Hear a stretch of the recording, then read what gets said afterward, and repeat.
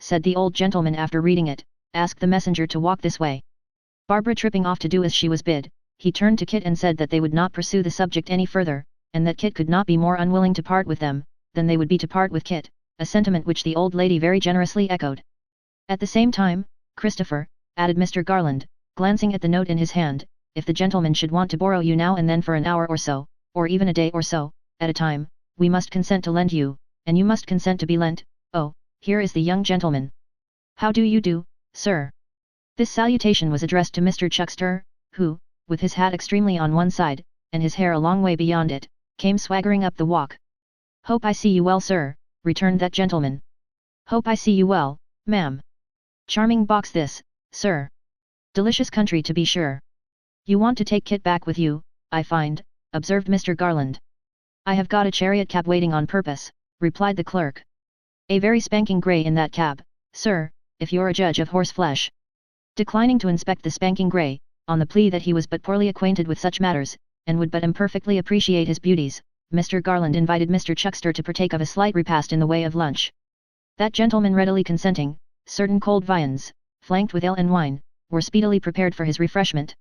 At this repast, Mr. Chuckster exerted his utmost abilities to enchant his entertainers, and impress them with a conviction of the mental superiority of those who dwelt in town, with which view he led the discourse to the small scandal of the day, in which he was justly considered by his friends to shine prodigiously.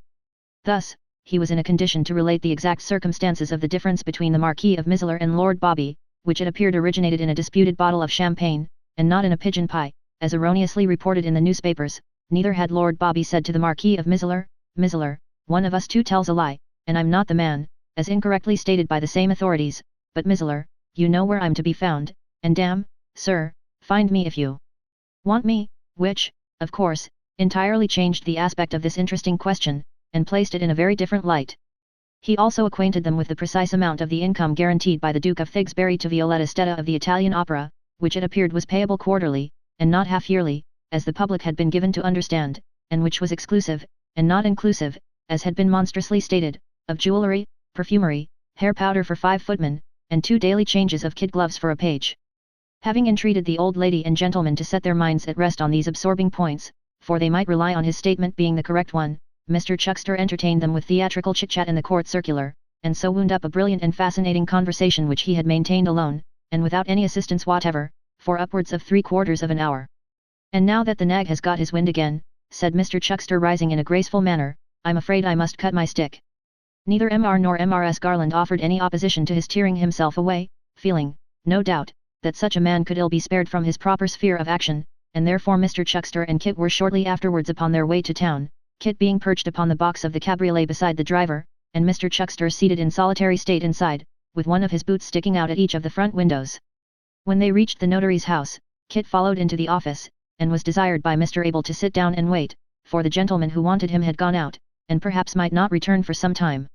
This anticipation was strictly verified, for Kit had had his dinner, and his tea, and had read all the lighter matter in the law list, and the post office directory, and had fallen asleep a great many times, before the gentleman whom he had seen before, came in, which he did at last in a very great hurry. He was closeted with Mr. Witherden for some little time, and Mr. Abel had been called in to assist at the conference, before Kit, wondering very much what he was wanted for, was summoned to attend them. Christopher, said the gentleman, turning to him directly he entered the room, I have found your old master and young mistress. No, sir. Have you, though, returned Kit, his eyes sparkling with delight. Where are they, sir? How are they, sir? Are they near here? A long way from here, returned the gentleman, shaking his head. But I am going away tonight to bring them back, and I want you to go with me. Me, sir, cried Kit, full of joy and surprise. The place, said the strange gentleman, turning thoughtfully to the notary, indicated by this man of the dogs, is, how far from here? 60 miles. From 60 to 70. Humph. If we travel post all night, we shall reach there in good time tomorrow morning.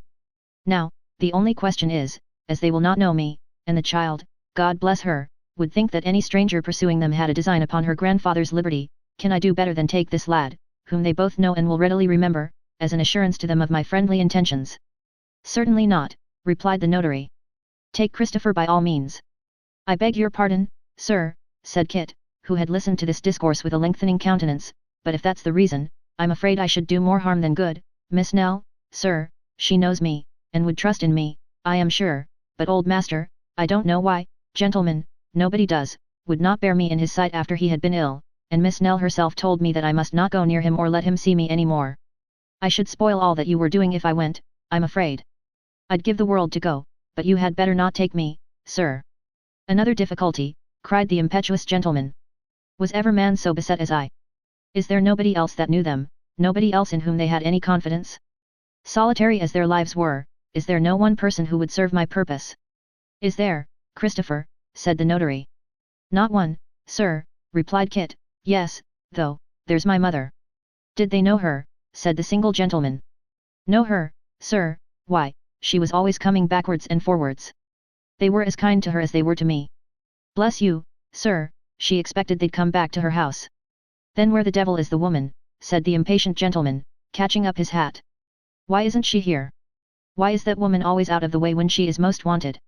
In a word, the single gentleman was bursting out of the office, bent upon laying violent hands on Kit's mother, forcing her into a post-chaise, and carrying her off, when this novel kind of abduction was with some difficulty prevented by the joint efforts of Mr. Abel and the notary, who restrained him by dint of their remonstrances, and persuaded him to sound Kit upon the probability of her being able and willing to undertake such a journey on so short a notice. This occasioned some doubts on the part of Kit, and some violent demonstrations on that of the single gentleman, and a great many soothing speeches on that of the notary and Mr. Abel. The upshot of the business was, that Kit, after weighing the matter in his mind and considering it carefully, promised, on behalf of his mother, that she should be ready within 2 hours from that time to undertake the expedition, and engaged to produce her in that place, in all respects equipped and prepared for the journey, before the specified period had expired. Having given this pledge, which was rather a bold one, and not particularly easy of redemption, Kit lost no time in sallying forth, and taking measures for its immediate fulfillment. Chapter 41. Kit made his way through the crowded streets, dividing the stream of people, dashing across the busy roadways, diving into lanes and alleys, and stopping or turning aside for nothing, until he came in front of the old curiosity shop, when he came to a stand, partly from habit and partly from being out of breath. It was a gloomy autumn evening, and he thought the old place had never looked so dismal as in its dreary twilight. The windows broken, the rusty sashes rattling in their frames, the deserted house a dull barrier dividing the glaring lights and bustle of the street into two long lines, and standing in the midst, cold, dark, and empty, presented a cheerless spectacle which mingled harshly with the bright prospects the boy had been building up for its late inmates, and came like a disappointment or misfortune. Kit would have had a good fire roaring up the empty chimneys, lights sparkling and shining through the windows, people moving briskly to and fro, voices in cheerful conversation, something in unison with the new hopes that were astir. He had not expected that the house would wear any different aspect, had known indeed that it could not, but coming upon it in the midst of eager thoughts and expectations, it checked the current in its flow, and darkened it with a mournful shadow. Kit, however, fortunately for himself, was not learned enough or contemplative enough to be troubled with presages of evil afar off, and, having no mental spectacles to assist his vision in this respect, saw nothing but the dull house, which jarred uncomfortably upon his previous thoughts. So, almost wishing that he had not passed it, though hardly knowing why, he hurried on again, making up by his increased speed for the few moments he had lost. Now, if she should be out, thought Kit, as he approached the poor dwelling of his mother, and I not able to find her, this impatient gentleman would be in a pretty taking. And sure enough there's no light, and the door's fast. Now, God forgive me for saying so, but if this is little Bethel's doing, I wish little Bethel was farther off, said Kit checking himself, and knocking at the door. A second knock brought no reply from within the house, but caused a woman over the way to look out and inquire who that was. Awanting Mrs. Nibbles. Me, said Kit. She's it, at Little Bethel, I suppose, getting out the name of the obnoxious conventicle with some reluctance, and laying a spiteful emphasis upon the words. The neighbor nodded assent. Then pray tell me where it is, said Kit, for I have come on a pressing matter, and must fetch her out, even if she was in the pulpit. It was not very easy to procure a direction to the fold in question, as none of the neighbors were of the flock that resorted thither, and few knew anything more of it than the name.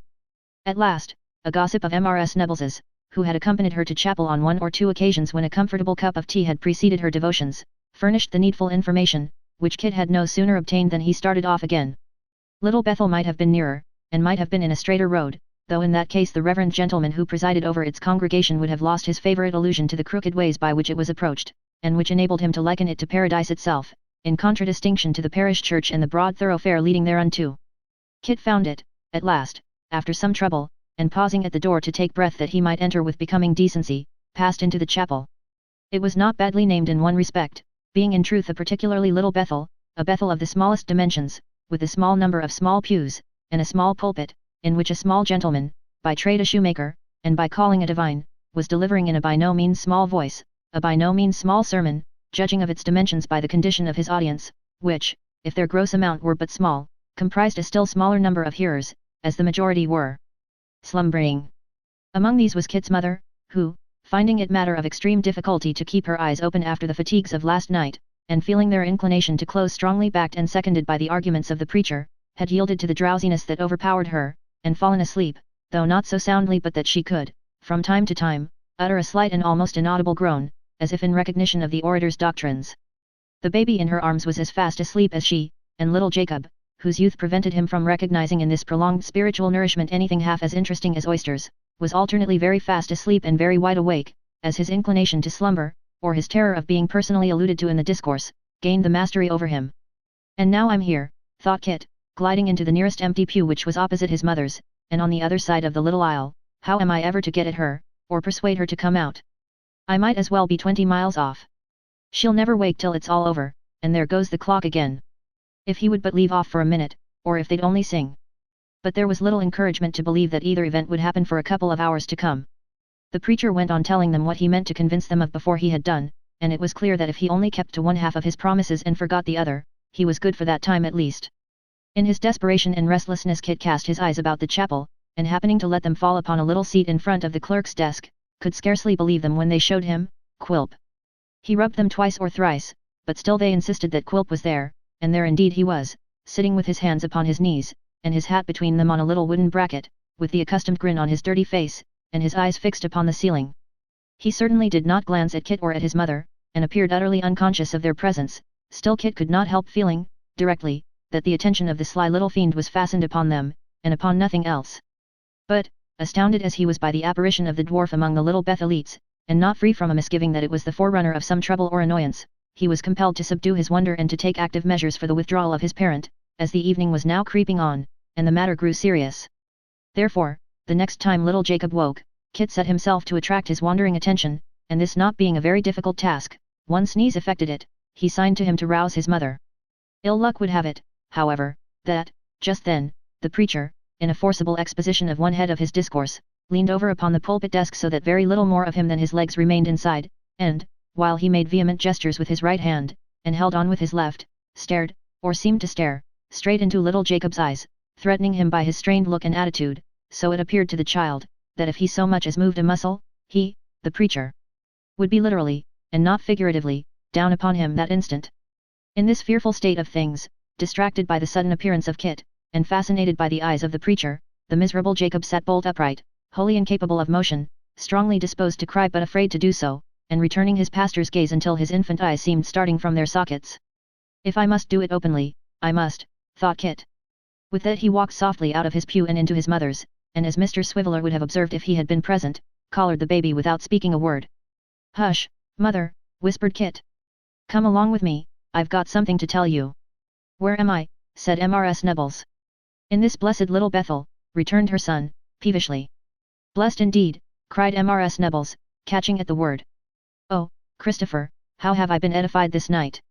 Yes, yes, I know, said Kit hastily, but come along, mother, everybody's looking at us. Don't make a noise, bring Jacob, that's right. Stay, Satan, stay, cried the preacher, as Kit was moving off.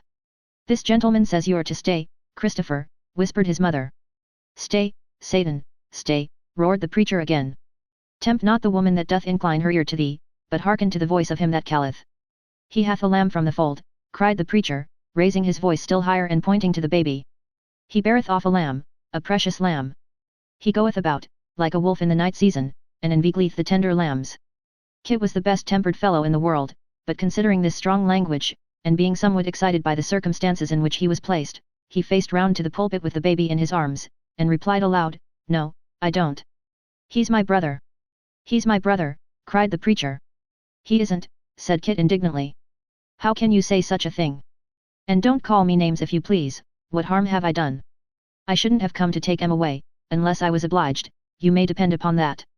I wanted to do it very quiet, but you wouldn't let me. Now, you have the goodness to abuse Satan and them, as much as you like, sir, and to let me alone if you please.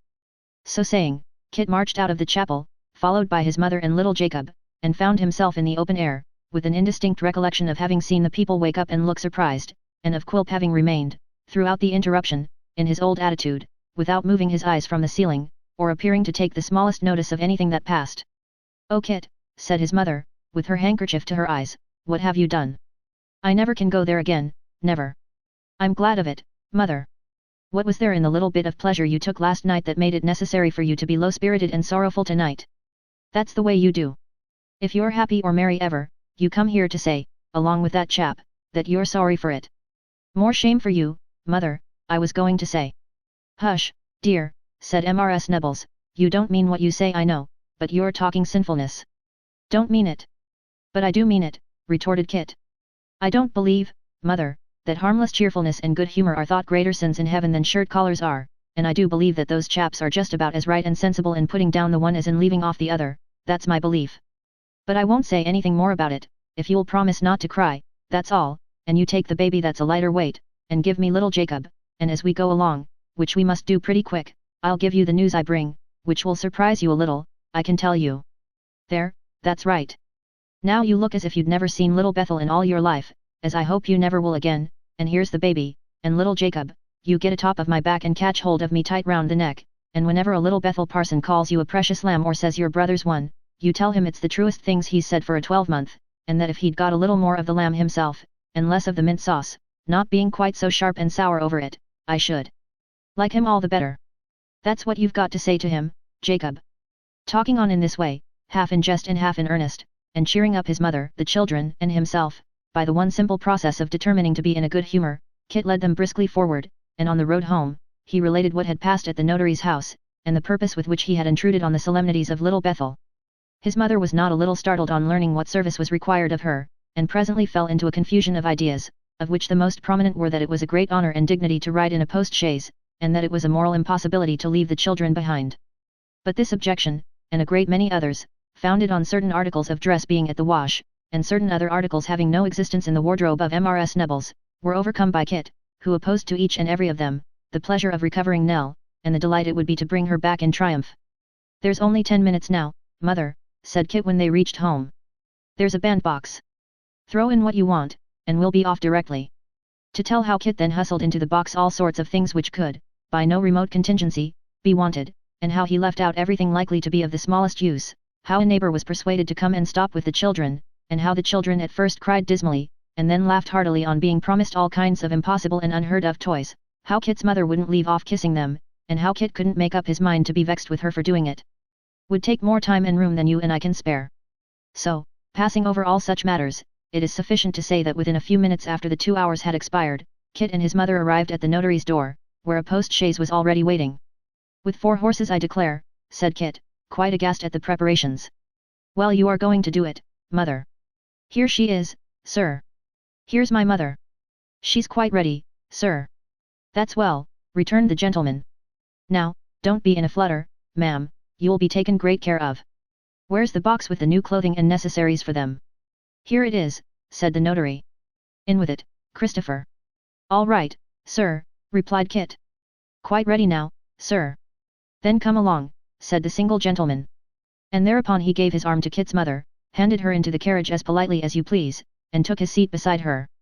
Up went the steps, bang went the door, round whirled the wheels, and off they rattled, with Kit's mother hanging out at one window waving a damp pocket handkerchief and screaming out a great many messages to little Jacob and the baby, of which nobody heard a word. 0298M. Original.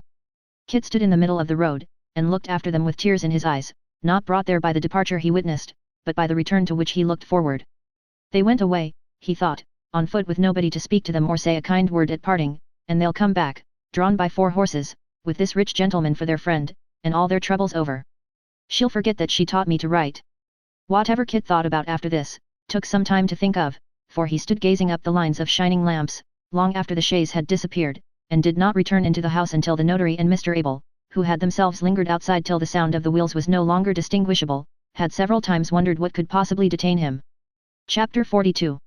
It behoves us to leave Kit for a while, thoughtful and expectant, and to follow the fortunes of little Nell, resuming the thread of the narrative at the point where it was left, some chapters back.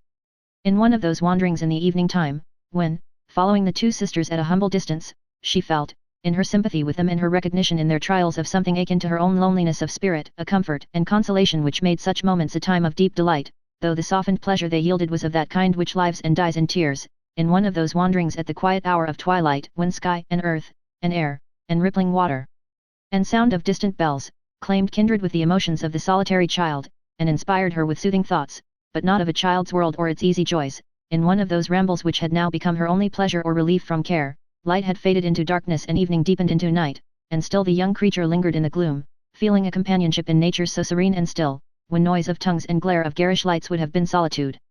Indeed, the sisters had gone home, and she was alone.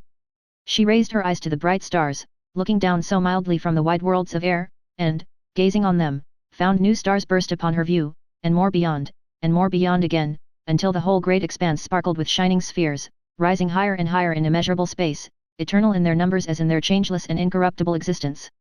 She bent over the calm river, and saw them shining in the same majestic order as when the dove beheld them gleaming through the swollen waters, upon the mountain tops down far below, and dead mankind, 1,000,000 fathoms deep. The child sat silently beneath a tree, hushed in her very breath by the stillness of the night, and all its attendant wonders. The time and place awoke reflection, and she thought with a quiet hope, less hope, perhaps, than resignation, on the past, and present, and what was yet before her. Between the old man and herself there had come a gradual separation, harder to bear than any former sorrow. Every evening, and often in the daytime too, he was absent, alone, and although she well knew where he went, and why, too well from the constant drain upon her scanty purse and from his haggard looks, he evaded all inquiry, maintained a strict reserve, and even shunned her presence. She sat meditating sorrowfully upon this change, and mingling it, as it were, with everything about her, when the distant church clock bell struck 9. Rising at the sound, she retraced her steps, and turned thoughtfully towards the town. She had gained a little wooden bridge, which, thrown across the stream, led into a meadow in her way, when she came suddenly upon a ruddy light, and looking forward more attentively, discerned that it proceeded from what appeared to be an encampment of gypsies, who had made a fire in one corner at no great distance from the path, and were sitting or lying round it.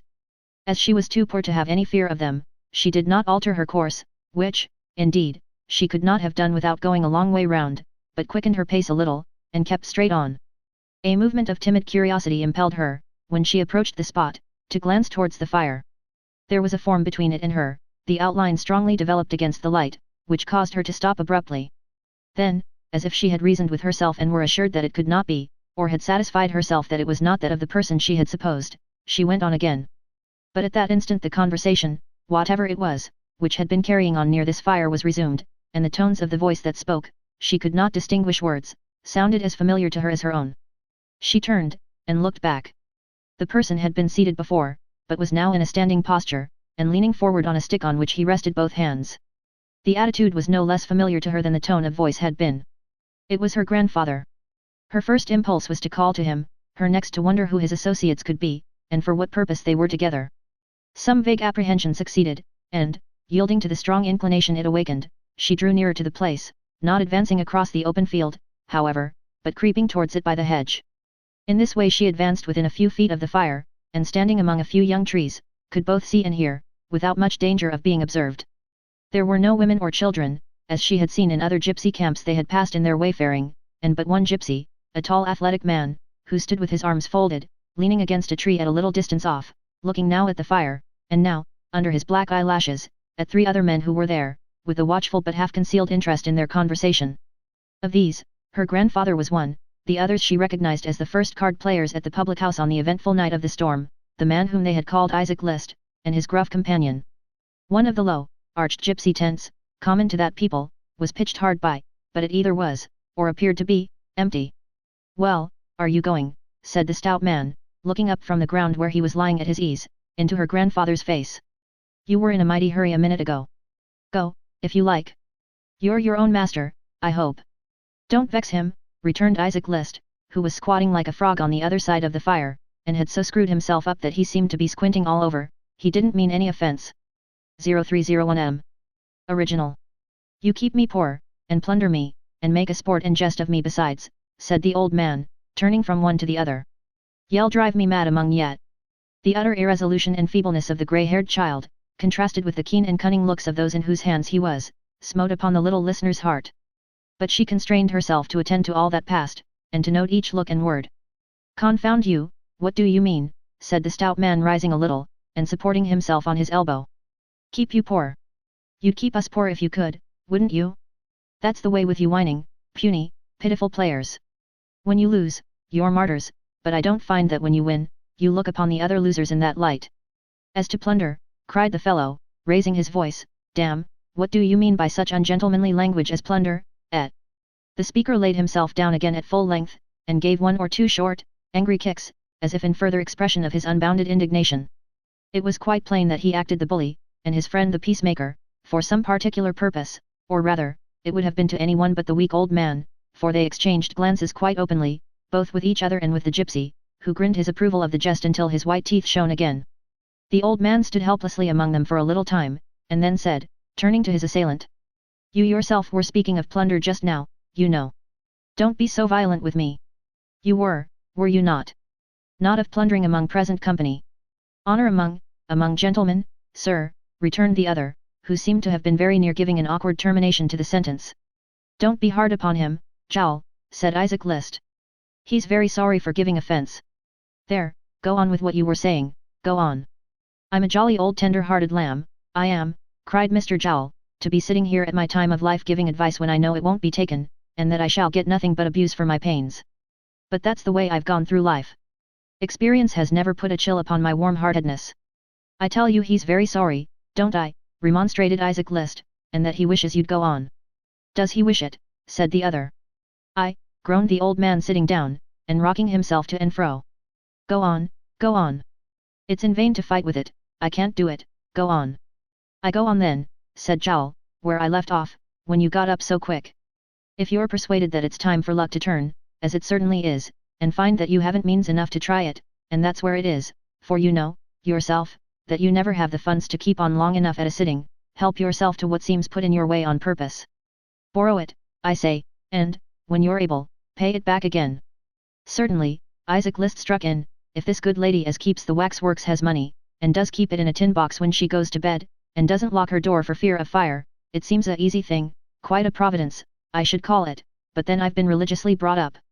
You see, Isaac, said his friend, growing more eager, and drawing himself closer to the old man, while he signed to the gypsy not to come between them, you see, Isaac, strangers are going in and out every hour of the day, nothing would be more likely than for one of these strangers to get under the good lady's bed, or lock himself in the cupboard, suspicion would be very wide, and would fall a long way from the mark, no doubt. I'd give him his revenge to the last farthing he brought, whatever the amount was. But could you, urged Isaac List. Is your bank strong enough? Strong enough, answered the other, with assumed disdain. Here, you sir, give me that box out of the straw. This was addressed to the gypsy, who crawled into the low tent on all fours, and after some rummaging and rustling returned with a cash box, which the man who had spoken opened with a key he wore about his person. Do you see this, he said, gathering up the money in his hand and letting it drop back into the box, between his fingers, like water. Do you hear it? Do you know the sound of gold? There, put it back, and don't talk about banks again, Isaac, till you've got one of your own. Isaac List, with great apparent humility, protested that he had never doubted the credit of a gentleman so notorious for his honourable dealing as Mr. Jowl, and that he had hinted at the production of the box, not for the satisfaction of his doubts, for he could have none, but with a view to being regaled with a sight of so much wealth, which, though it might be deemed by some but an unsubstantial and visionary pleasure, was to one in his circumstances a source of extreme delight, only to be surpassed by its safe depository in his own personal pockets. Although Mr. List and Mr. Jowl addressed themselves to each other, it was remarkable that they both looked narrowly at the old man, who, with his eyes fixed upon the fire, sat brooding over it, yet listening eagerly, as it seemed from a certain involuntary motion of the head, or twitching of the face from time to time, to all they said. My advice, said Jowl, lying down again with a careless air, is plain, I have given it, in fact. I act as a friend. Why should I help a man to the means perhaps of winning all I have, unless I considered him my friend? It's foolish, I dare say, to be so thoughtful of the welfare of other people, but that's my constitution, and I can't help it, so don't blame me, Isaac List. I blame you, returned the person addressed, not for the world, Mr. Jowl. I wish I could afford to be as liberal as you, and, as you say, he might pay it back if he won, and if he lost. You're not to take that into consideration at all, said Jowl. But suppose he did, and nothing's less likely, from all I know of chances, why, it's better to lose other people's money than one's own, I hope. Ah, cried Isaac List rapturously, the pleasures of winning. The delight of picking up the money, the bright, shining yellow boys, and sweeping them into one's pocket. The deliciousness of having a triumph at last, and thinking that one didn't stop short and turn back, but went halfway to meet it. But you're not going, old gentleman. I'll do it, said the old man, who had risen and taken 2 or 3 hurried steps away, and now returned as hurriedly. I'll have it, every penny. Why, that's brave, cried Isaac, jumping up and slapping him on the shoulder, and I respect you for having so much young blood left. Ha, ha, ha. Joe Jowl's half sorry he advised you now. We've got the laugh against him. Ha, ha, ha. He gives me my revenge, mind, said the old man, pointing to him eagerly with his shriveled hand, mind, he stakes coin against coin, down to the last one in the box, be there many or few. Remember that. I'm witness, returned Isaac. I'll see fair between you. I have passed my word, said Jowl with feigned reluctance, and I'll keep it. When does this match come off? I wish it was over, tonight. I must have the money first, said the old man, and that I'll have tomorrow. Why not tonight, urged Jowl. It's late now, and I should be flushed and flurried, said the old man. It must be softly done. No, tomorrow night. Then tomorrow be it, said Jowl. A drop of comfort here. Luck to the best man. Fill. The gypsy produced 3 tin cups, and filled them to the brim with brandy. The old man turned aside and muttered to himself before he drank. Her own name struck upon the listener's ear, coupled with some wish so fervent, that he seemed to breathe it in an agony of supplication. God be merciful to us, cried the child within herself, and help us in this trying hour. What shall I do to save him? The remainder of their conversation was carried on in a lower tone of voice, and was sufficiently concise, relating merely to the execution of the project, and the best precautions for diverting suspicion. The old man then shook hands with his tempters, and withdrew. They watched his bowed and stooping figure as it retreated slowly, and when he turned his head to look back, which he often did, waved their hands, or shouted some brief encouragement. It was not until they had seen him gradually diminish into a mere speck upon the distant road, that they turned to each other, and ventured to laugh aloud. So, said Jowl, warming his hands at the fire, it's done at last. He wanted more persuading than I expected. It's 3 weeks ago, since we first put this in his head. What'll he bring, do you think? Whatever he brings, it's halved between us, returned Isaac List. The other man nodded. We must make quick work of it, he said, and then cut his acquaintance, or we may be suspected. Sharp's the word. List and the gypsy acquiesced. When they had all 3 amused themselves a little with their victim's infatuation, they dismissed the subject as one which had been sufficiently discussed, and began to talk in a jargon which the child did not understand.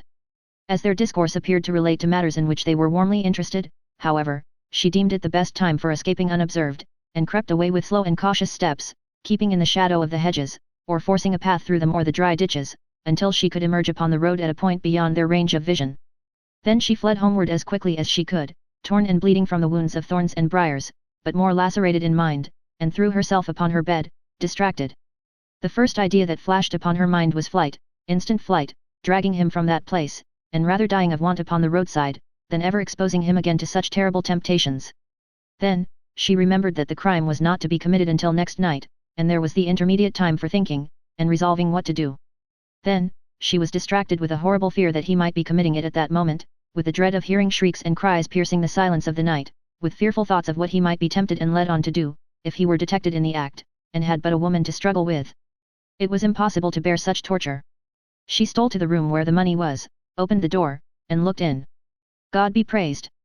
He was not there, and she was sleeping soundly. She went back to her own room, and tried to prepare herself for bed. But who could sleep?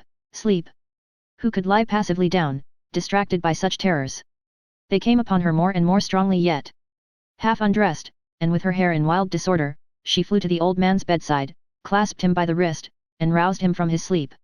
What's this? He cried, starting up in bed, and fixing his eyes upon her spectral face. I have had a dreadful dream, said the child, with an energy that nothing but such terrors could have inspired. A dreadful, horrible dream. I have had it once before. It is a dream of grey-haired men like you, in darkened rooms by night, robbing sleepers of their gold.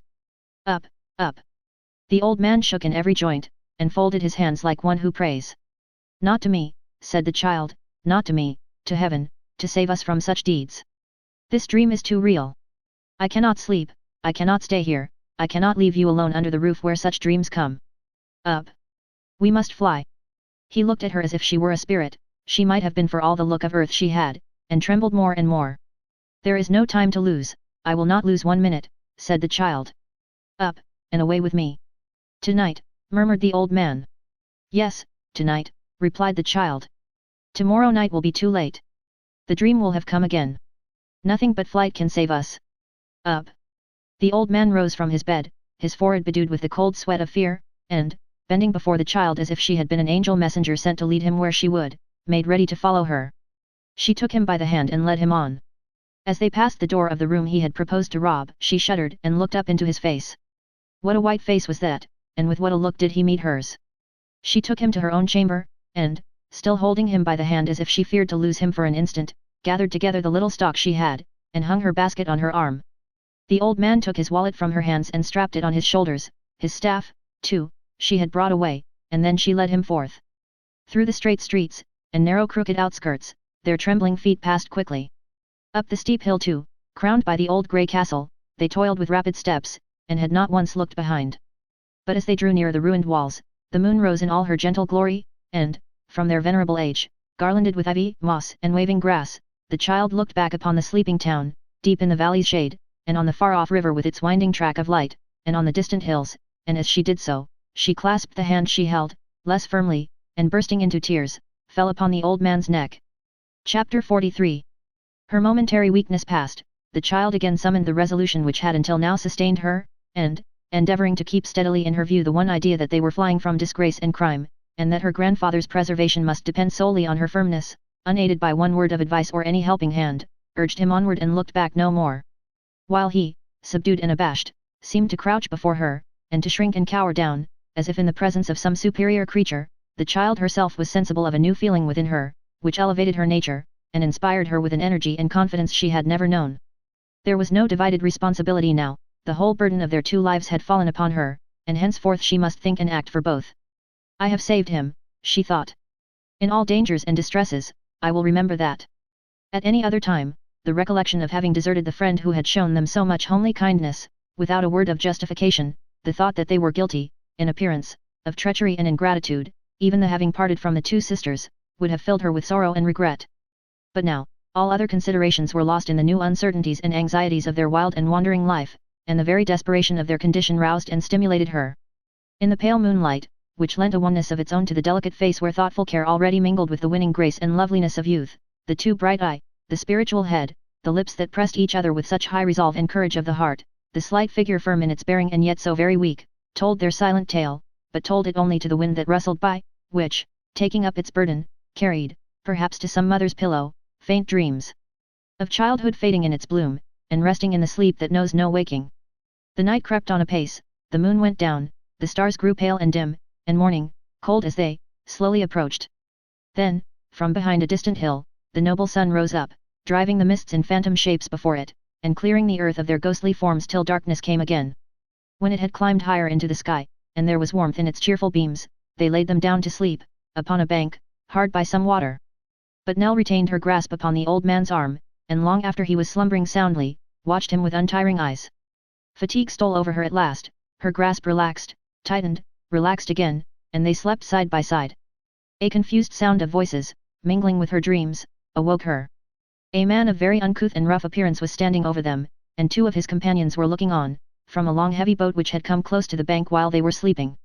The boat had neither oar nor sail, but was towed by a couple of horses, who, with the rope to which they were harnessed slack and dripping in the water, were resting on the path.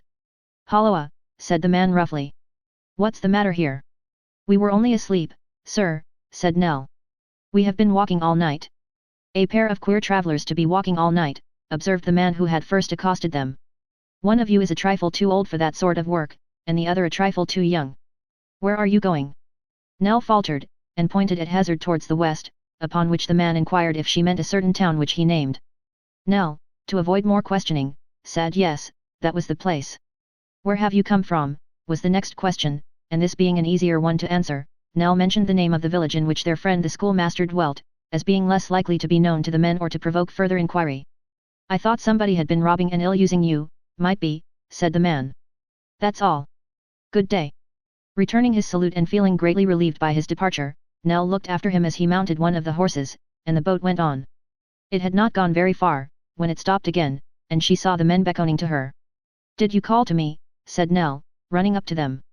You may go with us if you like, replied one of those in the boat. We're going to the same place. The child hesitated for a moment, thinking, as she had thought with great trepidation more than once before, that the men whom she had seen with her grandfather might, perhaps, in their eagerness for the booty, follow them, and regaining their influence over him, set hers at naught, and that if they went with these men, all traces of them must surely be lost at that spot, determined to accept the offer. The boat came close to the bank again, and before she had had any more time for consideration, she and her grandfather were on board, and gliding smoothly down the canal. The sun shone pleasantly on the bright water, which was sometimes shaded by trees, and sometimes open to a wide extent of country, intersected by running streams, and rich with wooded hills, cultivated land, and sheltered farms. Now and then, a village with its modest spire, thatched roofs, and gable ends, would peep out from among the trees, and, more than once, a distant town, with great church towers looming through its smoke, and high factories or workshops rising above the mass of houses, would come in view, and, by the length of time it lingered in the distance, show them how slowly they travelled.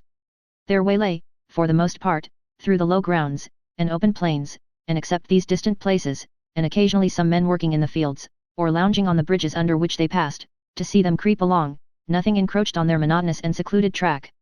Nell was rather disheartened, when they stopped at a kind of wharf late in the afternoon, to learn from one of the men that they would not reach their place of destination until next day, and that, if she had no provision with her, she had better buy it there. She had but a few pence, having already bargained with them for some bread, but even of these it was necessary to be very careful, as they were on their way to an utterly strange place, with no resource whatever. A small loaf and a morsel of cheese, therefore, were all she could afford, and with these she took her place in the boat again, and, after half an hour's delay during which the men were drinking at the public house, proceeded on the journey. They brought some beer and spirits into the boat with them, and what with drinking freely before, and again now, were soon in a fair way of being quarrelsome and intoxicated. Avoiding the small cabin, therefore, which was very dark and filthy, and to which they often invited both her and her grandfather, Nell sat in the open air with the old man by her side, listening to their boisterous hosts with a palpitating heart, and almost wishing herself safe on shore again though she should have to walk all night. 0310M. Original. They were, in truth, very rugged, noisy fellows, and quite brutal among themselves, though civil enough to their two passengers. Thus, when a quarrel arose between the man who was steering and his friend in the cabin, upon the question who had first suggested the propriety of offering Nell some beer, and when the quarrel led to a scuffle in which they beat each other fearfully, to her inexpressible terror, neither visited his displeasure upon her, but each contented himself with venting it on his adversary, on whom, in addition to blows, he bestowed a variety of compliments, which, happily for the child, were conveyed in terms, to her quite unintelligible. The difference was finally adjusted, by the man who had come out of the cabin knocking the other into it head first, and taking the helm into his own hands, without evincing the least discomposure himself, or causing any in his friend, who, being of a tolerably strong constitution and perfectly inured to such trifles, went to sleep as he was, with his heels upwards, and in a couple of minutes or so was snoring comfortably. By this time it was night again, and though the child felt cold, being but poorly clad, her anxious thoughts were far removed from her own suffering or uneasiness, and busily engaged in endeavouring to devise some scheme for their joint subsistence. The same spirit which had supported her on the previous night, upheld and sustained her now. Her grandfather lay sleeping safely at her side, and the crime to which his madness urged him, was not committed. That was her comfort. How every circumstance of her short, eventful life, came thronging into her mind, as they travelled on.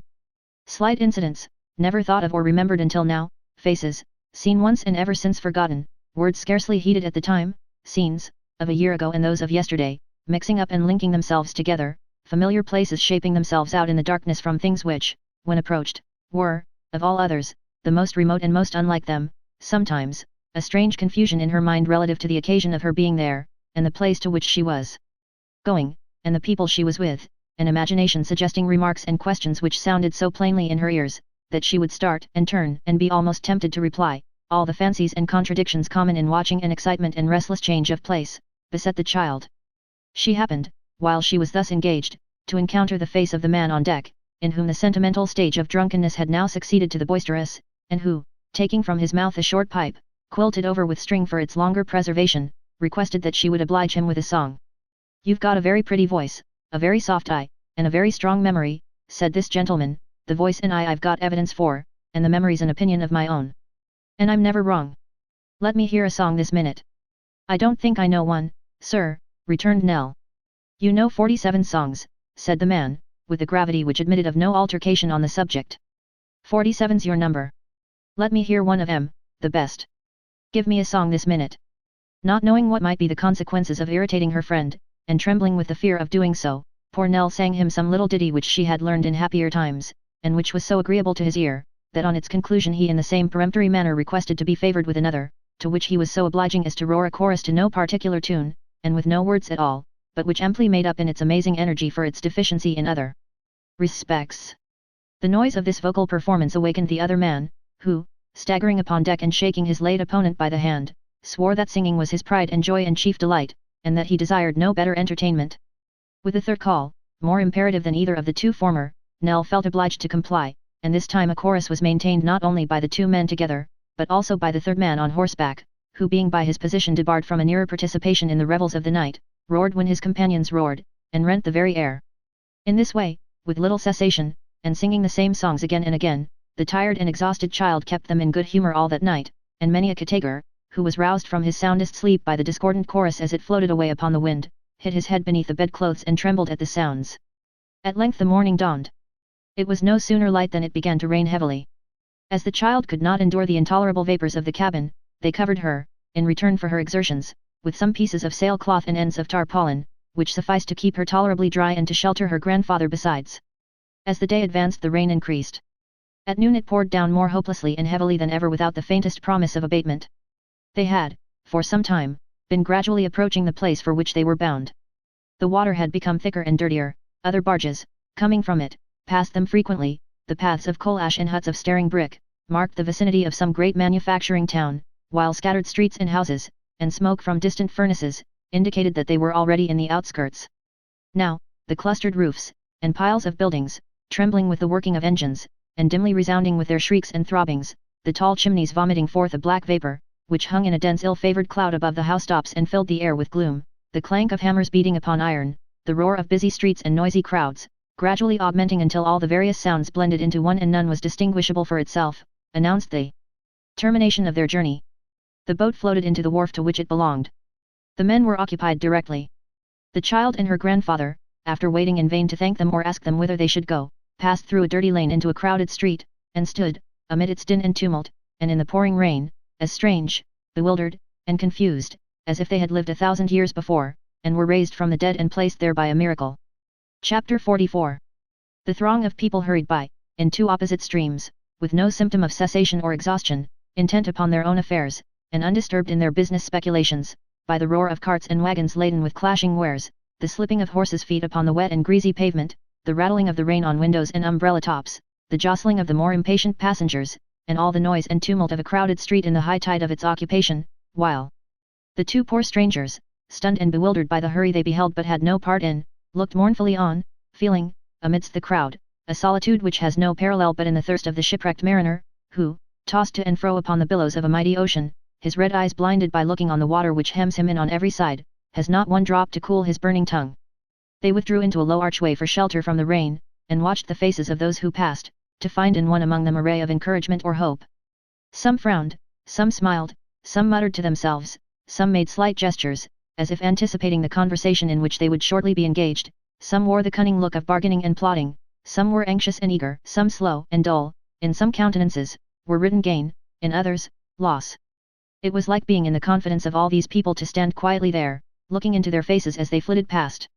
In busy places, where each man has an object of his own, and feels assured that every other man has his character and purpose are written broadly in his face. In the public walks and lounges of a town, people go to see and to be seen, and there the same expression, with little variety, is repeated 100 times. The working day faces come nearer to the truth, and let it out more plainly. Falling into that kind of abstraction which such a solitude awakens, the child continued to gaze upon the passing crowd with a wondering interest, amounting almost to a temporary forgetfulness of her own condition. But cold, wet, hunger, want of rest, and lack of any place in which to lay her aching head, soon brought her thoughts back to the point whence they had strayed. No one passed who seemed to notice them, or to whom she durst appeal. After some time, they left their place of refuge from the weather, and mingled with the concourse. Evening came on. They were still wandering up and down, with fewer people about them, but with the same sense of solitude in their own breasts, and the same indifference from all around. The lights in the streets and shops made them feel yet more desolate, for with their help, night and darkness seemed to come on faster. Shivering with the cold and damp, ill in body, and sick to death at heart, the child needed her utmost firmness and resolution even to creep along. Why had they ever come to this noisy town, when there were peaceful country places, in which, at least, they might have hungered and thirsted, with less suffering than in its squalid strife? They were but an atom, here, in a mountain heap of misery, the very sight of which increased their hopelessness and suffering. The child had not only to endure the accumulated hardships of their destitute condition, but to bear the reproaches of her grandfather, who began to murmur at having been led away from their late abode, and demand that they should return to it. Being now penniless, and no relief or prospect of relief appearing, they retraced their steps through the deserted streets, and went back to the wharf, hoping to find the boat in which they had come, and to be allowed to sleep on board that night. But here again they were disappointed, for the gate was closed, and some fierce dogs, barking at their approach, obliged them to retreat. "We must sleep in the open air tonight, dear," said the child in a weak voice, as they turned away from this last repulse, "and tomorrow we will beg our way to some quiet part of the country, and try to earn our bread in very humble work." "Why did you bring me here?" returned the old man fiercely. "I cannot bear these close eternal streets. We came from a quiet part. Why did you force me to leave it?" "Because I must have that dream I told you of, no more," said the child, with a momentary firmness that lost itself in tears, "and we must live among poor people, or it will come again. Dear grandfather, you are old and weak, I know, but look at me. I never will complain if you will not, but I have some suffering indeed." "Ah, poor, houseless, wandering, motherless child," cried the old man, clasping his hands and gazing as if for the first time upon her anxious face, "her travel-stained dress, and bruised and swollen feet, has all my agony of care brought her to this at last? Was I a happy man once, and have I lost happiness and all I had, for this? If we were in the country now," said the child, with assumed cheerfulness, as they walked on looking about them for a shelter, "we should find some good old tree, stretching out his green arms as if he loved us, and nodding and rustling as if he would have us fall asleep, thinking of him while he watched. Please God, we shall be there soon, tomorrow or next day at the farthest, and in the meantime let us think, dear, that it was a good thing we came here, for we are lost in the crowd and hurry of this place, and if any cruel people should pursue us, they could surely never trace us further. There's comfort in that. And here's a deep old doorway, very dark, but quite dry, and warm too, for the wind don't blow in here. What's that?" Uttering a half-shriek, she recoiled from a black figure which came suddenly out of the dark recess in which they were about to take refuge, and stood still, looking at them. "Speak again," it said, "do I know the voice?" "No," replied the child timidly, "we are strangers, and having no money for a night's lodging, we're going to rest here." There was a feeble lamp at no great distance, the only one in the place, which was a kind of square yard, but sufficient to show how poor and mean it was. To this, the figure beckoned them, at the same time drawing within its rays, as if to show that it had no desire to conceal itself or take them at an advantage. The form was that of a man, miserably clad and begrimed with smoke, which, perhaps by its contrast with the natural colour of his skin, made him look paler than he really was. That he was naturally of a very wan and pallid aspect, however, his hollow cheeks, sharp features, and sunken eyes, no less than a certain look of patient endurance, sufficiently testified. His voice was harsh by nature, but not brutal, and though his face, besides possessing the characteristics already mentioned, was overshadowed by a quantity of long dark hair, its expression was neither ferocious nor bad. "How came you to think of resting there?" he said. "Or how," he added, looking more attentively at the child, "do you come to want a place of rest at this time of night?" "Our misfortunes," the grandfather answered, "are the cause. Do you know," said the man, looking still more earnestly at Nell, "how wet she is, and that the damp streets are not a place for her?" "I know it well, God help me," he replied. "What can I do?" The man looked at Nell again, and gently touched her garments, from which the rain was running off in little streams. "I can give you warmth," he said, after a pause, "nothing else. Such lodging as I have, is in that house," pointing to the doorway from which he had emerged, "but she is safer and better there than here. The fire is in a rough place, but you can pass the night beside it safely, if you'll trust yourselves to me. You see that red light yonder?" They raised their eyes, and saw a lurid glare hanging in the dark sky, the dull reflection of some distant fire. "It's not far," said the man. "Shall I take you there? You were going to sleep upon cold bricks, I can give you a bed of warm ashes, nothing better." Without waiting for any further reply than he saw in their looks, he took Nell in his arms, and bade the old man follow. Carrying her as tenderly, and as easily too, as if she had been an infant, and showing himself both swift and sure of foot, he led the way through what appeared to be the poorest and most wretched quarter of the town, and turning aside to avoid the overflowing kennels or running waterspouts, but holding his course, regardless of such obstructions, and making his way straight through them. They had proceeded thus, in silence, for some quarter of an hour, and had lost sight of the glare to which he had pointed, in the dark and narrow ways by which they had come, when it suddenly burst upon them again, streaming up from the high chimney of a building close before them. "This is the place," he said, pausing at a door to put Nell down and take her hand. "Don't be afraid. There's nobody here will harm you." It needed a strong confidence in this assurance to induce them to enter, and what they saw inside did not diminish their apprehension and alarm. In a large and lofty building, supported by pillars of iron, with great black apertures in the upper walls, open to the external air, echoing to the roof with the beating of hammers and roar of furnaces, mingled with the hissing of red-hot metal plunged in water, and 100 strange unearthly noises never heard elsewhere, in this gloomy place, moving like demons among the flame and smoke, dimly and fitfully seen, flushed and tormented by the burning fires, and wielding great weapons, a faulty blow from any one of which must have crushed some workman's skull. A number of men labored like giants. Others, reposing upon heaps of coals or ashes, with their faces turned to the black vault above, slept or rested from their toil. Others again, opening the white-hot furnace doors, cast fuel on the flames, which came rushing and roaring forth to meet it, and licked it up like oil. Others drew forth, with clashing noise, upon the ground, great sheets of glowing steel, emitting an insupportable heat, and a dull deep light like that which reddens in the eyes of savage beasts. Through these bewildering sights and deafening sounds, their conductor led them to where, in a dark portion of the building, one furnace burnt by night and day, so, at least, they gathered from the motion of his lips, for as yet they could only see him speak, not hear him.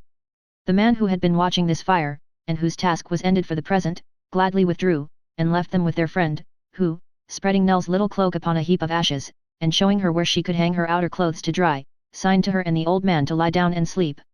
For himself, he took his station on a rugged mat before the furnace door, and resting his chin upon his hands, watched the flame as it shone through the iron chinks, and the white ashes as they fell into their bright hot grave below. The warmth of her bed, hard and humble as it was, combined with the great fatigue she had undergone, soon caused the tumult of the place to fall with a gentler sound upon the child's tired ears, and was not long in lulling her to sleep. The old man was stretched beside her, and with her hand upon his neck she lay and dreamed. It was yet night when she awoke, nor did she know how long, or for how short a time, she had slept. But she found herself protected, both from any cold air that might find its way into the building, and from the scorching heat, by some of the workmen's clothes, and glancing at their friend saw that he sat in exactly the same attitude, looking with a fixed earnestness of attention towards the fire, and keeping so very still that he did not even seem to breathe. She lay in the state between sleeping and waking, looking so long at his motionless figure that at length she almost feared he had died as he sat there, and softly rising and drawing close to him, ventured to whisper in his ear. 0317M. Original. He moved, and glancing from her to the place she had lately occupied, as if to assure himself that it was really the child so near him, looked inquiringly into her face. "I feared you were ill," she said. "The other men are all in motion, and you are so very quiet." "They leave me to myself," he replied. "They know my humor. They laugh at me, but don't harm me in it. See yonder there, that's my friend." "The fire," said the child. "It has been alive as long as I have," the man made answer. "We talk and think together all night long." The child glanced quickly at him in her surprise, but he had turned his eyes in their former direction, and was musing as before. "It's like a book to me," he said, "the only book I ever learned to read, and many an old story it tells me. It's music, for I should know its voice among 1,000, and there are other voices in its roar. It has its pictures too. You don't know how many strange faces and different scenes I trace in the red-hot coals. It's my memory that fire and shows me all my life." The child, bending down to listen to his words, could not help remarking with what brightened eyes he continued to speak and muse. "Yes," he said, with a faint smile, "it was the same when I was quite a baby, and crawled about it, till I fell asleep. My father watched it then." "Had you no mother?" asked the child. "No, she was dead. Women work hard in these parts. She worked herself to death they told me, and, as they said so then, the fire has gone on saying the same thing ever since. I suppose it was true. I have always believed it." "Were you brought up here, then?" said the child. "Summer and winter," he replied. "Secretly at first, but when they found it out, they let him keep me here. So the fire nursed me, the same fire. It has never gone out." "You are fond of it," said the child. "Of course I am. He died before it. I saw him fall down, just there, where those ashes are burning now, and wondered, I remember, why it didn't help him." "Have you been here ever since?" asked the child. "Ever since I came to watch it, but there was a while between, and a very cold dreary while it was. It burned all the time though, and roared and leaped when I came back, as it used to do in our play days. You may guess, from looking at me, what kind of child I was, but for all the difference between us I was a child, and when I saw you in the street tonight, you put me in mind of myself, as I was after he died, and made me wish to bring you to the fire. I thought of those old times again, when I saw you sleeping by it. You should be sleeping now. Lie down again, poor child, lie down again." With that, he led her to her rude couch, and covering her with the clothes with which she had found herself enveloped when she woke, returned to his seat, whence he moved no more unless to feed the furnace, but remained motionless as a statue. The child continued to watch him for a little time, but soon yielded to the drowsiness that came upon her, and, in the dark strange place and on the heap of ashes, slept as peacefully as if the room had been a palace chamber, and the bed, a bed of down. When she awoke again, broad day was shining through the lofty openings in the walls, and, stealing in slanting rays but midway down, seemed to make the building darker than it had been at night. The clang and tumult were still going on, and the remorseless fires were burning fiercely as before, for few changes of night and day brought rest or quiet there.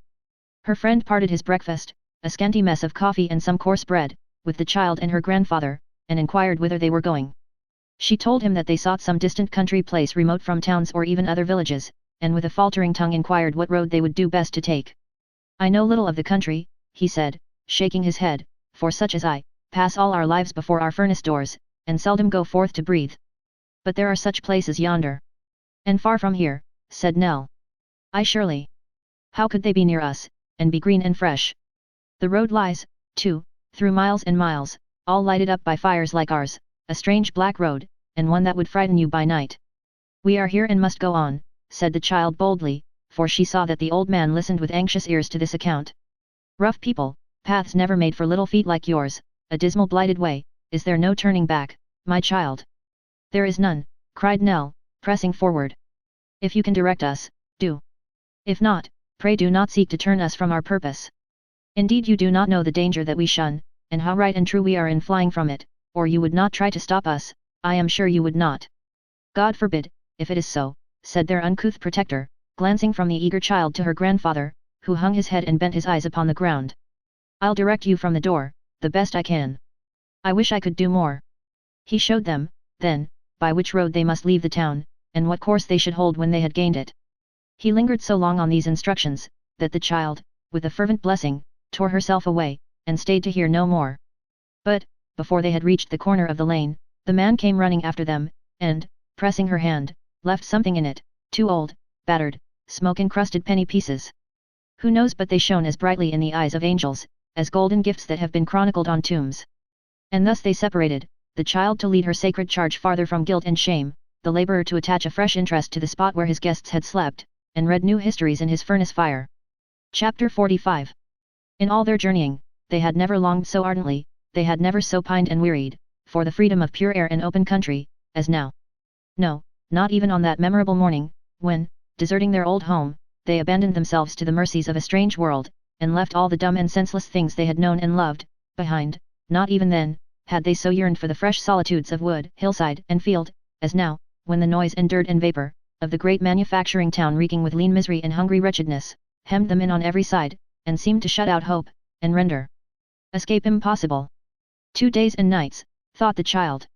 He said 2 days and nights we should have to spend among such scenes as these. Oh! If we live to reach the country once again, if we get clear of these dreadful places, though it is only to lie down and die, with what a grateful heart I shall thank God for so much mercy.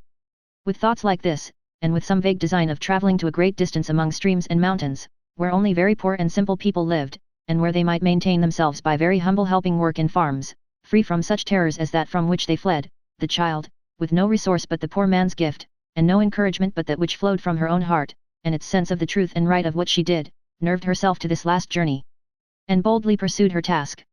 "We shall be very slow today, dear," she said, as they toiled painfully through the streets. "My feet are sore, and I have pains in all my limbs from the wet of yesterday." I saw that he looked at us and thought of that, when he said how long we should be upon the road. "It was a dreary way he told us of," returned her grandfather, piteously. "Is there no other road? Will you not let me go some other way than this?" "Places lie beyond these," said the child, firmly, "where we may live in peace, and be tempted to do no harm. We will take the road that promises to have that end, and we would not turn out of it, if it were 100 times worse than our fears lead us to expect. We would not, dear, would we?" "No," replied the old man, wavering in his voice, no less than in his manner. "No. Let us go on. I am ready. I am quite ready, Nell." The child walked with more difficulty than she had led her companion to expect, for the pains that racked her joints were of no common severity, and every exertion increased them. But they wrung from her no complaint, or look of suffering, and, though the two travellers proceeded very slowly, they did proceed. Clearing the town in course of time, they began to feel that they were fairly on their way. A long suburb of red brick houses, some with patches of garden ground where coal dust and factory smoke darkened the shrinking leaves, and coarse rank flowers, and where the struggling vegetation sickened and sank under the hot breath of kiln and furnace, making them by its presence seem yet more blighting and unwholesome than in the town itself. A long, flat, straggling suburb past, they came, by slow degrees, upon a cheerless region, where not a blade of grass was seen to grow, where not a bud put forth its promise in the spring, where nothing green could live but on the surface of the stagnant pools, which here and there lay idly sweltering by the black roadside. Advancing more and more into the shadow of this mournful place, its dark depressing influence stole upon their spirits, and filled them with a dismal gloom. On every side, and far as the eye could see into the heavy distance, tall chimneys, crowding on each other, and presenting that endless repetition of the same dull, ugly form, which is the horror of oppressive dreams, poured out their plague of smoke, obscured the light, and made foul the melancholy air. On mounds of ashes by the wayside, sheltered only by a few rough boards, or rotten penthouse roofs, strange engines spun and writhed like tortured creatures, clanking their iron chains, shrieking in their rapid whirl from time to time as though in torment unendurable, and making the ground tremble with their agonies. Dismantled houses here and there appeared, tottering to the earth, propped up by fragments of others that had fallen down, unroofed, windowless, blackened, desolate, but yet inhabited. Men, women, children, wan in their looks and ragged in attire, tended the engines, fed their tributary fire, begged upon the road, or scowled half-naked from the doorless houses. Then came more of the wrathful monsters, whose like they almost seemed to be in their wildness and their untamed air, screeching and turning round and round again, and still, before, behind, and to the right and left, was the same interminable perspective of brick towers, never ceasing in their black vomit, blasting all things living or inanimate, shutting out the face of day, and closing in on all these horrors with a dense dark cloud. 0323M. Original. But night time in this dreadful spot, night, when the smoke was changed to fire, when every chimney spirited up its flame, and places, that had been dark vaults all day, now shone red hot, with figures moving to and fro within their blazing jaws, and calling to one another with hoarse cries. Night, when the noise of every strange machine was aggravated by the darkness, when the people near them looked wilder and more savage, when bands of unemployed labourers paraded the roads, or clustered by torchlight round their leaders, who told them, in stern language, of their wrongs, and urged them on to frightful cries and threats, when maddened men, armed with sword and firebrand, spurning the tears and prayers of women who would restrain them, rushed forth on errands of terror and destruction, to work no ruin half so surely as their own. Night, when carts came rumbling by, filled with rude coffins, for contagious disease and death had been busy with the living crops, when orphans cried, and distracted women shrieked and followed in their wake. Night, when some called for bread, and some for drink to drown their cares, and some with tears, and some with staggering feet, and some with bloodshot eyes, went brooding home. Night, which, unlike the night that heaven sends on earth, brought with it no peace, nor quiet, nor signs of blessed sleep. Who shall tell the terrors of the night to the young wandering child? And yet she lay down, with nothing between her and the sky, and, with no fear for herself, for she was past it now, put up a prayer for the poor old man. So very weak and spent, she felt, so very calm and unresisting, that she had no thought of any wants of her own, but prayed that God would raise up some friend for him. She tried to recall the way they had come, and to look in the direction where the fire by which they had slept last night was burning. She had forgotten to ask the name of the poor man, their friend, and when she had remembered him in her prayers, it seemed ungrateful not to turn one look towards the spot where he was watching. A penny loaf was all they had had that day. It was very little, but even hunger was forgotten in the strange tranquility that crept over her senses. She lay down, very gently, and, with a quiet smile upon her face, fell into a slumber. It was not like sleep, and yet it must have been, or why those pleasant dreams of the little scholar all night long? Morning came.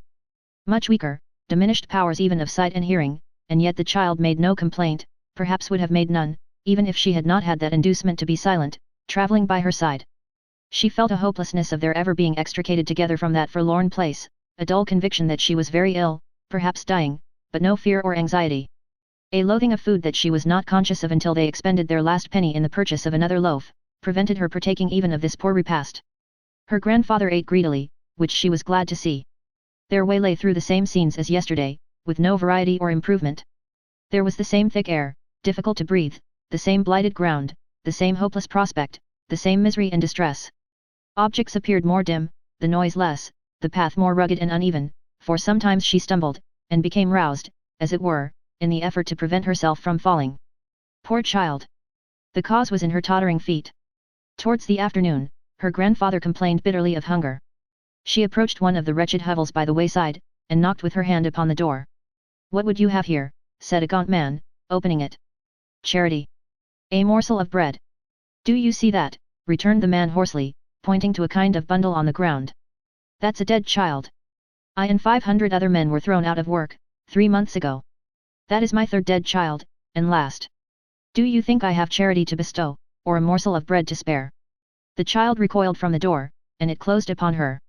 Impelled by strong necessity, she knocked at another, a neighboring one, which, yielding to the slight pressure of her hand, flew open. It seemed that a couple of poor families lived in this hovel, for 2 women, each among children of her own, occupied different portions of the room. In the center, stood a grave gentleman in black who appeared to have just entered, and who held by the arm a boy. "Here, woman," he said, "here's your deaf and dumb son. You may thank me for restoring him to you. He was brought before me, this morning, charged with theft, and with any other boy it would have gone hard, I assure you. But, as I had compassion on his infirmities, and thought he might have learnt no better, I have managed to bring him back to you. Take more care of him for the future. And won't you give me back my son?" said the other woman, hastily rising and confronting him. "Won't you give me back my son, sir, who was transported for the same offence?" "Was he deaf and dumb, woman?" asked the gentleman sternly. "Was he not, sir?" "You know he was not." "He was," cried the woman. "He was deaf, dumb, and blind, to all that was good and right, from his cradle. Her boy may have learnt no better. Where did mine learn better? Where could he? Who was there to teach him better, or where was it to be learnt?" "Peace, woman," said the gentleman, "your boy was in possession of all his senses." "He was," cried the mother, "and he was the more easy to be led astray because he had them. If you save this boy because he may not know right from wrong, why did you not save mine who was never taught the difference? You gentlemen have as good a right to punish her boy, that God has kept in ignorance of sound and speech, as you have to punish mine, that you kept in ignorance yourselves. How many of the girls and boys, men and women too, that are brought before you and you don't pity, are deaf and dumb in their minds, and go wrong in that state, and are punished in that state, body and soul, while you gentlemen are quarrelling among yourselves whether they ought to learn this or that. Be a just man, sir, and give me back my son." "You are desperate," said the gentleman, taking out his snuff-box, "and I am sorry for you." "I am desperate," returned the woman, "and you have made me so. Give me back my son, to work for these helpless children. Be a just man, sir, and, as you have had mercy upon this boy, give me back my son." The child had seen and heard enough to know that this was not a place at which to ask for alms. She led the old man softly from the door, and they pursued their journey. With less and less of hope or strength, as they went on, but with an undiminished resolution not to betray by any word or sigh her sinking state, so long as she had energy to move, the child, throughout the remainder of that hard day, compelled herself to proceed, not even stopping to rest as frequently as usual, to compensate in some measure for the tardy pace at which she was obliged to walk. Evening was drawing on, but had not closed in, when, still travelling among the same dismal objects, they came to a busy town. Faint and spiritless as they were, its streets were insupportable. After humbly asking for relief at some few doors, and being repulsed, they agreed to make their way out of it as speedily as they could, and try if the inmates of any lone house beyond, would have more pity on their exhausted state. They were dragging themselves along through the last street, and the child felt that the time was close at hand when her enfeebled powers would bear no more. There appeared before them, at this juncture, going in the same direction as themselves, a traveller on foot, who, with the portmanteau strapped to his back, leaned upon a stout stick as he walked, and read from a book which he held in his other hand. It was not an easy matter to come up with him, and beseech his aid, for he walked fast, and was a little distance in advance. At length, he stopped, to look more attentively at some passage in his book. Animated with a ray of hope, the child shot on before her grandfather, and, going close to the stranger without rousing him by the sound of her footsteps, began, in a few faint words, to implore his help. He turned his head. The child clapped her hands together, uttered a wild shriek, and fell senseless at his feet. Chapter 46. It was the poor schoolmaster. No other than the poor schoolmaster. Scarcely less moved and surprised by the sight of the child than she had been on recognizing him, he stood, for a moment, silent and confounded by this unexpected apparition, without even the presence of mind to raise her from the ground. But, quickly recovering his self-possession, he threw down his stick and book, and dropping on one knee beside her, endeavoured, by such simple means as occurred to him, to restore her to herself, while her grandfather, standing idly by, wrung his hands, and implored her with many endearing expressions to speak to him, were it only a word. She is quite exhausted, said the schoolmaster, glancing upward into his face. You have taxed her powers too far, friend. She is perishing of want, rejoined the old man. I never thought how weak and ill she was, till now. Casting a look upon him, half reproachful and half compassionate, the schoolmaster took the child in his arms, and, bidding the old man gather up her little basket and follow him directly, bore her away at his utmost speed. There was a small inn within sight, to which, it would seem, he had been directing his steps when so unexpectedly overtaken. Towards this place he hurried with his unconscious burden, and rushing into the kitchen, and calling upon the company there assembled to make way for God's sake, deposited it on a chair before the fire. The company, who rose in confusion on the schoolmaster's entrance, did as people usually do under such circumstances. Everybody called for his or her favourite remedy, which nobody brought, each cried for more air, at the same time carefully excluding what air there was, by closing round the object of sympathy, and all wondered why somebody else didn't do what it never appeared to occur to them might be done by themselves. The landlady, however, who possessed more readiness and activity than any of them, and who had withal a quicker perception of the merits of the case, soon came running in, with a little hot brandy and water, followed by her servant girl, carrying vinegar, hartshorn, smelling salts, and such other restoratives, which, being duly administered, recovered the child so far as to enable her to thank them in a faint voice, and to extend her hand to the poor schoolmaster, who stood, with an anxious face, hard by. Without suffering her to speak another word, or so much as to stir a finger any more, the women straightway carried her off to bed, and, having covered her up warm, bathed her cold feet, and wrapped them in flannel, they dispatched a messenger for the doctor. The doctor, who was a red-nosed gentleman with a great bunch of seals dangling below a waistcoat of ribbed black satin, arrived with all speed, and taking his seat by the bedside of poor Nell, drew out his watch, and felt her pulse. Then he looked at her tongue, then he felt her pulse again, and while he did so, he eyed the half-emptied wine glass as if in profound abstraction. 0328M. Original. I should give her, said the doctor at length, a teaspoonful, every now and then, of hot brandy and water. Why, that's exactly what we've done, sir, said the delighted landlady.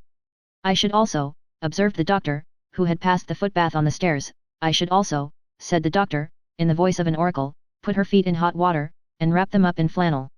I should likewise, said the doctor with increased solemnity, give her something light for supper, the wing of a roasted fowl now. Why, goodness gracious me, sir, it's cooking at the kitchen fire this instant, cried the landlady. And so indeed it was, for the schoolmaster had ordered it to be put down, and it was getting on so well that the doctor might have smelled it if he had tried, perhaps he did. You may then, said the doctor, rising gravely, give her a glass of hot mulled port wine, if she likes wine. And a toast, sir, suggested the landlady. Aye, said the doctor, in the tone of a man who makes a dignified concession. And a toast, of bread. But be very particular to make it of bread, if you please, ma'am. With which parting injunction, slowly and portentously delivered, the doctor departed, leaving the whole house in admiration of that wisdom which tallied so closely with their own. Everybody said he was a very shrewd doctor indeed, and knew perfectly what people's constitutions were, which there appears some reason to suppose he did. While her supper was preparing, the child fell into a refreshing sleep, from which they were obliged to rouse her when it was ready. As she evinced extraordinary uneasiness on learning that her grandfather was below stairs, and as she was greatly troubled at the thought of their being apart, he took his supper with her. Finding her still very restless on this head, they made him up a bed in an inner room, to which he presently retired. The key of this chamber happened by good fortune to be on that side of the door which was in Nell's room. She turned it on him when the landlady had withdrawn, and crept to bed again with a thankful heart. The schoolmaster sat for a long time smoking his pipe by the kitchen fire, which was now deserted, thinking, with a very happy face, on the fortunate chance which had brought him so opportunely to the child's assistance, and parrying, as well as in his simple way he could, the inquisitive cross-examination of the landlady, who had a great curiosity to be made acquainted with every particular of Nell's life and history. The poor schoolmaster was so open-hearted, and so little versed in the most ordinary cunning or deceit, that she could not have failed to succeed in the first 5 minutes, but that he happened to be unacquainted with what she wished to know, and so he told her. The landlady, by no means satisfied with this assurance, which she considered an ingenious evasion of the question, rejoined that he had his reasons of course. Heaven forbid that she should wish to pry into the affairs of her customers, which indeed were no business of hers, who had so many of her own. She had merely asked a civil question, and to be sure she knew it would meet with a civil answer. She was quite satisfied, quite. She had rather perhaps that he would have said at once that he didn't choose to be communicative, because that would have been plain and intelligible. However, she had no right to be offended of course. He was the best judge, and had a perfect right to say what he pleased, nobody could dispute that for a moment. Oh dear, no. I assure you, my good lady, said the mild schoolmaster, that I have told you the plain truth. As I hope to be saved, I have told you the truth. Why then, I do believe you are in earnest, rejoined the landlady, with ready good humour, and I'm very sorry I have teased you. But curiosity you know is the curse of our sex, and that's the fact. The landlord scratched his head, as if he thought the curse sometimes involved the other sex likewise, but he was prevented from making any remark to that effect, if he had it in contemplation to do so, by the schoolmaster's rejoinder. You should question me for half a dozen hours at a sitting, and welcome, and I would answer you patiently for the kindness of heart you have shown tonight, if I could, he said. As it is, please to take care of her in the morning, and let me know early how she is, and to understand that I am paymaster for the three. So, parting with them on most friendly terms, not the less cordial perhaps for this last direction, the schoolmaster went to his bed, and the host and hostess to theirs.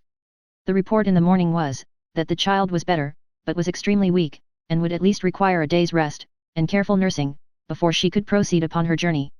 The schoolmaster received this communication with perfect cheerfulness, observing that he had a day to spare, 2 days for that matter, and could very well afford to wait. As the patient was to sit up in the evening, he appointed to visit her in her room at a certain hour, and rambling out with his book, did not return until the hour arrived. Nell could not help weeping when they were left alone, whereat, and at sight of her pale face and wasted figure, the simple schoolmaster shed a few tears himself, at the same time showing in very energetic language how foolish it was to do so, and how very easily it could be avoided, if one tried. It makes me unhappy even in the midst of all this kindness, said the child, to think that we should be a burden upon you. How can I ever thank you? If I had not met you so far from home, I must have died, and he would have been left alone. We'll not talk about dying, said the schoolmaster, and as to burdens, I have made my fortune since you slept at my cottage. Indeed, cried the child joyfully. Oh yes, returned her friend. I have been appointed clerk and schoolmaster to a village a long way from here, and a long way from the old one as you may suppose, at £35 a year. £35? I am very glad, said the child, so very, very glad. I am on my way there now, resumed the schoolmaster. They allowed me the stage-coach hire, outside stage-coach hire all the way. Bless you, they grudge me nothing. But as the time at which I am expected there, left me ample leisure, I determined to walk instead. How glad I am, to think I did so. How glad should we be? Yes, yes, said the schoolmaster, moving restlessly in his chair, certainly, that's very true. But you, where are you going, where are you coming from, what have you been doing since you left me, what had you been doing before? Now, tell me, do tell me. I know very little of the world, and perhaps you are better fitted to advise me in its affairs than I am qualified to give advice to you, but I am very sincere, and I have a reason, you have not forgotten it, for loving you. I have felt since that time as if my love for him who died, had been transferred to you who stood beside his bed. If this, he added, looking upwards, is the beautiful creation that springs from ashes, let its peace prosper with me, as I deal tenderly and compassionately by this young child. The plain, frank kindness of the honest schoolmaster, the affectionate earnestness of his speech and manner, the truth which was stamped upon his every word and look, gave the child a confidence in him, which the utmost arts of treachery and dissimulation could never have awakened in her breast. She told him all, that they had no friend or relative, that she had fled with the old man, to save him from a madhouse and all the miseries he dreaded, that she was flying now, to save him from himself, and that she sought an asylum in some remote and primitive place, where the temptation before which he fell would never enter, and her late sorrows and distresses could have no place. The schoolmaster heard her with astonishment. This child, he thought, has this child heroically persevered under all doubts and dangers, struggled with poverty and suffering, upheld and sustained by strong affection and the consciousness of rectitude alone. And yet the world is full of such heroism. Have I yet to learn that the hardest and best-born trials are those which are never chronicled in any earthly record, and are suffered every day? And should I be surprised to hear the story of this child? What more he thought or said, matters not. It was concluded that Nell and her grandfather should accompany him to the village whither he was bound, and that he should endeavour to find them some humble occupation by which they could subsist. We shall be sure to succeed, said the schoolmaster, heartily. The cause is too good a one to fail. They arranged to proceed upon their journey next evening, as a stage wagon, which travelled for some distance on the same road as they must take, would stop at the inn to change horses, and the driver for a small gratuity would give Nell a place inside. A bargain was soon struck when the wagon came, and in due time it rolled away, with the child comfortably bestowed among the softer packages, her grandfather and the schoolmaster walking on beside the driver, and the landlady and all the good folks of the inn screaming out their good wishes and farewells. What a soothing, luxurious, drowsy way of travelling, to lie inside that slowly moving mountain, listening to the tinkling of the horses' bells, the occasional smacking of the carter's whip, the smooth rolling of the great broad wheels, the rattle of the harness, the cheery good nights of passing travellers jogging past on little short-stepped horses, all made pleasantly indistinct by the thick awning, which seemed made for lazy listening under, till one fell asleep. The very going to sleep, still with an indistinct idea, as the head jogged to and fro upon the pillow, of moving onward with no trouble or fatigue, and hearing all these sounds like dreamy music, lulling to the senses, and the slow waking up, and finding oneself staring out through the breezy curtain half opened in the front, far up into the cold bright sky with its countless stars, and downward at the driver's lantern dancing on like its namesake Jack of the swamps and marshes, and sideways at the dark grim trees, and forward at the long bare road rising up, up, up, until it stopped abruptly at a sharp high ridge as if there were no more road, and all beyond was sky, and the stopping at the inn to bait, and being helped out, and going into a room with fire and candles, and winking very much, and being agreeably reminded that the night was cold, and anxious for very comfort's sake to think it colder than it was. What a delicious journey was that journey in the wagon! Then the going on again, so fresh at first, and shortly afterwards so sleepy. The waking from a sound nap as the mail came dashing past like a highway comet, with gleaming lamps and rattling hoofs, and visions of a guard behind, standing up to keep his feet warm, and of a gentleman in a fur cap opening his eyes and looking wild and stupefied, the stopping at the turnpike where the man was gone to bed, and knocking at the door until he answered with a smothered shout from under the bedclothes in the little room above, where the faint light was burning, and presently came down, night-capped and shivering, to throw the gate wide open, and wish all wagons off the road except by day. The cold sharp interval between night and morning, the distant streak of light widening and spreading, and turning from grey to white, and from white to yellow, and from yellow to burning red, the presence of day, with all its cheerfulness and life, men and horses at the plough, birds in the trees and hedges, and boys in solitary fields, frightening them away with rattles. The coming to a town, people busy in the markets, light carts and chaises round the tavern yard, tradesmen standing at their doors, men running horses up and down the street for sale, pigs plunging and grunting in the dirty distance, getting off with long strings at their legs, running into clean chemists' shops and being dislodged with brooms by prentices, the night coach changing horses, the passengers cheerless, cold, ugly, and discontented, with 3 months' growth of hair in one night. The coachman fresh as from a bandbox, and exquisitely beautiful by contrast, so much bustle, so many things in motion, such a variety of incidents. When was there a journey with so many delights as that journey in the wagon? Sometimes walking for a mile or two while her grandfather rode inside, and sometimes even prevailing upon the schoolmaster to take her place and lie down to rest, Nell travelled on very happily until they came to a large town, where the wagon stopped, and where they spent a night. They passed a large church, and in the streets were a number of old houses, built of a kind of earth or plaster, crossed and recrossed in a great many directions with black beams, which gave them a remarkable and very ancient look. The doors, too, were arched and low, some with oaken portals and quaint benches, where the former inhabitants had sat on summer evenings. The windows were latticed in little diamond panes, that seemed to wink and blink upon the passengers as if they were dim of sight. They had long since got clear of the smoke and furnaces, except in 1 or 2 solitary instances, where a factory planted among fields withered the space about it, like a burning mountain. When they had passed through this town, they entered again upon the country, and began to draw near their place of destination.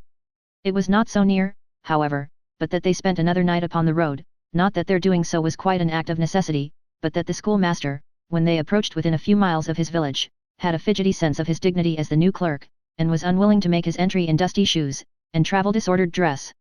It was a fine, clear, autumn morning, when they came upon the scene of his promotion, and stopped to contemplate its beauties.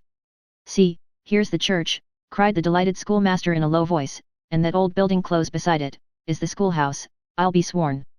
£35 a year in this beautiful place."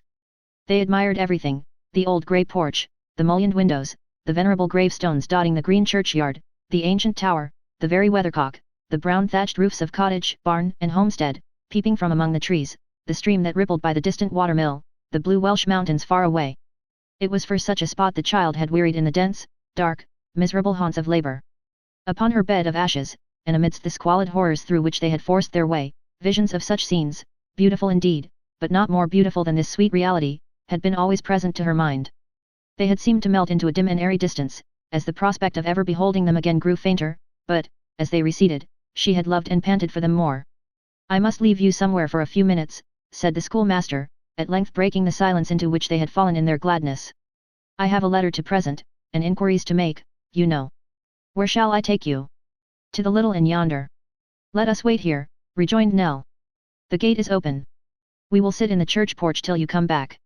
"A good place too," said the schoolmaster, leading the way towards it, disencumbering himself of his portmanteau, and placing it on the stone seat. "Be sure that I come back with good news, and am not long gone." "So, The happy schoolmaster put on a brand new pair of gloves which he had carried in a little parcel in his pocket all the way, and hurried off, full of ardor and excitement. The child watched him from the porch until the intervening foliage hid him from her view, and then stepped softly out into the old churchyard, so solemn and quiet that every rustle of her dress upon the fallen leaves, which strewed the path and made her footsteps noiseless, seemed an invasion of its silence. It was a very aged, ghostly place. The church had been built many hundreds of years ago, and had once had a convent or monastery attached, for arches in ruins, remains of oriel windows, and fragments of blackened walls, were yet standing, while other portions of the old building, which had crumbled away and fallen down, were mingled with the churchyard earth and overgrown with grass, as if they too claimed a burying place and sought to mix their ashes with the dust of men. Hard by these gravestones of dead years, and forming a part of the ruin which some pains had been taken to render habitable in modern times, were two small dwellings with sunken windows and oaken doors, fast hastening to decay, empty and desolate. Upon these tenements, the attention of the child became exclusively riveted. She knew not why. The church, the ruin, the antiquated graves, had equal claims at least upon a stranger's thoughts, but from the moment when her eyes first rested on these two dwellings, she could turn to nothing else. Even when she had made the circuit of the enclosure, and, returning to the porch, sat pensively waiting for their friend, she took her station where she could still look upon them, and felt as if fascinated towards that spot. 0335M. Original.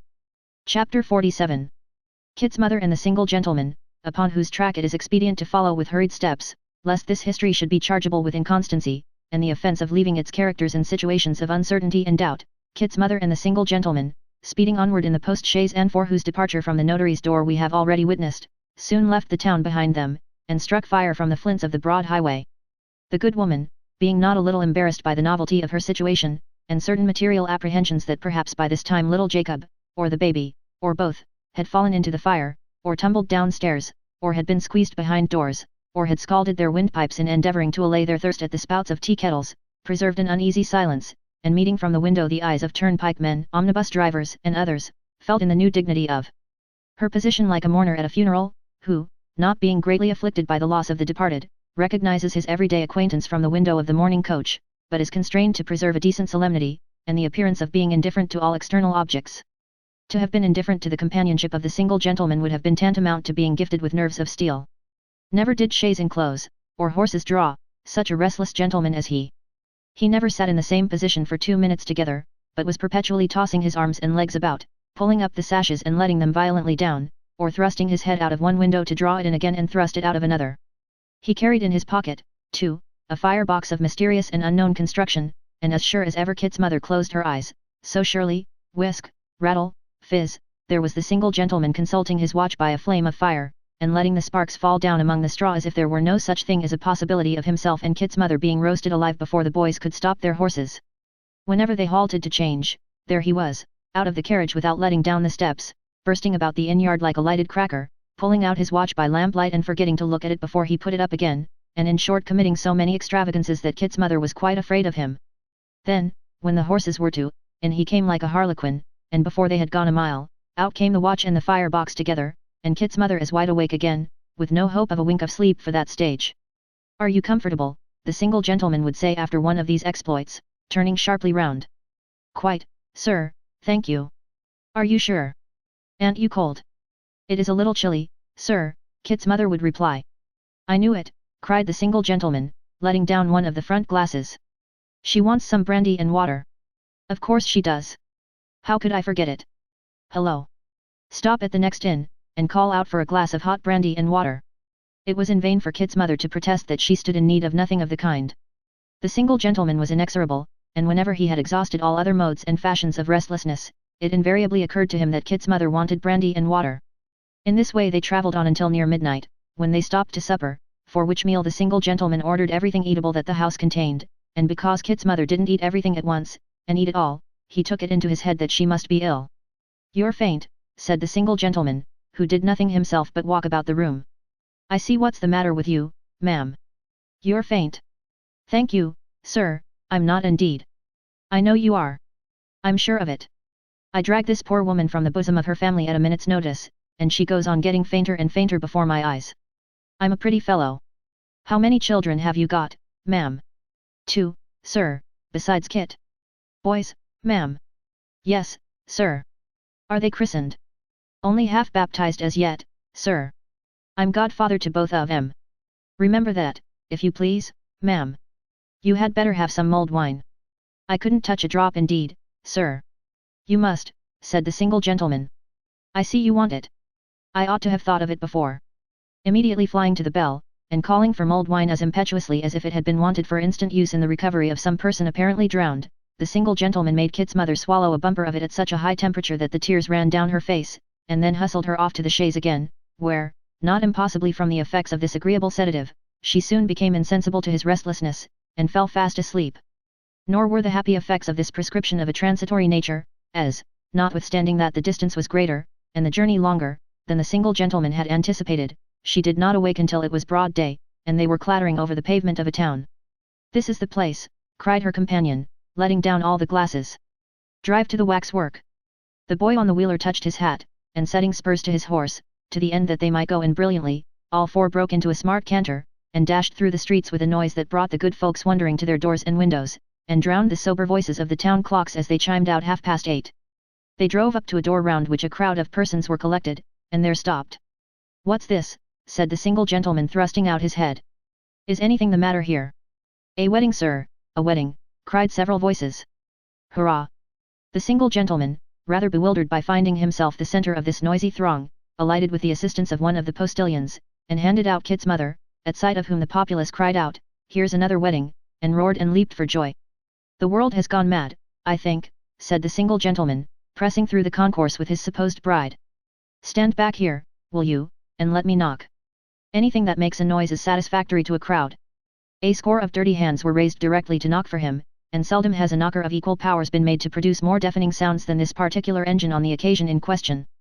Having rendered these voluntary services, the throng modestly retired a little, preferring that the single gentleman should bear their consequences alone. Now, sir, what do you want? Said a man with a large white bow at his buttonhole, opening the door, and confronting him with a very stoical aspect. Who has been married here, my friend? Said the single gentleman. I have. You, and to whom in the devil's name? What right have you to ask? Returned the bridegroom, eyeing him from top to toe. What right? Cried the single gentleman, drawing the arm of Kit's mother more tightly through his own, for that good woman evidently had it in contemplation to run away. A right you little dream of. Mind, good people, if this fellow has been marrying a minor, tut, tut, that can't be. Where is the child you have here, my good fellow? You call her Nell. Where is she? As he propounded this question, which Kit's mother echoed, somebody in a room near at hand, uttered a great shriek, and a stout lady in a white dress came running to the door, and supported herself upon the bridegroom's arm. Where is she? Cried this lady. What news have you brought me? What has become of her?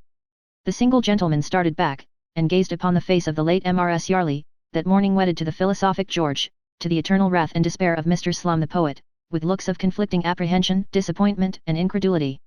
At length he stammered out. I ask you where she is. What do you mean? Oh sir, cried the bride, if you have come here to do her any good, why weren't you here a week ago? She is not dead, said the person to whom she addressed herself, turning very pale. No, not so bad as that. I thank God, cried the single gentleman feebly. Let me come in. They drew back to admit him, and when he had entered, closed the door. You see in me, good people, he said, turning to the newly married couple, one to whom life itself is not dearer than the two persons whom I seek. They would not know me. My features are strange to them, but if they or either of them are here, take this good woman with you, and let them see her first, for her they both know.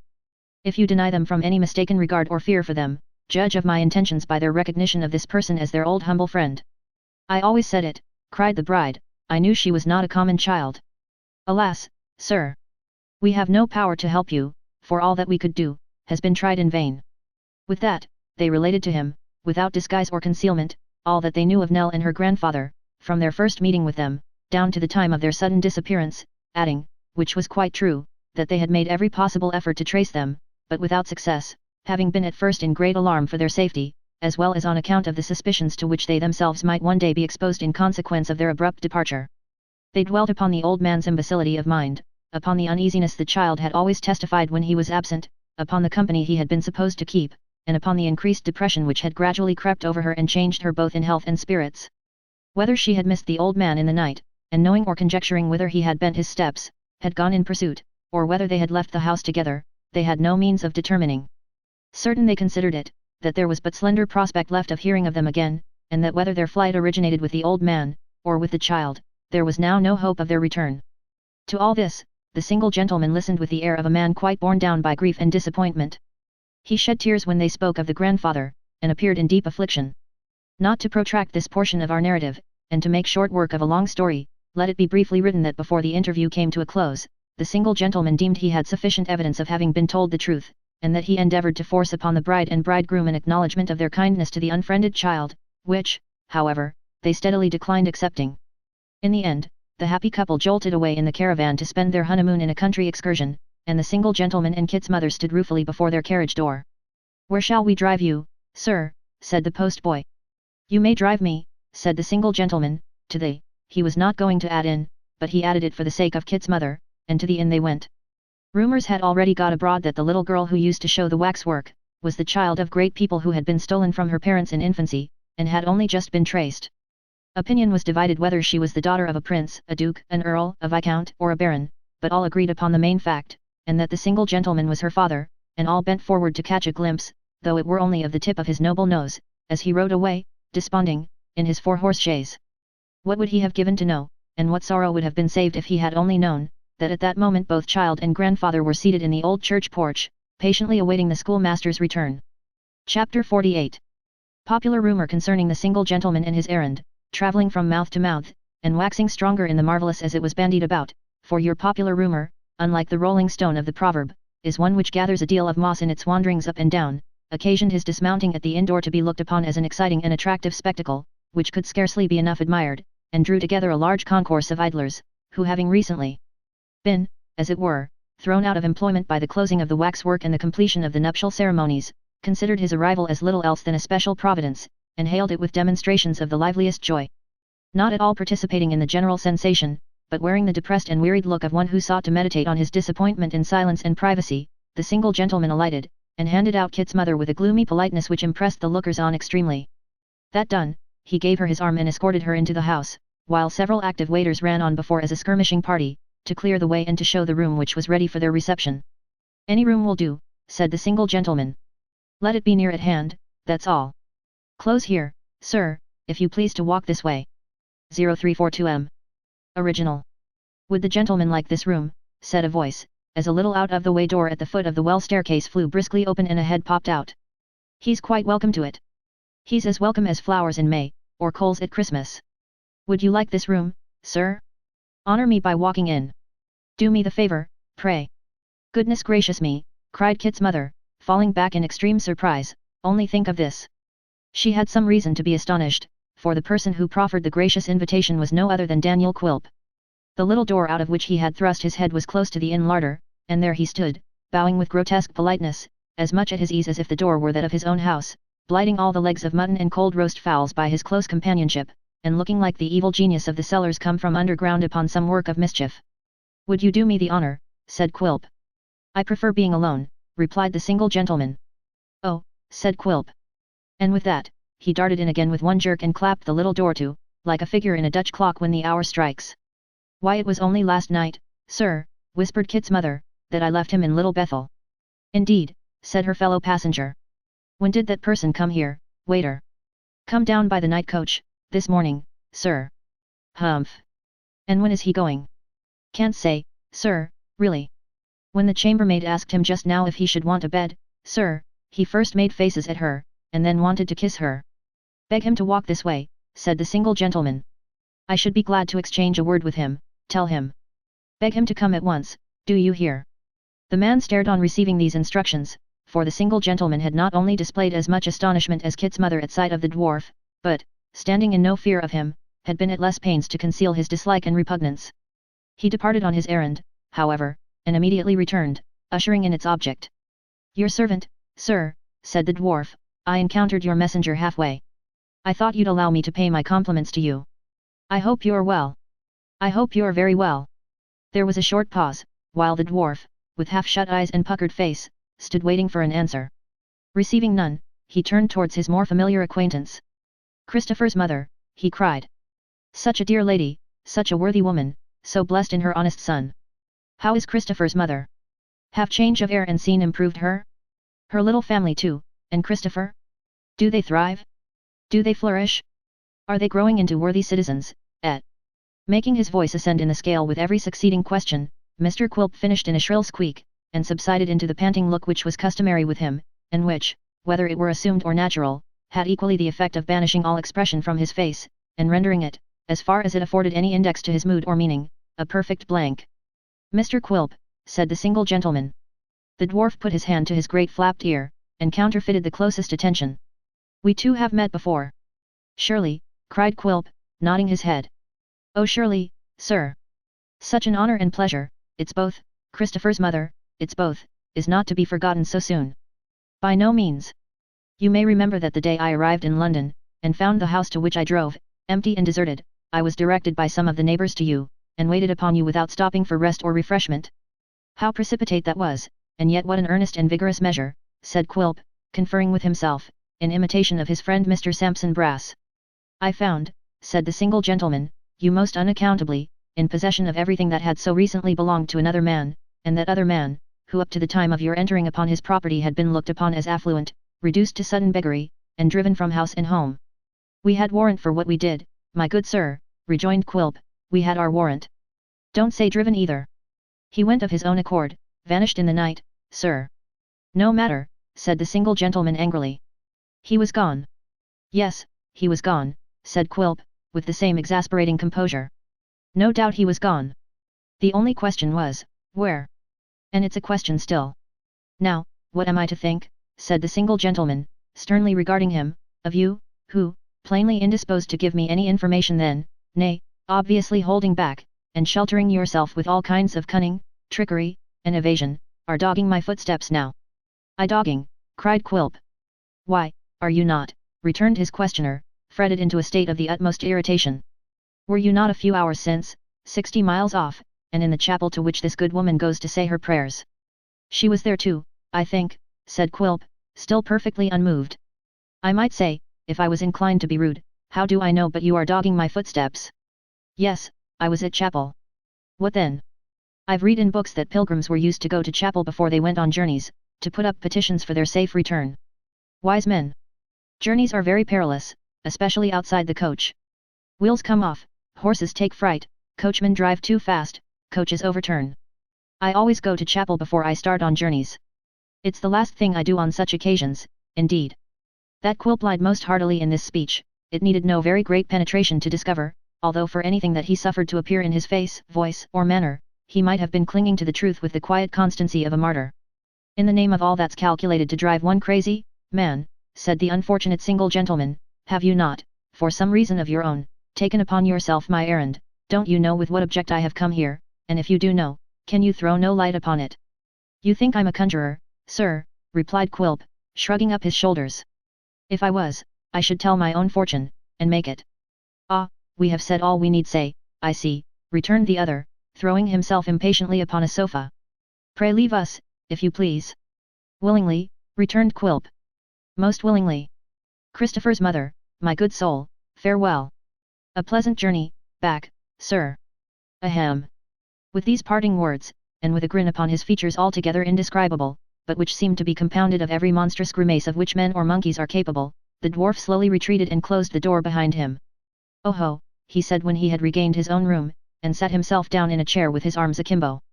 Oh ho! Are you there, my friend? Indeed. Chuckling as though in very great glee, and recompensing himself for the restraint he had lately put upon his countenance by twisting it into all imaginable varieties of ugliness, Mr. Quilp, rocking himself to and fro in his chair and nursing his left leg at the same time, fell into certain meditations, of which it may be necessary to relate the substance. First, he reviewed the circumstances which had led to his repairing to that spot, which were briefly these. Dropping in at Mr. Sampson Brass's office on the previous evening, in the absence of that gentleman and his learned sister, he had lighted upon Mr. Swiveller, who chanced at the moment to be sprinkling a glass of warm gin and water on the dust of the law, and to be moistening his clay, as the phrase goes, rather copiously. But as clay in the abstract, when too much moistened, becomes of a weak and uncertain consistency, breaking down in unexpected places, retaining impressions but faintly, and preserving no strength or steadiness of character, so Mr. Swiveller's clay, having imbibed a considerable quantity of moisture, was in a very loose and slippery state, insomuch that the various ideas impressed upon it were fast losing their distinctive character, and running into each other. It is not uncommon for human clay in this condition to value itself above all things upon its great prudence and sagacity, and Mr. Swiveller, especially prizing himself upon these qualities, took occasion to remark that he had made strange discoveries in connection with the single gentleman who lodged above, which he had determined to keep within his own bosom, and which neither tortures nor cajolery should ever induce him to reveal. Of this determination Mr. Quilp expressed his high approval, and setting himself in the same breath to goad Mr. Swiveller on to further hints, soon made out that the single gentleman had been seen in communication with Kit, and that this was the secret which was never to be disclosed. Possessed of this piece of information, Mr. Quilp directly supposed that the single gentleman above stairs must be the same individual who had waited on him, and having assured himself by further inquiries that this surmise was correct, had no difficulty in arriving at the conclusion that the intent and object of his correspondence with Kit was the recovery of his old client and the child. Burning with curiosity to know what proceedings were afoot, he resolved to pounce upon Kit's mother as the person least able to resist his arts, and consequently the most likely to be entrapped into such revelations as he sought, so taking an abrupt leave of Mr. Swiveller, he hurried to her house. The good woman being from home, he made inquiries of a neighbour, as Kit himself did soon afterwards, and being directed to the chapel betook himself there, in order to waylay her, at the conclusion of the service. He had not sat in the chapel more than a quarter of an hour, and with his eyes piously fixed upon the ceiling was chuckling inwardly over the joke of his being there at all, when Kit himself appeared. Watchful as a lynx, one glance showed the dwarf that he had come on business. Absorbed in appearance, as we have seen, and feigning a profound abstraction, he noted every circumstance of his behaviour, and when he withdrew with his family, shot out after him. In fine, he traced them to the notary's house, learnt the destination of the carriage from one of the postilions, and knowing that a fast night coach started for the same place, at the very hour which was on the point of striking, from a street hard by, darted round to the coach office without more ado, and took his seat upon the roof. After passing and repassing the carriage on the road, and being passed and repassed by it sundry times in the course of the night, according as their stoppages were longer or shorter, or their rate of travelling varied, they reached the town almost together. Quilp kept the chaise in sight, mingled with the crowd, learnt the single gentleman's errand, and its failure, and having possessed himself of all that it was material to know, hurried off, reached the inn before him, had the interview just now detailed, and shut himself up in the little room in which he hastily reviewed all these occurrences. "You are there, are you, my friend?" he repeated, greedily biting his nails. "I am suspected and thrown aside, and Kit's the confidential agent, is he? I shall have to dispose of him, I fear.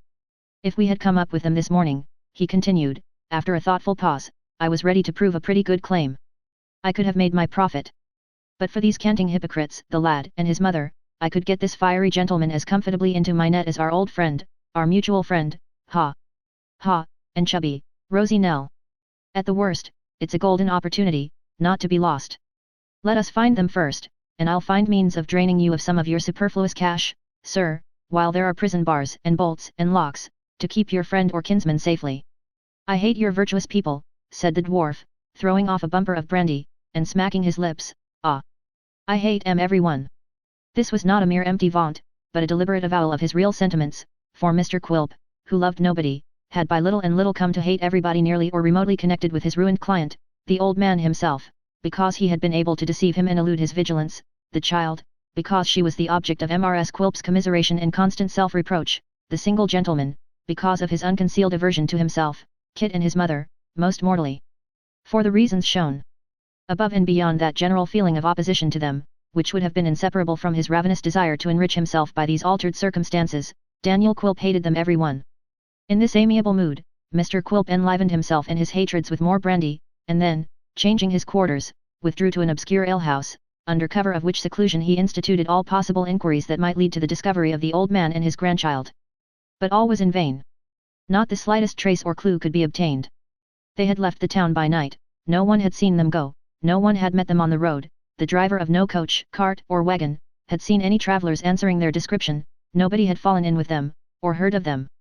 Convinced at last that for the present all such attempts were hopeless, he appointed 2 or 3 scouts, with promises of large rewards in case of their forwarding him any intelligence, and returned to London by next day's coach.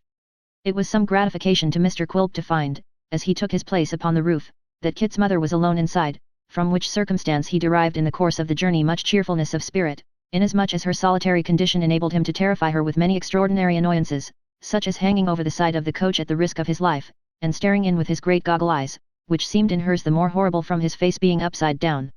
Dodging her in this way from one window to another, getting nimbly down whenever they changed horses and thrusting his head in at the window with a dismal squint, which ingenious tortures had such an effect upon Mrs. Nubbles, that she was quite unable for the time to resist the belief that Mr. Quilp did in his own person represent and embody that evil power, who was so vigorously attacked at Little Bethel, and who, by reason of her backslidings in respect of Astley's and oysters, was now frolicsome and rampant. Kit, having been apprised by letter of his mother's intended return, was waiting for her at the coach office, and great was his surprise when he saw, leering over the coachman's shoulder like some familiar demon, invisible to all eyes but his, the well-known face of Quilp. "How are you, Christopher?" croaked the dwarf from the coach top. "All right, Christopher. Mother's inside." "Why, how did he come here, mother?" whispered Kit. "I don't know how he came or why, my dear," rejoined Mrs. Nibbles, dismounting with her son's assistance, "but he has been a terrifying of me out of my 7 senses all this blessed day." "He has?" cried Kit.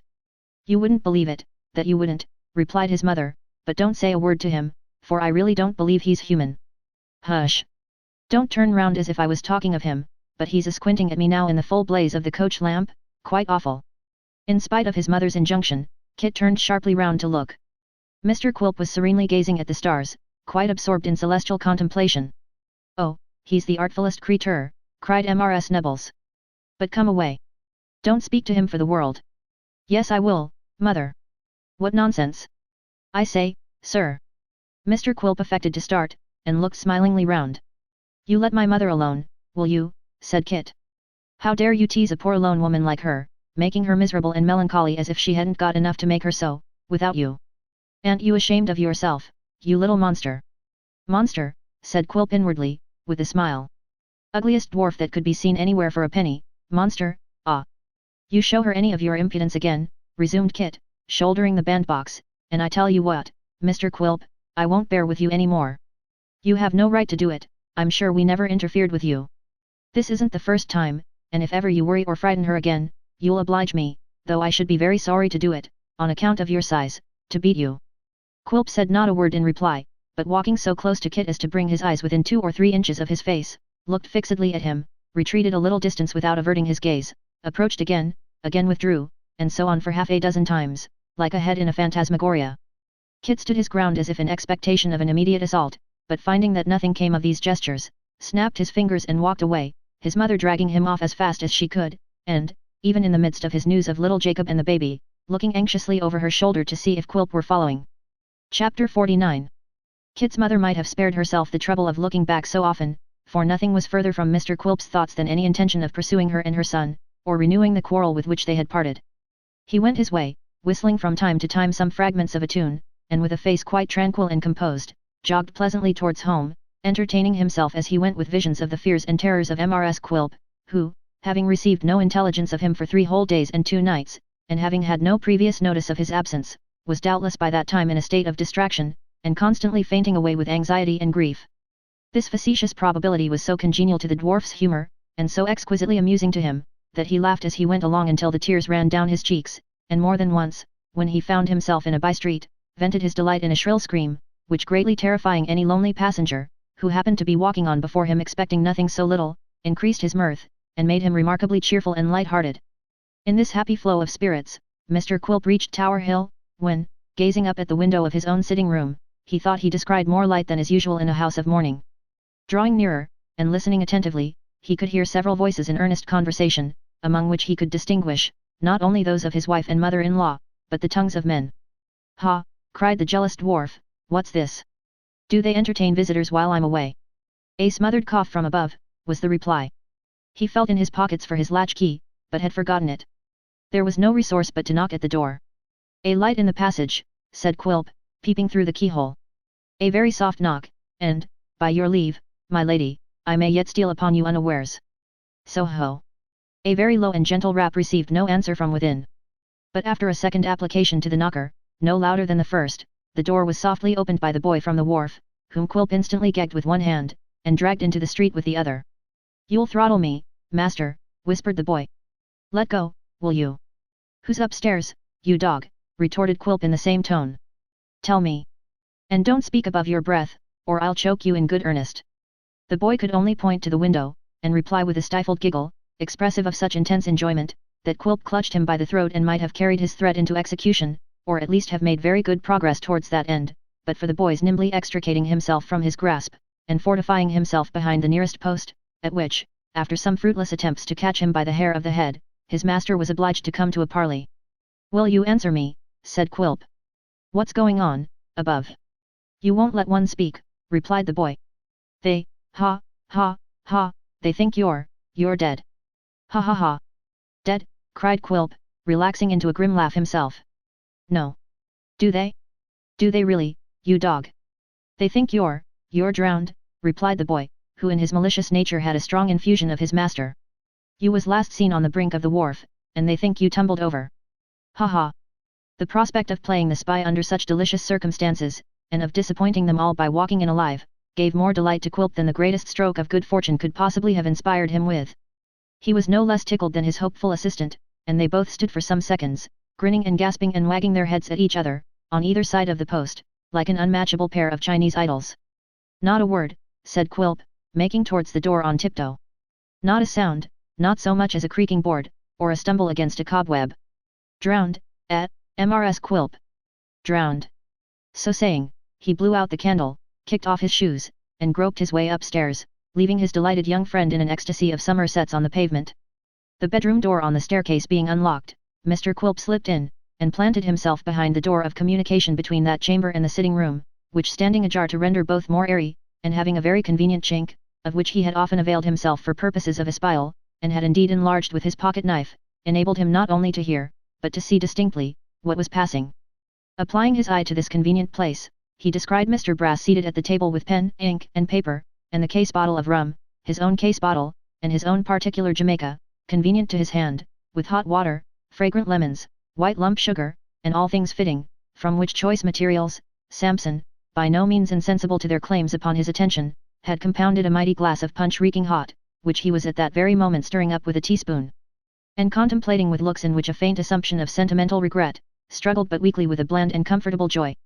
At the same table, with both her elbows upon it, was Mrs. Ginny Wynne, no longer sipping other people's punch feloniously with teaspoons, but taking deep draughts from a jorum of her own, while her daughter, not exactly with ashes on her head, or sackcloth on her back, but preserving a very decent and becoming appearance of sorrow nevertheless, was reclining in an easy chair, and soothing her grief with a smaller allowance of the same glib liquid. There were also present, a couple of waterside men, bearing between them certain machines called drags. Even these fellows were accommodated with a stiff glass apiece, and as they drank with a great relish, and were naturally of a red-nosed, pimple-faced, convivial look, their presence rather increased than detracted from that decided appearance of comfort, which was the great characteristic of the party. If I could poison that dear old lady's rum and water, murmured Quilp, I'd die happy. Ah, said Mr. Brass, breaking the silence, and raising his eyes to the ceiling with a sigh, who knows but he may be looking down upon us now? Who knows but he may be surveying of us from somewheres or another, and contemplating us with a watchful eye? Oh lor! Here Mr. Brass stopped to drink half his punch, and then resumed, looking at the other half, as he spoke, with a dejected smile. I can almost fancy, said the lawyer shaking his head, that I see his eye glistening down at the very bottom of my liquor. When shall we look upon his like again? Never, never. One minute we are here, holding his tumbler before his eyes, the next we are there, gulping down its contents, and striking himself emphatically a little below the chest, in the silent tomb. To think that I should be drinking his very rum. It seems like a dream. With the view, no doubt, of testing the reality of his position, Mr. Brass pushed his tumbler as he spoke towards Mrs. Ginny Wynne for the purpose of being replenished, and turned towards the attendant mariners. The search has been quite unsuccessful then. Quite, master. But I should say that if he turns up anywhere, he'll come ashore somewhere about Greenwich tomorrow, at ebb tide, mate. The other gentleman assented, observing that he was expected at the hospital, and that several pensioners would be ready to receive him whenever he arrived. Then we have nothing for it but resignation, said Mr. Brass, nothing but resignation and expectation. It would be a comfort to have his body, it would be a dreary comfort. Oh, beyond a doubt, assented Mrs. Ginny Wynne hastily, if we once had that, we should be quite sure. With regard to the descriptive advertisement, said Samson Brass, taking up his pen. It is a melancholy pleasure to recall his traits. Respecting his legs now. Crooked, certainly, said Mrs. Ginny Wynne. Do you think they were crooked? Said Brass, in an insinuating tone. I think I see them now coming up the street very wide apart, in nankeen pantaloons a little shrunk and without straps. Ah! What a vale of tears we live in! Do we say crooked? I think they were a little so, observed Mrs. Quilp with a sob. Legs crooked, said Brass, writing as he spoke. Large head, short body, legs crooked. Very crooked, suggested Mrs. Ginny Wynne. We'll not say very crooked, ma'am, said Brass piously. Let us not bear hard upon the weaknesses of the deceased. He is gone, ma'am, to where his legs will never come in question, we will content ourselves with crooked, Mrs. Ginny Win. I thought you wanted the truth, said the old lady. That's all. Bless your eyes, how I love you, muttered Quilp. There she goes again. Nothing but punch. This is an occupation, said the lawyer, laying down his pen and emptying his glass, which seems to bring him before my eyes like the ghost of Hamlet's father, in the very clothes that he wore on work-a days. His coat, his waistcoat, his shoes and stockings, his trousers, his hat, his wit and humour, his pathos and his umbrella, all come before me like visions of my youth. His linen, said Mr. Brass smiling fondly at the wall, his linen which was always of a particular colour, for such was his whim and fancy, how plain I see his linen now. You had better go on, sir, said Mrs. Ginny Win impatiently. True, ma'am, true, cried Mr. Brass. Our faculties must not freeze with grief. I'll trouble you for a little more of that, ma'am. A question now arises, with relation to his nose. Flat, said Mrs. Ginny Win. Aquiline, cried Quilp, thrusting in his head, and striking the feature with his fist. Aquiline, you hag! Do you see it? Do you call this flat? Do you? Oh capital, capital, shouted Brass, from the mere force of habit. Excellent! How very good he is! He's a most remarkable man, so extremely whimsical. Such an amazing power of taking people by surprise. Quilp paid no regard whatever to these compliments, nor to the dubious and frightened look into which the lawyer gradually subsided, nor to the shrieks of his wife and mother-in-law, nor to the latter's running from the room, nor to the former's fainting away.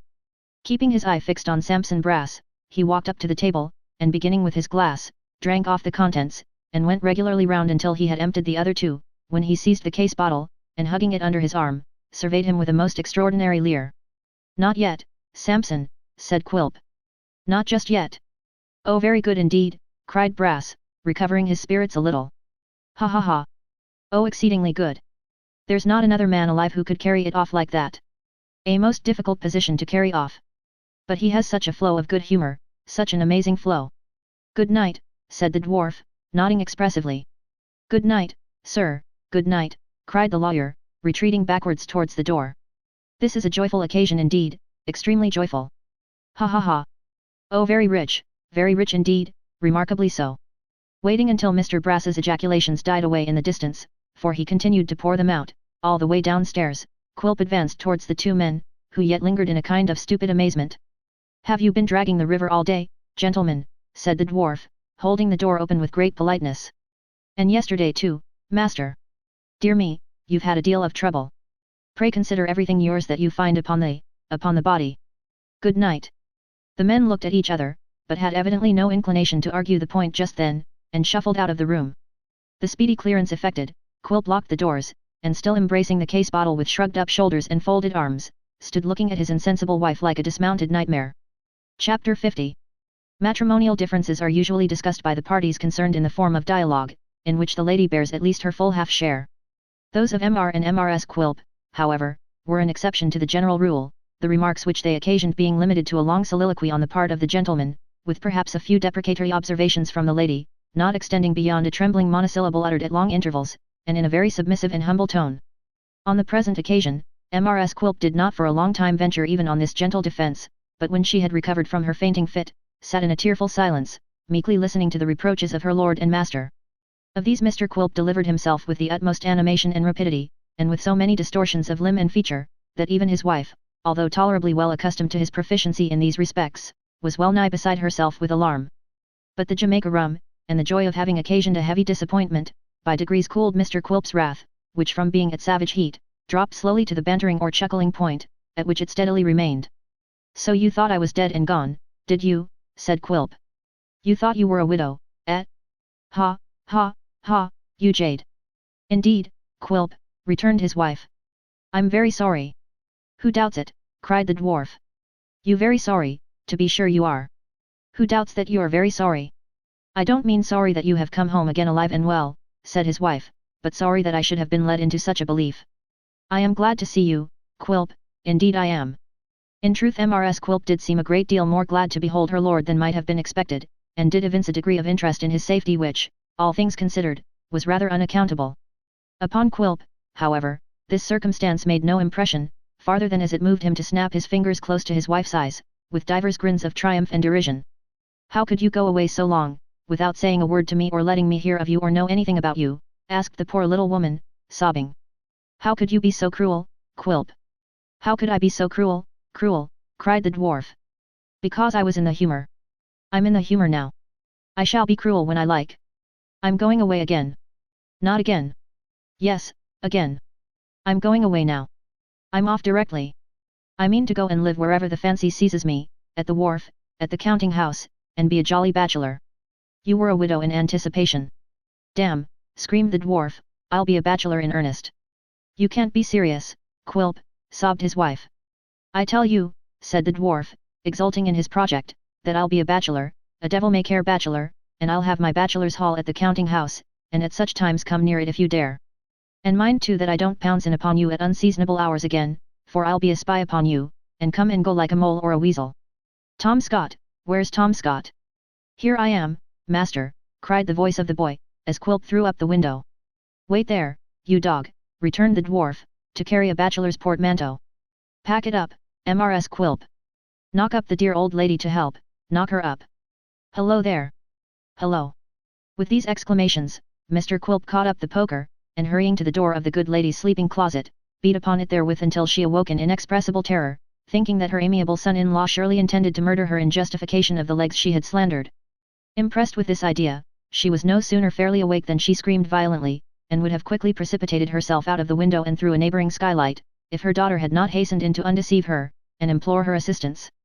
Somewhat reassured by her account of the service she was required to render, Mrs. Jennywin made her appearance in a flannel dressing gown, and both mother and daughter, trembling with terror and cold, for the night was now far advanced, obeyed Mr. Quilp's directions in submissive silence. Prolonging his preparations as much as possible, for their greater comfort, that eccentric gentleman superintended the packing of his wardrobe, and having added to it with his own hands a plate, knife and fork, spoon, teacup and saucer, and other small household matters of that nature, strapped up the portmanteau, took it on his shoulders, and actually marched off without another word, and with the case bottle, which he had never once put down, still tightly clasped under his arm. Consigning his heavier burden to the care of Tom Scott when he reached the street, taking a dram from the bottle for his own encouragement, and giving the boy a rap on the head with it as a small taste for himself, Quilp very deliberately led the way to the wharf, and reached it at between 3 and 4 o'clock in the morning. "Snug," said Quilp, when he had groped his way to the wooden counting house, and opened the door with a key he carried about with him. "Beautifully snug. Call me at 8, you dog." With no more formal leave-taking or explanation, he clutched the portmanteau, shut the door on his attendant, and climbing on the desk, and rolling himself up as round as a hedgehog, in an old boat cloak, fell fast asleep. Being roused in the morning at the appointed time, and roused with difficulty, after his late fatigues, Quilp instructed Tom Scott to make a fire in the yard of sundry pieces of old timber, and to prepare some coffee for breakfast, for the better furnishing of which repast he entrusted him with certain small moneys, to be expended in the purchase of hot rolls, butter, sugar, Yarmouth bloaters, and other articles of housekeeping, so that in a few minutes a savoury meal was smoking on the board. With this substantial comfort, the dwarf regaled himself to his heart's content, and being highly satisfied with this free and gipsy mode of life, which he had often meditated, as offering, whenever he chose to avail himself of it, an agreeable freedom from the restraints of matrimony, and a choice means of keeping Mrs. Quilp and her mother in a state of incessant agitation and suspense, bestirred himself to improve his retreat, and render it more commodious and comfortable. With this view, he issued forth to a place hard by, where sea stores were sold, purchased a second-hand hammock, and had it slung in seaman-like fashion from the ceiling of the counting house. He also caused to be erected, in the same mouldy cabin, an old ship's stove with a rusty funnel to carry the smoke through the roof, and these arrangements completed, surveyed them with ineffable delight. "I've got a country house like Robinson Crusoe," said the dwarf, ogling the accommodations, "a solitary, sequestered, desolate island sort of spot, where I can be quite alone when I have business on hand, and be secure from all spies and listeners. Nobody near me here, but rats, and they are fine stealthy secret fellows. I shall be as merry as a grig among these gentry. I'll look out for one like Christopher, and poison him, ha, ha, ha. Business though, business, we must be mindful of business in the midst of pleasure, and the time has flown this morning, I declare." Enjoining Tom Scott to await his return, and not to stand upon his head, or throw a somerset, or so much as walk upon his hands meanwhile, on pain of lingering torments, the dwarf threw himself into a boat, and crossing to the other side of the river, and then speeding away on foot, reached Mr. Swiveller's usual house of entertainment in Bevis Marks, just as that gentleman sat down alone to dinner in its dusky parlour. "Dick," said the dwarf, thrusting his head in at the door, "my pet, my pupil, the apple of my eye, hey, hey." "Oh, you're there, are you?" returned Mr. Swiveller, how are you? How's Dick? Retorted Quilp. How's the cream of clerkship, et? Why, rather sour, sir, replied Mr. Swiveller. Beginning to border upon cheesiness, in fact. What's the matter, said the dwarf, advancing. Has Sally proved unkind? Of all the girls that are so smart, there's none like, Dick. Certainly not, replied Mr. Swiveller, eating his dinner with great gravity, none like her. She's the SPHYNX of private life, is Sally B. You're out of spirits, said Quilp, drawing up a chair. What's the matter? The law don't agree with me, returned Dick. It isn't moist enough, and there's too much confinement. I have been thinking of running away. Bah, said the dwarf. Where would you run to, Dick? I don't know, returned Mr. Swiveller. Towards Highgate, I suppose. Perhaps the bells might strike up. Turn again, Swiveller, Lord Mayor of London. Whittington's name was Dick. I wish cats were scarcer. Quilp looked at his companion with his eyes screwed up into a comical expression of curiosity, and patiently awaited his further explanation, upon which, however, Mr. Swiveller appeared in no hurry to enter, as he ate a very long dinner in profound silence, finally pushed away his plate, threw himself back into his chair, folded his arms, and stared ruefully at the fire, in which some ends of cigars were smoking on their own account, and sending up a fragrant odor. Perhaps you'd like a bit of cake, said Dick, at last turning to the dwarf. You're quite welcome to it. You ought to be, for it's of your making. What do you mean, said Quilp. Mr. Swiveller replied by taking from his pocket a small and very greasy parcel, slowly unfolding it, and displaying a little slab of plum cake extremely indigestible in appearance, and bordered with a paste of white sugar 1.5 inches deep. What should you say this was? Demanded Mr. Swiveller. It looks like bride cake, replied the dwarf, grinning. And whose should you say it was? Inquired Mr. Swiveller, rubbing the pastry against his nose with a dreadful calmness. Whose? Not. Yes, said Dick, the same. You needn't mention her name. There's no such name now. Her name is Chengs now, Sophie Chengs. Yet loved I as man never loved that hadn't wooden legs, and my heart is breaking for the love of Sophie Chengs. With this extemporary adaptation of a popular ballad to the distressing circumstances of his own case, Mr. Swiveller folded up the parcel again, beat it very flat between the palms of his hands, thrust it into his breast, buttoned his coat over it, and folded his arms upon the whole. Now, I hope you're satisfied, sir, said Dick, and I hope Fred's satisfied. You went partners in the mischief, and I hope you like it. This is the triumph I was to have, is it? It's like the old country dance of that name, where there are 2 gentlemen to 1 lady, and one has her, and the other hasn't, but comes limping up behind to make out the figure. But it's destiny, and mine's a crusher. Disguising his secret joy in Mr. Swiveller's defeat, Daniel Quilp adopted the surest means of soothing him, by ringing the bell, and ordering in a supply of rosy wine, that is to say, of its usual representative, which he put about with great alacrity, calling upon Mr. Swiveller to pledge him in various toasts derisive of Chengs, and eulogistic of the happiness of single men. Such was their impression on Mr. Swiveller, coupled with the reflection that no man could oppose his destiny, that in a very short space of time his spirits rose surprisingly, and he was enabled to give the dwarf an account of the receipt of the cake, which, it appeared, had been brought to Bevis Marks by the 2 surviving Miss Wacklaces in person, and delivered at the office door with much giggling and joyfulness. Ha, said Quilp. It will be our turn to giggle soon. And that reminds me, you spoke of young Trent, where is he? Mr. Swiveller explained that his respectable friend had recently accepted a responsible situation in a locomotive gaming house, and was at that time absent on a professional tour among the adventurous spirits of Great Britain. That's unfortunate, said the dwarf, for I came, in fact, to ask you about him. A thought has occurred to me, Dick, your friend over the way. Which friend? In the first floor. Yes. Your friend in the first floor, Dick, may know him. No, he don't, said Mr. Swiveller, shaking his head. Don't. No, because he has never seen him, rejoined Quilp, but if we were to bring them together, who knows, Dick, but Fred, properly introduced, would serve his turn almost as well as little Nell or her grandfather, who knows but it might make the young fellow's fortune, and, through him, yours, et. Why, the fact is, you see, said Mr. Swiveller, that they have been brought together. Have been, cried the dwarf, looking suspiciously at his companion. Through whose means? Through mine, said Dick, slightly confused. Didn't I mention it to you the last time you called over yonder? You know you didn't, returned the dwarf. I believe you're right, said Dick. No. I didn't, I recollect. Oh yes, I brought em together that very day. It was Fred's suggestion. And what came of it? Why, instead of my friend's bursting into tears when he knew who Fred was, embracing him kindly, and telling him that he was his grandfather, or his grandmother in disguise, which we fully expected, he flew into a tremendous passion, called him all manner of names, said it was in a great measure his fault that little Nell and the old gentleman had ever been brought to poverty, didn't hint at our taking anything to drink, and in short rather turned us out of the room than otherwise. That's strange, said the dwarf, musing. So we remarked to each other at the time, returned Dick coolly, but quite true. Quilp was plainly staggered by this intelligence, over which he brooded for some time in moody silence, often raising his eyes to Mr. Swiveller's face, and sharply scanning its expression. As he could read in it, however, no additional information or anything to lead him to believe he had spoken falsely, and as Mr. Swiveller, left to his own meditations, sighed deeply, and was evidently growing maudlin on the subject of Mrs. Cheng's, the dwarf soon broke up the conference and took his departure, leaving the bereaved one to his melancholy ruminations. Have been brought together, said the dwarf as he walked the streets alone. My friend has stolen a march upon me.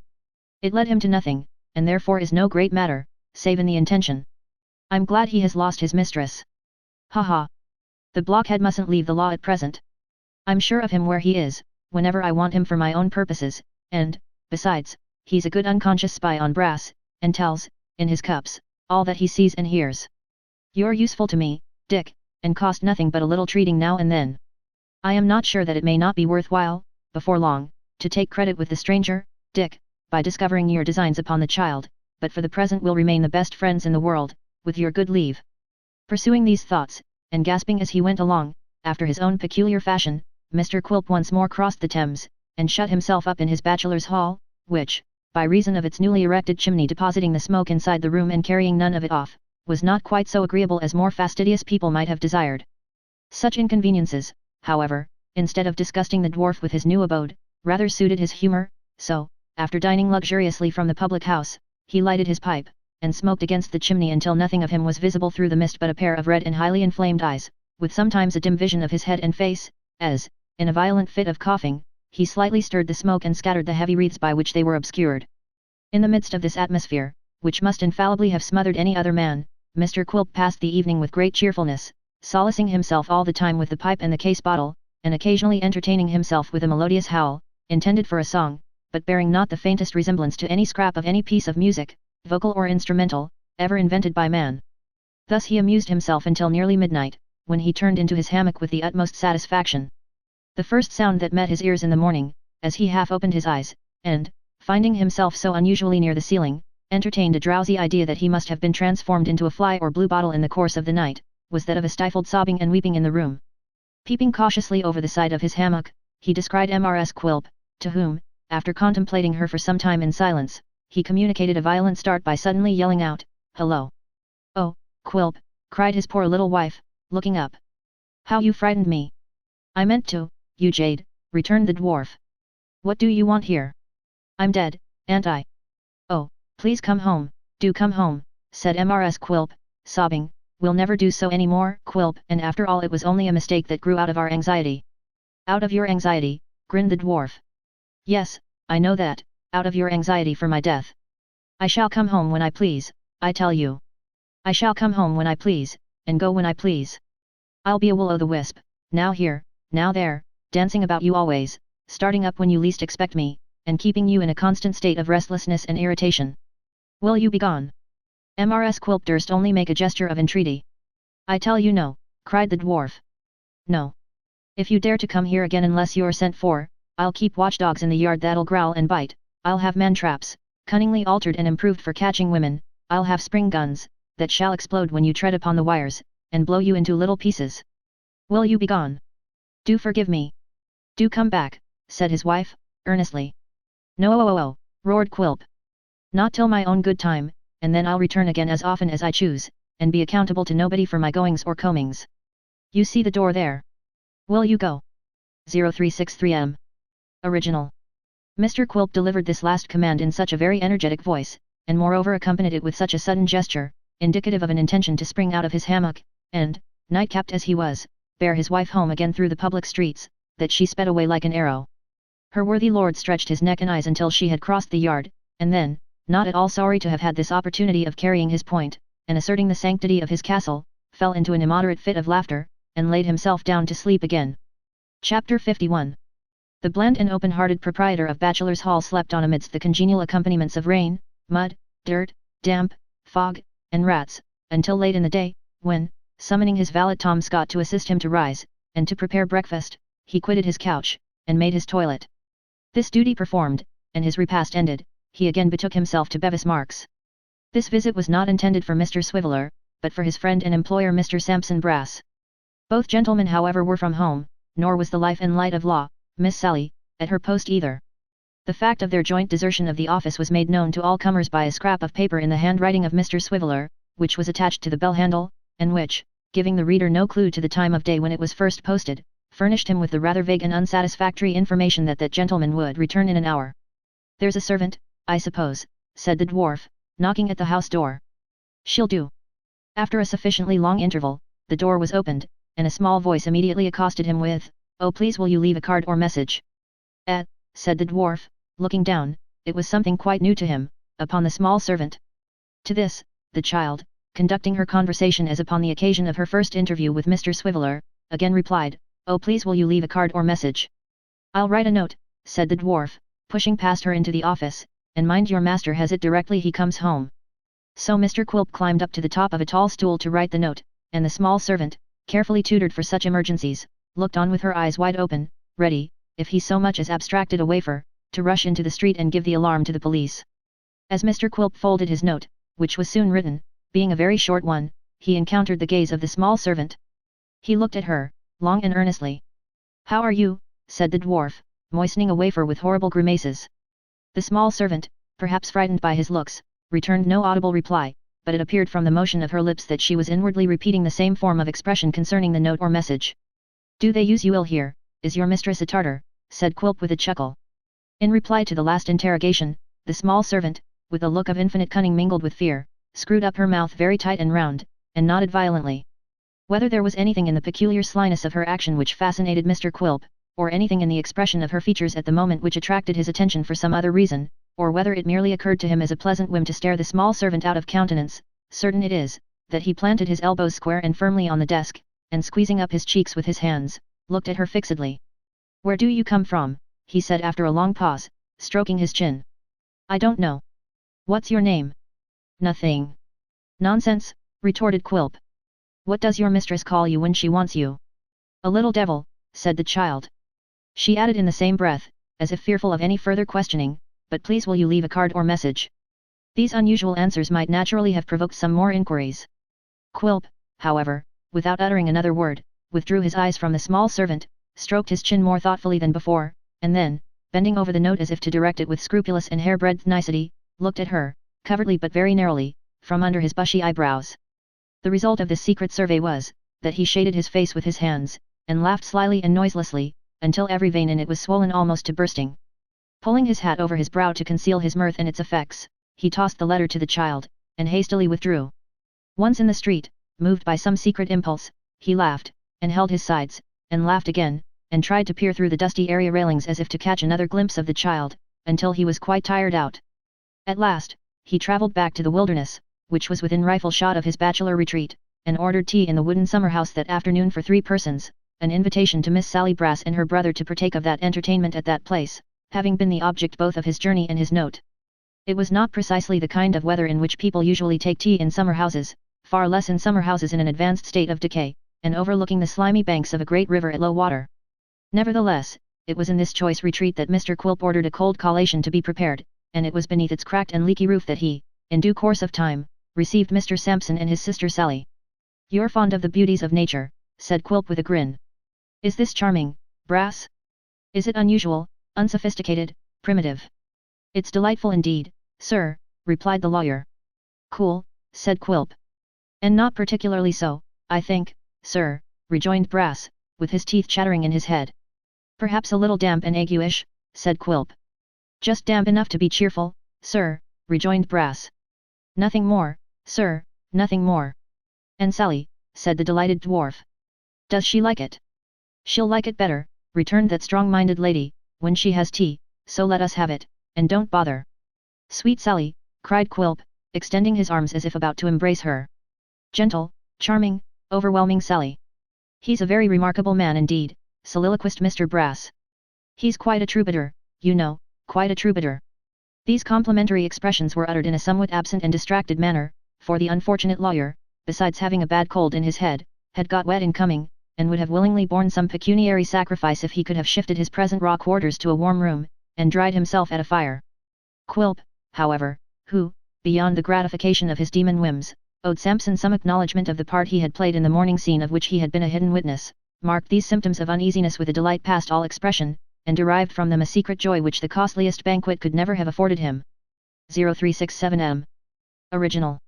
It is worthy of remark, too, as illustrating a little feature in the character of Miss Sally Brass, that, although on her own account she would have borne the discomforts of the wilderness with a very ill grace, and would probably, indeed, have walked off before the tea appeared, she no sooner beheld the latent uneasiness and misery of her brother than she developed a grim satisfaction, and began to enjoy herself after her own manner.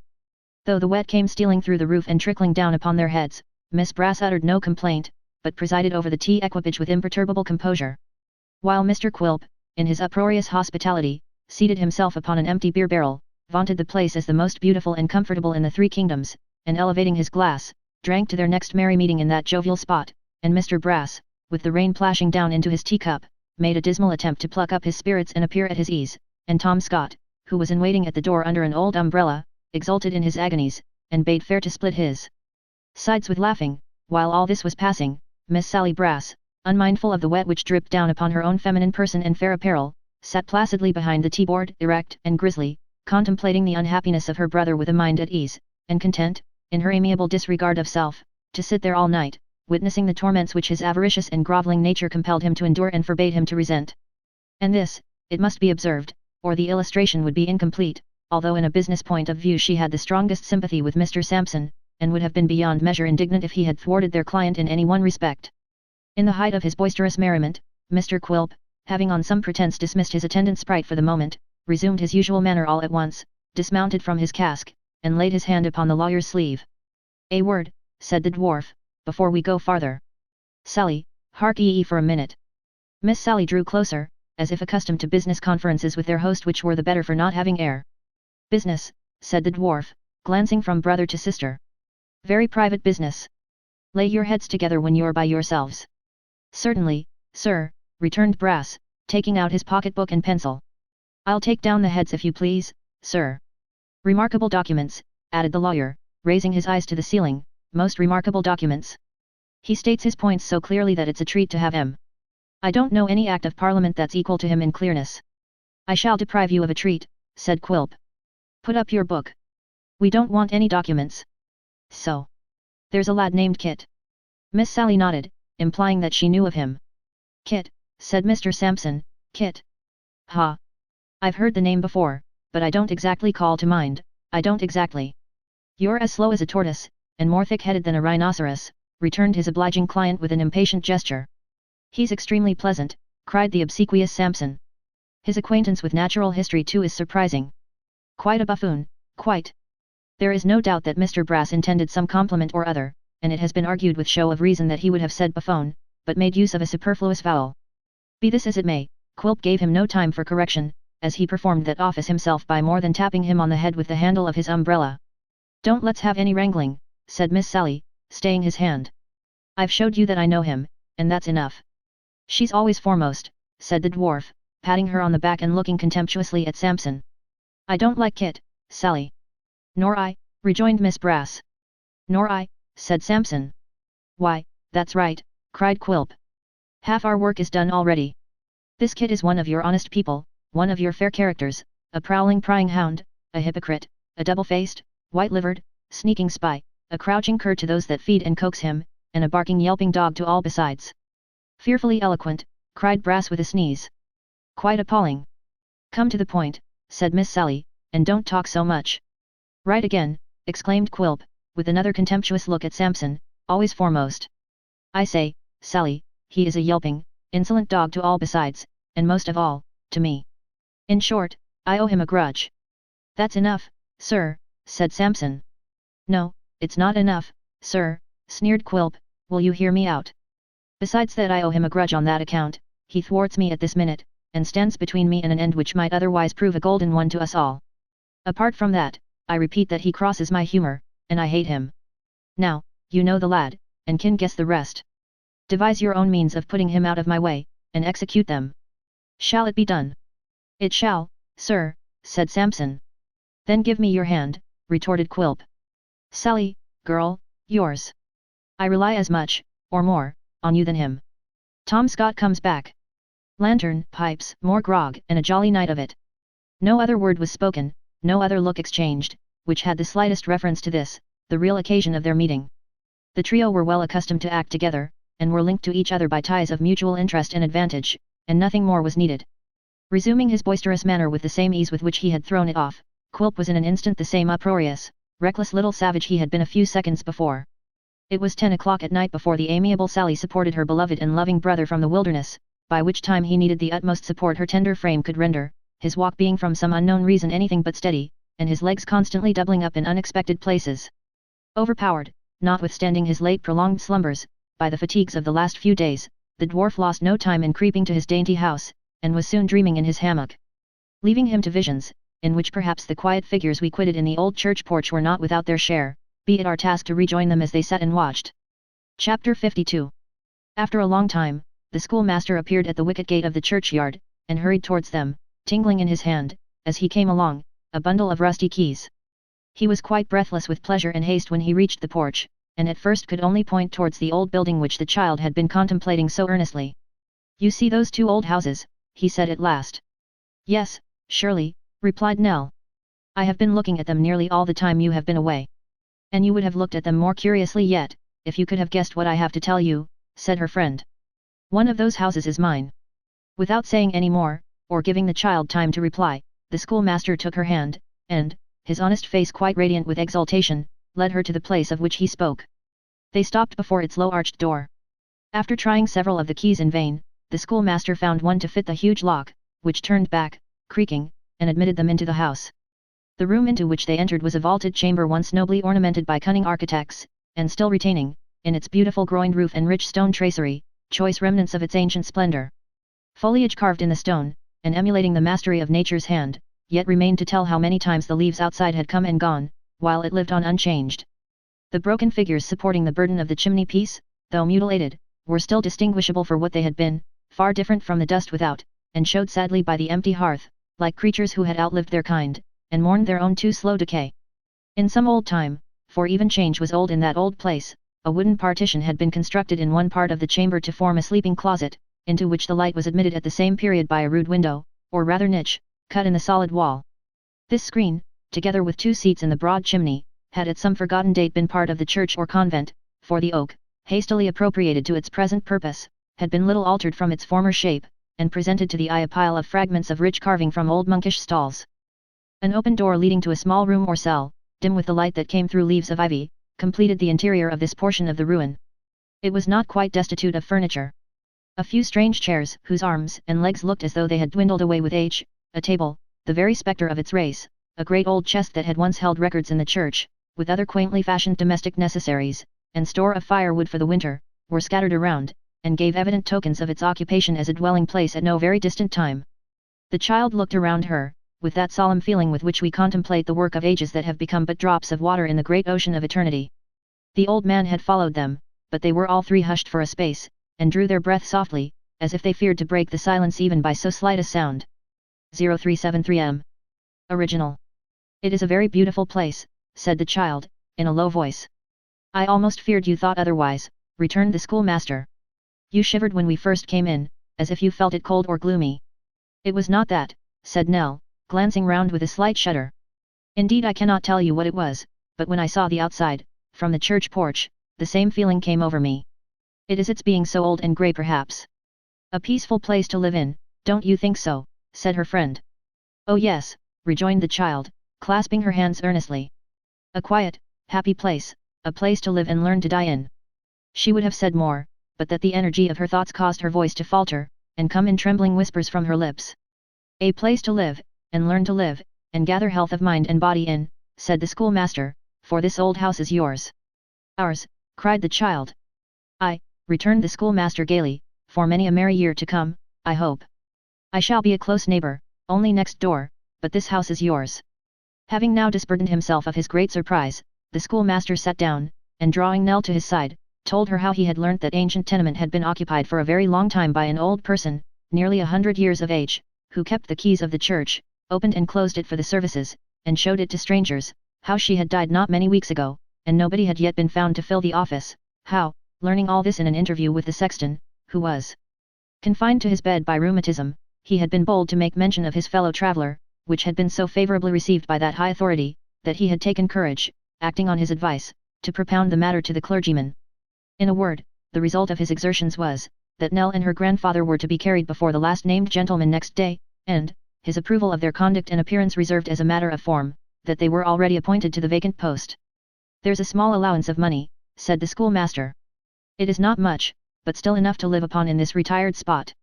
By clubbing our funds together, we shall do bravely, no fear of that." "Heaven bless and prosper you," sobbed the child. "Amen, my dear," returned her friend cheerfully, "and all of us, as it will, and has, in leading us through sorrow and trouble to this tranquil life. But we must look at my house now. Come." They repaired to the other tenement, tried the rusty keys as before, at length found the right one, and opened the worm-eaten door. It led into a chamber, vaulted and old, like that from which they had come, but not so spacious, and having only one other little room attached. It was not difficult to divine that the other house was of right the schoolmaster's, and that he had chosen for himself the least commodious, in his care and regard for them.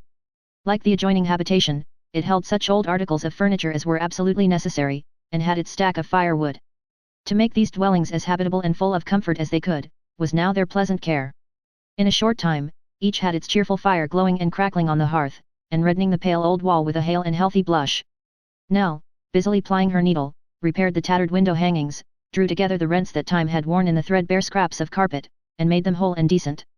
The schoolmaster swept and smoothed the ground before the door, trimmed the long grass, trained the ivy and creeping plants which hung their drooping heads in melancholy neglect, and gave to the outer walls a cheery air of home. The old man, sometimes by his side and sometimes with the child, lent his aid to both, went here and there on little patient services, and was happy. Neighbours, too, as they came from work, proffered their help, or sent their children with such small presents or loans as the strangers needed most. It was a busy day, and night came on, and found them wondering that there was yet so much to do, and that it should be dark so soon. They took their supper together, in the house which may be henceforth called the child's, and, when they had finished their meal, drew round the fire, and almost in whispers, their hearts were too quiet and glad for loud expression, discussed their future plans. Before they separated, the schoolmaster read some prayers aloud, and then, full of gratitude and happiness, they parted for the night. At that silent hour, when her grandfather was sleeping peacefully in his bed, and every sound was hushed, the child lingered before the dying embers, and thought of her past fortunes as if they had been a dream and she only now awoke. The glare of the sinking flame, reflected in the oaken panels whose carved tops were dimly seen in the dusky roof, the aged walls, where strange shadows came and went with every flickering of the fire, the solemn presence, within, of that decay which falls on senseless things the most enduring in their nature, and, without, and round about on every side, of death, filled her with deep and thoughtful feelings, but with none of terror or alarm. A change had been gradually stealing over her, in the time of her loneliness and sorrow. With failing strength and heightening resolution, there had sprung up a purified and altered mind, there had grown in her bosom blessed thoughts and hopes, which are the portion of few but the weak and drooping. There were none to see the frail, perishable figure, as it glided from the fire and leaned pensively at the open casement, none but the stars, to look into the upturned face and read its history. The old church bell rang out the hour with a mournful sound, as if it had grown sad from so much communing with the dead and unheeded warning to the living. The fallen leaves rustled, the grass stirred upon the graves, all else was still and sleeping. Some of those dreamless sleepers lay close within the shadow of the church, touching the wall, as if they clung to it for comfort and protection. Others had chosen to lie beneath the changing shade of trees, others by the path, that footsteps might come near them, others, among the graves of little children. Some had desired to rest beneath the very ground they had trodden in their daily walks, some, where the setting sun might shine upon their beds, some, where its light would fall upon them when it rose.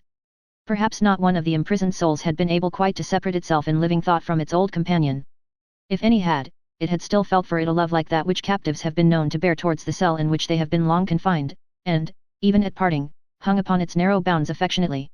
It was long before the child closed the window, and approached her bed. Again something of the same sensation as before, an involuntary chill, a momentary feeling akin to fear, but vanishing directly, and leaving no alarm behind.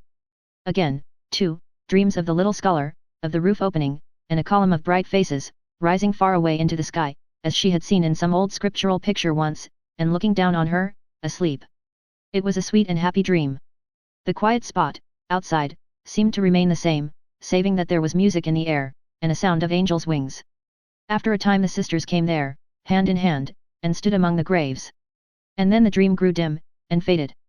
With the brightness and joy of morning, came the renewal of yesterday's labors, the revival of its pleasant thoughts, the restoration of its energies, cheerfulness, and hope. They worked gaily in ordering and arranging their houses until noon, and then went to visit the clergyman. He was a simple-hearted old gentleman, of a shrinking, subdued spirit, accustomed to retirement, and very little acquainted with the world, which he had left many years before to come and settle in that place. His wife had died in the house in which he still lived, and he had long since lost sight of any earthly cares or hopes beyond it. He received them very kindly, and at once showed an interest in Nell, asking her name, and age, her birthplace, the circumstances which had led her there, and so forth. The schoolmaster had already told her story. They had no other friends or home to leave, he said, and had come to share his fortunes. He loved the child as though she were his own. Well, well, said the clergyman. Let it be as you desire. She is very young. Old in adversity and trial, sir, replied the schoolmaster. God help her. Let her rest, and forget them, said the old gentleman. But an old church is a dull and gloomy place for one so young as you, my child. Oh no, sir, returned Nell. I have no such thoughts, indeed. I would rather see her dancing on the green at nights, said the old gentleman, laying his hand upon her head, and smiling sadly, than have her sitting in the shadow of our mouldering arches. You must look to this, and see that her heart does not grow heavy among these solemn ruins. Your request is granted, friend. After more kind words, they withdrew, and repaired to the child's house, where they were yet in conversation on their happy fortune, when another friend appeared. This was a little old gentleman, who lived in the parsonage house, and had resided there, so they learned soon afterwards, ever since the death of the clergyman's wife, which had happened 15 years before. He had been his college friend and always his close companion. In the first shock of his grief he had come to console and comfort him, and from that time they had never parted company. The little old gentleman was the active spirit of the place, the adjuster of all differences, the promoter of all merrymakings, the dispenser of his friend's bounty, and of no small charity of his own besides, the universal mediator, comforter, and friend. None of the simple villagers had cared to ask his name, or, when they knew it, to store it in their memory. Perhaps from some vague rumor of his college honors which had been whispered abroad on his first arrival, perhaps because he was an unmarried, unencumbered gentleman, he had been called the bachelor.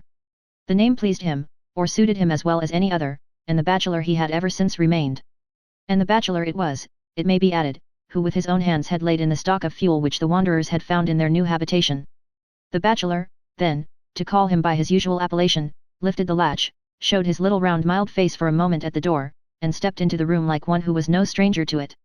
You are Mr. Martin, the new schoolmaster, he said, greeting Nell's kind friend. I am, sir. You come well recommended, and I am glad to see you. I should have been in the way yesterday, expecting you, but I rode across the country to carry a message from a sick mother to her daughter in service some miles off, and have but just now returned. This is our young church keeper? You are not the less welcome, friend, for her sake, or for this old man's, nor the worse teacher for having learnt humanity.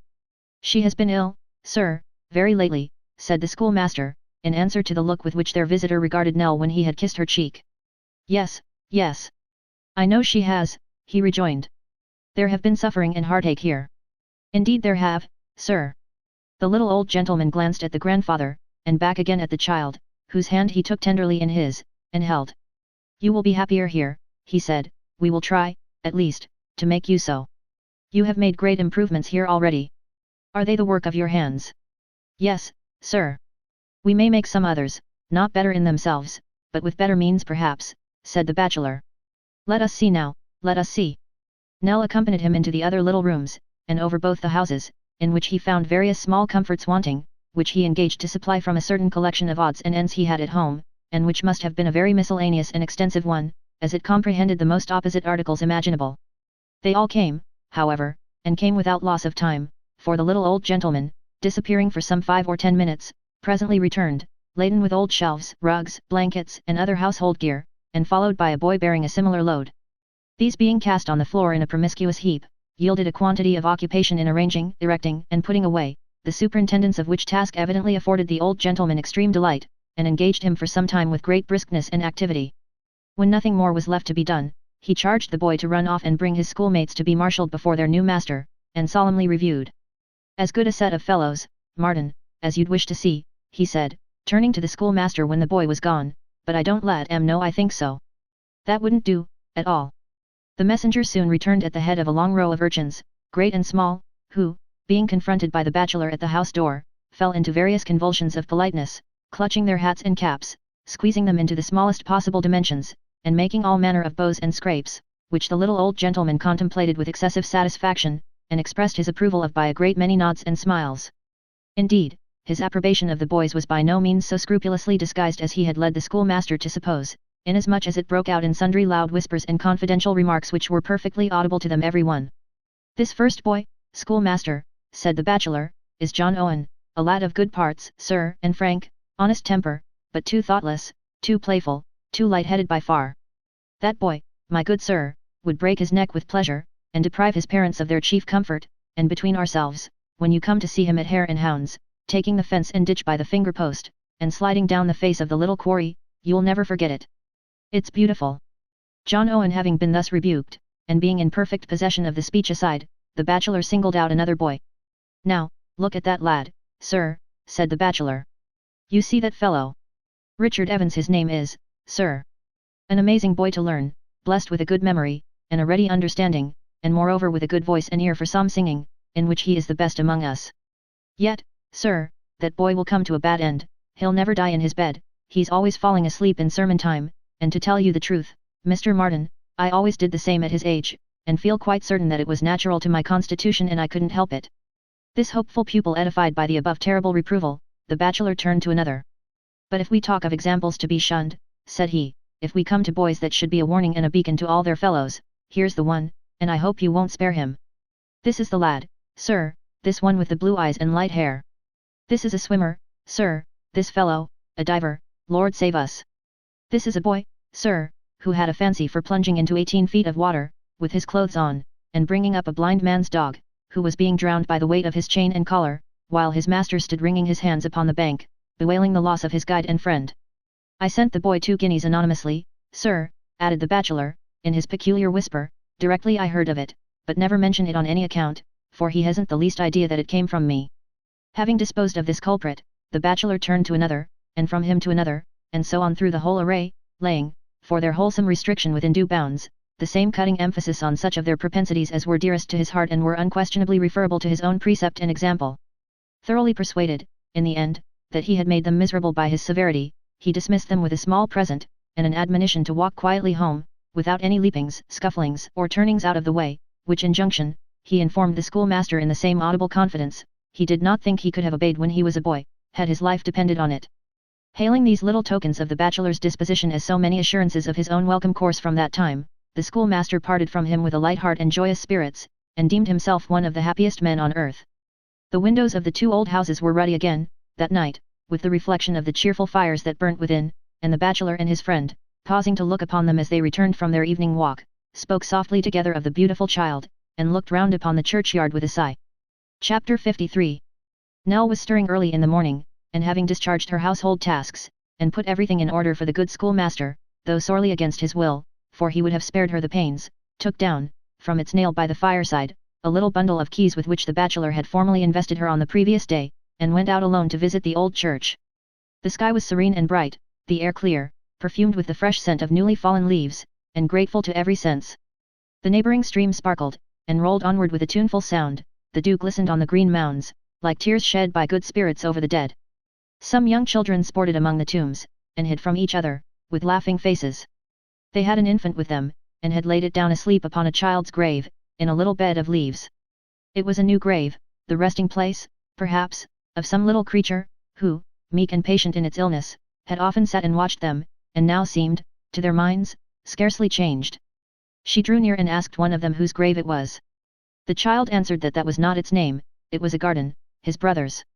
It was greener, he said, than all the other gardens, and the birds loved it better because he had been used to feed them.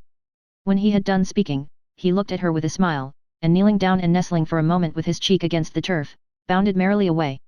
She passed the church, gazing upward at its old tower, went through the wicket gate, and so into the village. The old sexton, leaning on a crutch, was taking the air at his cottage door, and gave her good morrow. "You are better," said the child, stopping to speak with him. "I surely," returned the old man. "I'm thankful to say, much better. You will be quite well soon." With heaven's leave, and a little patience. But come in, come in. The old man limped on before, and warning her of the downward step, which he achieved himself with no small difficulty, led the way into his little cottage. It is but one room you see. There is another up above, but the stair has got harder to climb o' late years, and I never use it. I'm thinking of taking to it again, next summer, though.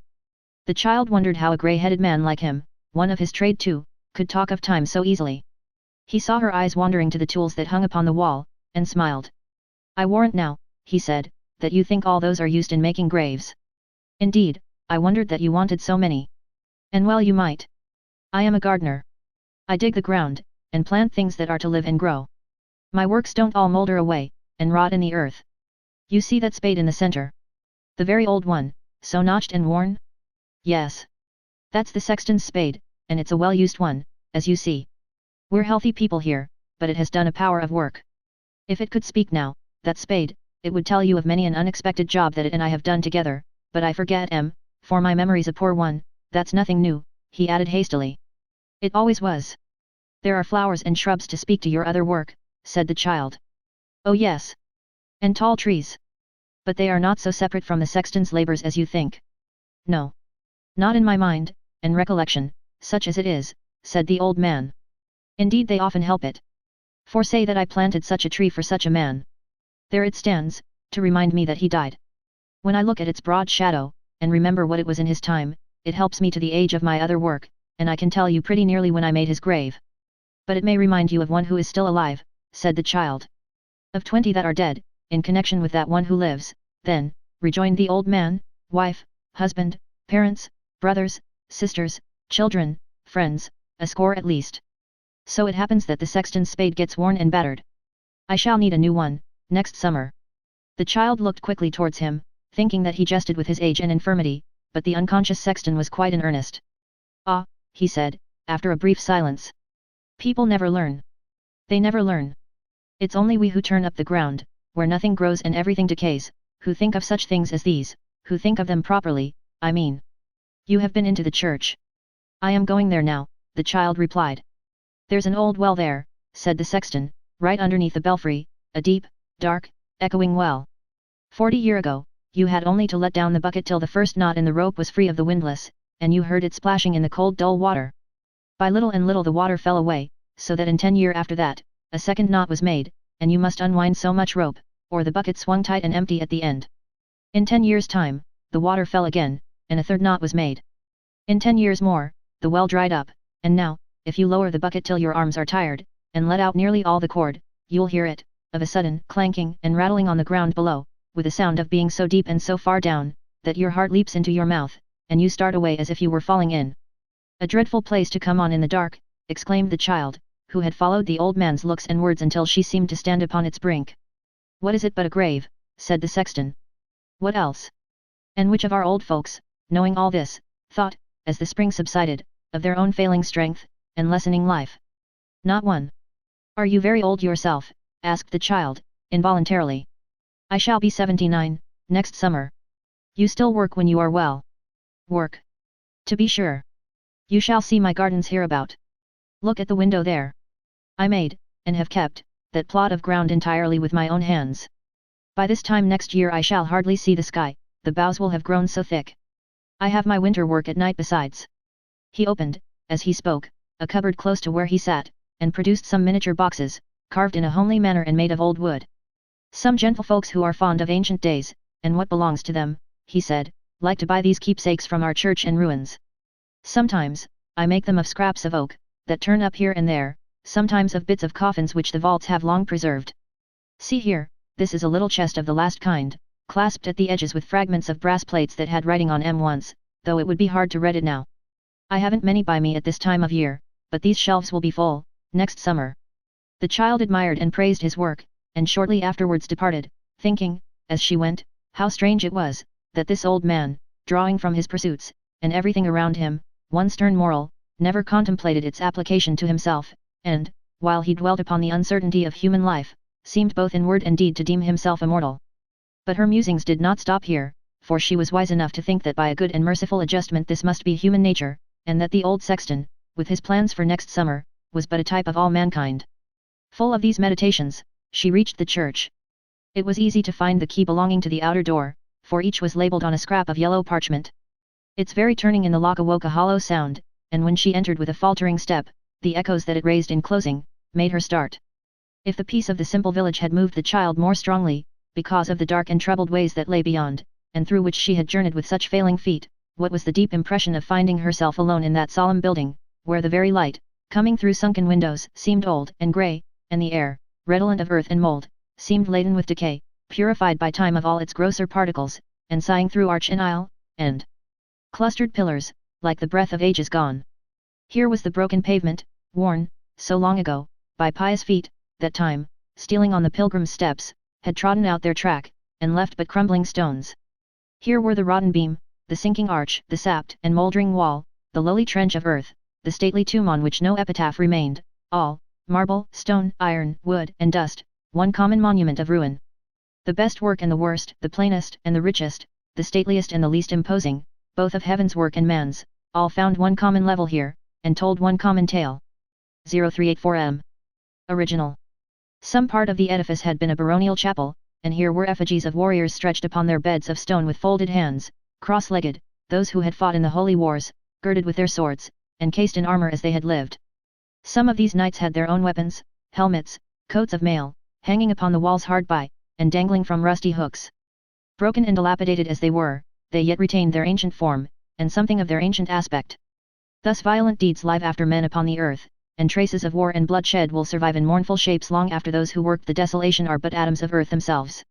The child sat down, in this old, silent place, among the stark figures on the tombs. They made it more quiet there, than elsewhere, to her fancy, and gazing round with a feeling of awe, tempered with a calm delight, felt that now she was happy, and at rest. She took a Bible from the shelf, and read, then, laying it down, thought of the summer days and the bright springtime that would come, of the rays of sun that would fall in a slant, upon the sleeping forms, of the leaves that would flutter at the window, and play in glistening shadows on the pavement, of the songs of birds, and growth of buds and blossoms out of doors, of the sweet air, that would steal in, and gently wave the tattered banners overhead. What if the spot awakened thoughts of death? Die who would, it would still remain the same, these sights and sounds would still go on, as happily as ever. It would be no pain to sleep amidst them. She left the chapel, very slowly and often turning back to gaze again, and coming to a low door, which plainly led into the tower, opened it, and climbed the winding stair in darkness, save where she looked down, through narrow loopholes, on the place she had left, or caught a glimmering vision of the dusty bells.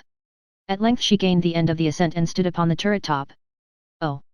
The glory of the sudden burst of light, the freshness of the fields and woods, stretching away on every side, and meeting the bright blue sky, the cattle grazing in the pasturage, the smoke, that, coming from among the trees, seemed to rise upward from the green earth, the children yet at their gambols down below, all, everything, so beautiful and happy. It was like passing from death to life, it was drawing near heaven. The children were gone, when she emerged into the porch, and locked the door. As she passed the schoolhouse she could hear the busy hum of voices. Her friend had begun his labours only on that day. The noise grew louder, and, looking back, she saw the boys come trooping out and disperse themselves with merry shouts and play. It's a good thing, thought the child, I am very glad they passed the church. And then she stopped, to fancy how the noise would sound inside, and how gently it would seem to die away upon the ear. Again that day, yes, twice again, she stole back to the old chapel, and in her former seat read from the same book, or indulged the same quiet train of thought. Even when it had grown dusk, and the shadows of coming night made it more solemn still, the child remained, like one rooted to the spot, and had no fear or thought of stirring. They found her there, at last, and took her home. She looked pale but very happy, until they separated for the night, and then, as the poor schoolmaster stooped down to kiss her cheek, he thought he felt a tear upon his face. Chapter 54.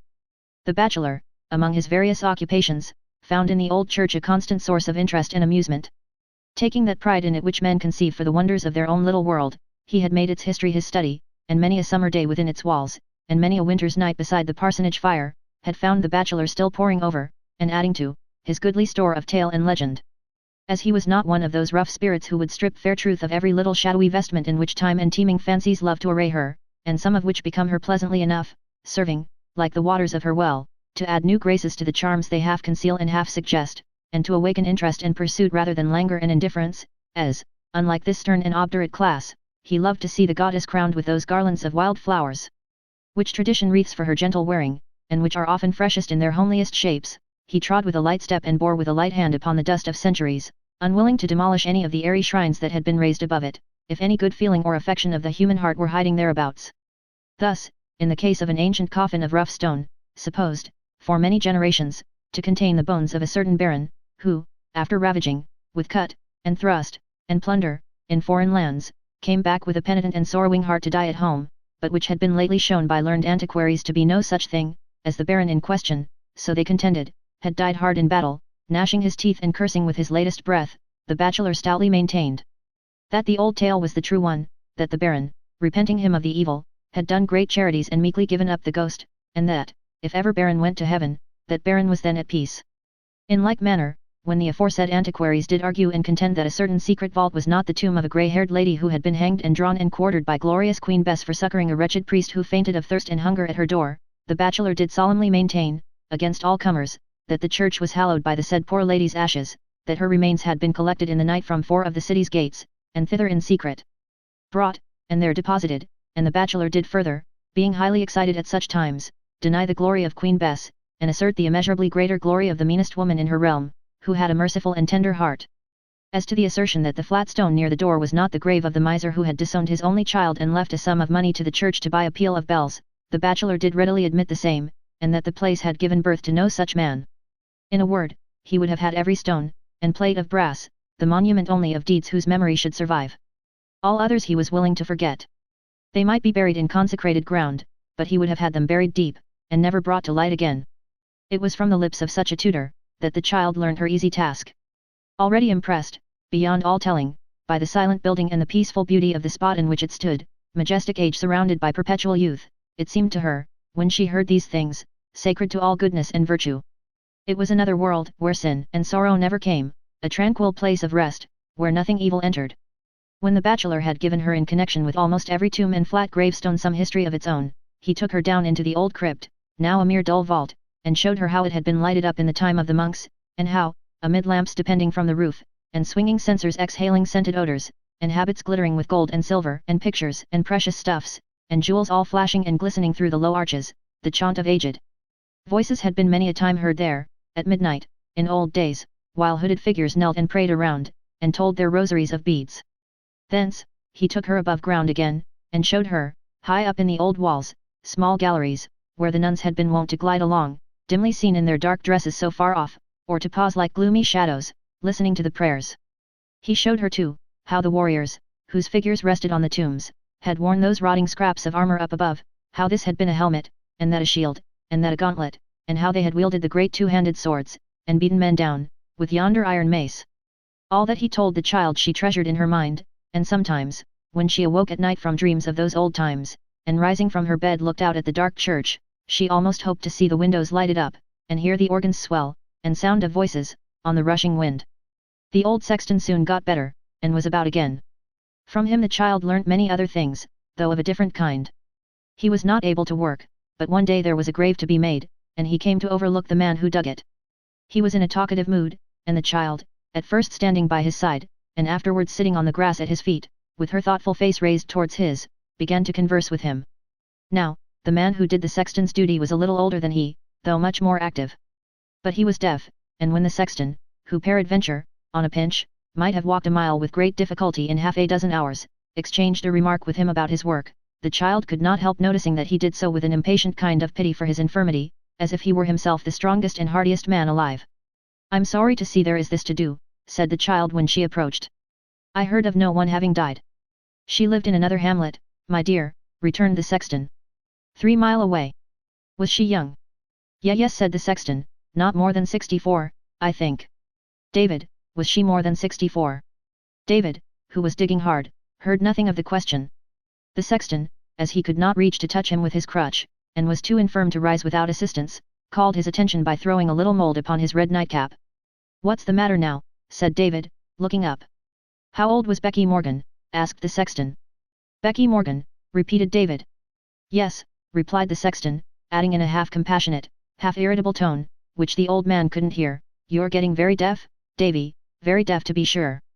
The old man stopped in his work, and cleansing his spade with a piece of slate he had by him for the purpose, and scraping off, in the process, the essence of heaven knows how many Becky Morgans, set himself to consider the subject. Let me think, quoth he. I saw last night what they had put upon the coffin, was it 79? No, no, said the sexton. Ah yes, it was though, returned the old man with a sigh. For I remember thinking she was very near our age. Yes, it was 79. Are you sure you didn't mistake a figure, Davy? Asked the sexton, with signs of some emotion. What? Said the old man. Say that again. He's very deaf. He's very deaf indeed, cried the sexton petulantly. Are you sure you're right about the figures? Oh quite, replied the old man. Why not? He's exceedingly deaf, muttered the sexton to himself. I think he's getting foolish. The child rather wondered what had led him to this belief, as, to say the truth, the old man seemed quite as sharp as he, and was infinitely more robust. As the sexton said nothing more just then, however, she forgot it for the time, and spoke again. You were telling me, she said, about your gardening. Do you ever plant things here? In the churchyard, returned the sexton, not I. I have seen some flowers and little shrubs about, the child rejoined, there are some over there, you see. I thought they were of your rearing, though indeed they grow but poorly. They grow as heaven wills, said the old man, and it kindly ordains that they shall never flourish here. I do not understand you. Why, this it is, said the sexton. They mark the graves of those who had very tender, loving friends. I was sure they did, the child exclaimed. I am very glad to know they do. I, returned the old man, but stay. Look at them. See how they hang their heads and droop and wither. Do you guess the reason? No, the child replied. Because the memory of those who lie below, passes away so soon. At first they tend them, morning, noon, and night, they soon begin to come less frequently, from once a day, to once a week, from once a week to once a month, then, at long and uncertain intervals, then, not at all. Such tokens seldom flourish long. I have known the briefest summer flowers outlive them. I grieve to hear it, said the child. Ah, so say the gentlefolks who come down here to look about them, returned the old man, shaking his head, but I say otherwise. It's a pretty custom you have in this part of the country, they say to me sometimes, to plant the graves, but it's melancholy to see these things all withering or dead. I crave their pardon and tell them that, as I take it, 'tis a good sign for the happiness of the living. And so it is. It's nature. Perhaps the mourners learn to look to the blue sky by day, and to the stars by night, and to think that the dead are there, and not in graves, said the child in an earnest voice. Perhaps so, replied the old man doubtfully. It may be. Whether it be as I believe it is, or no, thought the child within herself, I'll make this place my garden. It will be no harm at least to work here day by day, and pleasant thoughts will come of it, I am sure. Her glowing cheek and moistened eye passed unnoticed by the sexton, who turned towards old David, and called him by his name. It was plain that Becky Morgan's age still troubled him, though why, the child could scarcely understand. The second or third repetition of his name attracted the old man's attention. Pausing from his work, he leant on his spade, and put his hand to his dull ear. Did you call? He said. I have been thinking, Davy, replied the sexton, that she, he pointed to the grave, must have been a deal older than you or me. 79, answered the old man with a shake of the head, I tell you that I saw it. Saw it, replied the sexton, but, Davy, women don't always tell the truth about their age. That's true indeed, said the other old man, with a sudden sparkle in his eye. She might have been older. I'm sure she must have been. Why, only think how old she looked. You and I seemed but boys to her. She did look old, rejoined David. You're right. She did look old. Call to mind how old she looked for many a long, long year, and say if she could be but 79 at last, only our age, said the sexton. 5 years older at the very least, cried the other. 5, retorted the sexton. 10. Good 89. I call to mind the time her daughter died. She was 89 if she was a day, and tries to pass upon us now, for 10 years younger. Oh! Human vanity! The other old man was not behindhand with some moral reflections on this fruitful theme, and both adduced a mass of evidence, of such weight as to render it doubtful, not whether the deceased was of the age suggested, but whether she had not almost reached the patriarchal term of 100. When they had settled this question to their mutual satisfaction, the sexton, with his friend's assistance, rose to go. It's chilly, sitting here, and I must be careful, till the summer, he said, as he prepared to limp away. What? Asked old David. He's very deaf, poor fellow, cried the sexton. Goodbye. Ah, said old David, looking after him. He's failing very fast. He ages every day. And so they parted, each persuaded that the other had less life in him than himself, and both greatly consoled and comforted by the little fiction they had agreed upon, respecting Becky Morgan, whose decease was no longer a precedent of uncomfortable application, and would be no business of theirs for half a score of years to come. The child remained, for some minutes, watching the deaf old man as he threw out the earth with his shovel, and, often stopping to cough and fetch his breath, still muttered to himself, with a kind of sober chuckle, that the sexton was wearing fast. At length she turned away, and walking thoughtfully through the churchyard, came unexpectedly upon the schoolmaster, who was sitting on a green grave in the sun, reading. "Nell here," he said cheerfully, as he closed his book. "It does me good to see you in the air and light. I feared you were again in the church, where you so often are." "Feared," replied the child, sitting down beside him. "Is it not a good place?" "Yes, yes," said the schoolmaster. "But you must be gay sometimes, nay, don't shake your head and smile so sadly." "Not sadly, if you knew my heart. Do not look at me as if you thought me sorrowful. There is not a happier creature on earth, than I am now." Full of grateful tenderness, the child took his hand, and folded it between her own. "It's God's will," she said, when they had been silent for some time. "What? All this," she rejoined, "all this about us. But which of us is sad now? You see that I am smiling." "And so am I," said the schoolmaster, "smiling to think how often we shall laugh in this same place. Were you not talking yonder?" "Yes," the child rejoined. "Of something that has made you sorrowful." There was a long pause. "What was it?" said the schoolmaster, tenderly. "Come. Tell me what it was." "I do rather grieve to think," said the child, bursting into tears, "that those who die about us, are so soon forgotten." "And do you think," said the schoolmaster, marking the glance she had thrown around, "that an unvisited grave, a withered tree, a faded flower or two, are tokens of forgetfulness or cold neglect? Do you think there are no deeds, far away from here, in which these dead may be best remembered? Nell, there may be people busy in the world, at this instant, in whose good actions and good thoughts these very graves, neglected as they look to us, are the chief instruments." "Tell me no more," said the child quickly. "Tell me no more. I know it. How could I be unmindful of it, when I thought of you?" "There is nothing," cried her friend, "no, nothing innocent or good, that dies, and is forgotten. Let us hold to that faith, or none. An infant, a prattling child, dying in its cradle, will live again in the better thoughts of those who loved it, and will play its part, through them, in the redeeming actions of the world, though its body be burnt to ashes or drowned in the deepest sea. There is not an angel added to the host of heaven but does its blessed work on earth in those that loved it here. Forgotten! Oh, if the good deeds of human creatures could be traced to their source, how beautiful would even death appear, for how much charity, mercy, and purified affection, would be seen to have their growth in dusty graves." "Yes," said the child, "it is the truth, I know it is. Who should feel its force so much as I, in whom your little scholar lives again? Dear, good friend, if you knew the comfort you have given me." The poor schoolmaster made her no answer, but bent over her in silence, for his heart was full. They were yet seated in the same place, when the grandfather approached. Before they had spoken many words together, the church clock struck the hour of school, and their friend withdrew. "A good man," said the grandfather, looking after him, "a kind man. Surely he will never harm us, Nell. We are safe here, at last, we will never go away from here." The child shook her head and smiled. "She needs rest," said the old man, patting her cheek, too pale, too pale. "She is not like what she was." "When?" asked the child. "Ha," said the old man, "to be sure, when? How many weeks ago? Could I count them on my fingers? Let them rest though, they're better gone." "Much better, dear," replied the child.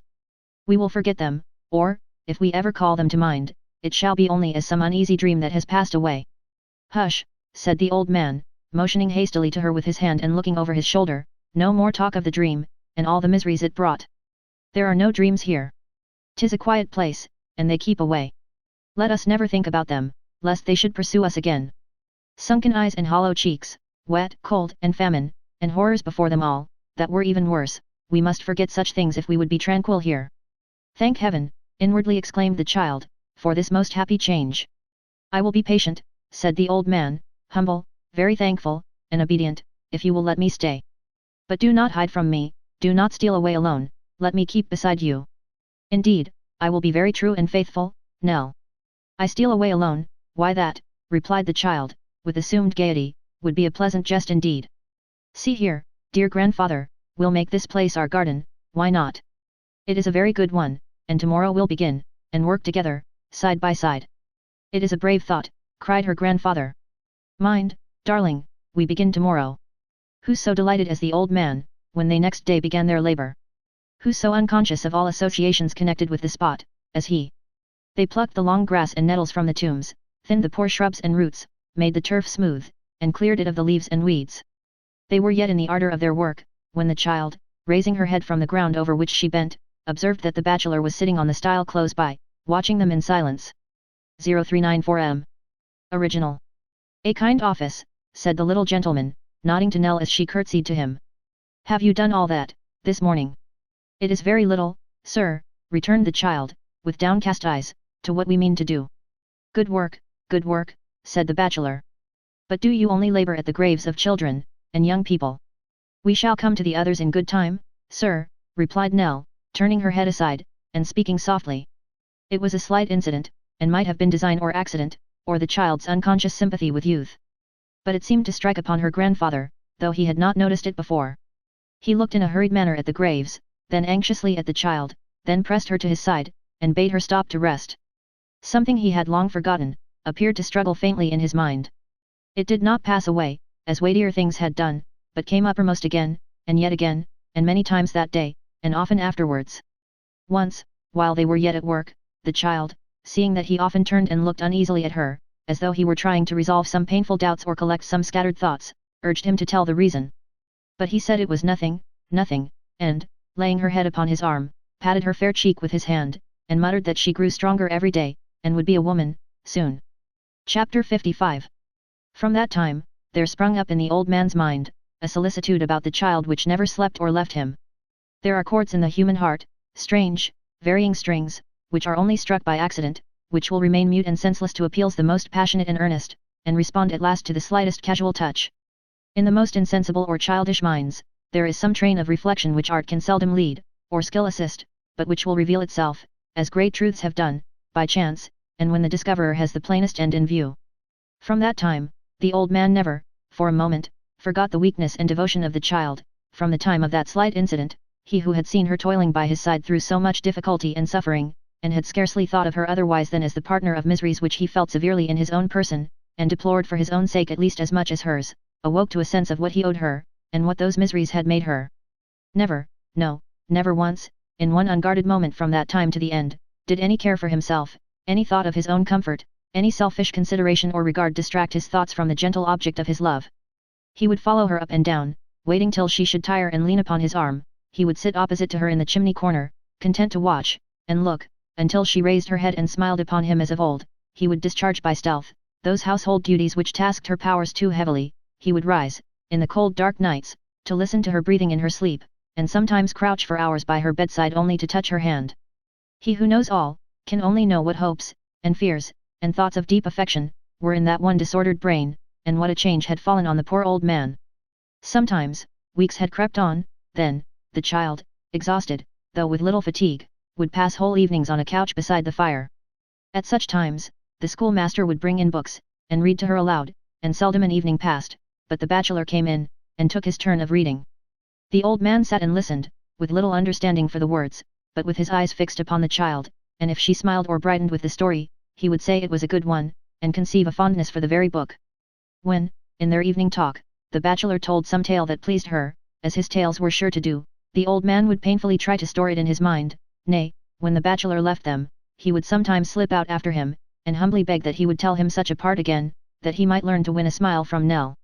But these were rare occasions, happily, for the child yearned to be out of doors, and walking in her solemn garden. Parties, too, would come to see the church, and those who came, speaking to others of the child, sent more, so even at that season of the year they had visitors almost daily. The old man would follow them at a little distance through the building, listening to the voice he loved so well, and when the strangers left, and parted from Nell, he would mingle with them to catch up fragments of their conversation, or he would stand for the same purpose, with his grey head uncovered, at the gate as they passed through.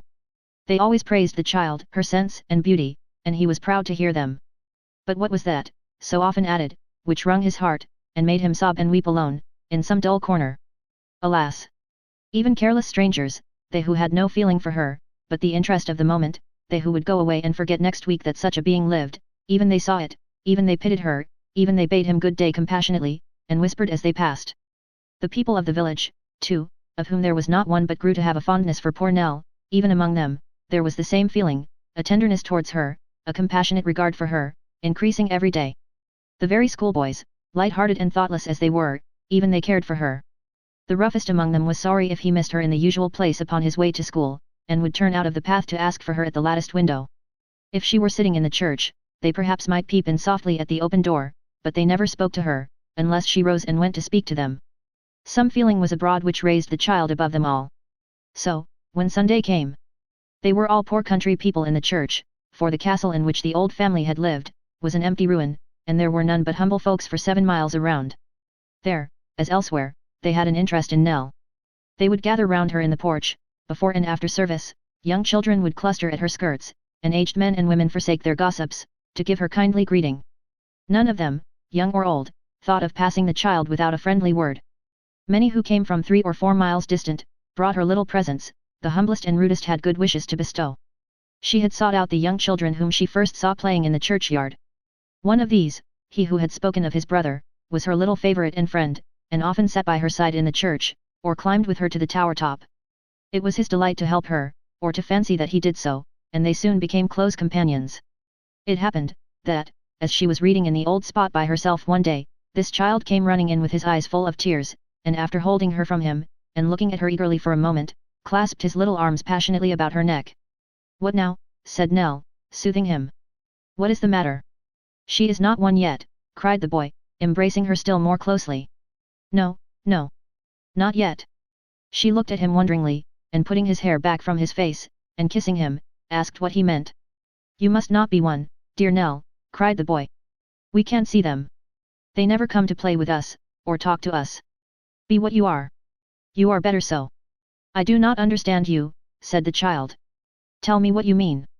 "Why, they say," replied the boy, looking up into her face, "that you will be an angel, before the birds sing again. But you won't be, will you? Don't leave us, Nell, though the sky is bright. Do not leave us." The child dropped her head, and put her hands before her face. "She cannot bear the thought," cried the boy, exulting through his tears. "You will not go. You know how sorry we should be. Dear Nell, tell me that you'll stay amongst us. Oh! Pray, pray, tell me that you will." The little creature folded his hands, and knelt down at her feet. "Only look at me, Nell," said the boy, "and tell me that you'll stop, and then I shall know that they are wrong, and will cry no more. Won't you say yes, Nell?" Still the drooping head and hidden face, and the child quite silent, save for her sobs. "After a time," pursued the boy, trying to draw away her hand, "the kind angels will be glad to think that you are not among them, and that you stayed here to be with us." Willie went away, to join them, but if he had known how I should miss him in our little bed at night, he never would have left me, I am sure. Yet the child could make him no answer, and sobbed as though her heart were bursting. "Why would you go, dear Nell? I know you would not be happy when you heard that we were crying for your loss. They say that Willie is in heaven now, and that it's always summer there, and yet I'm sure he grieves when I lie down upon his garden bed, and he cannot turn to kiss me. But if you do go, Nell," said the boy, caressing her, and pressing his face to hers, "be fond of him for my sake. Tell him how I love him still, and how much I loved you, and when I think that you two are together, and are happy, I'll try to bear it, and never give you pain by doing wrong, indeed I never will." The child suffered him to move her hands, and put them round his neck. There was a tearful silence, but it was not long before she looked upon him with a smile, and promised him, in a very gentle, quiet voice, that she would stay, and be his friend, as long as heaven would let her. He clapped his hands for joy, and thanked her many times, and being charged to tell no person what had passed between them, gave her an earnest promise that he never would. 0399M. Original.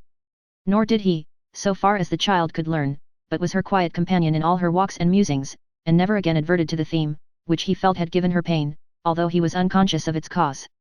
Something of distrust lingered about him still, for he would often come, even in the dark evenings, and call in a timid voice outside the door to know if she were safe within, and being answered yes, and bade to enter, would take his station on a low stool at her feet, and sit there patiently until they came to seek, and take him home. Sure as the morning came, it found him lingering near the house to ask if she were well, and, morning, noon, or night, go where she would, he would forsake his playmates and his sports to bear her company. "And a good little friend he is, too," said the old sexton to her once. When his elder brother died, elder seems a strange word, for he was only 7 years old, I remember this one took it sorely to heart. The child thought of what the schoolmaster had told her, and felt how its truth was shadowed out even in this infant. It has given him something of a quiet way, I think, said the old man, though for that he is merry enough at times. I'd wager now that you and he have been listening by the old well. Indeed we have not, the child replied. I have been afraid to go near it, for I am not often down in that part of the church, and do not know the ground. Come down with me, said the old man. I have known it from a boy. Come. They descended the narrow steps which led into the crypt, and paused among the gloomy arches, in a dim and murky spot. This is the place, said the old man. Give me your hand while you throw back the cover, lest you should stumble and fall in. I am too old, I mean rheumatic, to stoop, myself. A black and dreadful place, exclaimed the child. Look in, said the old man, pointing downward with his finger. The child complied, and gazed down into the pit. It looks like a grave itself, said the old man. It does, replied the child. I have often had the fancy, said the sexton, that it might have been dug at first to make the old place more gloomy, and the old monks more religious. It's to be closed up, and built over. The child still stood, looking thoughtfully into the vault. We shall see, said the sexton, on what gay heads other earth will have closed, when the light is shut out from here. God knows. They'll close it up, next spring. The birds sing again in spring, thought the child, as she leaned at her casement window, and gazed at the declining sun. Spring, a beautiful and happy time. Chapter 56.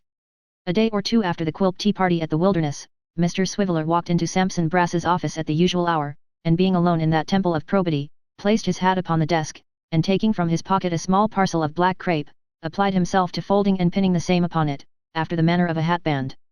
Having completed the construction of this appendage, he surveyed his work with great complacency, and put his hat on again, very much over one eye, to increase the mournfulness of the effect.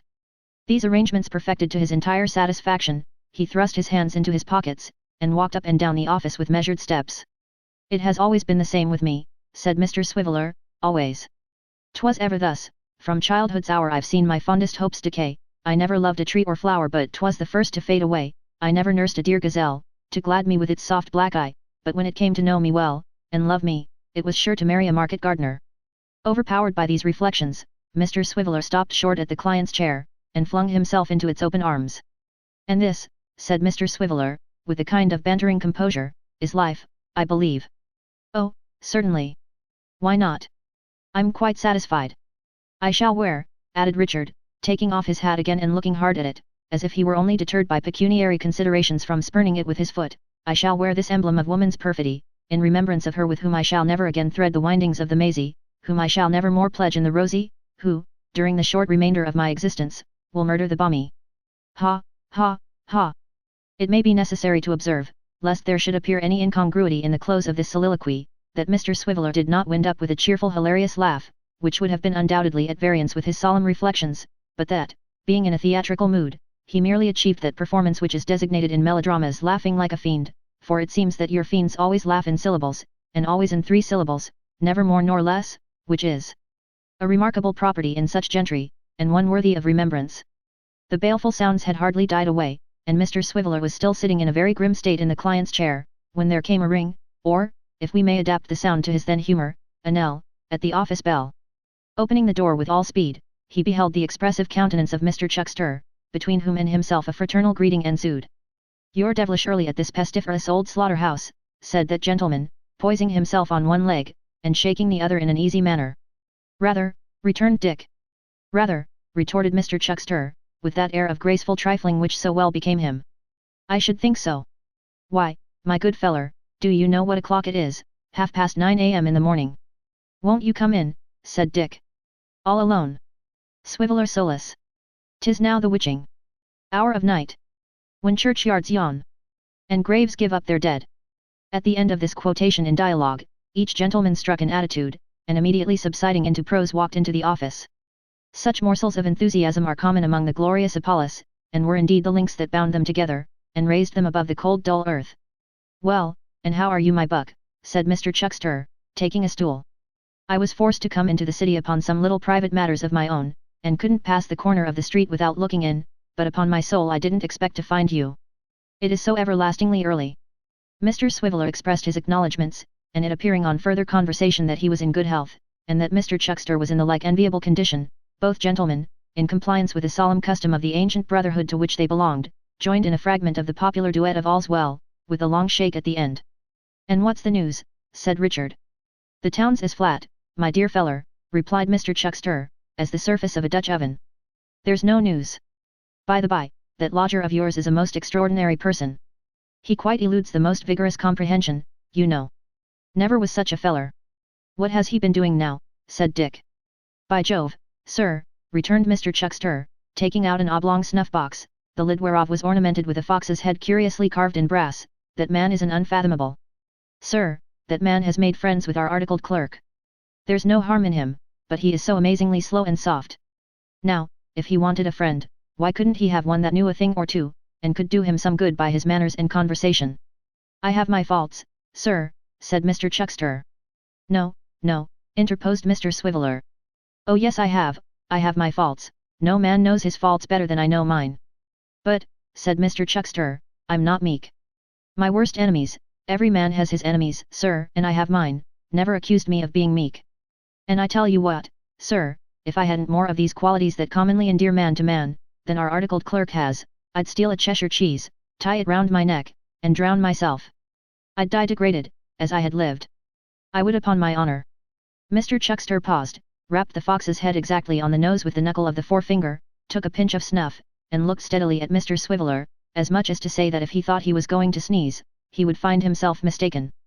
"Not contented, sir," said Mr. Chuckster, "with making friends with Abel, he has cultivated the acquaintance of his father and mother. Since he came home from that wild goose chase, he has been there, actually been there.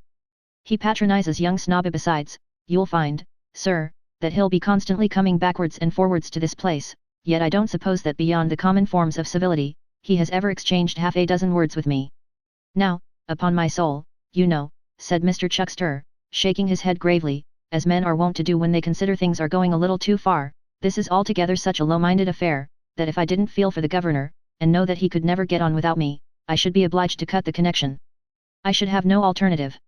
Mr. Swiveller, who sat on another stool opposite to his friend, stirred the fire in an excess of sympathy, but said nothing.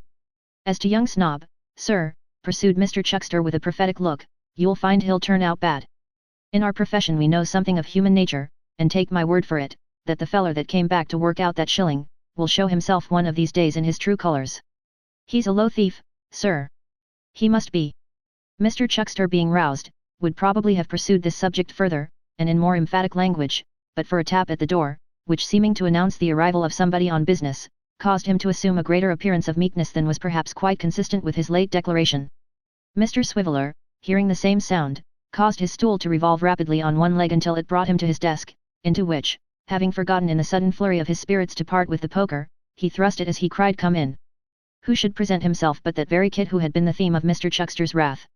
Never did man pluck up his courage so quickly, or look so fierce, as Mr. Chuckster when he found it was he.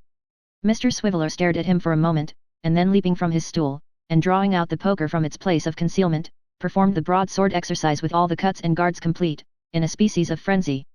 "Is the gentleman at home?" said Kit, rather astonished by this uncommon reception. Before Mr. Swiveller could make any reply, Mr. Chuckster took occasion to enter his indignant protest against this form of inquiry, which he held to be of a disrespectful and snobbish tendency, inasmuch as the inquirer, seeing two gentlemen then and there present, should have spoken of the other gentleman, or rather, for it was not impossible that the object of his search might be of inferior quality, should have mentioned his name, leaving it to his hearers to determine his degree as they thought proper. Mr. Chuckster likewise remarked, that he had some reason to believe this form of address was personal to himself, and that he was not a man to be trifled with, as certain snobs, whom he did not more particularly mention or describe, might find to their cost. "I mean the gentleman upstairs," said Kit, turning to Richard Swiveller. "Is he at home?" "Why," rejoined Dick. 0404M. Original. "Because if he is, I have a letter for him." "From whom?" said Dick. "From Mr. Garland." "Oh," said Dick, with extreme politeness. "Then you may hand it over, sir. And if you're to wait for an answer, sir, you may wait in the passage, sir, which is an airy and well-ventilated apartment, sir." "Thank you," returned Kit. "But I am to give it to himself, if you please." The excessive audacity of this retort so overpowered Mr. Chuckster, and so moved his tender regard for his friend's honour, that he declared, if he were not restrained by official considerations, he must certainly have annihilated Kit upon the spot, a resentment of the affront which he did consider, under the extraordinary circumstances of aggravation attending it, could but have met with the proper sanction and approval of a jury of Englishmen, who, he had no doubt, would have returned a verdict of justifiable homicide, coupled with a high testimony to the morals and character of the avenger. Mr. Swiveller, without being quite so hot upon the matter, was rather shamed by his friend's excitement, and not a little puzzled how to act, Kit being quite cool and good-humoured, when the single gentleman was heard to call violently down the stairs. "Didn't I see somebody for me? Come in," cried the lodger. "Yes, sir," replied Dick. "Certainly, sir." "Then where is he?" roared the single gentleman. "He's here, sir," rejoined Mr. Swiveller. "Now young man, don't you hear you're to go upstairs? Are you deaf?" Kit did not appear to think it worth his while to enter into any altercation, but hurried off and left the glorious Apollos gazing at each other in silence. "Didn't I tell you so?" said Mr. Chuckster. "What do you think of that?" Mr. Swiveller, being in the main a good-natured fellow, and not perceiving in the conduct of Kit any villainy of enormous magnitude, scarcely knew what answer to return. He was relieved from his perplexity, however, by the entrance of Mr. Sampson and his sister, Sally, at sight of whom Mr. Chuckster precipitately retired. Mr. Brass and his lovely companion appeared to have been holding a consultation over their temperate breakfast, upon some matter of great interest and importance. On the occasion of such conferences, they generally appeared in the office some half an hour after their usual time, and in a very smiling state, as though their late plots and designs had tranquillized their minds and shed a light upon their toilsome way.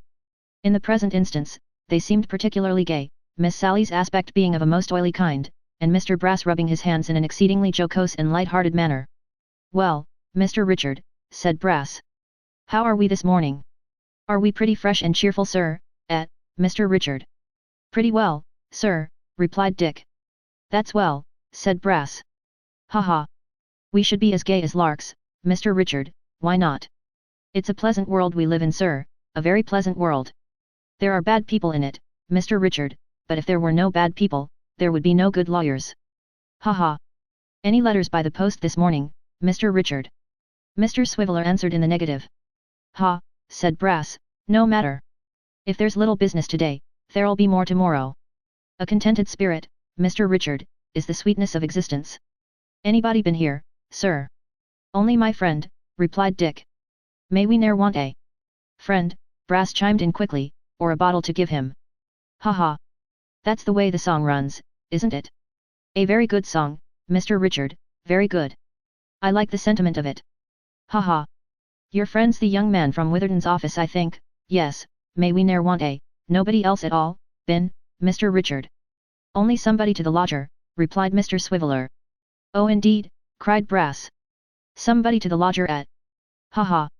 May we ne'er want a friend, or a somebody to the lodger at Mr. Richard?" "Yes," said Dick, a little disconcerted by the excessive buoyancy of spirits which his employer displayed. "With him now! With him now!" cried Brass. "Ha ha! There let 'em be, merry and free, tour rullole. At Mr. Richard? Ha ha! Oh certainly," replied Dick. "And who," said Brass, shuffling among his papers, "who is the lodger's visitor, not a lady visitor, I hope, at Mr. Richard? The morals of the marks you know, sir, when lovely women stoops to folly, and all that, at Mr. Richard." "Another young man, who belongs to Witherden's too, or half belongs there," returned Richard. "Kit, they call him." "Kit, said Brass. "Strange name, name of a dancing master's fiddle, at Mr. Richard? Ha ha! Kit's there, is he? Oh!" Dick looked at Miss Sally, wondering that she didn't check this uncommon exuberance on the part of Mr. Sampson, but as she made no attempt to do so, and rather appeared to exhibit a tacit acquiescence in it, he concluded that they had just been cheating somebody, and receiving the bill. "Will you have the goodness, Mr. Richard," said Brass, taking a letter from his desk, "just to step over to Peckham Rye with that? There's no answer, but it's rather particular and should go by hand. Charge the office with your coach hire back, you know, don't spare the office, get as much out of it as you can, clerk's motto, at Mr. Richard? Ha ha!" Mr. Swiveller solemnly doffed the aquatic jacket, put on his coat, took down his hat from its peg, pocketed the letter, and departed. As soon as he was gone, up rose Miss Sally Brass, and smiling sweetly at her brother, who nodded and smote his nose in return, withdrew also. Sampson Brass was no sooner left alone, than he set the office door wide open, and establishing himself at his desk directly opposite, so that he could not fail to see anybody who came downstairs and passed out at the street door, began to write with extreme cheerfulness and assiduity, humming as he did so, in a voice that was anything but musical, certain vocal snatches which appeared to have reference to the union between church and state, inasmuch as they were compounded of the evening hymn, "And God Save the King." Thus, the attorney of Bevis Marks sat and wrote and hummed, for a long time, except when he stopped to listen with a very cunning face, and hearing nothing, went on humming louder, and writing slower than ever. At length, in one of these pauses, he heard his lodger's door opened and shut, and footsteps coming down the stairs. Then, Mr. Brass left off writing entirely, and, with his pen in his hand, hummed his very loudest, shaking his head meanwhile from side to side, like a man whose whole soul was in the music, and smiling in a manner quite seraphic. It was towards this moving spectacle that the staircase and the sweet sounds guided Kit, on whose arrival before his door, Mr. Brass stopped his singing, but not his smiling, and nodded affably, at the same time beckoning to him with his pen. "Kit," said Mr. Brass, in the pleasantest way imaginable, "how do you do?" Kit, being rather shy of his friend, made a suitable reply, and had his hand upon the lock of the street door when Mr. Brass called him softly back. "You are not to go, if you please, Kit," said the attorney in a mysterious and yet business-like way. "You are to step in here, if you please." Dear me, dear me. When I look at you," said the lawyer, quitting his stool, and standing before the fire with his back towards it, "I am reminded of the sweetest little face that ever my eyes beheld. I remember your coming there twice or thrice, when we were in possession. Ah, Kit, my dear fellow, gentlemen in my profession have such painful duties to perform sometimes, that you needn't envy us, you needn't indeed." "I don't, sir," said Kit, "though it isn't for the like of me to judge." "Our only consolation, Kit," pursued the lawyer, looking at him in a sort of pensive abstraction, "is, that although we cannot turn away the wind, we can soften it, we can temper it, if I may say so, to the shorn lambs." "Shorn indeed," thought Kit. "Pretty close." But he didn't say so. "On that occasion, Kit," said Mr. Brass, "on that occasion that I have just alluded to, I had a hard battle with Mr. Quilp, for Mr. Quilp is a very hard man, to obtain them the indulgence they had. It might have cost me a client. But suffering virtue inspired me, and I prevailed." "He's not so bad after all," thought honest Kit, as the attorney pursed up his lips and looked like a man who was struggling with his better feelings. "I respect you, Kit," said Brass with emotion. "I saw enough of your conduct, at that time, to respect you, though your station is humble, and your fortune lowly. It isn't the waistcoat that I look at. It is the heart. The checks in the waistcoat are but the wires of the cage. But the heart is the bird. Ah! How many such birds are perpetually molting, and putting their beaks through the wires to peck at all mankind." This poetic figure, which Kit took to be in a special allusion to his own checked waistcoat, quite overcame him. Mr. Brass's voice and manner added not a little to its effect, for he discoursed with all the mild austerity of a hermit, and wanted but a cord round the waist of his rusty surtout, and a skull on the chimney-piece, to be completely set up in that line of business. "Well, well," said Samson, smiling as good men smile when they compassionate their own weakness or that of their fellow creatures, "this is wide of the bull's-eye. You're to take that, if you please." As he spoke, he pointed to a couple of half-crowns on the desk. Kit looked at the coins, and then at Samson, and hesitated. "For yourself," said Brass.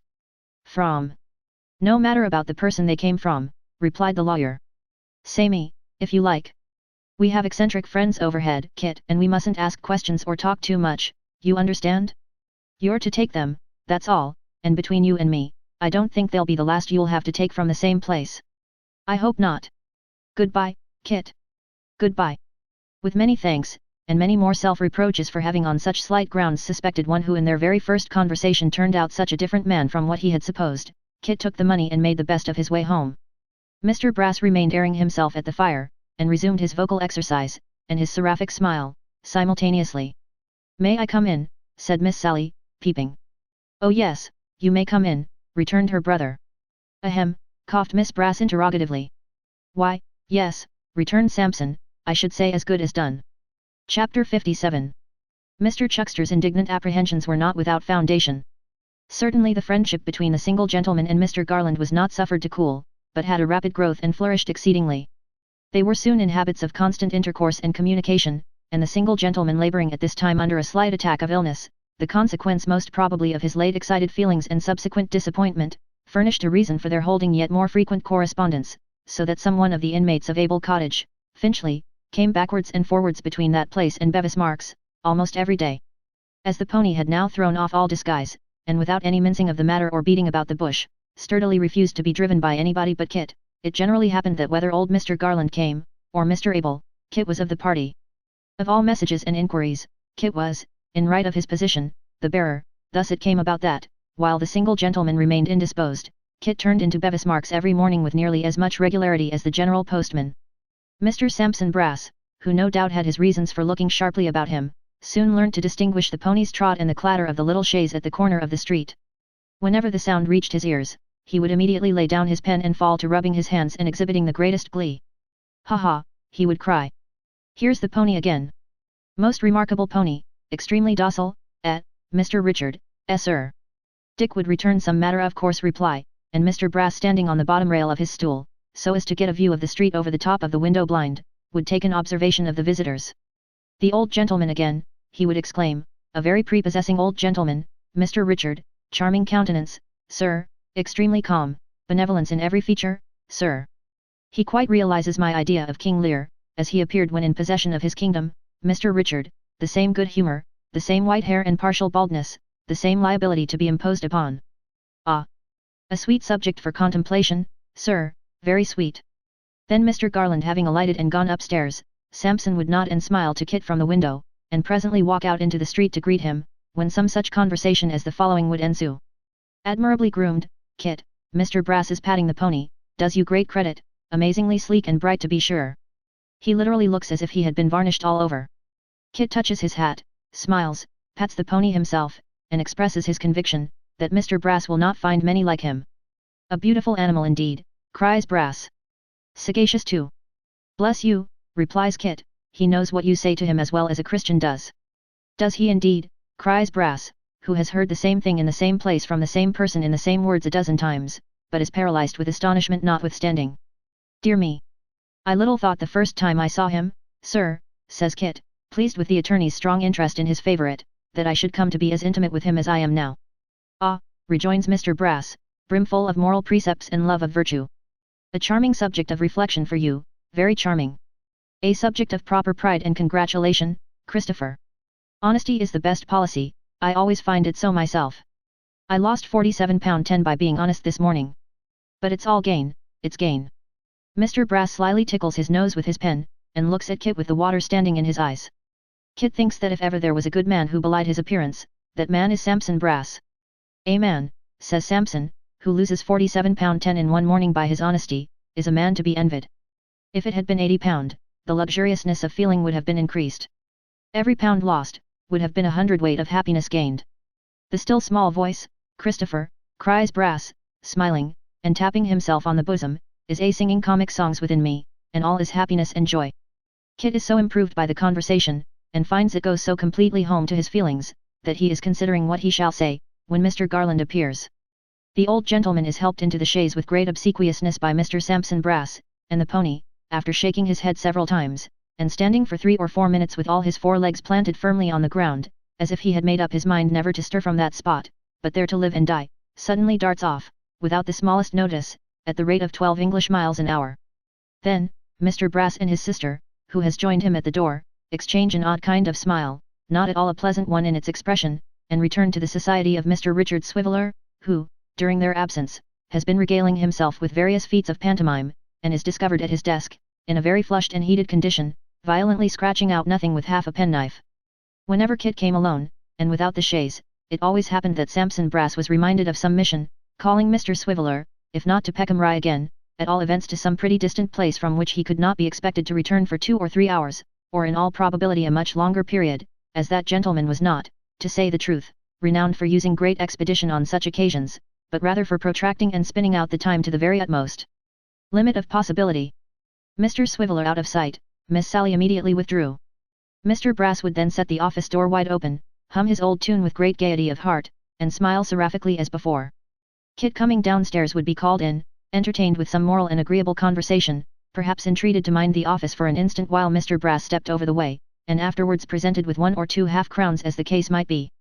This occurred so often, that Kit, nothing doubting but that they came from the single gentleman who had already rewarded his mother with great liberality, could not enough admire his generosity, and bought so many cheap presents for her, and for little Jacob, and for the baby, and for Barbara to boot, that one or other of them was having some new trifle every day of their lives. While these acts and deeds were in progress in and out of the office of Sampson Brass, Richard Swiveller, being often left alone therein, began to find the time hang heavy on his hands. For the better preservation of his cheerfulness therefore, and to prevent his faculties from rusting, he provided himself with a cribbage board and pack of cards, and accustomed himself to play at cribbage with a dummy, for 20, 30, or sometimes even £50,000 aside, besides many hazardous bets to a considerable amount. As these games were very silently conducted, notwithstanding the magnitude of the interests involved, Mr. Swiveller began to think that on those evenings when Mr. and Miss Brass were out, and they often went out now, he heard a kind of snorting or hard-breathing sound in the direction of the door, which it occurred to him, after some reflection, must proceed from the small servant, who always had a cold from damp living. Looking intently that way one night, he plainly distinguished an eye gleaming and glistening at the keyhole, and having now no doubt that his suspicions were correct, he stole softly to the door, and pounced upon her before she was aware of his approach. "Oh! I didn't mean any harm indeed, upon my word I didn't," cried the small servant, struggling like a much larger one. "It's so very dull, downstairs, please don't you tell upon me, please don't." "Tell upon you," said Dick. "Do you mean to say you were looking through the keyhole for company?" "Yes, upon my word I was," replied the small servant. "How long have you been cooling your eye there?" said Dick. "Oh, ever since you first began to play them cards, and long before." Vague recollections of several fantastic exercises with which he had refreshed himself after the fatigues of business, and to all of which, no doubt, the small servant was a party, rather disconcerted Mr. Swiveller, but he was not very sensitive on such points, and recovered himself speedily. "Well, come in," he said, after a little consideration. "Here, sit down, and I'll teach you how to play." "Oh! I durstn't do it," rejoined the small servant, "Miss Sally ud kill me, if she knowed I come up here." "Have you got a fire downstairs?" said Dick. "A very little one," replied the small servant. "Miss Sally couldn't kill me if she knowed I went down there, so I'll come," said Richard, putting the cards into his pocket. "Why, how thin you are! What do you mean by it?" "It ain't my fault." "Could you eat any bread and meat?" said Dick, taking down his hat. "Yes." "Ah! I thought so. Did you ever taste beer?"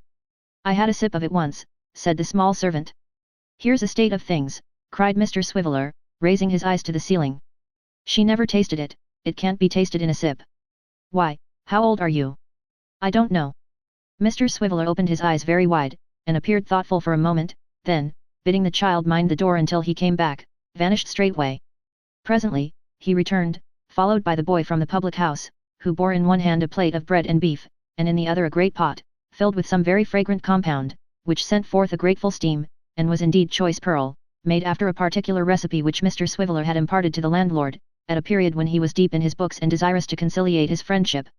Relieving the boy of his burden at the door, and charging his little companion to fasten it to prevent surprise, Mr. Swiveller followed her into the kitchen. "There," said Richard, putting the plate before her. "First of all clear that off, and then you'll see what's next." The small servant needed no second bidding, and the plate was soon empty. "Next," said Dick, handing the pearl, "take a pull at that, but moderate your transports, you know, for you're not used to it." "Well, is it good?" "Oh, isn't it?" said the small servant. Mr. Swiveller appeared gratified beyond all expression by this reply, and took a long draught himself, steadfastly regarding his companion while he did so. These preliminaries disposed of, he applied himself to teaching her the game, which she soon learnt tolerably well, being both sharp-witted and cunning. "Now," said Mr. Swiveller, putting 2 sixpences into a saucer, and trimming the wretched candle, when the cards had been cut and dealt, "those are the stakes. If you win, you get 'em all. If I win, I get 'em. To make it seem more real and pleasant, I shall call you the Marchioness, do you hear?" The small servant nodded. "Then, Marchioness," said Mr. Swiveller, "fire away." The Marchioness, holding her cards very tight in both hands, considered which to play, and Mr. Swiveller, assuming the gay and fashionable air which such society required, took another pull at the tankard, and waited for her lead. 0414M. Original. Chapter 58. Mr. Swiveller and his partner played several rubbers with varying success, until the loss of 3 sixpences, the gradual sinking of the pearl, and the striking of 10 o'clock, combined to render that gentleman mindful of the flight of time, and the expediency of withdrawing before Mr. Sampson and Miss Sally Brass returned.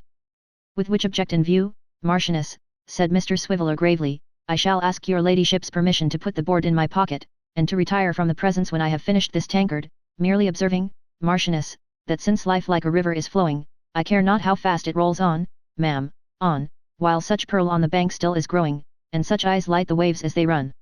Marchioness, your health.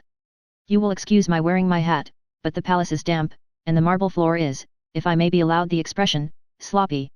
As a precaution against this latter inconvenience, Mr. Swiveller had been sitting for some time with his feet on the hob, in which attitude he now gave utterance to these apologetic observations, and slowly sipped the last choice drops of nectar. "The Baron Sampsono Brasso and his fair sister are, you tell me, at the play," said Mr. Swiveller, leaning his left arm heavily upon the table, and raising his voice and his right leg after the manner of a theatrical bandit. The Marchioness nodded.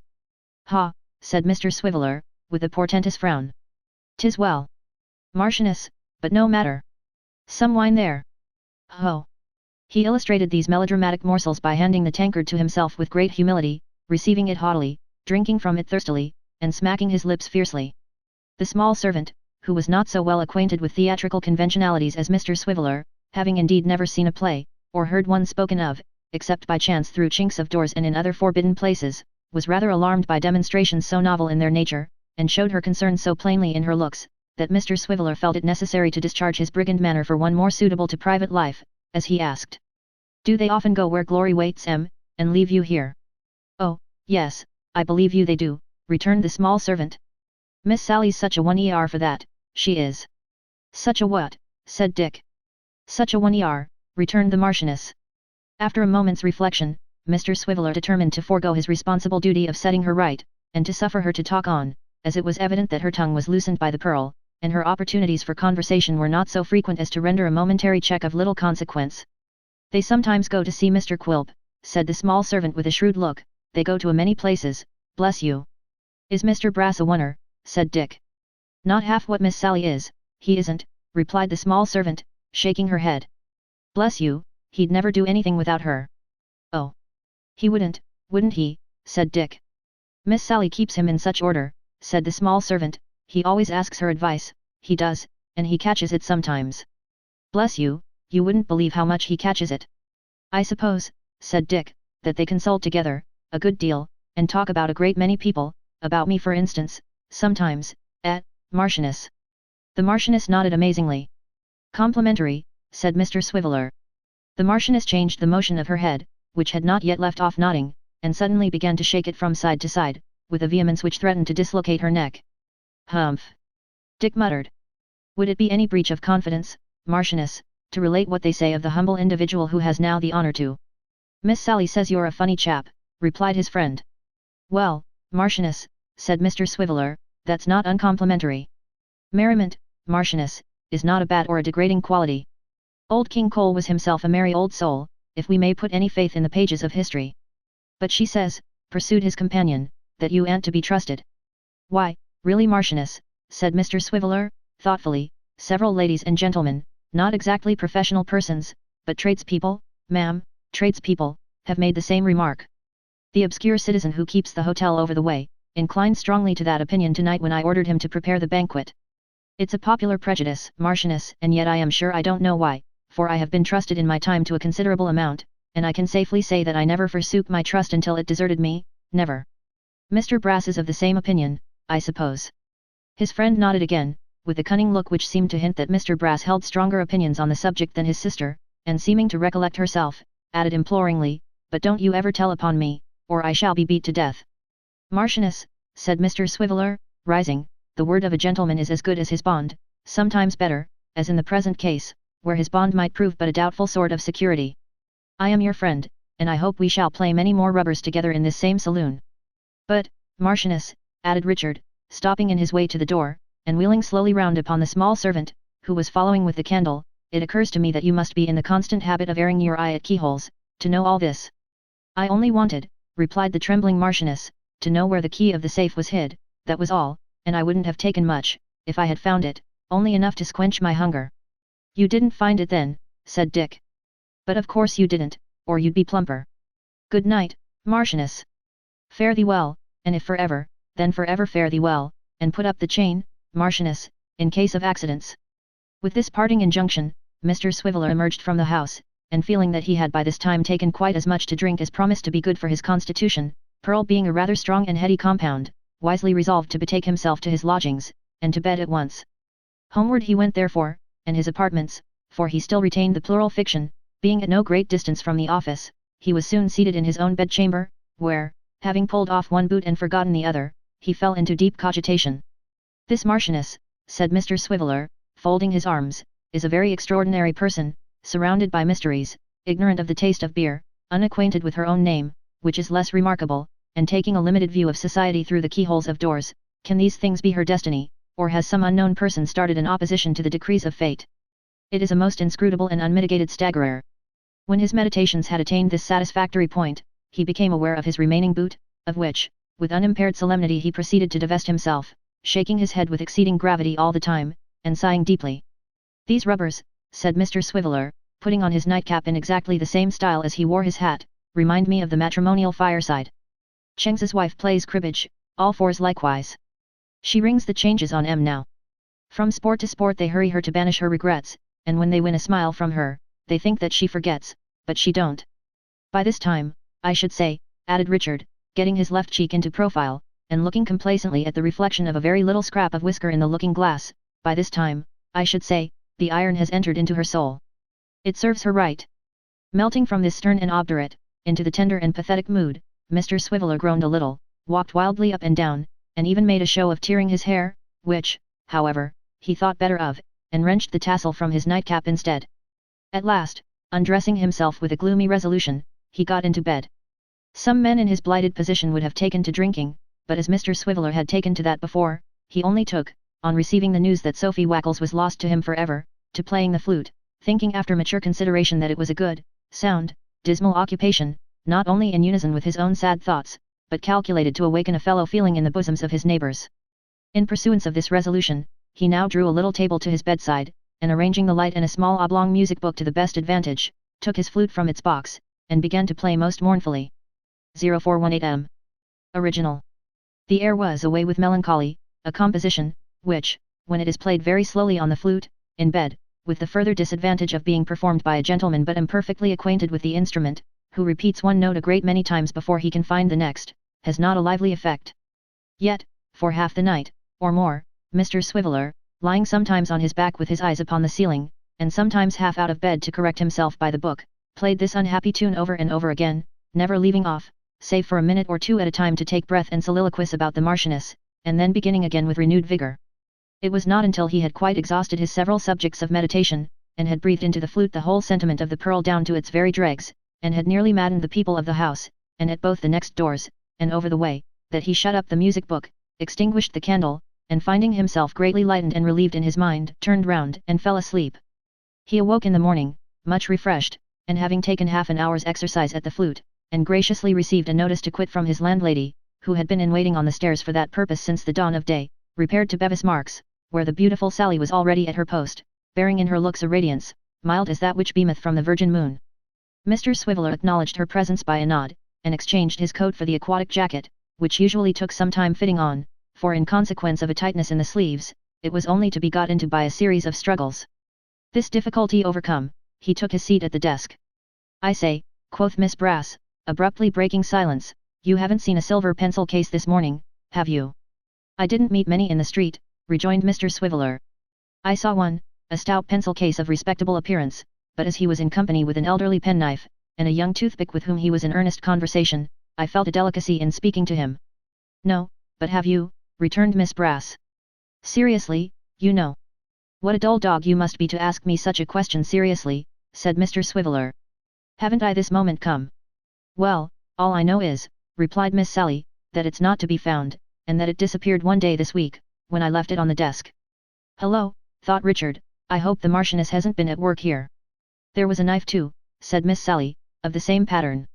They were given to me by my father, years ago, and are both gone. You haven't missed anything yourself, have you?" Mr. Swiveller involuntarily clapped his hands to the jacket to be quite sure that it was a jacket and not a skirted coat, and having satisfied himself of the safety of this, his only movable in Bevis Marks, made answer in the negative.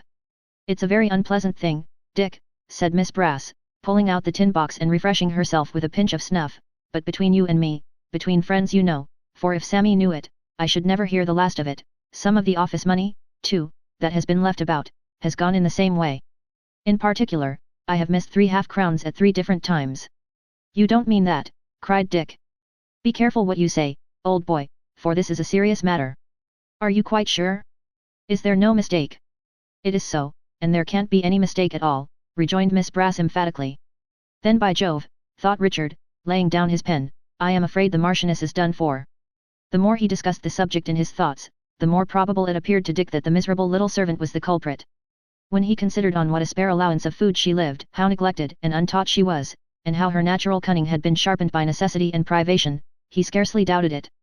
And yet he pitied her so much, and felt so unwilling to have a matter of such gravity disturbing the oddity of their acquaintance, that he thought, and thought truly, that rather than receive £50 down, he would have the Marchioness proved innocent. While he was plunged in very profound and serious meditation upon this theme, Miss Sally sat shaking her head with an air of great mystery and doubt, when the voice of her brother Sampson, carolling a cheerful strain, was heard in the passage, and that gentleman himself, beaming with virtuous smiles, appeared. "Mr. Richard, sir, good morning. Here we are again, sir, entering upon another day, with our bodies strengthened by slumber and breakfast, and our spirits fresh and flowing. Here we are, Mr. Richard, rising with the sun to run our course of duty, sir, and, like him, to get through our day's work with credit to ourselves and advantage to our fellow creatures. A charming reflection, sir, very charming."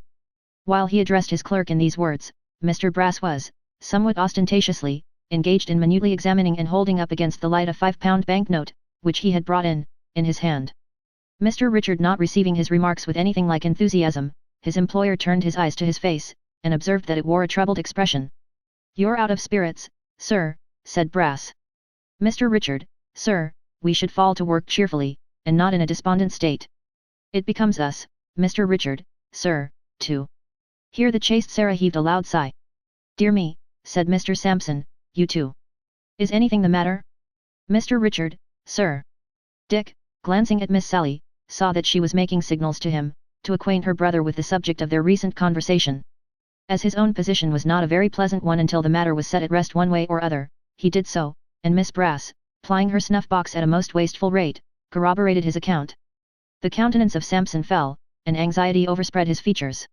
Instead of passionately bewailing the loss of his money, as Miss Sally had expected, he walked on tiptoe to the door, opened it, looked outside, shut it softly, returned on tiptoe, and said in a whisper, "This is a most extraordinary and painful circumstance, Mr. Richard, sir, a most painful circumstance.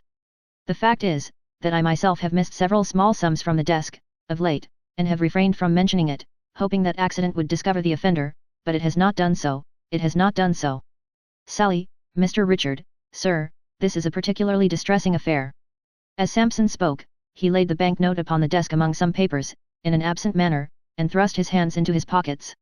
Richard Swiveller pointed to it, and admonished him to take it up. "No, Mr. Richard, sir," rejoined Brass with emotion, "I will not take it up. I will let it lie there, sir.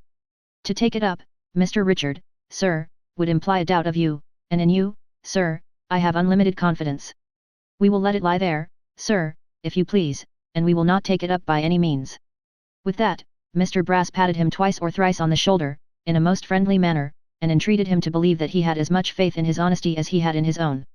Although at another time Mr. Swiveller might have looked upon this as a doubtful compliment, he felt it, under the then existing circumstances, a great relief to be assured that he was not wrongfully suspected.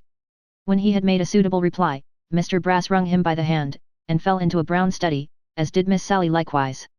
Richard too remained in a thoughtful state, fearing every moment to hear the Marchioness impeached, and unable to resist the conviction that she must be guilty. When they had severally remained in this condition for some minutes, Miss Sally all at once gave a loud rap upon the desk with her clenched fist, and cried, "I've hit it," as indeed she had, and chipped a piece out of it too, but that was not her meaning. "Well," cried Brass anxiously.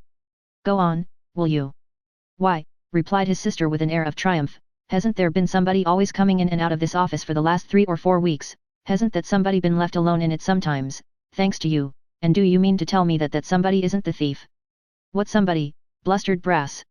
"Why, what do you call him, Kit? Mr. Garland's young man." "To be sure." "Never," cried Brass. "Never. I'll not hear of it." "Don't tell me," said Sampson, shaking his head, and working with both his hands as if he were clearing away 10,000 cobwebs. "I'll never believe it of him. Never." "I say," repeated Miss Brass, taking another pinch of snuff, "that he's the thief." "I say," returned Sampson violently, "that he is not." "What do you mean? How dare you? Are characters to be whispered away like this?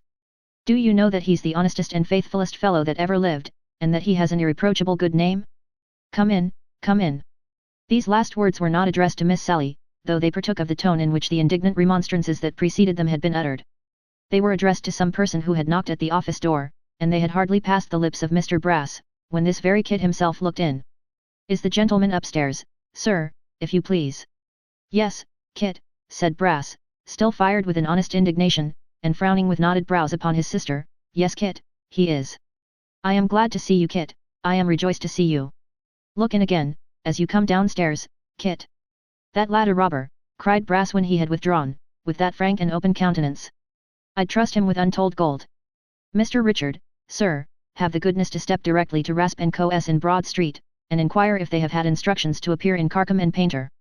"That lad a robber," sneered Samson, flushed and heated with his wrath. "Am I blind, deaf, silly, do I know nothing of human nature when I see it before me? Kit a robber? Bah!" Flinging this final interjection at Miss Sally with immeasurable scorn and contempt, Samson Brass thrust his head into his desk, as if to shut the base world from his view, and breathed defiance from under its half-closed lid. Chapter 59. When Kit, having discharged his errand, came downstairs from the single gentleman's apartment after the lapse of a quarter of an hour or so, Mr. Samson Brass was alone in the office. He was not singing as usual, nor was he seated at his desk. The open door showed him standing before the fire with his back towards it, and looking so very strange that Kit supposed he must have been suddenly taken ill. "Is anything the matter, sir?" said Kit. "Matter?" cried Brass. "No. Why anything the matter? You are so very pale," said Kit, "that I should hardly have known you." "Pooh, mere fancy," cried Brass, stooping to throw up the cinders. "Never better, Kit, never better in all my life. Merry too. Ha ha. How's our friend above stairs, a great deal better," said Kit. "I'm glad to hear it," rejoined Brass, "thankful, I may say. An excellent gentleman, worthy, liberal, generous, gives very little trouble, an admirable lodger. Ha ha. Mr. Garland, he's well I hope, Kit, and the pony, my friend, my particular friend you know. Ha ha." Kit gave a satisfactory account of all the little household at Abel Cottage. Mr. Brass, who seemed remarkably inattentive and impatient, mounted on his stool, and beckoning him to come nearer, took him by the buttonhole. "I have been thinking, Kit," said the lawyer, "that I could throw some little emoluments in your mother's way. You have a mother, I think? If I recollect right, you told me." "Oh yes, sir, yes certainly. A widow, I think, an industrious widow. A harder working woman or a better mother never lived, sir." "Ah," cried Brass. "That's affecting, truly affecting. A poor widow struggling to maintain her orphans in decency and comfort, is a delicious picture of human goodness. Put down your hat, Kit." "Thank you sir, I must be going directly." "Put it down while you stay, at any rate," said Brass, taking it from him and making some confusion among the papers, in finding a place for it on the desk. "I was thinking, Kit, that we have often houses to let for people we are concerned for, and matters of that sort. Now you know we're obliged to put people into those houses to take care of 'em, very often undeserving people that we can't depend upon. What's to prevent our having a person that we can depend upon, and enjoying the delight of doing a good action at the same time? I say, what's to prevent our employing this worthy woman, your mother? What with one job and another, there's lodging, and good lodging too, pretty well all the year round, rent-free, and a weekly allowance besides, Kit, that would provide her with a great many comforts she don't at present enjoy.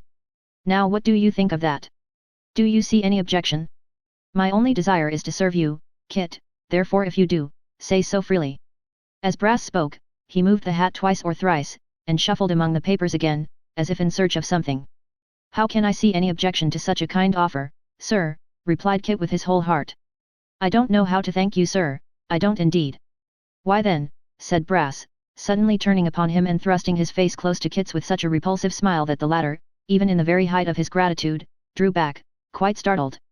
"Why then, it's done." Kit looked at him in some confusion. "Done, I say," added Samson, rubbing his hands and veiling himself again in his usual oily manner. "Ha ha, and so you shall find Kit, so you shall find. But dear me," said Brass, "what a time Mr. Richard is gone. A sad loiterer to be sure. Will you mind the office 1 minute, while I run upstairs? Only 1 minute. I'll not detain you an instant longer, on any account, Kit." Talking as he went, Mr. Brass bustled out of the office, and in a very short time returned. Mr. Swiveller came back, almost at the same instant, and as Kit was leaving the room hastily, to make up for lost time, Miss Brass herself encountered him in the doorway. "Oh," sneered Sally, looking after him as she entered. "There goes your pet, Sammy, eh?" "Ah. There he goes," replied Brass. "My pet, if you please." An honest fellow, Mr. Richard, sir, a worthy fellow indeed. Hem, coughed Miss Brass. I tell you, you aggravating vagabond, said the angry Samson, that I'd stake my life upon his honesty. Am I never to hear the last of this? Am I always to be baited, and beset, by your mean suspicions? Have you no regard for true merit, you malignant fellow? If you come to that, I'd sooner suspect your honesty than his. Miss Sally pulled out the tin snuff box, and took a long, slow pinch, regarding her brother with a steady gaze all the time. She drives me wild, Mr. Richard, sir, said Brass, she exasperates me beyond all bearing. I am heated and excited, sir, I know I am. These are not business manners, sir, nor business looks, but she carries me out of myself. Why don't you leave him alone, said Dick. Because she can't, sir, retorted Brass, because to chafe and vex me is a part of her nature, sir, and she will and must do it, or I don't believe she'd have her health. But never mind, said Brass, never mind. I've carried my point. I've shown my confidence in the lad. He has minded the office again. Ha ha. Ugh, you viper. The beautiful virgin took another pinch, and put the snuff box in her pocket, still looking at her brother with perfect composure. He has minded the office again, said Brass triumphantly, he has had my confidence, and he shall continue to have it. Why, where's the... What have you lost? Inquired Mr. Swiveller. Dear me, said Brass, slapping all his pockets, one after another, and looking into his desk, and under it, and upon it, and wildly tossing the papers about. The note, Mr. Richard, sir, the £5 note, what can have become of it? I laid it down here, God bless me. What? Cried Miss Sally, starting up, clapping her hands, and scattering the papers on the floor. Gone. Now who's right? Now who's got it? Never mind £5, what's £5? He's honest, you know, quite honest. It would be mean to suspect him. Don't run after him. No, no, not for the world. Is it really gone though? Said Dick, looking at Brass with a face as pale as his own. Upon my word, Mr. Richard, sir, replied the lawyer, feeling in all his pockets with looks of the greatest agitation, I fear this is a black business. It's certainly gone, sir. What's to be done? Don't run after him, said Miss Sally, taking more snuff. Don't run after him on any account. Give him time to get rid of it, you know. It would be cruel to find him out. Mr. Swiveller and Samson Brass looked from Miss Sally to each other, in a state of bewilderment, and then, as by one impulse, caught up their hats and rushed out into the street, darting along in the middle of the road, and dashing aside all obstructions, as though they were running for their lives. It happened that Kit had been running too, though not so fast, and having the start of them by some few minutes, was a good distance ahead. As they were pretty certain of the road he must have taken, however, and kept on at a great pace, they came up with him, at the very moment when he had taken breath, and was breaking into a run again. Stop, cried Samson, laying his hand on one shoulder, while Mr. Swiveller pounced upon the other. Not so fast, sir. You're in a hurry. Yes, I am, said Kit, looking from one to the other in great surprise. I can hardly believe it, panted Samson, but something of value is missing from the office. I hope you don't know what. Know what, good heaven, Mr. Brass, cried Kit, trembling from head to foot, you don't suppose. No, rejoined Brass quickly, I don't suppose anything. Don't say I said you did. You'll come back quietly, I hope. Of course I will, returned Kit. Why not? To be sure, said Brass. Why not? I hope there may turn out to be no why not. If you knew the trouble I've been in, this morning, through taking your part, Christopher, you'd be sorry for it. And I am sure you'll be sorry for having suspected me, sir, replied Kit. Come. Let us make haste back. Certainly, cried Brass, the quicker, the better. Mr. Richard, have the goodness, sir, to take that arm. I'll take this one. It's not easy walking three abreast, but under these circumstances it must be done, sir, there's no help for it. Kit did turn from white to red, and from red to white again, when they secured him thus, and for a moment seemed disposed to resist. But, quickly recollecting himself, and remembering that if he made any struggle, he would perhaps be dragged by the collar through the public streets, he only repeated, with great earnestness and with the tears standing in his eyes, that they would be sorry for this, and suffered them to lead him off.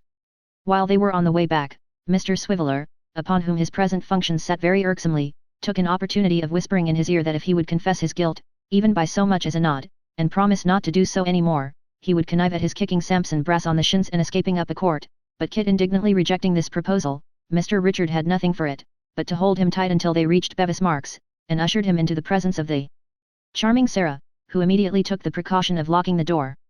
Now, you know, said Brass, if this is a case of innocence, it is a case of that description, Christopher, where the fullest disclosure is the best satisfaction for everybody. Therefore if you will consent to an examination, he demonstrated what kind of examination he meant by turning back the cuffs of his coat, it will be a comfortable and pleasant thing for all parties. Search me, said Kit, proudly holding up his arms. But mind, sir, I know you will be sorry for this, to the last day of your life. It is certainly a very painful occurrence, said Brass with a sigh, as he dived into one of Kit's pockets, and fished up a miscellaneous collection of small articles, very painful. Nothing here, Mr. Richard, sir, all perfectly satisfactory. Nor here, sir. Nor in the waistcoat, Mr. Richard, nor in the coat tails. So far, I am rejoiced, I am sure.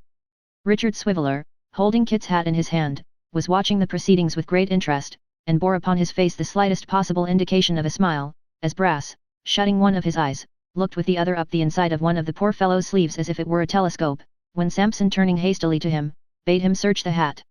Here's a handkerchief, said Dick.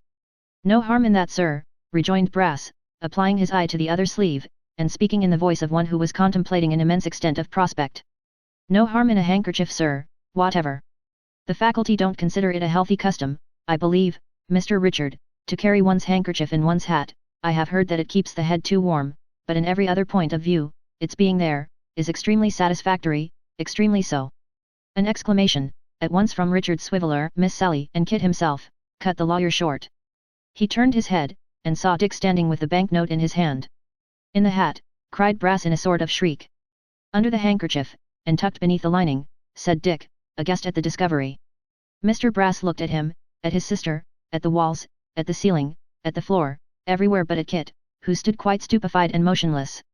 And this, cried Sampson, clasping his hands, is the world that turns upon its own axis, and has lunar influences, and revolutions round heavenly bodies, and various games of that sort. This is human nature, is it? Oh nature, nature! This is the miscreant that I was going to benefit with all my little arts, and that, even now, I feel so much for, as to wish to let him go. But, added Mr. Brass with greater fortitude, I am myself a lawyer, and bound to set an example in carrying the laws of my happy country into effect. Sally, my dear, forgive me, and catch hold of him on the other side. Mr. Richard, sir, have the goodness to run and fetch a constable. The weakness is past and over, sir, and moral strength returns. A constable, sir, if you please. Chapter 60. Kit stood as one entranced, with his eyes opened wide and fixed upon the ground, regardless alike of the tremulous hold which Mr. Brass maintained on one side of his cravat, and of the firmer grasp of Miss Sally upon the other, although this latter detention was in itself no small inconvenience, as that fascinating woman, besides screwing her knuckles inconveniently into his throat from time to time, had fastened upon him in the first instance with so tight a grip that even in the disorder and distraction of his thoughts he could not divest himself of an uneasy sense of choking. Between the brother and sister he remained in this posture, quite unresisting and passive, until Mr. Swiveller returned, with a police constable at his heels.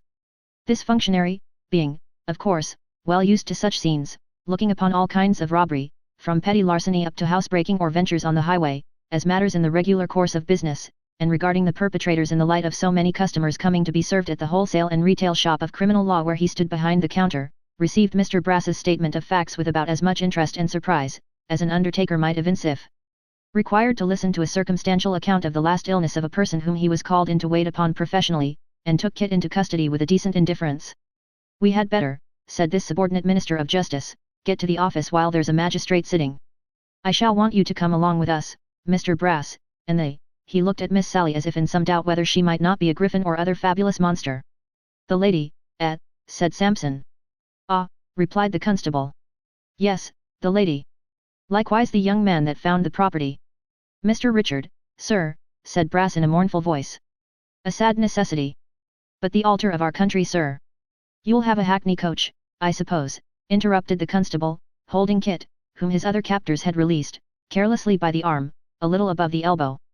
Be so good as send for one, will you? But, hear me speak a word, cried Kit, raising his eyes and looking imploringly about him. Hear me speak a word. I am no more guilty than any one of you. Upon my soul I am not. I a thief. Oh, Mr. Brass, you know me better. I am sure you know me better. This is not right of you, indeed.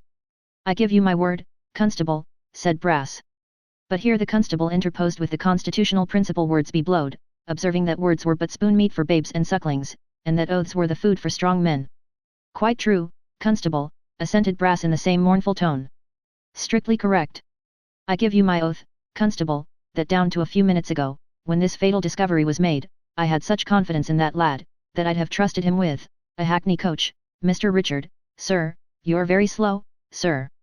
Who is there that knows me, cried Kit, that would not trust me, that does not ask anybody whether they have ever doubted me, whether I have ever wronged them of a farthing? Was I ever once dishonest when I was poor and hungry, and is it likely I would begin now? Oh, consider what you do. How can I meet the kindest friends that ever human creature had, with this dreadful charge upon me? Mr. Brass rejoined that it would have been well for the prisoner if he had thought of that before, and was about to make some other gloomy observations when the voice of the single gentleman was heard, demanding from above stairs what was the matter, and what was the cause of all that noise and hurry. Kit made an involuntary start towards the door in his anxiety to answer for himself, but being speedily detained by the constable, had the agony of seeing Samson Brass run out alone to tell the story in his own way. And he can hardly believe it, either, said Samson, when he returned, nor nobody will. I wish I could doubt the evidence of my senses, but their depositions are unimpeachable. It's of no use cross-examining my eyes, cried Samson, winking and rubbing them, they stick to their first account, and will. Now, Sarah, I hear the coach in the marks, get on your bonnet, and we'll be off. A sad errand. A moral funeral, quite. Mr. Brass, said Kit. Do me one favor. Take me to Mr. Witherden's first. Samson shook his head irresolutely. Do, said Kit. My master's there. For heaven's sake, take me there, first. Well, I don't know, stammered Brass, who perhaps had his reasons for wishing to show as fair as possible in the eyes of the notary. How do we stand in point of time, Constable, et? The constable, who had been chewing a straw all this while with great philosophy, replied that if they went away at once they would have time enough, but that if they stood shilly-shollying there any longer, they must go straight to the mansion house, and finally expressed his opinion that that was where it was, and that was all about it. Mr. Richard Swiveller having arrived inside the coach, and still remaining immovable in the most commodious corner with his face to the horses, Mr. Brass instructed the officer to remove his prisoner, and declared himself quite ready. Therefore, the constable, still holding Kit in the same manner, and pushing him on a little before him, so as to keep him at about 3/4 of an arm's length in advance, which is the professional mode, thrust him into the vehicle and followed himself. Miss Sally entered next, and there being now 4 inside, Samson Brass got upon the box, and made the coachman drive on.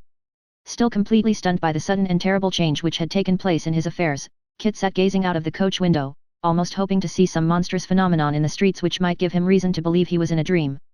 Alas!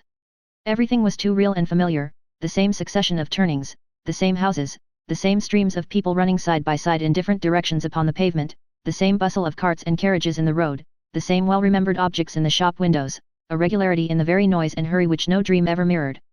Dreamlike as the story was, it was true. He stood charged with robbery, the note had been found upon him, though he was innocent in thought and deed, and they were carrying him back, a prisoner.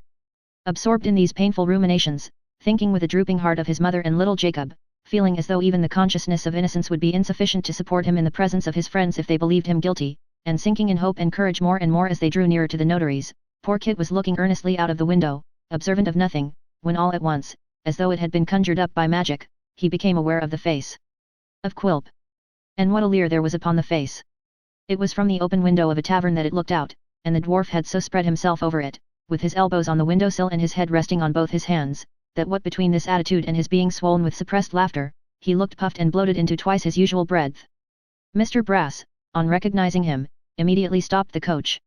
As it came to a halt directly opposite to where he stood, the dwarf pulled off his hat, and saluted the party with a hideous and grotesque politeness. "Aha!" he cried. "Where now, Brass, where now? Sally with you too? Sweet Sally. And Dick? Pleasant Dick. And Kit? Honest Kit? He's extremely cheerful," said Brass to the coachman. "Very much so. Ah, sir, a sad business. Never believe in honesty any more, sir." "Why not?" returned the dwarf. "Why not, you rogue of a lawyer, why not?" "Banknote lost in our office, sir," said Brass, shaking his head. "Found in his hat, sir, he previously left alone there, no mistake at all, sir, chain of evidence complete, not a link wanting." "What?" cried the dwarf, leaning half his body out of window. "Kit a thief! Kit a thief! Ha ha ha! Why, he's an uglier looking thief than can be seen anywhere for a penny. Kit, ha ha ha! Have you taken Kit into custody before he had time and opportunity to beat me? Kit, And with that, he burst into a yell of laughter, manifestly to the great terror of the coachman, and pointed to a dyer's pole hard by, where a dangling suit of clothes bore some resemblance to a man upon a gibbet. Is it coming to that, Kit? Cried the dwarf, rubbing his hands violently. Ha ha ha ha! What a disappointment for little Jacob, and for his darling mother. Let him have the Bethel minister to comfort and console him, Brass. Kit, Drive on Koshi, drive on. Bye-bye, Kit, all good go with you, keep up your spirits, my love to the Garlands, the dear old lady and gentleman. Say I inquired after em, will you? Blessings on em, on you, and on everybody, Kit. Blessings on all the world. With such good wishes and farewells, poured out in a rapid torrent until they were out of hearing, Quilp suffered them to depart, and when he could see the coach no longer, drew in his head, and rolled upon the ground in an ecstasy of enjoyment. When they reached the notary's, which they were not long in doing, for they had encountered the dwarf in a by-street at a very little distance from the house, Mr. Brass dismounted, and opening the coach door with a melancholy visage, requested his sister to accompany him into the office, with the view of preparing the good people within, for the mournful intelligence that awaited them. Miss Sally complying, he desired Mr. Swiveller to accompany them. So, into the office they went, Mr. Sampson and his sister arm in arm, and Mr. Swiveller following, alone. The notary was standing before the fire in the outer office, talking to Mr. Abel and the elder Mr. Garland, while Mr. Chuckster sat writing at the desk, picking up such crumbs of their conversation as happened to fall in his way. This posture of affairs Mr. Brass observed through the glass door as he was turning the handle, and seeing that the notary recognized him, he began to shake his head and sigh deeply while that partition yet divided them. Sir, said Sampson, taking off his hat, and kissing the 2 forefingers of his right-hand beaver glove, my name is Brass, Brass of Bevis Marks, sir. I have had the honor and pleasure, sir, of being concerned against you in some little testamentary matters. How do you do, sir? My clerk will attend to any business you may have come upon, Mr. Brass, said the notary, turning away. Thank you, sir, said Brass, thank you, I am sure. Allow me, sir, to introduce my sister, quite one of us, sir, although of the weaker sex, of great use in my business, sir, I assure you. Mr. Richard, sir, have the goodness to come forward if you please. No really, said Brass, stepping between the notary and his private office, towards which he had begun to retreat, and speaking in the tone of an injured man, really, sir, I must, under favour, request a word or two with you, indeed. Mr. Brass, said the other, in a decided tone, I am engaged. You see that I am occupied with these gentlemen. If you will communicate your business to Mr. Chuckster yonder, you will receive every attention. Gentlemen, said Brass, laying his right hand on his waistcoat, and looking towards the father and son with a smooth smile, gentlemen, I appeal to you, really, gentlemen, consider, I beg of you. I am of the law. I am styled gentleman by Act of Parliament. I maintain the title by the annual payment of £12 sterling for a certificate. I am not one of your players of music, stage actors, writers of books, or painters of pictures, who assume a station that the laws of their country don't recognize. I am none of your strollers or vagabonds. If any man brings his action against me, he must describe me as a gentleman, or his action is null and void. I appeal to you, is this quite respectful? Really, gentlemen? Well, will you have the goodness to state your business then, Mr. Brass, said the notary. Sir, rejoined Brass, I will. Ah, Mr. Witherden. You little know they, but I will not be tempted to travel from the point, sir. I believe the name of one of these gentlemen is Garland. Of both, said the notary. Indeed, rejoined Brass, cringing excessively. But I might have known that, from the uncommon likeness. Extremely happy, I am sure, to have the honor of an introduction to 2 such gentlemen, although the occasion is a most painful one. One of you gentlemen has a servant called Kit. Both, replied the notary. 2 Kits, said Brass smiling. Dear me. 1 Kit, sir, returned Mr. Witherden angrily, who is employed by both gentlemen. What of him? This of him, sir, rejoined Brass, dropping his voice impressively. That young man, sir, that I have felt unbounded and unlimited confidence in, and always behaved to as if he was my equal, that young man has this morning committed a robbery in my office, and been taken almost in the fact. This must be some falsehood, cried the notary. It is not possible, said Mr. Abel. I'll not believe one word of it, exclaimed the old gentleman. Mr. Brass looked mildly round upon them, and rejoined. Mr. Witherden, sir, your words are actionable, and if I was a man of low and mean standing, who couldn't afford to be slandered, I should proceed for damages. Howsever, sir, being what I am, I merely scorn such expressions. The honest warmth of the other gentleman I respect, and I'm truly sorry to be the messenger of such unpleasant news. I shouldn't have put myself in this painful position, I assure you, but that the lad himself desired to be brought here in the first instance, and I yielded to his prayers. Mr. Chuckster, sir, will you have the goodness to tap at the window for the constable that's waiting in the coach?" The three gentlemen looked at each other with blank faces when these words were uttered, and Mr. Chuckster, doing as he was desired, and leaping off his stool with something of the excitement of an inspired prophet whose foretellings had in the fullness of time been realized, held the door open for the entrance of the wretched captive.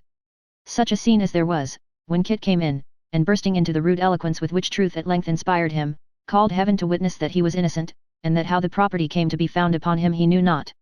Such a confusion of tongues, before the circumstances were related, and the proofs disclosed. Such a dead silence when all was told, and his three friends exchanged looks of doubt and amazement. "Is it not possible," said Mr. Witherden, after a long pause, "that this note may have found its way into the hat by some accident, such as the removal of papers on the desk, for instance?" But this was clearly shown to be quite impossible. Mr. Swiveller, though an unwilling witness, could not help proving to demonstration, from the position in which it was found, that it must have been designedly secreted. "It's very distressing," said Brass, "immensely distressing, I am sure. When he comes to be tried, I shall be very happy to recommend him to mercy on account of his previous good character. I did lose money before, certainly, but it doesn't quite follow that he took it. The presumption's against him, strongly against him, but we're Christians, I hope. I suppose," said the constable, looking round, "that no gentleman here can give evidence as to whether he's been flush of money of late, do you happen to know, sir?" "He has had money from time to time, certainly," returned Mr. Garland, to whom the man had put the question. "But that, as he always told me, was given him by Mr. Brass himself." "Yes, to be sure," said Kit eagerly. "You can bear me out in that, sir?" Cried Brass, looking from face to face with an expression of stupid amazement. "The money you know, the half-crowns, that you gave me, from the lodger," said Kit. "Oh dear me," cried Brass, shaking his head and frowning heavily. "This is a bad case, I find, a very bad case indeed." "What? Did you give him no money on account of anybody, sir?" asked Mr. Garland, with great anxiety. "I give him money, sir," returned Sampson. "Oh, come, you know, this is too barefaced.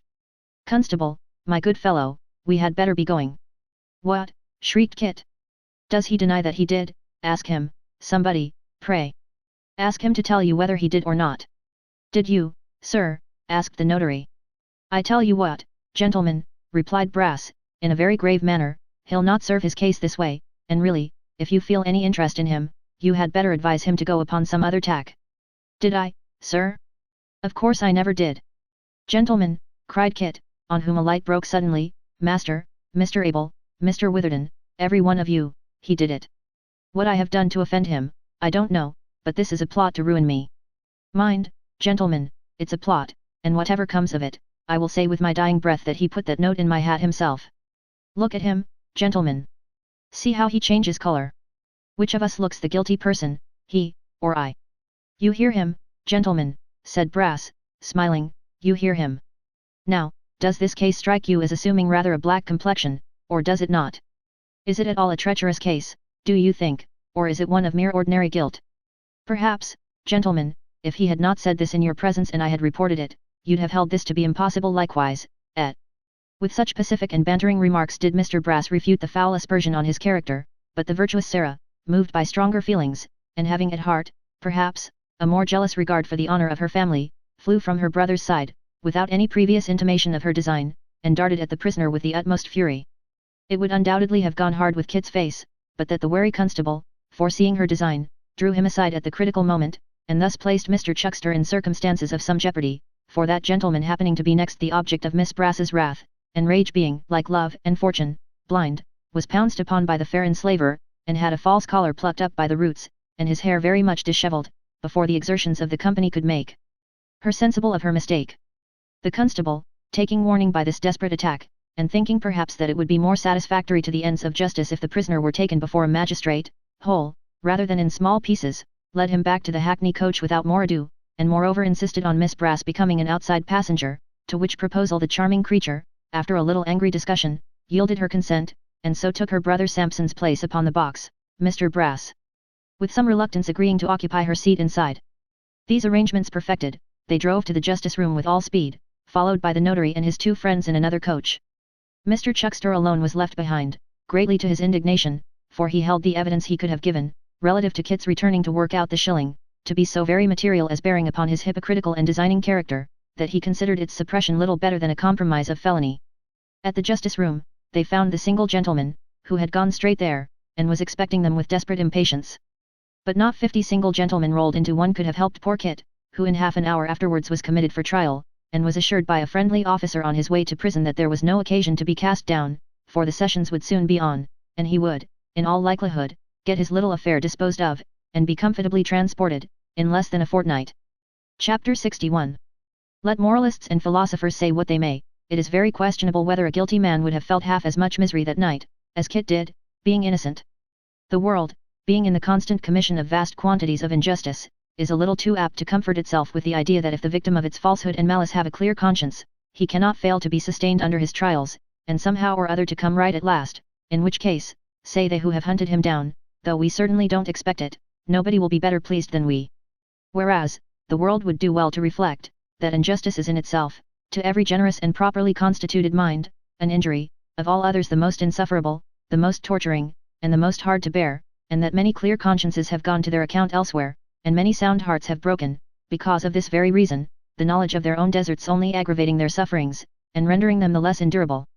The world, however, was not in fault in Kit's case. But Kit was innocent, and knowing this, and feeling that his best friends deemed him guilty, that Mr. and Mrs. Garland would look upon him as a monster of ingratitude, that Barbara would associate him with all that was bad and criminal, that the pony would consider himself forsaken, and that even his own mother might perhaps yield to the strong appearances against him, and believe him to be the wretch he seemed, knowing and feeling all this, he experienced, at first, an agony of mind which no words can describe, and walked up and down the little cell in which he was locked up for the night, almost beside himself with grief. Even when the violence of these emotions had in some degree subsided, and he was beginning to grow more calm, there came into his mind a new thought, the anguish of which was scarcely less. The child, the bright star of the simple fellow's life, she, who always came back upon him like a beautiful dream, who had made the poorest part of his existence, the happiest and best, who had ever been so gentle and considerate and good, if she were ever to hear of this, what would she think? As this idea occurred to him, the walls of the prison seemed to melt away, and the old place to reveal itself in their stead, as it was wont to be on winter nights, the fireside, the little supper table, the old man's hat and coat and stick, the half-opened door, leading to her little room, they were all there. And Nell herself was there, and he, both laughing heartily as they had often done, and when he had got as far as this, Kit could go no farther, but flung himself upon his poor bedstead and wept. It was a long night, which seemed as though it would have no end, but he slept too, and dreamed, always of being at liberty, and roving about, now with one person and now with another, but ever with a vague dread of being recalled to prison, not that prison, but one which was in itself a dim idea, not of a place, but of a care and sorrow, of something oppressive and always present, and yet impossible to define. At last, the morning dawned, and there was the jail itself, cold, black, and dreary, and very real indeed. He was left to himself, however, and there was comfort in that. He had liberty to walk in a small paved yard at a certain hour, and learnt from the turnkey, who came to unlock his cell and show him where to wash, that there was a regular time for visiting, every day, and that if any of his friends came to see him, he would be fetched down to the grate. When he had given him this information, and a tin porringer containing his breakfast, the man locked him up again, and went clattering along the stone passage, opening and shutting a great many other doors, and raising numberless loud echoes which resounded through the building for a long time, as if they were in prison too, and unable to get out. This turnkey had given him to understand that he was lodged, like some few others in the jail, apart from the mass of prisoners, because he was not supposed to be utterly depraved and irreclaimable, and had never occupied apartments in that mansion before. Kit was thankful for this indulgence, and sat reading the church catechism very attentively, though he had known it by heart from a little child, until he heard the key in the lock, and the man entered again. "Now then," he said, "come on." "Where to, sir?" asked Kit. The man contented himself by briefly replying Wiseters, and taking him by the arm in exactly the same manner as the constable had done the day before, led him, through several winding ways and strong gates, into a passage, where he placed him at a grating and turned upon his heel. Beyond this grating, at the distance of about 4 or 5 feet, was another exactly like it. In the space between, sat a turnkey reading a newspaper, and outside the further railing, Kit saw, with a palpitating heart, his mother with the baby in her arms, Barbara's mother with her never-failing umbrella, and poor little Jacob, staring in with all his might, as though he were looking for the bird, or the wild beast, and thought the men were mere accidents with whom the bars could have no possible concern. 0438 M. Original.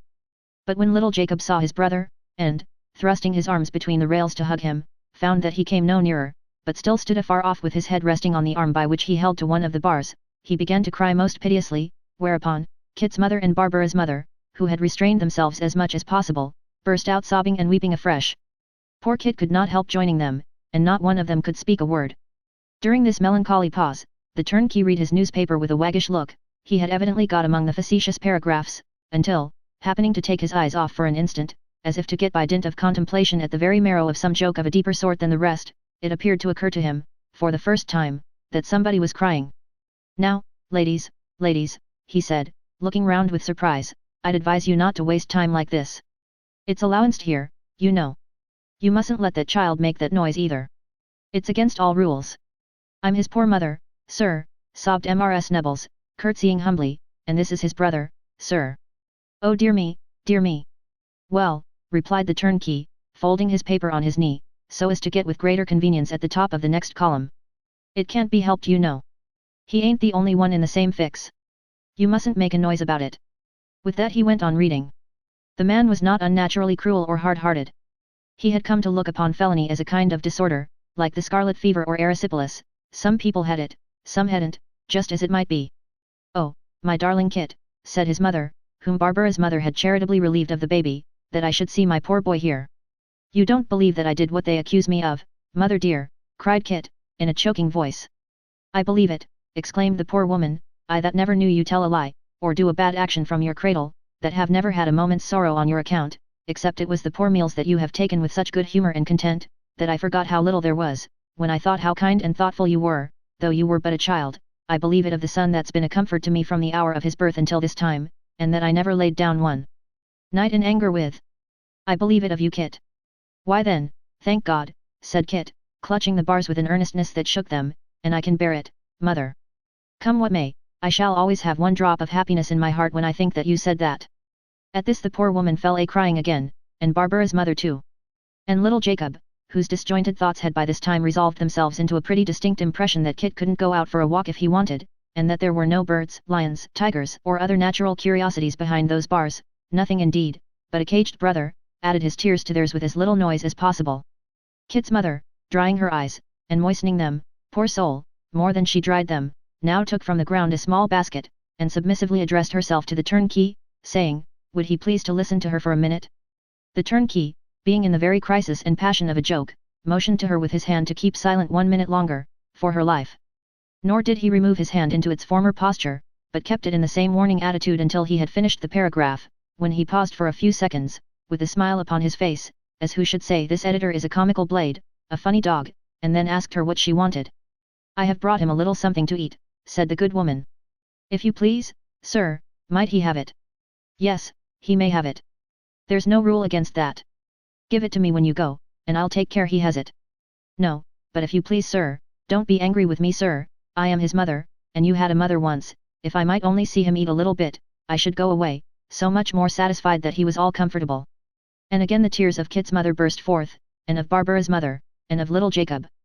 As to the baby, it was crowing and laughing with its might, under the idea, apparently, that the whole scene had been invented and got up for its particular satisfaction. The turnkey looked as if he thought the request a strange one and rather out of the common way, but nevertheless he laid down his paper, and coming round where Kit's mother stood, took the basket from her, and after inspecting its contents, handed it to Kit, and went back to his place. It may be easily conceived that the prisoner had no great appetite, but he sat down on the ground, and ate as hard as he could, while, at every morsel he put into his mouth, his mother sobbed and wept afresh, though with a softened grief that bespoke the satisfaction the sight afforded her. While he was thus engaged, Kit made some anxious inquiries about his employers, and whether they had expressed any opinion concerning him, but all he could learn was that Mr. Abel had himself broken the intelligence to his mother, with great kindness and delicacy, late on the previous night, but had himself expressed no opinion of his innocence or guilt. Kit was on the point of mustering courage to ask Barbara's mother about Barbara, when the turnkey who had conducted him, reappeared. A second turnkey appeared behind his visitors, and the third turnkey with the newspaper cried "Time's up," adding in the same breath "Now for the next party," and then plunging deep into his newspaper again. Kit was taken off in an instant, with a blessing from his mother, and a scream from little Jacob, ringing in his ears. As he was crossing the next yard with the basket in his hand, under the guidance of his former conductor, another officer called to them to stop, and came up with a pint pot of porter in his hand. "This is Christopher Nibbles, isn't it, that come in last night for felony?" said the man. His comrade replied that this was the chicken in question. Then here's your beer, said the other man to Christopher. What are you looking at? There ain't a discharge in it. I beg your pardon, said Kit. Who sent it me? Why, your friend, replied the man. You're to have it every day, he says. And so you will, if he pays for it. My friend, repeated Kit. You're all abroad, seemingly, returned the other man. There's his letter. Take hold. Kit took it, and when he was locked up again, read as follows. Drink of this cup, you'll find there's a spell in its every drop gainst the ills of mortality. Talk of the cordial that sparkled for Helen. Her cup was a fiction, but this is reality. Barclay & Co. S. If they ever send it in a flat state, complain to the governor. Yours, R.S. R.S., said Kit, after some consideration. It must be Mr. Richard Swiveller. Well, it's very kind of him, and I thank him heartily. Chapter 62. A faint light, twinkling from the window of the counting house on Quilp's wharf, and looking inflamed and red through the night fog, as though it suffered from it like an eye, forewarned Mr. Sampson Brass, as he approached the wooden cabin with a cautious step, that the excellent proprietor, his esteemed client, was inside, and probably waiting with his accustomed patience and sweetness of temper the fulfillment of the appointment which now brought Mr. Brass within his fair domain. A treacherous place to pick one's steps in, of a dark night, muttered Sampson, as he stumbled for the 20th time over some stray lumber, and limped in pain. I believe that boy strews the ground differently every day, on purpose to bruise and maim one, unless his master does it with his own hands, which is more than likely. I hate to come to this place without Sally. She's more protection than a dozen men. As he paid this compliment to the merit of the absent charmer, Mr. Brass came to a halt, looking doubtfully towards the light, and over his shoulder. What's he about, I wonder, murmured the lawyer, standing on tiptoe, and endeavouring to obtain a glimpse of what was passing inside, which at that distance was impossible. Drinking, I suppose, making himself more fiery and furious, and heating his malice and mischievousness till they boil. I'm always afraid to come here by myself, when his account's a pretty large one. I don't believe he'd mind throttling me, and dropping me softly into the river when the tide was at its strongest, any more than he'd mind killing a rat. Indeed, I don't know whether he wouldn't consider it a pleasant joke. Hark! Now he's singing. Mr. Quilp was certainly entertaining himself with vocal exercise, but it was rather a kind of chant than a song, being a monotonous repetition of one sentence in a very rapid manner, with a long stress upon the last word, which he swelled into a dismal roar. Nor did the burden of this performance bear any reference to love, or war, or wine, or loyalty, or any other, the standard topics of song, but to a subject not often set to music or generally known in ballads, the words being these. The worthy magistrate, after remarking that the prisoner would find some difficulty in persuading a jury to believe his tale, committed him to take his trial at the approaching sessions, and directed the customary recognizances to be entered into for the prosecution. Every time he came to this concluding word, and had exhausted all possible stress upon it, Quilp burst into a shriek of laughter, and began again. He's dreadfully imprudent, muttered Brass, after he had listened to 2 or 3 repetitions of the chant. Horribly imprudent. I wish he was dumb. I wish he was deaf. I wish he was blind. Hang him, cried Brass, as the chant began again. I wish he was dead. Giving utterance to these friendly aspirations in behalf of his client, Mr. Sampson composed his face into its usual state of smoothness, and waiting until the shriek came again and was dying away, went up to the wooden house, and knocked at the door. Come in, cried the dwarf. How do you do tonight, sir? Said Sampson, peeping in. Ha ha ha. How do you do, sir? Oh dear me, how very whimsical. Amazingly whimsical to be sure. 0444M. Original. Come in, you fool, returned the dwarf, and don't stand there shaking your head and showing your teeth. Come in, you false witness, you perjurer, you suborner of evidence, come in. He has the richest humour, cried Brass, shutting the door behind him, the most amazing vein of comicality. But isn't it rather injudicious, sir? What? Demanded Quilp. What, Judas? Judas, cried Brass. He has such extraordinary spirits. His humour is so extremely playful. Judas. Oh yes, dear me, how very good. Ha ha ha. All this time, Sampson was rubbing his hands, and staring, with ludicrous surprise and dismay, at a great, goggle-eyed, blunt-nosed figurehead of some old ship, which was reared up against the wall in a corner near the stove, looking like a goblin or hideous idol whom the dwarf worshipped. A mass of timber on its head, carved into the dim and distant semblance of a cocked hat, together with a representation of a star on the left breast and epaulets on the shoulders, denoted that it was intended for the effigy of some famous admiral, but, without those helps, any observer might have supposed it the authentic portrait of a distinguished merman, or great sea monster. Being originally much too large for the apartment which it was now employed to decorate, it had been sawn short off at the waist. Even in this state it reached from floor to ceiling, and thrusting itself forward, with that excessively wide-awake aspect, an air of somewhat obtrusive politeness, by which figureheads are usually characterized, seemed to reduce everything else to mere pygmy proportions. "Do you know it?" said the dwarf, watching Samson's eyes. "Do you see the likeness?" Said Brass, holding his head on one side, and throwing it a little back, as connoisseurs do. "Now I look at it again, I fancy I see yes, there certainly is something in the smile that reminds me of, and yet upon my word I..." Now, the fact was, that Samson, having never seen anything in the smallest degree resembling this substantial phantom, was much perplexed, being uncertain whether Mr. Quilp considered it like himself, and had therefore bought it for a family portrait, or whether he was pleased to consider it as the likeness of some enemy. He was not very long in doubt, for, while he was surveying it with that knowing look which people assume when they are contemplating for the first time portraits which they ought to recognize but don't, the dwarf threw down the newspaper from which he had been chanting the words already quoted, and seizing a rusty iron bar, which he used in lieu of poker, dealt the figure such a stroke on the nose that it rocked again. "Is it like Kit? Is it his picture, his image, his very self?" cried the dwarf, aiming a shower of blows at the insensible countenance, and covering it with deep dimples. "Is it the exact model and counterpart of the dog? Is it, is it, is it?" And with every repetition of the question, he battered the great image, until the perspiration streamed down his face with the violence of the exercise. Although this might have been a very comical thing to look at from a secure gallery, as a bullfight is found to be a comfortable spectacle by those who are not in the arena, and a house on fire is better than a play to people who don't live near it, there was something in the earnestness of Mr. Quilp's manner which made his legal adviser feel that the counting house was a little too small, and a deal too lonely, for the complete enjoyment of these humours. Therefore, he stood as far off as he could, while the dwarf was thus engaged, whimpering out but feeble applause, and when Quilp left off and sat down again from pure exhaustion, approached with more obsequiousness than ever. "Excellent indeed," cried Brass. "He he. Oh, very good, sir." "You know," said Samson, looking round as if in appeal to the bruised animal, "he's quite a remarkable man, quite." "Sit down," said the dwarf. "I bought the dog yesterday. I've been screwing gimlets into him, and sticking forks in his eyes, and cutting my name on him. I mean to burn him at last." "Ha ha," cried Brass. "Extremely entertaining, indeed." "Come here," said Quilp, beckoning him to draw near. "What's injudicious, hey?" "Nothing, sir, nothing. Scarcely worth mentioning, sir, but I thought that song, admirably humorous in itself, you know, was perhaps rather..." "Yes," said Quilp, "rather what?"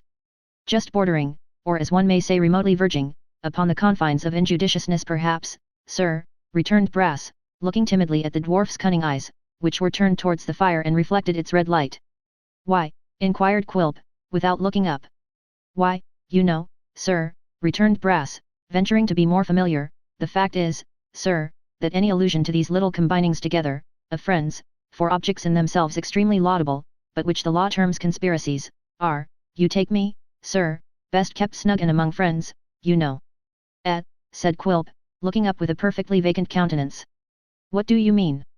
"Cautious, exceedingly cautious, very right and proper," cried Brass, nodding his head. Sir, even here, my meaning, sir, exactly." "Your meaning exactly, you brazen scarecrow, what's your meaning?" retorted Quilp. "Why do you talk to me of combining together? Do I combine? Do I know anything about your combinings?" No, sir, certainly not by any means," returned Brass. "If you so wink and nod at me," said the dwarf, looking about him as if for his poker, "I'll spoil the expression of your monkey's face, I will." "Don't put yourself out of the way, I beg, sir," rejoined Brass, checking himself with great alacrity. "You're quite right, sir, quite right. I shouldn't have mentioned the subject, sir. It's much better not to." "You're quite right, sir. Let us change it, if you please. You were asking, sir, Sally told me, about our lodger. He has not returned, sir." "No," said Quilp, heating some rum in a little saucepan, and watching it to prevent its boiling over. "Why not?" "Why, sir," returned Brass, dear me, Mr. Quilp, sir." "What's the matter?" said the dwarf, stopping his hand in the act of carrying the saucepan to his mouth. "You have forgotten the water, sir," said Brass. "And, excuse me, sir, but it's burning hot." Deigning no other than a practical answer to this remonstrance, Mr. Quilp raised the hot saucepan to his lips, and deliberately drank off all the spirit it contained, which might have been in quantity about half a pint, and had been but a moment before, when he took it off the fire, bubbling and hissing fiercely. Having swallowed this gentle stimulant, and shaken his fist at the Admiral, he bade Mr. Brass proceed. "But first," said Quilp, with his accustomed grin, "have a drop yourself, a nice drop, a good, warm, fiery drop." "Why, sir," replied Brass, "if there was such a thing as a mouthful of water that could be got without trouble." "There's no such thing to be had here," cried the dwarf. "Water for lawyers. Melted lead and brimstone, you mean, nice hot blistering pitch and tar, that's the thing for them, Brass, Ha ha ha, laughed Mr. Brass. "Oh, very biting, and yet it's like being tickled, there's a pleasure in it too, sir." "Drink that," said the dwarf, who had by this time heated some more. "Toss it off, don't leave any heel tap, scorch your throat and be happy." The wretched Samson took a few short sips of the liquor, which immediately distilled itself into burning tears, and in that form came rolling down his cheeks into the pipkin again, turning the colour of his face and eyelids to a deep red, and giving rise to a violent fit of coughing, in the midst of which he was still heard to declare, with the constancy of a martyr, that it was beautiful indeed. While he was yet in unspeakable agonies, the dwarf renewed their conversation. "The lodger," said Quilp, "what about him?" "He is still, sir," returned Brass, with intervals of coughing, stopping with the Garland family. "He has only been home once, sir, since the day of the examination of that culprit. He informed Mr. Richard, sir, that he couldn't bear the house after what had taken place, that he was wretched in it, and that he looked upon himself as being in a certain kind of way the cause of the occurrence. A very excellent lodger, sir. I hope we may not lose him." "Yah," cried the dwarf. "Never thinking of anybody but yourself, why don't you retrench then, scrape up, hoard, economize, "Why, sir," replied Brass, "upon my word I think Sarah's as good an economizer as any going." "I do indeed, Mr. Quilp." "Moisten your clay, wet the other eye, drink, man," cried the dwarf.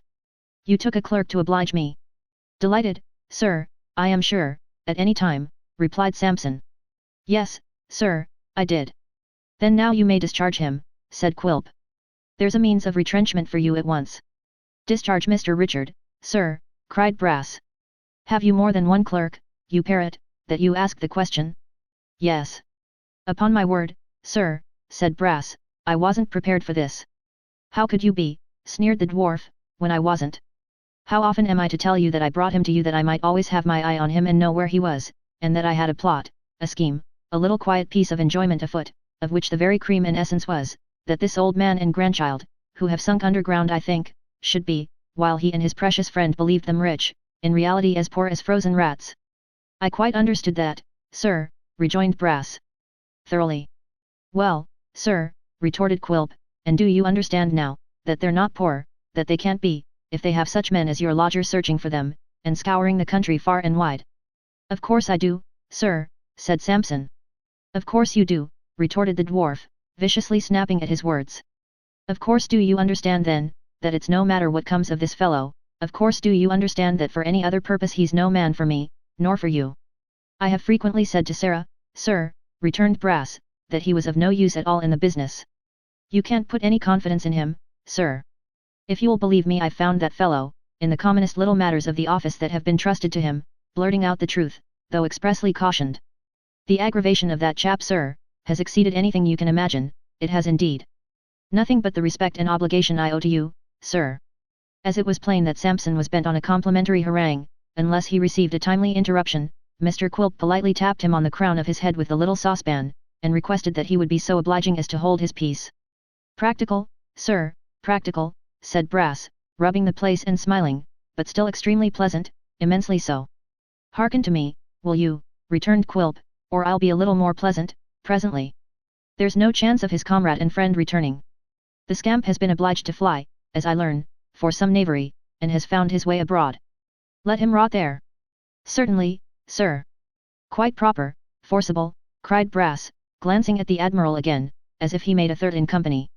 "Extremely forcible." "I hate him," said Quilp between his teeth, "and have always hated him, for family reasons. Besides, he was an intractable ruffian, otherwise he would have been of use. This fellow is pigeon-hearted and light-headed. I don't want him any longer. Let him hang or drown, starve, go to the devil." "By all means, sir," returned Brass. "When would you wish him, sir, to make that little excursion?" "When this trial's over," said Quilp. "As soon as that's ended, send him about his business."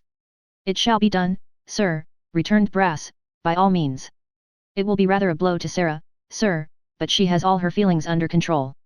Ah, Mr. Quilp, I often think, sir, if it had only pleased Providence to bring you and Sarah together, in earlier life, what blessed results would have flowed from such a union.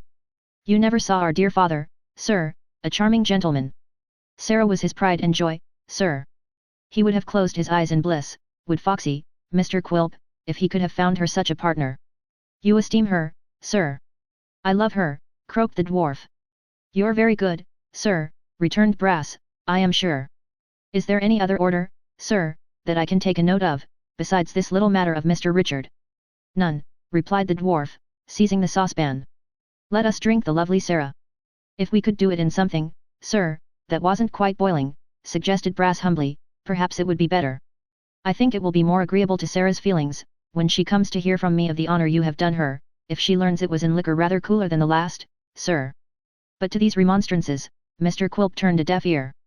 Samson Brass, who was, by this time, anything but sober, being compelled to take further draughts of the same strong bowl, found that, instead of at all contributing to his recovery, they had the novel effect of making the counting-house spin round and round with extreme velocity, and causing the floor and ceiling to heave in a very distressing manner. After a brief stupor, he awoke to a consciousness of being partly under the table and partly under the grate. This position not being the most comfortable one he could have chosen for himself, he managed to stagger to his feet, and, holding on by the Admiral, looked round for his host. Mr. Brass's first impression was, that his host was gone and had left him there alone, perhaps locked him in for the night. A strong smell of tobacco, however, suggested a new train of ideas. He looked upward, and saw that the dwarf was smoking in his hammock. Goodbye, sir, cried Brass faintly. Goodbye, sir. Won't you stop all night, said the dwarf, peeping out. Do stop all night?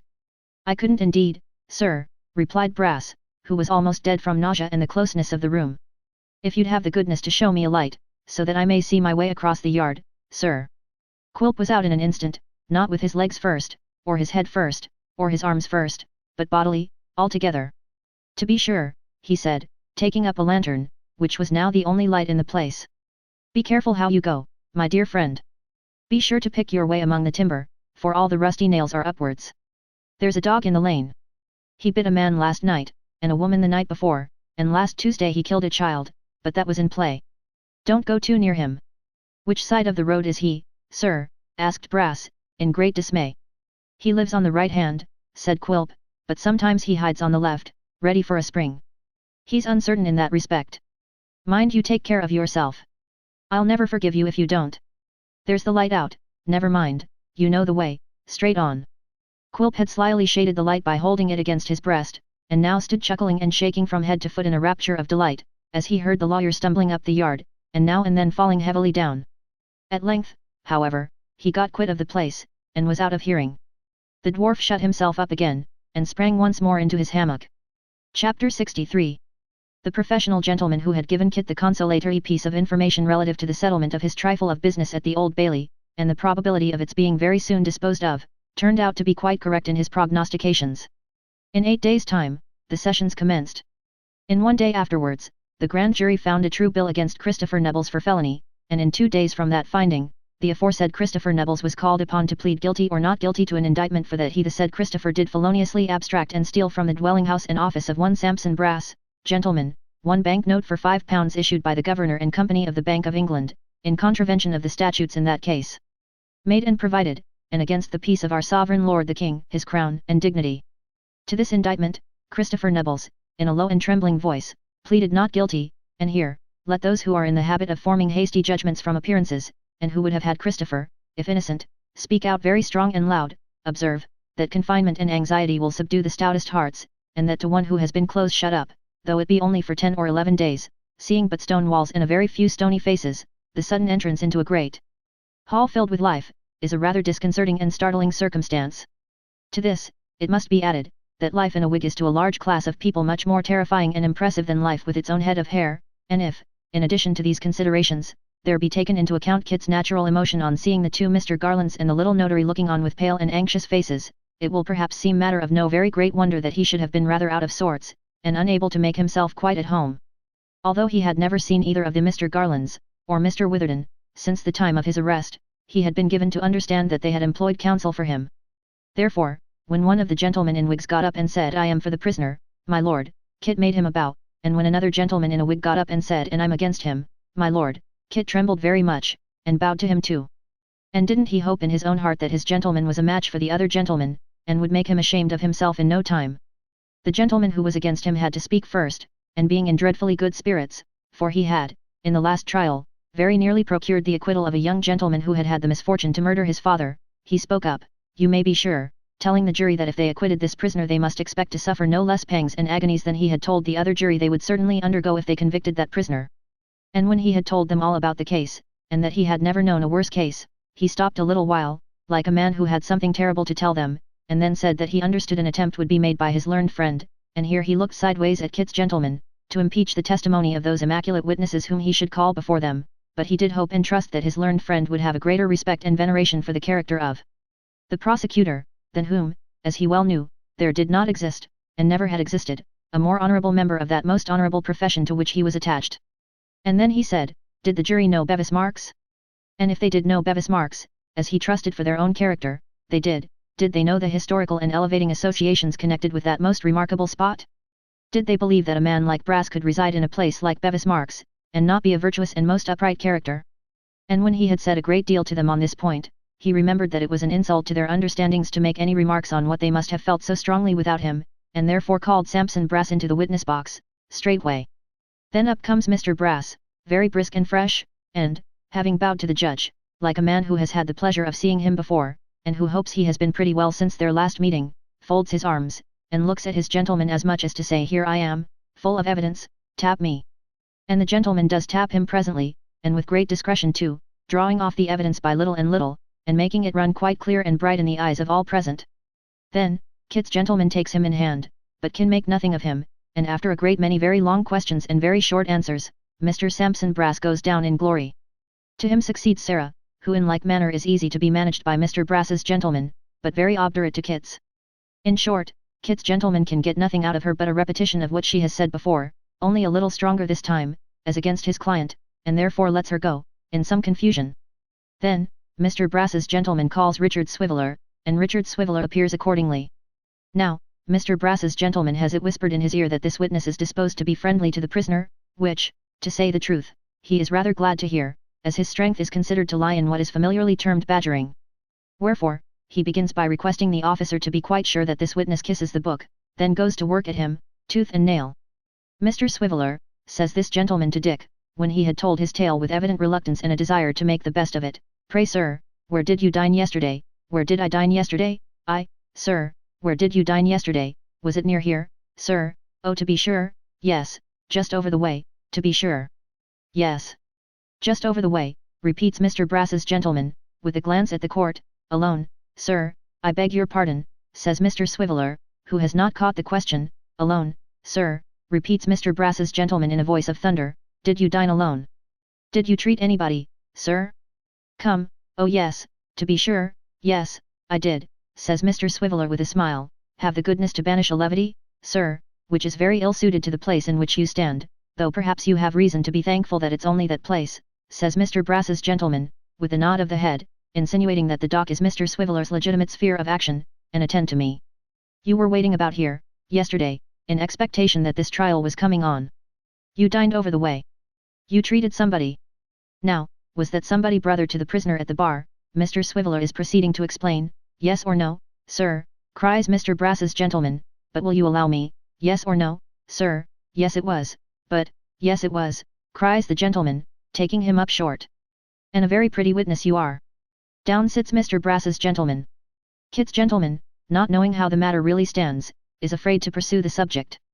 Richard Swiveller retires abashed. Judge, jury, and spectators have visions of his lounging about, with an ill-looking, large-whiskered, dissolute young fellow of 6 feet high.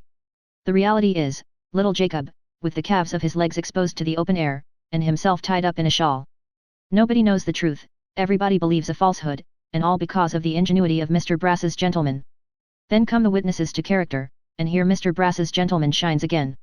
It turns out that Mr. Garland has had no character with Kit, no recommendation of him but from his own mother, and that he was suddenly dismissed by his former master for unknown reasons. "Really, Mr. Garland," says Mr. Brass's gentleman, "for a person who has arrived at your time of life, you are, to say the least of it, singularly indiscreet, I think." The jury thinks so too, and find Kit guilty. He is taken off, humbly protesting his innocence. The spectators settle themselves in their places with renewed attention, for there are several female witnesses to be examined in the next case, and it has been rumored that Mr. Brass's gentleman will make great fun in cross-examining them for the prisoner. Kit's mother, poor woman, is waiting at the grate below stairs, accompanied by Barbara's mother, who, honest soul, never does anything but cry, and hold the baby, and a sad interview ensues. The newspaper reading turnkey has told them all. He don't think it will be transportation for life, because there's time to prove the good character yet, and that is sure to serve him. He wonders what he did it for. He never did it, cries Kit's mother. Well, says the turnkey, I won't contradict you. It's all one, now, whether he did it or not. Kit's mother can reach his hand through the bars, and she clasps it. God, and those to whom he has given such tenderness, only know in how much agony. Kit bids her keep a good heart, and, under pretense of having the children lifted up to kiss him, prays Barbara's mother in a whisper to take her home. Some friend will rise up for us, mother, cried Kit, I am sure. If not now, before long. My innocence will come out, mother, and I shall be brought back again, I feel confidence in that. You must teach little Jacob and the baby how all this was, for if they thought I had ever been dishonest, when they grew old enough to understand, it would break my heart to know it, if I was thousands of miles away. Oh! Is there no good gentleman here, who will take care of her? The hand slips out of his, for the poor creature sinks down upon the earth, insensible. Richard Swiveller comes hastily up, elbows the bystanders out of the way, takes her, after some trouble, in one arm after the manner of theatrical ravishers, and, nodding to Kit, and commanding Barbara's mother to follow, for he has a coach waiting, bears her swiftly off. 0454M. Original. Well, Richard took her home. And what astonishing absurdities in the way of quotation from song and poem he perpetrated on the road, no man knows. He took her home, and stayed till she was recovered, and, having no money to pay the coach, went back in state to Bevis Marks, bidding the driver, for it was Saturday night, wait at the door while he went in for change. Mr. Richard, sir, said Brass cheerfully, good evening. Monstrous as Kit's tale had appeared, at first, Mr. Richard did, that night, half suspect his affable employer of some deep villainy. Perhaps it was but the misery he had just witnessed which gave his careless nature this impulse, but, be that as it may, it was very strong upon him, and he said in as few words as possible, what he wanted. Money, cried Brass, taking out his purse. Ha ha! To be sure, Mr. Richard, to be sure, sir. All men must live. You haven't change for a £5 note, have you, sir? No, returned Dick, shortly. Oh, said Brass, here's the very sum. That saves trouble. You're very welcome, I'm sure, Mr. Richard, sir. Dick, who had by this time reached the door, turned round. You needn't, said Brass, trouble yourself to come back any more, sir. You see, Mr. Richard, said Brass, thrusting his hands in his pockets, and rocking himself to and fro on his stool, the fact is, that a man of your abilities is lost, sir, quite lost, in our dry and mouldy line. It's terrible drudgery, shocking. I should say, now, that the stage, or the army, Mr. Richard, or something very superior in the licensed victualling way, was the kind of thing that would call out the genius of such a man as you. I hope you'll look in to see us now and then. Sally, sir, will be delighted, I'm sure. She's extremely sorry to lose you, Mr. Richard, but a sense of her duty to society reconciles her. An amazing creature that, sir. You'll find the money quite correct, I think. There's a cracked window, sir, but I've not made any deduction on that account. Whenever we part with friends, Mr. Richard, let us part liberally. A delightful sentiment, sir. To all these rambling observations, Mr. Swiveller answered not one word, but, returning for the aquatic jacket, rolled it into a tight round ball, looking steadily at Brass meanwhile as if he had some intention of bowling him down with it. He only took it under his arm, however, and marched out of the office in profound silence. When he had closed the door, he reopened it, stared in again for a few moments with the same portentous gravity, and nodding his head once, in a slow and ghost-like manner, vanished. He paid the coachman, and turned his back on Bevis Marks, big with great designs for the comforting of Kit's mother and the aid of Kit himself. But the lives of gentlemen devoted to such pleasures as Richard Swiveller, are extremely precarious. The spiritual excitement of the last fortnight, working upon a system affected in no slight degree by the spirituous excitement of some years, proved a little too much for him. That very night, Mr. Richard was seized with an alarming illness, and in 24 hours was stricken with a raging fever. Chapter 64. Tossing to and fro upon his hot, uneasy bed, tormented by a fierce thirst which nothing could appease, unable to find, in any change of posture, a moment's peace or ease, and rambling, ever, through deserts of thought where there was no resting place, no sight or sound suggestive of refreshment or repose, nothing but a dull eternal weariness, with no change but the restless shiftings of his miserable body, and the weary wandering of his mind, constant still to one ever-present anxiety, to a sense of something left undone, of some fearful obstacle to be surmounted, of some carking care that would not be driven away, and which haunted the distempered brain, now in this form, now in that, always shadowy and dim, but recognizable for the same phantom in every shape it took, darkening every vision like an evil conscience, and making slumber horrible. In these slow tortures of his dread disease, the unfortunate Richard lay wasting and consuming inch by inch, until, at last, when he seemed to fight and struggle to rise up, and to be held down by devils, he sank into a deep sleep, and dreamed no more. He awoke with a sensation of most blissful rest, better than sleep itself. He began gradually to remember something of these sufferings, and to think what a long night it had been, and whether he had not been delirious twice or thrice. Happening, in the midst of these cogitations, to raise his hand, he was astonished to find how heavy it seemed, and yet how thin and light it really was. Still, he felt indifferent and happy, and having no curiosity to pursue the subject, remained in the same waking slumber until his attention was attracted by a cough. This made him doubt whether he had locked his door last night, and feel a little surprised at having a companion in the room. Still, he lacked energy to follow up this train of thought, and unconsciously fell, in a luxury of repose, to staring at some green stripes on the bed furniture, and associating them strangely with patches of fresh turf, while the yellow ground between made gravel walks, and so helped out a long perspective of trim gardens. He was rambling in imagination on these terraces, and had quite lost himself among them indeed, when he heard the cough once more. The walks shrunk into stripes again at the sound, and raising himself a little in the bed, and holding the curtain open with one hand, he looked out. The same room certainly, and still by candlelight, but with what unbounded astonishment did he see all those bottles and basins and articles of linen airing by the fire, and such like furniture of a sick chamber, all very clean and neat, but all quite different from anything he had left there, when he went to bed. The atmosphere, too, filled with a cool smell of herbs and vinegar, the floor newly sprinkled, the what? The Marchioness? 0458M. Original. Yes, playing cribbage with herself at the table. There she sat, intent upon her game, coughing now and then in a subdued manner as if she feared to disturb him, shuffling the cards, cutting, dealing, playing, counting, pegging, going through all the mysteries of cribbage as if she had been in full practice from her cradle. Mr. Swiveller contemplated these things for a short time, and suffering the curtain to fall into its former position, laid his head on the pillow again. I'm dreaming, thought Richard, that's clear. When I went to bed, my hands were not made of eggshells, and now I can almost see through 'em. If this is not a dream, I have woke up, by mistake, in an Arabian night, instead of a London one. But I have no doubt I'm asleep. Not the least. Here the small servant had another cough. Very remarkable, thought Mr. Swiveller. I never dreamt such a real cough as that before. I don't know, indeed, that I ever dreamt either a cough or a sneeze. Perhaps it's part of the philosophy of dreams that one never does. There's another, and another, I say, I'm dreaming rather fast.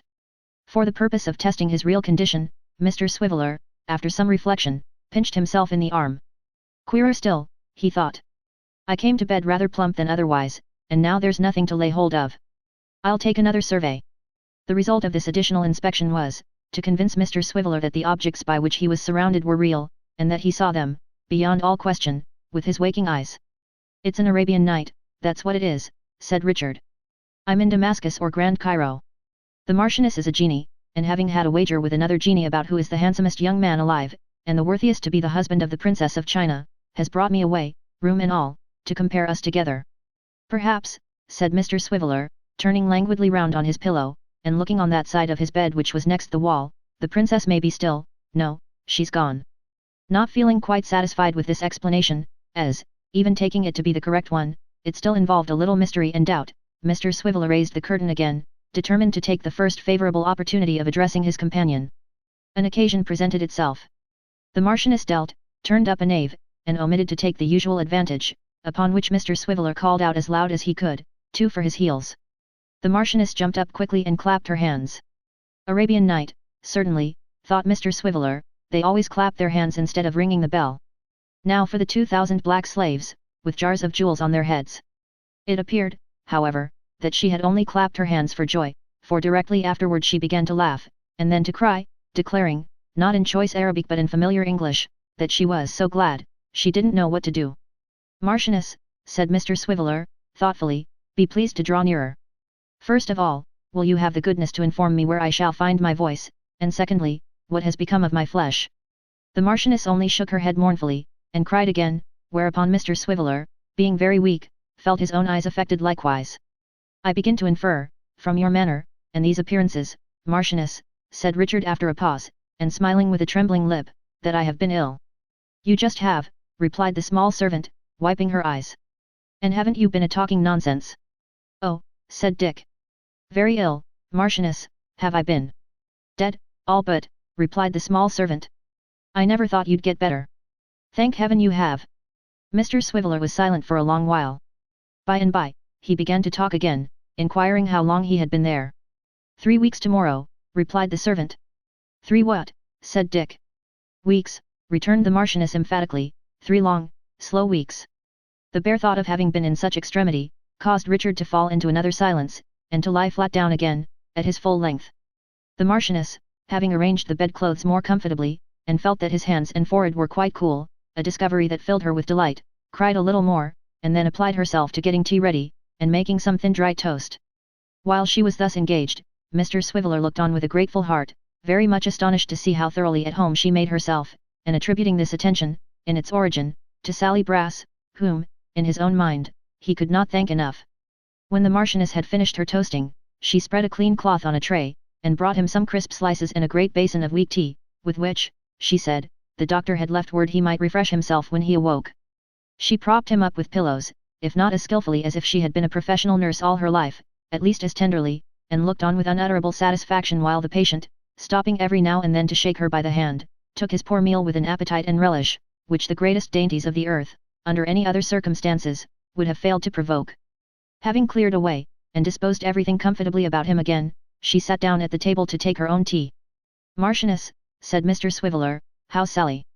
The small servant screwed her face into an expression of the very uttermost entanglement of slyness, and shook her head. What, haven't you seen her lately? Said Dick. Seen her? Cried the small servant. Bless you, I've run away.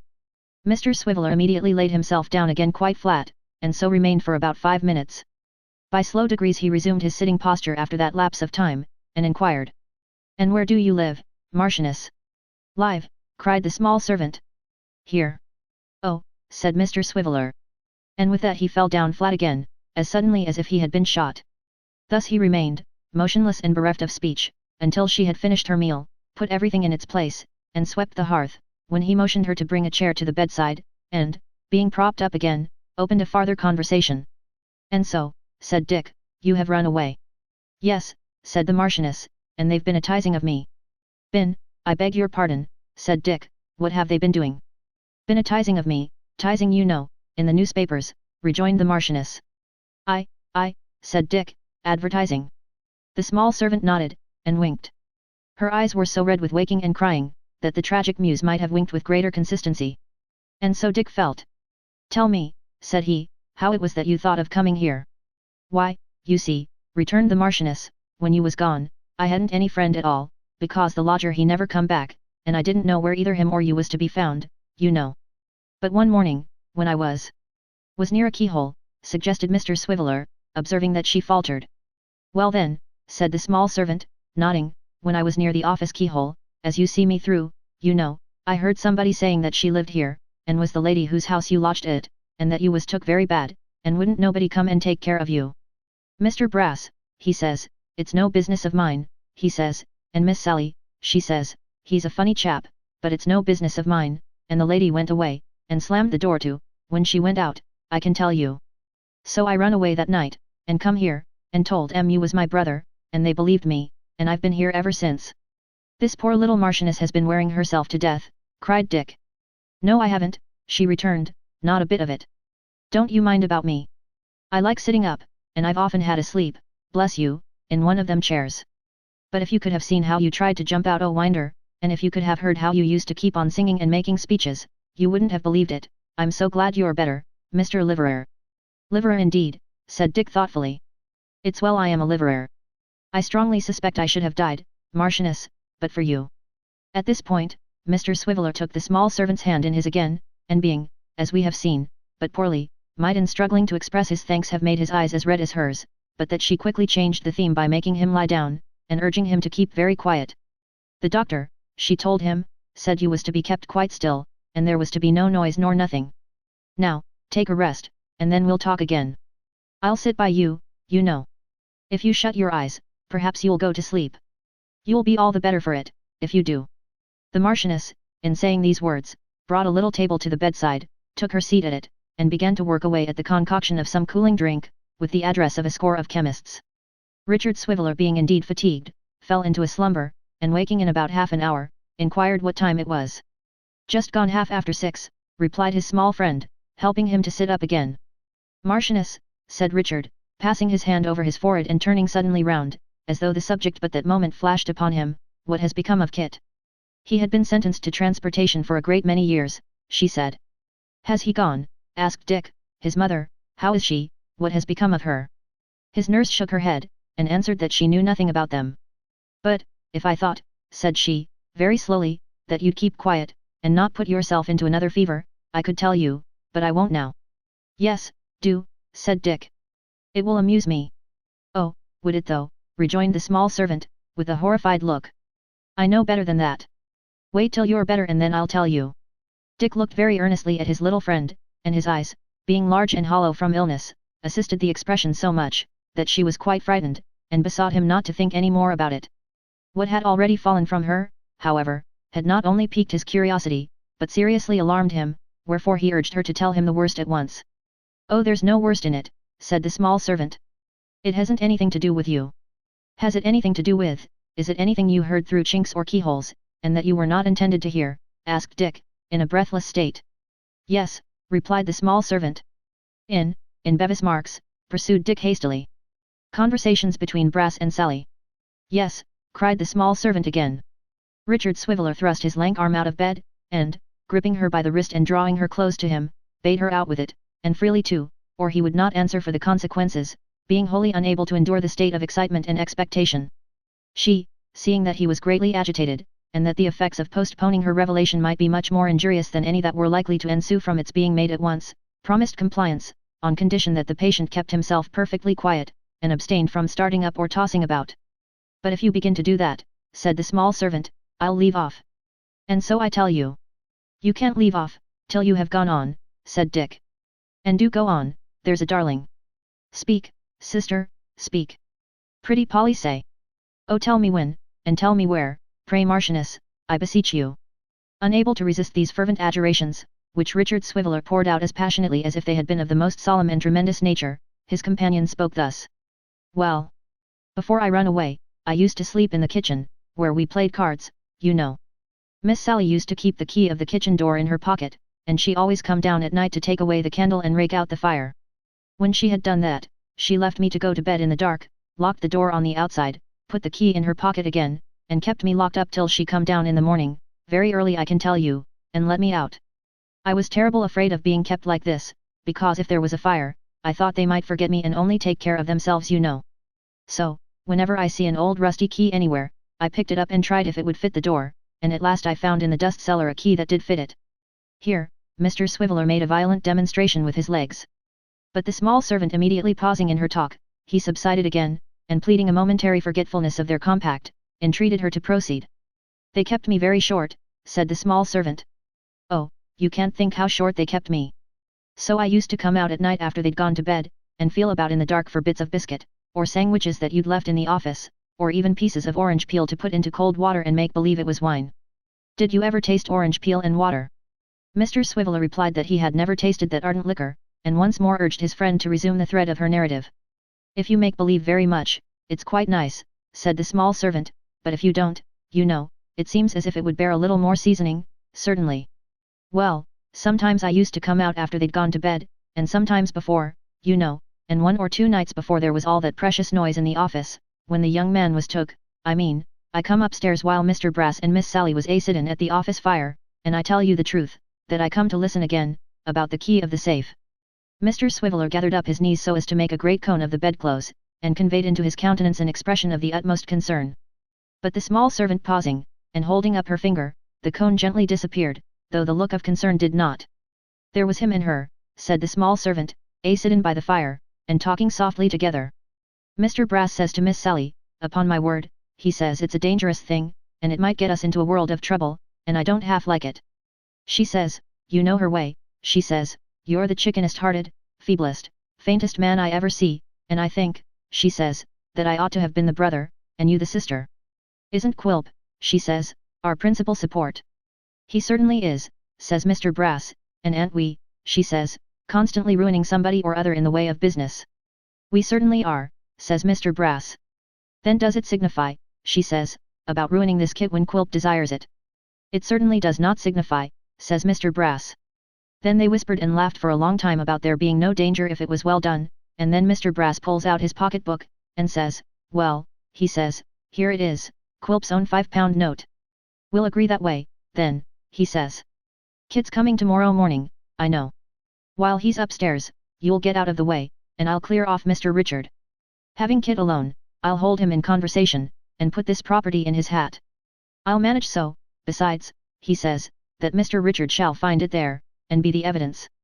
And if that don't get Christopher out of Mr. Quilp's way, and satisfy Mr. Quilp's grudges, he says, the devil's in it.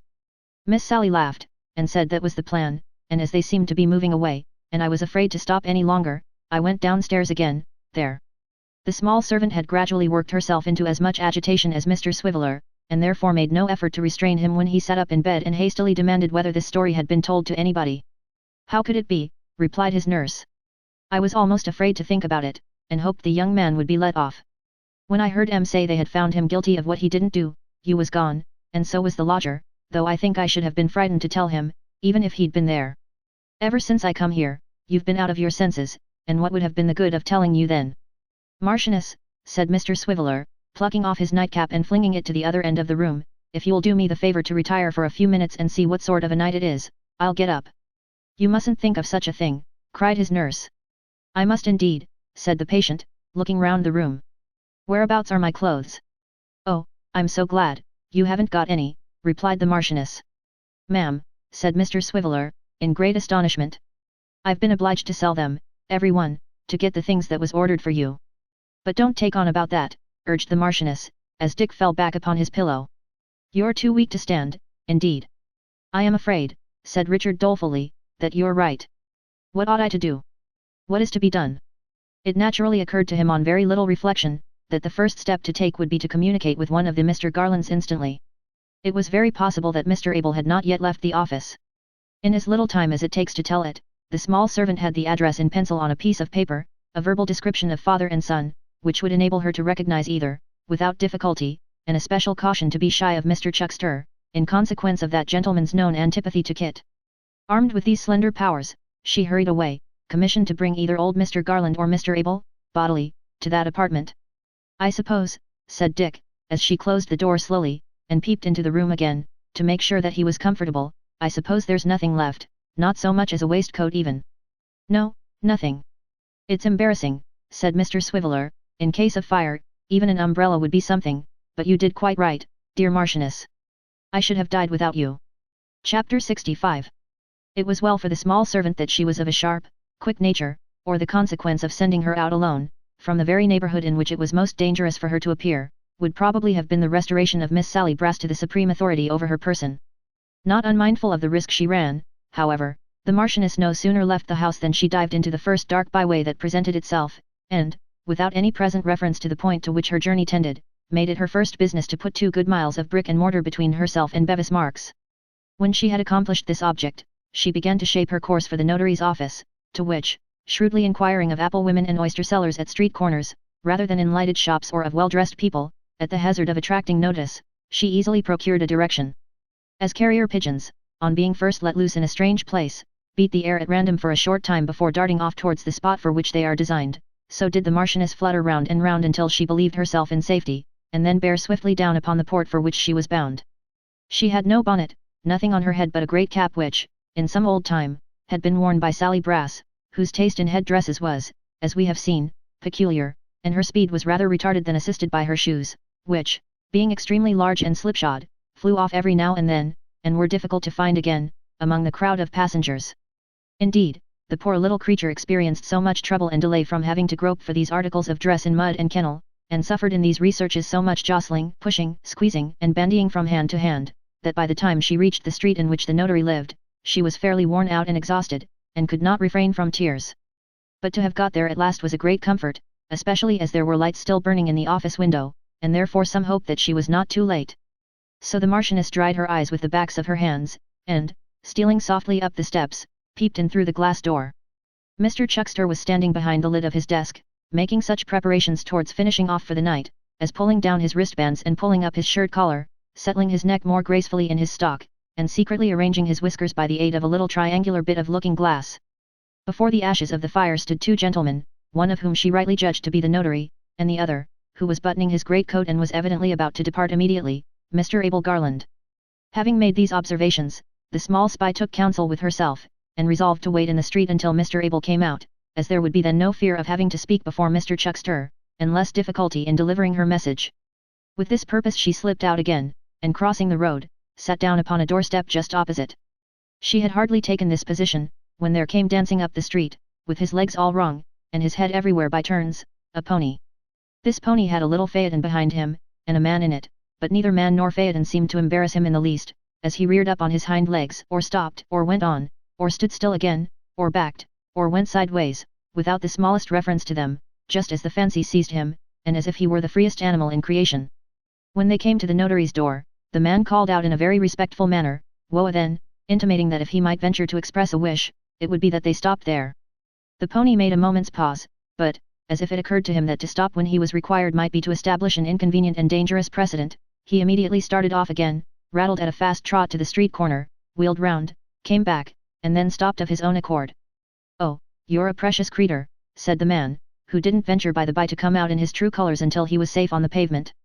"I wish I had the rewarding of you, I do." "What has he been doing?" said Mr. Abel, tying a shawl round his neck as he came down the steps. "He's enough to fret a man's heart out," replied the hostler. "He is the most vicious rascal, woa then, will you? He'll never stand still, if you call him names," said Mr. Abel, getting in, and taking the reins. "He's a very good fellow if you know how to manage him. This is the first time he has been out, this long while, for he has lost his old driver and wouldn't stir for anybody else, till this morning. The lamps are right, are they? That's well. Be here to take him tomorrow, if you please. Good night." And, after one or two strange plunges, quite of his own invention, the pony yielded to Mr. Abel's mildness, and trotted gently off. All this time Mr. Chuckster had been standing at the door, and the small servant had been afraid to approach. She had nothing for it now, therefore, but to run after the chaise, and to call to Mr. Abel to stop. Being out of breath when she came up with it, she was unable to make him hear. The case was desperate, for the pony was quickening his pace. The Marchioness hung on behind for a few moments, and, feeling that she could go no farther, and must soon yield, clambered by a vigorous effort into the hinder seat, and in so doing lost one of the shoes for ever. Mr. Abel, being in a thoughtful frame of mind, and having quite enough to do to keep the pony going, went jogging on without looking round, little dreaming of the strange figure that was close behind him, until the Marchioness, having in some degree recovered her breath, and the loss of her shoe, and the novelty of her position, uttered close into his ear, the words, "I say, sir." He turned his head quickly enough then, and stopping the pony, cried, with some trepidation, "God bless me, what is this?" "Don't be frightened, sir," replied the still panting messenger. "Oh, I've run such a way after you." "What do you want with me?" said Mr. Abel. "How did you come here?" "I got in behind," replied the Marchioness. "Oh, please drive on, sir, don't stop, and go towards the city, will you? And oh, do please make haste, because it's of consequence. There's somebody wants to see you there. He sent me to say would you come directly, and that he knowed all about Kit, and could save him yet, and prove his innocence." "What do you tell me, child?" "The truth, upon my word and honour I do. But please to drive on, quick, please. I've been such a time gone, he'll think I'm lost." Mr. Abel involuntarily urged the pony forward. The pony, impelled by some secret sympathy or some new caprice, burst into a great pace, and neither slackened it, nor indulged in any eccentric performances, until they arrived at the door of Mr. Swiveller's lodging, where, marvellous to relate, he consented to stop when Mr. Abel checked him. "See. It's the room up there," said the Marchioness, pointing to one where there was a faint light. "Come. 0468M. Original." Mr. Abel, who was one of the simplest and most retiring creatures in existence, and naturally timid withal, hesitated, for he had heard of people being decoyed into strange places to be robbed and murdered, under circumstances very like the present, and, for anything he knew to the contrary, by guides very like the Marchioness. His regard for Kit, however, overcame every other consideration. So, entrusting Whisker to the charge of a man who was lingering hard by in expectation of the job, he suffered his companion to take his hand, and to lead him up the dark and narrow stairs. He was not a little surprised to find himself conducted into a dimly lighted sick chamber, where a man was sleeping tranquilly in bed. "Ain't it nice to see him lying there so quiet," said his guide, in an earnest whisper. "Oh, you'd say it was, if you had only seen him 2 or 3 days ago." Mr. Abel made no answer, and, to say the truth, kept a long way from the bed and very near the door. His guide, who appeared to understand his reluctance, trimmed the candle, and taking it in her hand, approached the bed. As she did so, the sleeper started up, and he recognized in the wasted face the features of Richard Swiveller. "Why, how is this?" said Mr. Abel kindly, as he hurried towards him. "You have been ill." "Very," replied Dick. "Nearly dead. You might have chanced to hear of your Richard on his bier, but for the friend I sent to fetch you." Another shake of the hand. "Marchioness, if you please. Sit down, sir." Mr. Abel seemed rather astonished to hear of the quality of his guide, and took a chair by the bedside. "I have sent for you, sir," said Dick, "but she told you on what account?" "She did. I am quite bewildered by all this. I really don't know what to say or think," replied Mr. Abel. "You'll say that presently," retorted Dick. "Marchioness, take a seat on the bed, will you? Now, tell this gentleman all that you told me, and be particular. Don't you speak another word, sir." The story was repeated. It was, in effect, exactly the same as before, without any deviation or omission. Richard Swiveller kept his eyes fixed on his visitor during its narration, and directly it was concluded, took the word again. "You have heard it all, and you'll not forget it. I'm too giddy and too queer to suggest anything, but you and your friends will know what to do. After this long delay, every minute is an age. If ever you went home fast in your life, go home fast tonight. Don't stop to say one word to me, but go. She will be found here, whenever she's wanted, and as to me, you're pretty sure to find me at home, for a week or 2. There are more reasons than one for that. Marchioness, a light. If you lose another minute in looking at me, sir, I'll never forgive you." Mr. Abel needed no more remonstrance or persuasion.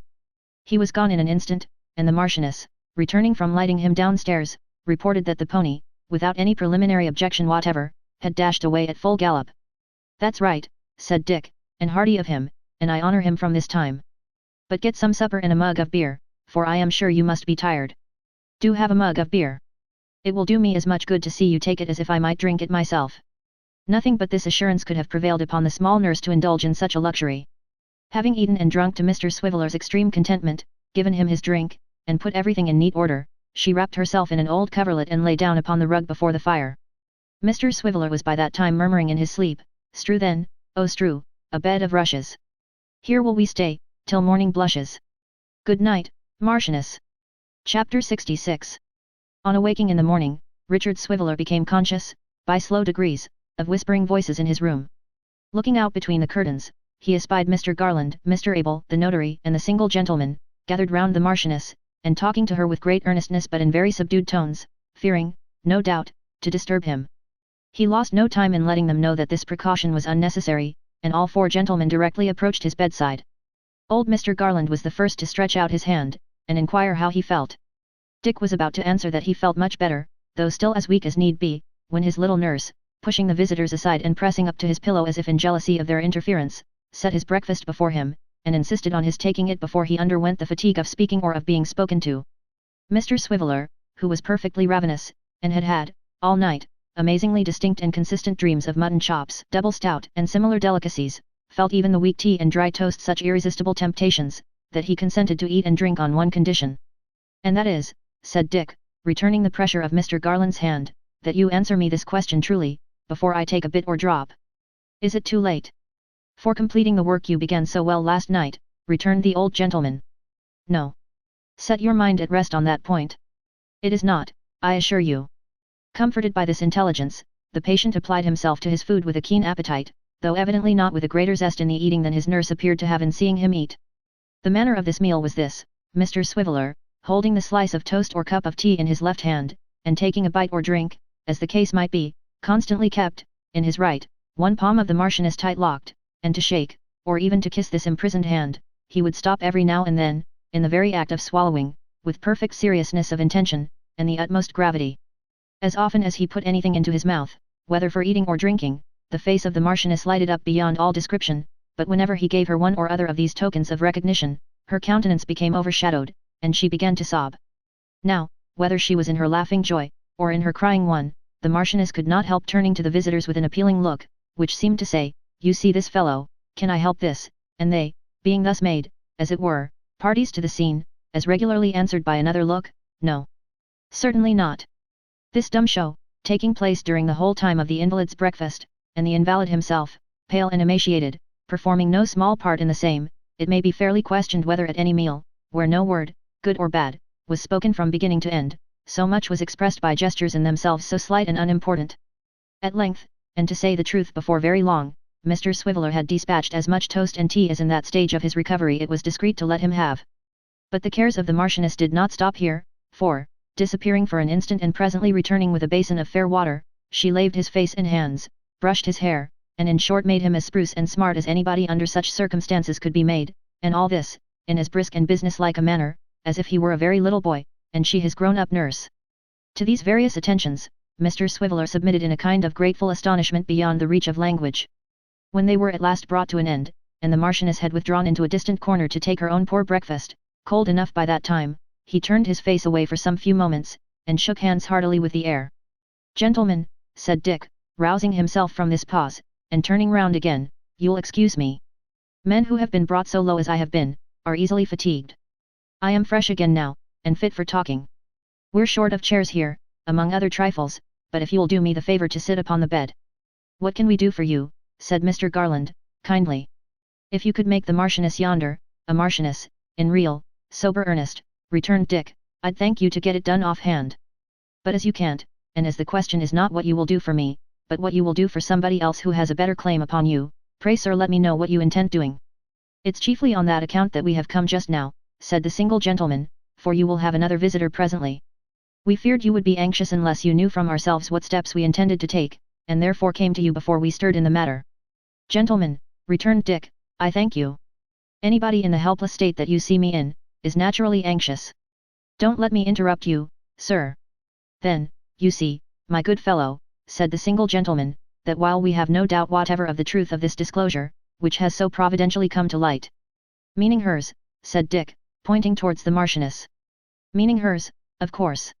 While we have no doubt of that, or that a proper use of it would procure the poor lad's immediate pardon and liberation, we have a great doubt whether it would, by itself, enable us to reach Quilp, the chief agent in this villainy. I should tell you that this doubt has been confirmed into something very nearly approaching certainty by the best opinions we have been enabled, in this short space of time, to take upon the subject.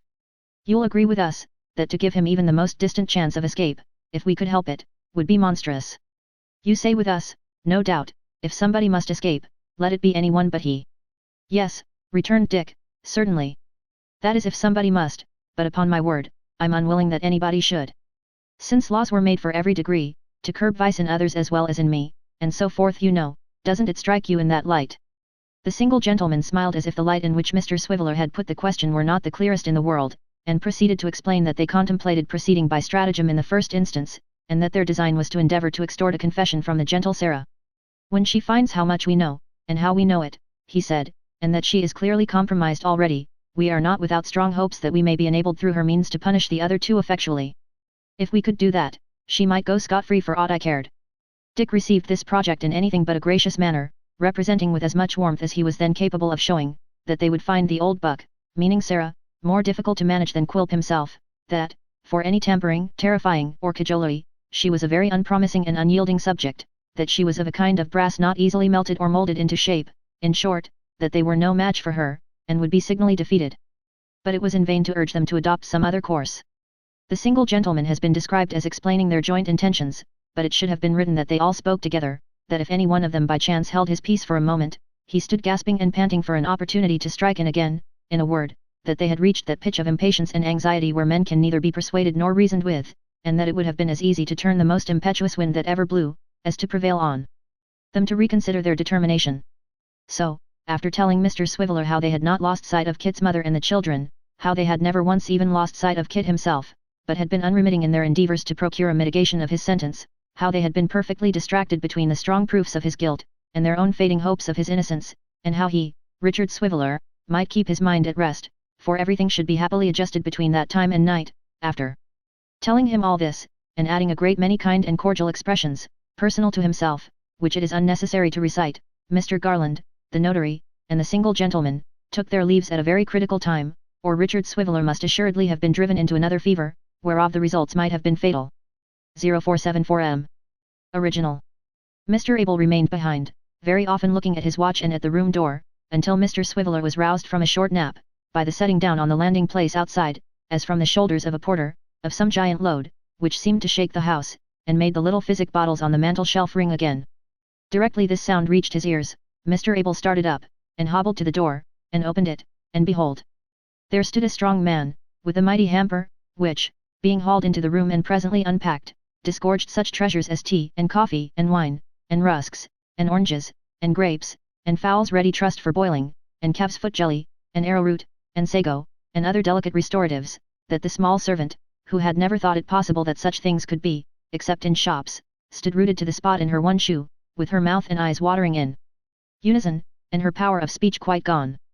But, not so Mr. Abel, or the strong man who emptied the hamper, big as it was, in a twinkling, and not so the nice old lady, who appeared so suddenly that she might have come out of the hamper too, it was quite large enough, and who, bustling about on tiptoe and without noise, now here, now there, now everywhere at once, began to fill out the jelly in teacups, and to make chicken broth in small saucepans, and to peel oranges for the sick man and to cut them up in little pieces, and to ply the small servant with glasses of wine and choice bits of everything until more substantial meat could be prepared for her refreshment. The whole of which appearances were so unexpected and bewildering, that Mr. Swiveller, when he had taken 2 oranges and a little jelly, and had seen the strong man walk off with the empty basket, plainly leaving all that abundance for his use and benefit, was fain to lie down and fall asleep again, from sheer inability to entertain such wonders in his mind. Meanwhile, the single gentleman, the notary, and Mr. Garland, repaired to a certain coffee house, and from that place indited and sent a letter to Miss Sally Brass, requesting her, in terms mysterious and brief, to favour an unknown friend who wished to consult her, with her company there, as speedily as possible. The communication performed its errand so well, that within 10 minutes of the messenger's return and report of its delivery, Miss Brass herself was announced. "Pray ma'am," said the single gentleman, whom she found alone in the room, "take a chair." Miss Brass sat herself down, in a very stiff and frigid state, and seemed, as indeed she was, not a little astonished to find that the lodger and her mysterious correspondent were one and the same person. "You did not expect to see me," said the single gentleman. "I didn't think much about it," returned the beauty. "I supposed it was business of some kind or other. If it's about the apartments, of course you'll give my brother regular notice, you know, or money. That's very easily settled.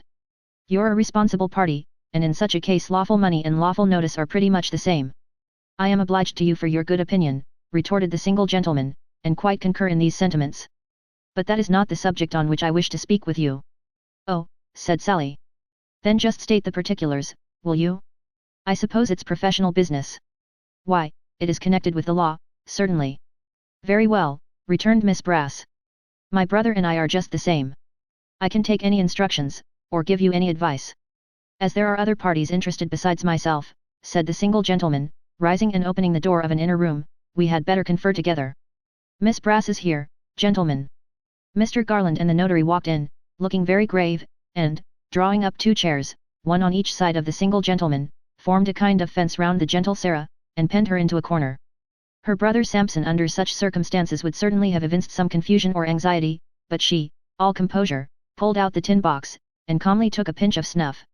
"Miss Brass," said the notary, taking the word at this crisis, "we professional people understand each other, and, when we choose, can say what we have to say, in very few words. You advertised a runaway servant, the other day." "Well," returned Miss Sally, with a sudden flush overspreading her features, "what of that?" "She is found, ma'am," said the notary, pulling out his pocket handkerchief with a flourish. "She is found." "Who found her?" demanded Sarah hastily. "We did, ma'am, we 3. Only last night, or you would have heard from us before." "And now I have heard from you," said Miss Brass, folding her arms as though she were about to deny something to the death. "What have you got to say?" "Something you have got into your heads about her, of course." "Prove it, will you, that's all." "Prove it. You have found her, you say. I can tell you, if you don't know it, that you have found the most artful, lying, pilfering, devilish little minx that was ever born. Have you got her here?" she added, looking sharply round. "No, she is not here at present," returned the notary. "But she is quite safe." "Ha!" cried Sally, twitching a pinch of snuff out of her box, as spitefully as if she were in the very act of wrenching off the small servant's nose. "She shall be safe enough from this time, I warrant you." "I hope so," replied the notary. "Did it occur to you for the first time, when you found she had run away, that there were 2 keys to your kitchen door?" Miss Sally took another pinch, and putting her head on one side, looked at her questioner, with a curious kind of spasm about her mouth, but with a cunning aspect of immense expression. "2 keys," repeated the notary, "one of which gave her the opportunities of roaming through the house at nights when you supposed her fast locked up, and of overhearing confidential consultations, among others, that particular conference, to be described today before a justice, which you will have an opportunity of hearing her relate, that conference which you and Mr. Brass held together, on the night before that most unfortunate and innocent young man was accused of robbery, by a horrible device of which I will only say that it may be characterized by the epithets which you have applied to this wretched little witness, and by a few stronger ones besides." Sally took another pinch. Although her face was wonderfully composed, it was apparent that she was wholly taken by surprise, and that what she had expected to be taxed with, in connection with her small servant, was something very different from this. "Come, come, Miss Brass," said the notary, "you have great command of feature, but you feel, I see, that by a chance which never entered your imagination, this base design is revealed, and 2 of its plotters must be brought to justice. Now, you know the pains and penalties you are liable to, and so I need not dilate upon them, but I have a proposal to make to you. You have the honor of being sister to one of the greatest scoundrels unhung, and, if I may venture to say so to a lady, you are in every respect quite worthy of him. But connected with you too is a third party, a villain of the name of Quilp, the prime mover of the whole diabolical device, who I believe to be worse than either. For his sake, Miss Brass, do us the favor to reveal the whole history of this affair. Let me remind you that your doing so, at our instance, will place you in a safe and comfortable position. Your present one is not desirable, and cannot injure your brother, for against him and you we have quite sufficient evidence, as you hear, already. I will not say to you that we suggest this course in mercy, for, to tell you the truth, we do not entertain any regard for you, but it is a necessity to which we are reduced, and I recommend it to you as a matter of the very best policy." "Time," said Mr. Witherden, pulling out his watch, "in a business like this, is exceedingly precious. Favor us with your decision as speedily as possible, ma'am." With a smile upon her face, and looking at each of the 3 by turns, Miss Brass took 2 or 3 more pinches of snuff, and having by this time very little left, travelled round and round the box with her forefinger and thumb, scraping up another. Having disposed of this likewise and put the box carefully in her pocket, she said, "I am to accept or reject at once, am I?" "Yes," said Mr. Witherden. The charming creature was opening her lips to speak in reply, when the door was hastily opened too, and the head of Samson Brass was thrust into the room. "Excuse me," said the gentleman hastily. "Wait a bit." So saying, and quite indifferent to the astonishment his presence occasioned, he crept in, shut the door, kissed his greasy glove as servilely as if it were the dust, and made a most abject bow. "Sarah," said Brass, "hold your tongue if you please, and let me speak. Gentlemen, if I could express the pleasure it gives me to see 3 such men in a happy unity of feeling and concord of sentiment, I think you would hardly believe me. But though I am unfortunate, nay, gentlemen, criminal, if we are to use harsh expressions in a company like this, still, I have my feelings like other men. I have heard of a poet, who remarked that feelings were the common lot of all. If he could have been a pig, gentlemen, and have uttered that sentiment, he would still have been immortal." "If you're not an idiot," said Miss Brass harshly, "hold your peace." "Sarah, my dear," returned her brother, "thank you. But I know what I am about, my love, and will take the liberty of expressing myself accordingly. Mr. Witherden, sir, your handkerchief is hanging out of your pocket, would you allow me to?" As Mr. Brass advanced to remedy this accident, the notary shrunk from him with an air of disgust. Brass, who over and above his usual prepossessing qualities, had a scratched face, a green shade over one eye, and a hat grievously crushed, stopped short, and looked round with a pitiful smile. "He shuns me," said Samson, "even when I would, as I may say, heap coals of fire upon his head. Well. Ah. But I am a falling house, and the rats, if I may be allowed the expression in reference to a gentleman I respect and love beyond everything, fly from me. Gentlemen, regarding your conversation just now, I happened to see my sister on her way here, and, wondering where she could be going to, and being, may I venture to say, naturally of a suspicious turn, followed her. Since then, I have been listening. 0479M. Original. If you're not mad, interposed Miss Sally, stop there, and say no more. Sarah, my dear, rejoined Brass with undiminished politeness, I thank you kindly, but will still proceed. Mr. Witherden, sir, as we have the honor to be members of the same profession, to say nothing of that other gentleman having been my lodger, and having partaken, as one may say, of the hospitality of my roof, I think you might have given me the refusal of this offer in the first instance. I do indeed. Now, my dear sir, cried Brass, seeing that the notary was about to interrupt him, suffer me to speak, I beg. Mr. Witherden was silent, and Brass went on. If you will do me the favour, he said, holding up the green shade, and revealing an eye most horribly discoloured, to look at this, you will naturally inquire, in your own minds, how did I get it? If you look from that, to my face, you will wonder what could have been the cause of all these scratches. And if from them to my hat, how it came into the state in which you see it. Gentlemen, said Brass, striking the hat fiercely with his clenched hand, to all these questions I answer, Quilp. The three gentlemen looked at each other, but said nothing.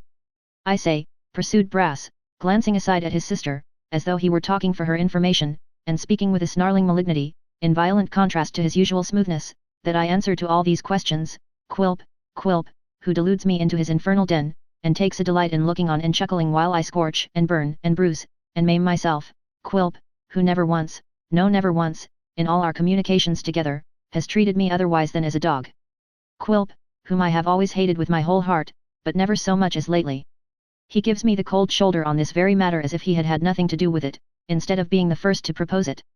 I can't trust him. In one of his howling, raving, blazing humours, I believe he'd let it out, if it was murder, and never think of himself so long as he could terrify me. Now, said Brass, picking up his hat again and replacing the shade over his eye, and actually crouching down, in the excess of his servility, what does all this lead to? What should you say it led me to, gentlemen? Could you guess at all near the mark? Nobody spoke. Brass stood smirking for a little while, as if he had propounded some choice conundrum, and then said, to be short with you, then, it leads me to this. If the truth has come out, as it plainly has in a manner that there's no standing up against, and a very sublime and grand thing is truth, gentlemen, in its way, though like other sublime and grand things, such as thunderstorms and that, we're not always over and above glad to see it, I had better turn upon this man than let this man turn upon me. It's clear to me that I am done for. Therefore, if anybody is to split, I had better be the person and have the advantage of it. Sarah, my dear, comparatively speaking you're safe. I relate these circumstances for my own profit. With that, Mr. Brass, in a great hurry, revealed the whole story, bearing as heavily as possible on his amiable employer, and making himself out to be rather a saint-like and holy character, though subject, he acknowledged, to human weaknesses. He concluded thus. Now, gentlemen, I am not a man who does things by halves. Being in for a penny, I am ready, as the saying is, to be in for a pound. You must do with me what you please, and take me where you please. If you wish to have this in writing, we'll reduce it into manuscript immediately. You will be tender with me, I am sure. I am quite confident you will be tender with me. You are men of honour, and have feeling hearts.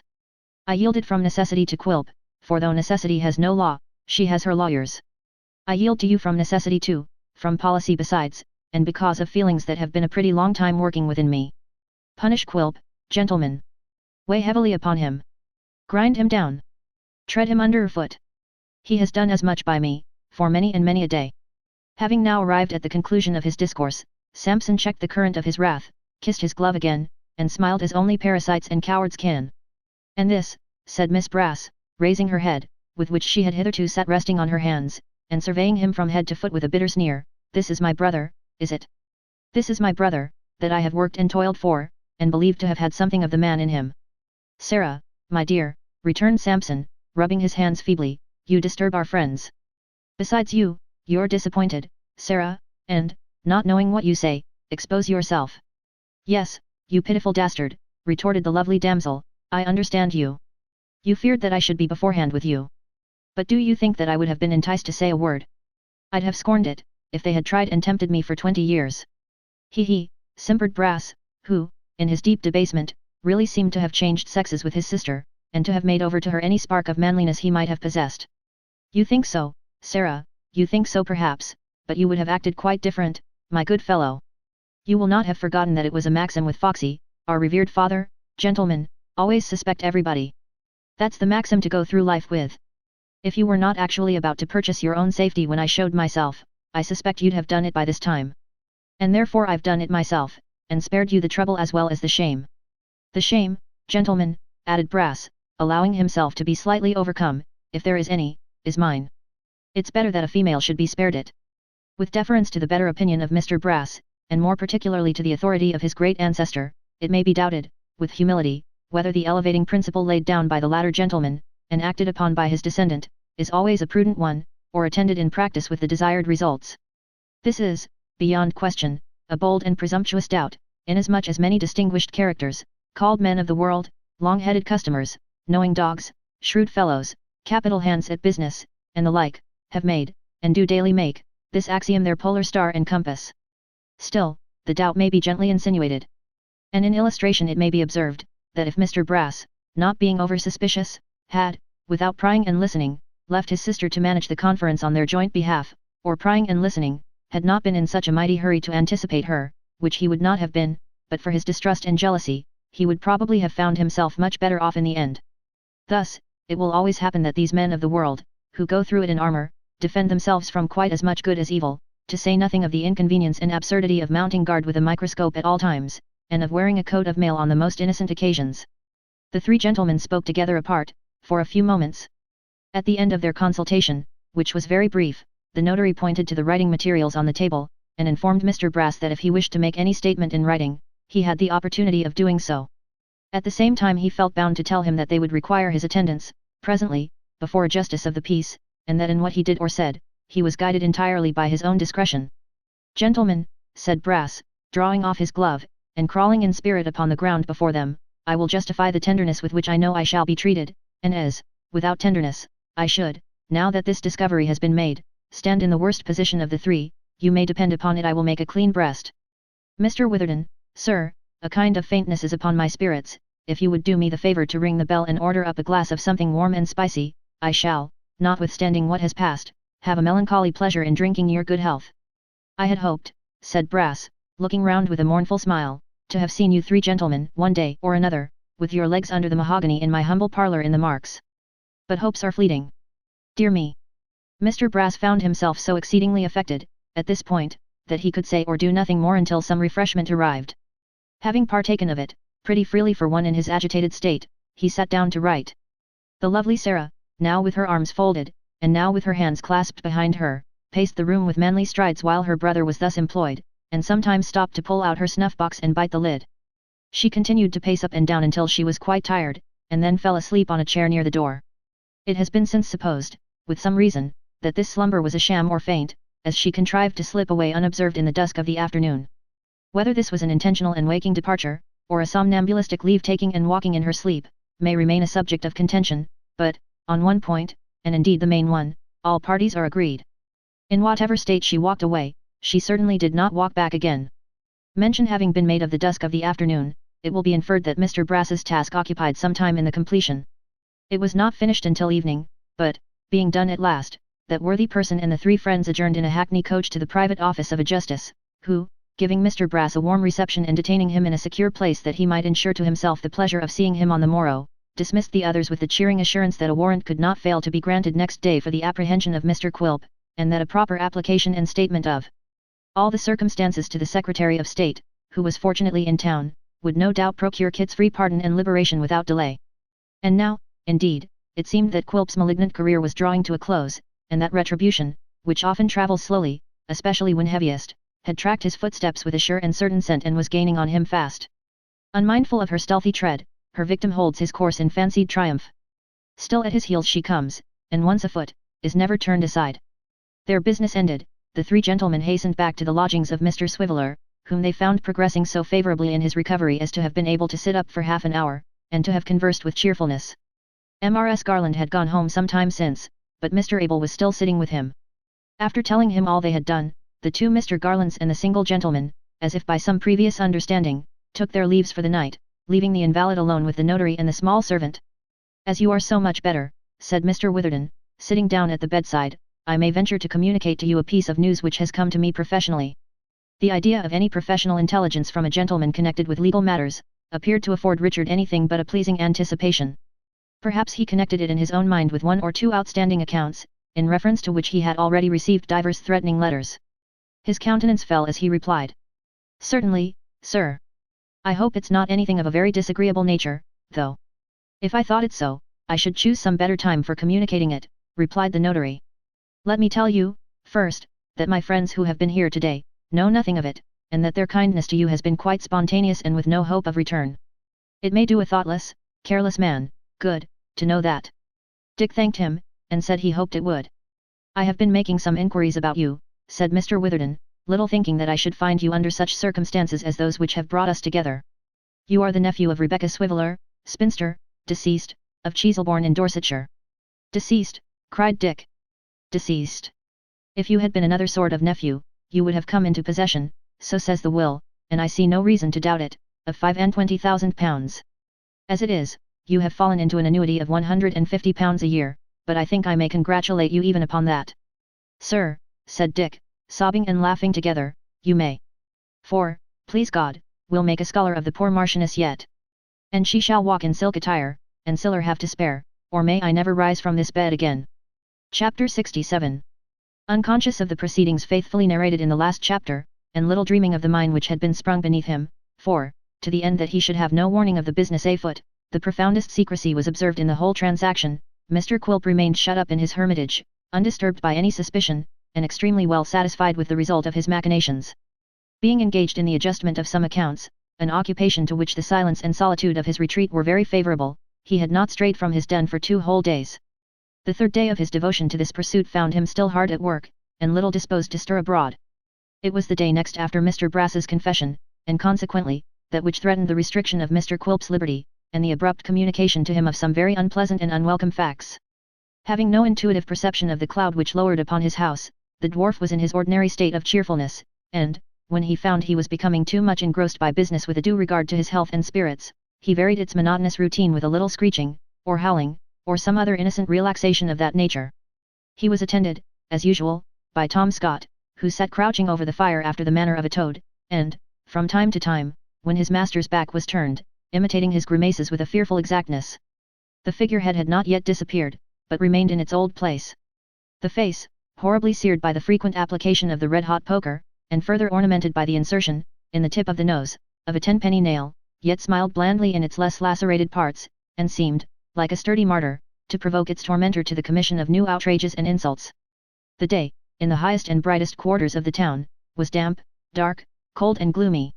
In that low and marshy spot, the fog filled every nook and corner with a thick dense cloud. Every object was obscure at 1 or 2 yards distance. The warning lights and fires upon the river were powerless beneath this pall, and, but for a raw and piercing chillness in the air, and now and then the cry of some bewildered boatman as he rested on his oars and tried to make out where he was, the river itself might have been miles away. The mist, though sluggish and slow to move, was of a keenly searching kind. No muffling up in furs and broadcloth kept it out. It seemed to penetrate into the very bones of the shrinking wayfarers, and to rack them with cold and pains. Everything was wet and clammy to the touch. The warm blaze alone defied it, and leaped and sparkled merrily. It was a day to be at home, crowding about the fire, telling stories of travellers who had lost their way in such weather on heaths and moors, and to love a warm hearth more than ever. The dwarf's humour, as we know, was to have a fireside to himself, and when he was disposed to be convivial, to enjoy himself alone. By no means insensible to the comfort of being within doors, he ordered Tom Scott to pile the little stove with coals, and, dismissing his work for that day, determined to be jovial. To this end, he lighted up fresh candles and heaped more fuel on the fire, and having dined off a beefsteak, which he cooked himself in somewhat of a savage and cannibal-like manner, brewed a great bowl of hot punch, lighted his pipe, and sat down to spend the evening. At this moment, a low knocking at the cabin door arrested his attention. When it had been twice or thrice repeated, he softly opened the little window, and thrusting his head out, demanded who was there. "Only me, Quilp," replied a woman's voice. "Only you," cried the dwarf, stretching his neck to obtain a better view of his visitor. "And what brings you here, you jade? How dare you approach the ogre's castle, et?" "I have come with some news," rejoined his spouse. "Don't be angry with me." "Is it good news, pleasant news, news to make a man skip and snap his fingers?" said the dwarf. "Is the dear old lady dead?" "I don't know what news it is, or whether it's good or bad," rejoined his wife. "Then she's alive," said Quilp, "and there's nothing the matter with her. Go home again, you bird of evil note, go home." "I have brought a letter," cried the meek little woman. "Toss it in at the window here, and go your ways," said Quilp, interrupting her, "or I'll come out and scratch you." "No, but please, Quilp, do hear me speak," urged his submissive wife, in tears. "Please do." "Speak then," growled the dwarf with a malicious grin. "Be quick and short about it. Speak, will you?" "It was left at our house this afternoon," said Mrs. Quilp, trembling, "by a boy who said he didn't know from whom it came, but that it was given to him to leave, and that he was told to say it must be brought on to you directly, for it was of the very greatest consequence, but please, she added, as her husband stretched out his hand for it, please let me in. You don't know how wet and cold I am, or how many times I have lost my way in coming here through this thick fog. Let me dry myself at the fire for 5 minutes. I'll go away directly you tell me to, Quilp. Upon my word I will. Her amiable husband hesitated for a few moments, but, bethinking himself that the letter might require some answer, of which she could be the bearer, closed the window, opened the door, and bade her enter. Mrs. Quilp obeyed right willingly, and, kneeling down before the fire to warm her hands, delivered into his a little packet. I'm glad you're wet, said Quilp, snatching it, and squinting at her. I'm glad you're cold. I'm glad you lost your way. I'm glad your eyes are red with crying. It does my heart good to see your little nose so pinched and frosty. Oh Quilp, sobbed his wife. How cruel it is of you. Did she think I was dead, said Quilp, wrinkling his face into a most extraordinary series of grimaces. Did she think she was going to have all the money, and to marry somebody she liked? Ha ha ha. Did she? These taunts elicited no reply from the poor little woman, who remained on her knees, warming her hands, and sobbing, to Mr. Quilp's great delight. But, just as he was contemplating her, and chuckling excessively, he happened to observe that Tom Scott was delighted too, wherefore, that he might have no presumptuous partner in his glee, the dwarf instantly collared him, dragged him to the door, and after a short scuffle, kicked him into the yard. In return for this mark of attention, Tom immediately walked upon his hands to the window, and, if the expression be allowable, looked in with his shoes, besides rattling his feet upon the glass like a banshee upside down. As a matter of course, Mr. Quilp lost no time in resorting to the infallible poker, with which, after some dodging and lying in ambush, he paid his young friend 1 or 2 such unequivocal compliments that he vanished precipitately, and left him in quiet possession of the field. So, that little job being disposed of, said the dwarf, coolly, I'll read my letter. Humph, he muttered, looking at the direction. I ought to know this writing. Beautiful Sally. Opening it, he read, in a fair, round, legal hand, as follows. Sammy has been practiced upon, and has broken confidence. It has all come out. You had better not be in the way, for strangers are going to call upon you. They have been very quiet as yet, because they mean to surprise you. Don't lose time. I didn't. I am not to be found anywhere. If I was you, I wouldn't either. S.B., late of B.M. To describe the changes that passed over Quilp's face, as he read this letter half a dozen times, would require some new language, such, for power of expression, as was never written, read, or spoken. For a long time he did not utter one word, but, after a considerable interval, during which Mrs. Quilp was almost paralyzed with the alarm his looks engendered, he contrived to gasp out. If I had him here. If I only had him here. Oh Quilp, said his wife, what's the matter? Who are you angry with? I should drown him, said the dwarf, not heeding her. Too easy a death, too short, too quick, but the river runs close at hand. Oh! If I had him here. Just to take him to the brink coaxingly and pleasantly, holding him by the buttonhole, joking with him, and, with a sudden push, to send him splashing down. Drowning men come to the surface 3 times they say. Ah! To see him those 3 times, and mock him as his face came bobbing up, oh, what a rich treat that would be. Quilp, stammered his wife, venturing at the same time to touch him on the shoulder, what has gone wrong? She was so terrified by the relish with which he pictured this pleasure to himself that she could scarcely make herself intelligible. Such a bloodless cur, said Quilp, rubbing his hands very slowly, and pressing them tight together. I thought his cowardice and servility were the best guarantee for his keeping silence. Oh Brass, Brass, my dear, good, affectionate, faithful, complimentary, charming friend, if I only had you here. His wife, who had retreated lest she should seem to listen to these mutterings, ventured to approach him again, and was about to speak, when he hurried to the door, and called Tom Scott, who, remembering his late gentle admonition, deemed it prudent to appear immediately. There, said the dwarf, pulling him in. Take her home. Don't come here tomorrow, for this place will be shut up. Come back no more till you hear from me or see me. Do you mind? Tom nodded sulkily, and beckoned Mrs. Quilp to lead the way. As for you, said the dwarf, addressing himself to her, ask no questions about me, make no search for me, say nothing concerning me. I shall not be dead, mistress, and that'll comfort you. He'll take care of you. But, Quilp? What is the matter? Where are you going? Do say something more. I'll say that, said the dwarf, seizing her by the arm, and do that too, which undone and unsaid would be best for you, unless you go directly. Has anything happened? Cried his wife. Oh! Do tell me that. Yes, snarled the dwarf. No. What matter which? I have told you what to do. Woe betide you if you fail to do it, or disobey me by a hair's breadth. Will you go? I am going, I'll go directly, but, faltered his wife, answer me one question first. Has this letter any connection with dear little Nell? I must ask you that, I must indeed, Quilp. You cannot think what days and nights of sorrow I have had through having once deceived that child. I don't know what harm I may have brought about, but, great or little, I did it for you, Quilp. My conscience misgave me when I did it. Do answer me this question, if you please. The exasperated dwarf returned no answer, but turned round and caught up his usual weapon with such vehemence, that Tom Scott dragged his charge away, by main force, and as swiftly as he could. It was well he did so, for Quilp, who was nearly mad with rage, pursued them to the neighbouring lane, and might have prolonged the chase but for the dense mist which obscured them from his view and appeared to thicken every moment. It will be a good night for travelling anonymously, he said, as he returned slowly, being pretty well breathed with his run. Stay. We may look better here. This is too hospitable and free. By a great exertion of strength, he closed the two old gates, which were deeply sunken in the mud, and barred them with a heavy beam. That done, he shook his matted hair from about his eyes, and tried them, strong and fast.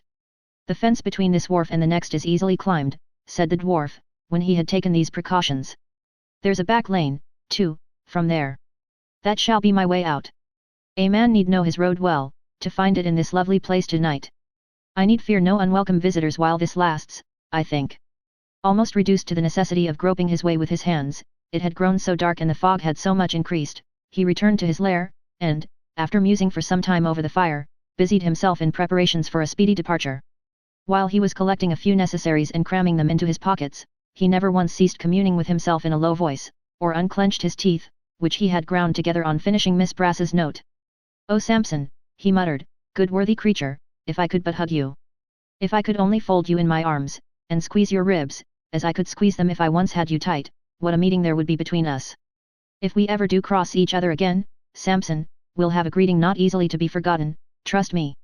This time, Samson, this moment when all had gone on so well, was so nicely chosen. It was so thoughtful of you, so penitent, so good.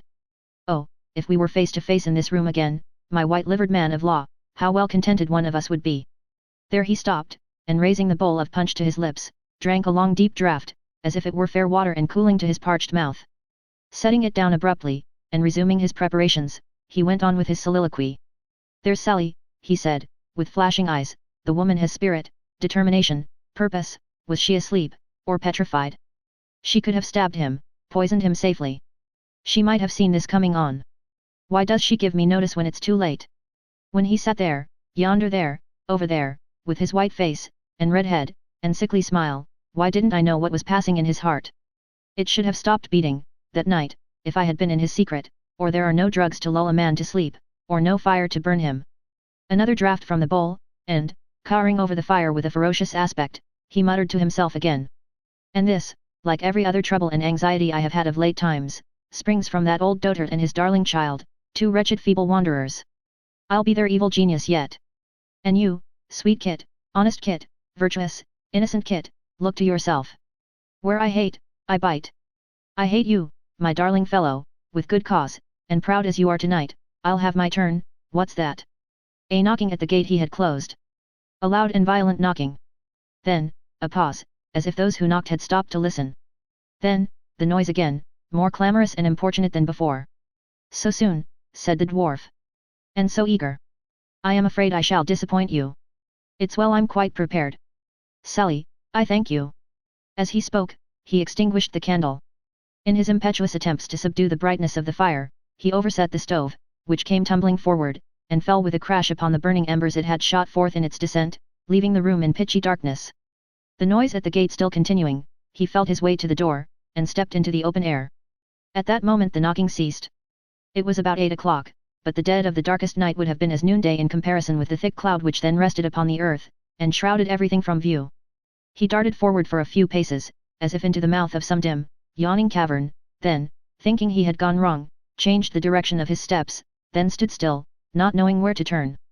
"If they would knock again," said Quilp, trying to peer into the gloom by which he was surrounded, "the sound might guide me. Come.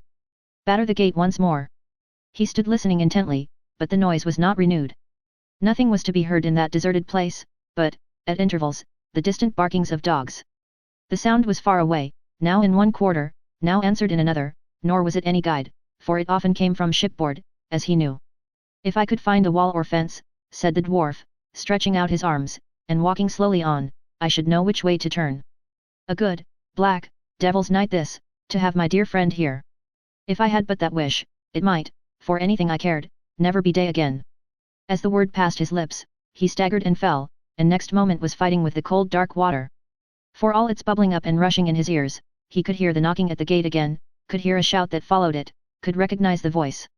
For all his struggling and plashing, he could understand that they had lost their way, and had wandered back to the point from which they started, that they were all but looking on, while he was drowned, that they were close at hand, but could not make an effort to save him, that he himself had shut and barred them out. He answered the shout, with a yell, which seemed to make the 100 fires that danced before his eyes tremble and flicker, as if a gust of wind had stirred them. It was of no avail. The strong tide filled his throat, and bore him on, upon its rapid current. Another mortal struggle, and he was up again, beating the water with his hands, and looking out, with wild and glaring eyes that showed him some black object he was drifting close upon. The hull of a ship. He could touch its smooth and slippery surface with his hand.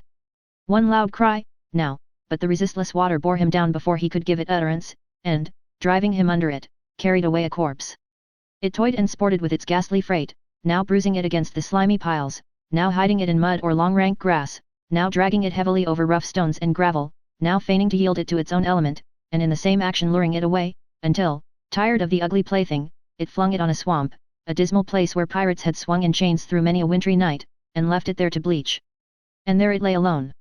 The sky was red with flame, and the water that bore it there had been tinged with the sullen light as it flowed along. The place the deserted carcass had left so recently, a living man, was now a blazing ruin. There was something of the glare upon its face. The hair, stirred by the damp breeze, played in a kind of mockery of death, such a mockery as the dead man himself would have delighted in when alive, about its head, and its dress fluttered idly in the night wind. 0492M. Original. Chapter 68.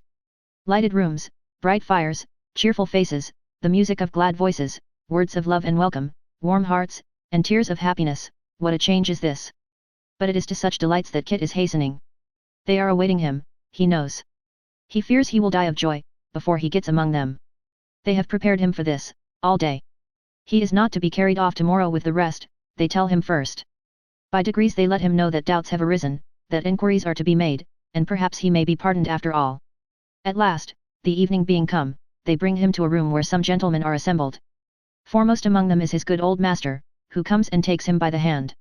He hears that his innocence is established, and that he is pardoned. He cannot see the speaker, but he turns towards the voice, and in trying to answer, falls down insensible. They recover him again, and tell him he must be composed, and bear this like a man. Somebody says he must think of his poor mother. It is because he does think of her so much, that the happy news had overpowered him. They crowd about him, and tell him that the truth has gone abroad, and that all the town and country ring with sympathy for his misfortunes. He has no ears for this. His thoughts, as yet, have no wider range than home. Does she know it? What did she say? Who told her? He can speak of nothing else. They make him drink a little wine, and talk kindly to him for a while, until he is more collected, and can listen, and thank them. He is free to go. Mr. Garland thinks, if he feels better, it is time they went away. The gentlemen cluster round him, and shake hands with him.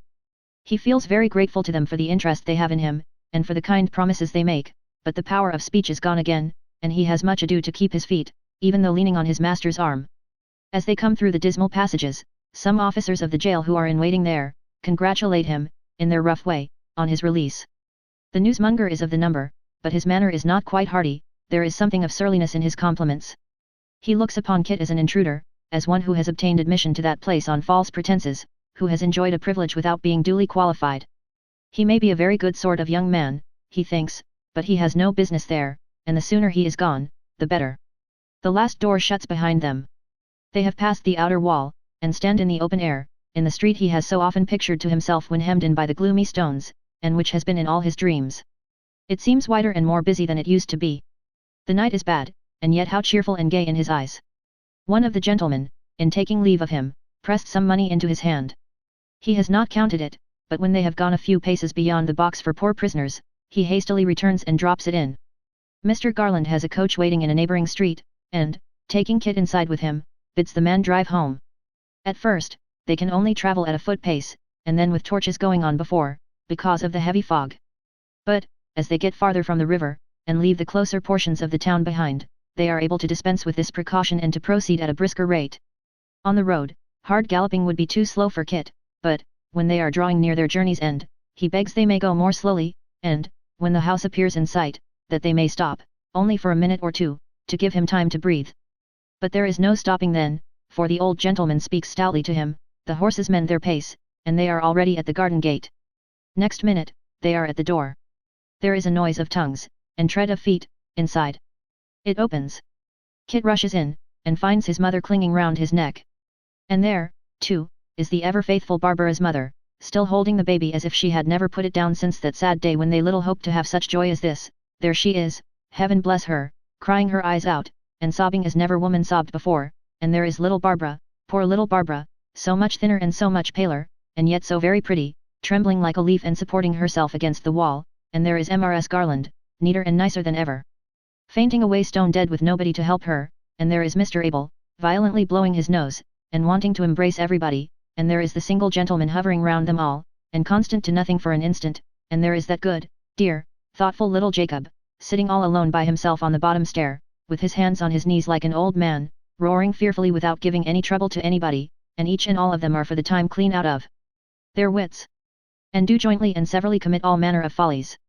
And even when the rest have in some measure come to themselves again, and can find words and smiles, Barbara, that soft-hearted, gentle, foolish little Barbara, is suddenly missed, and found to be in a swoon by herself in the back parlour, from which swoon she falls into hysterics, and from which hysterics into a swoon again, and is, indeed, so bad, that despite a mortal quantity of vinegar and cold water she is hardly a bit better at last than she was at first.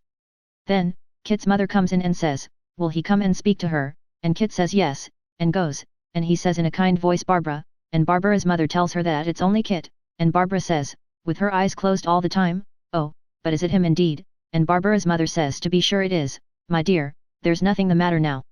And in further assurance that he's safe and sound, Kit speaks to her again, and then Barbara goes off into another fit of laughter, and then into another fit of crying, and then Barbara's mother and Kit's mother nod to each other and pretend to scold her, but only to bring her to herself the faster, bless you, and being experienced matrons, and acute at perceiving the first dawning symptoms of recovery, they comfort Kit with the assurance that she'll do now, and so dismiss him to the place from whence he came.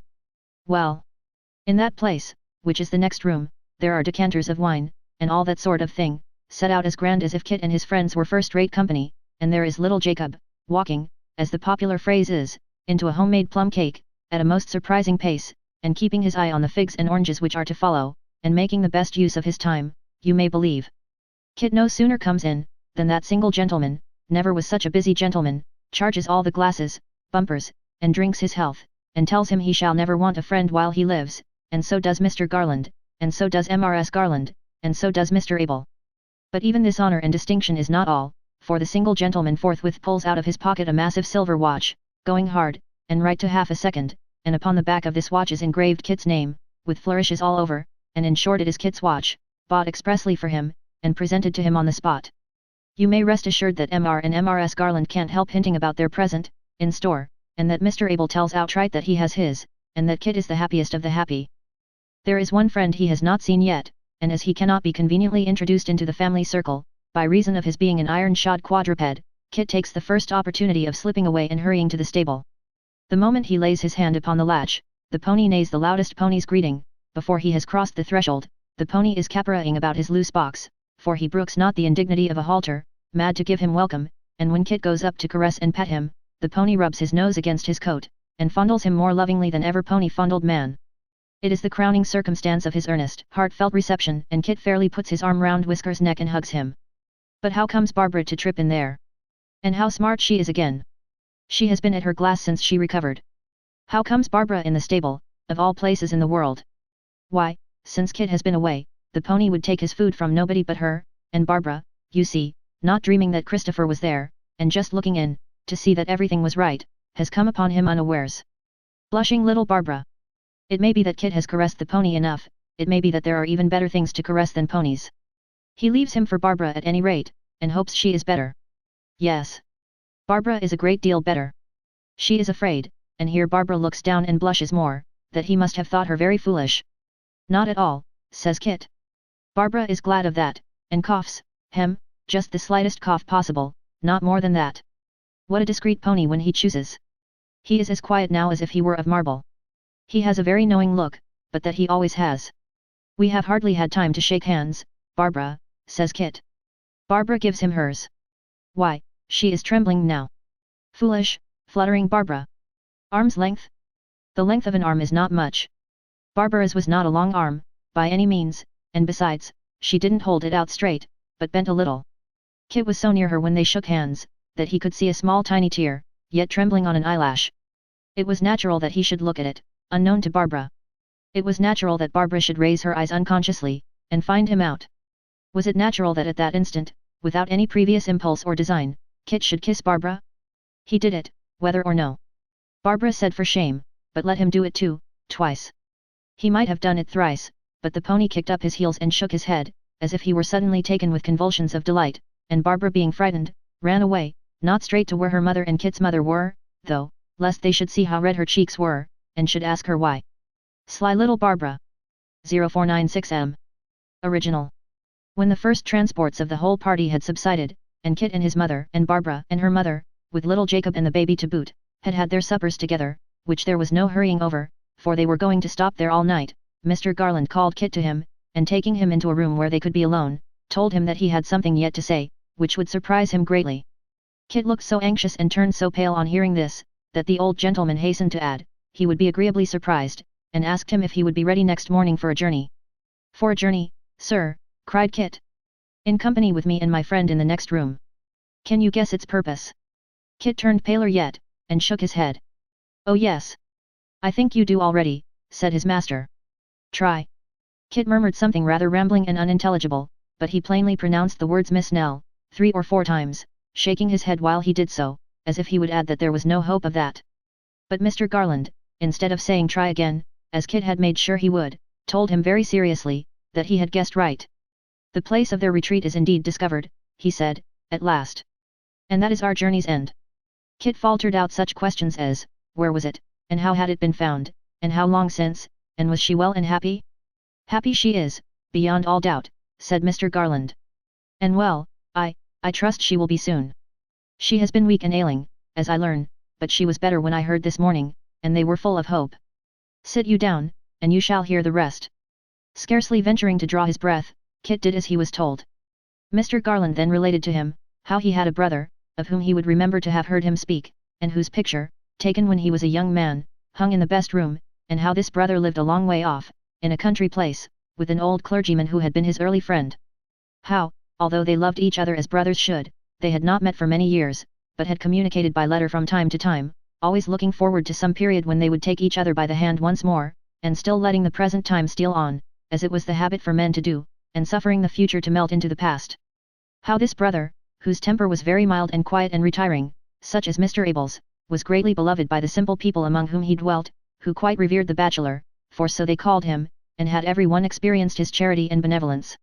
How even those slight circumstances had come to his knowledge, very slowly and in course of years, for the bachelor was one of those whose goodness shuns the light, and who have more pleasure in discovering and extolling the good deeds of others, than in trumpeting their own, be they never so commendable.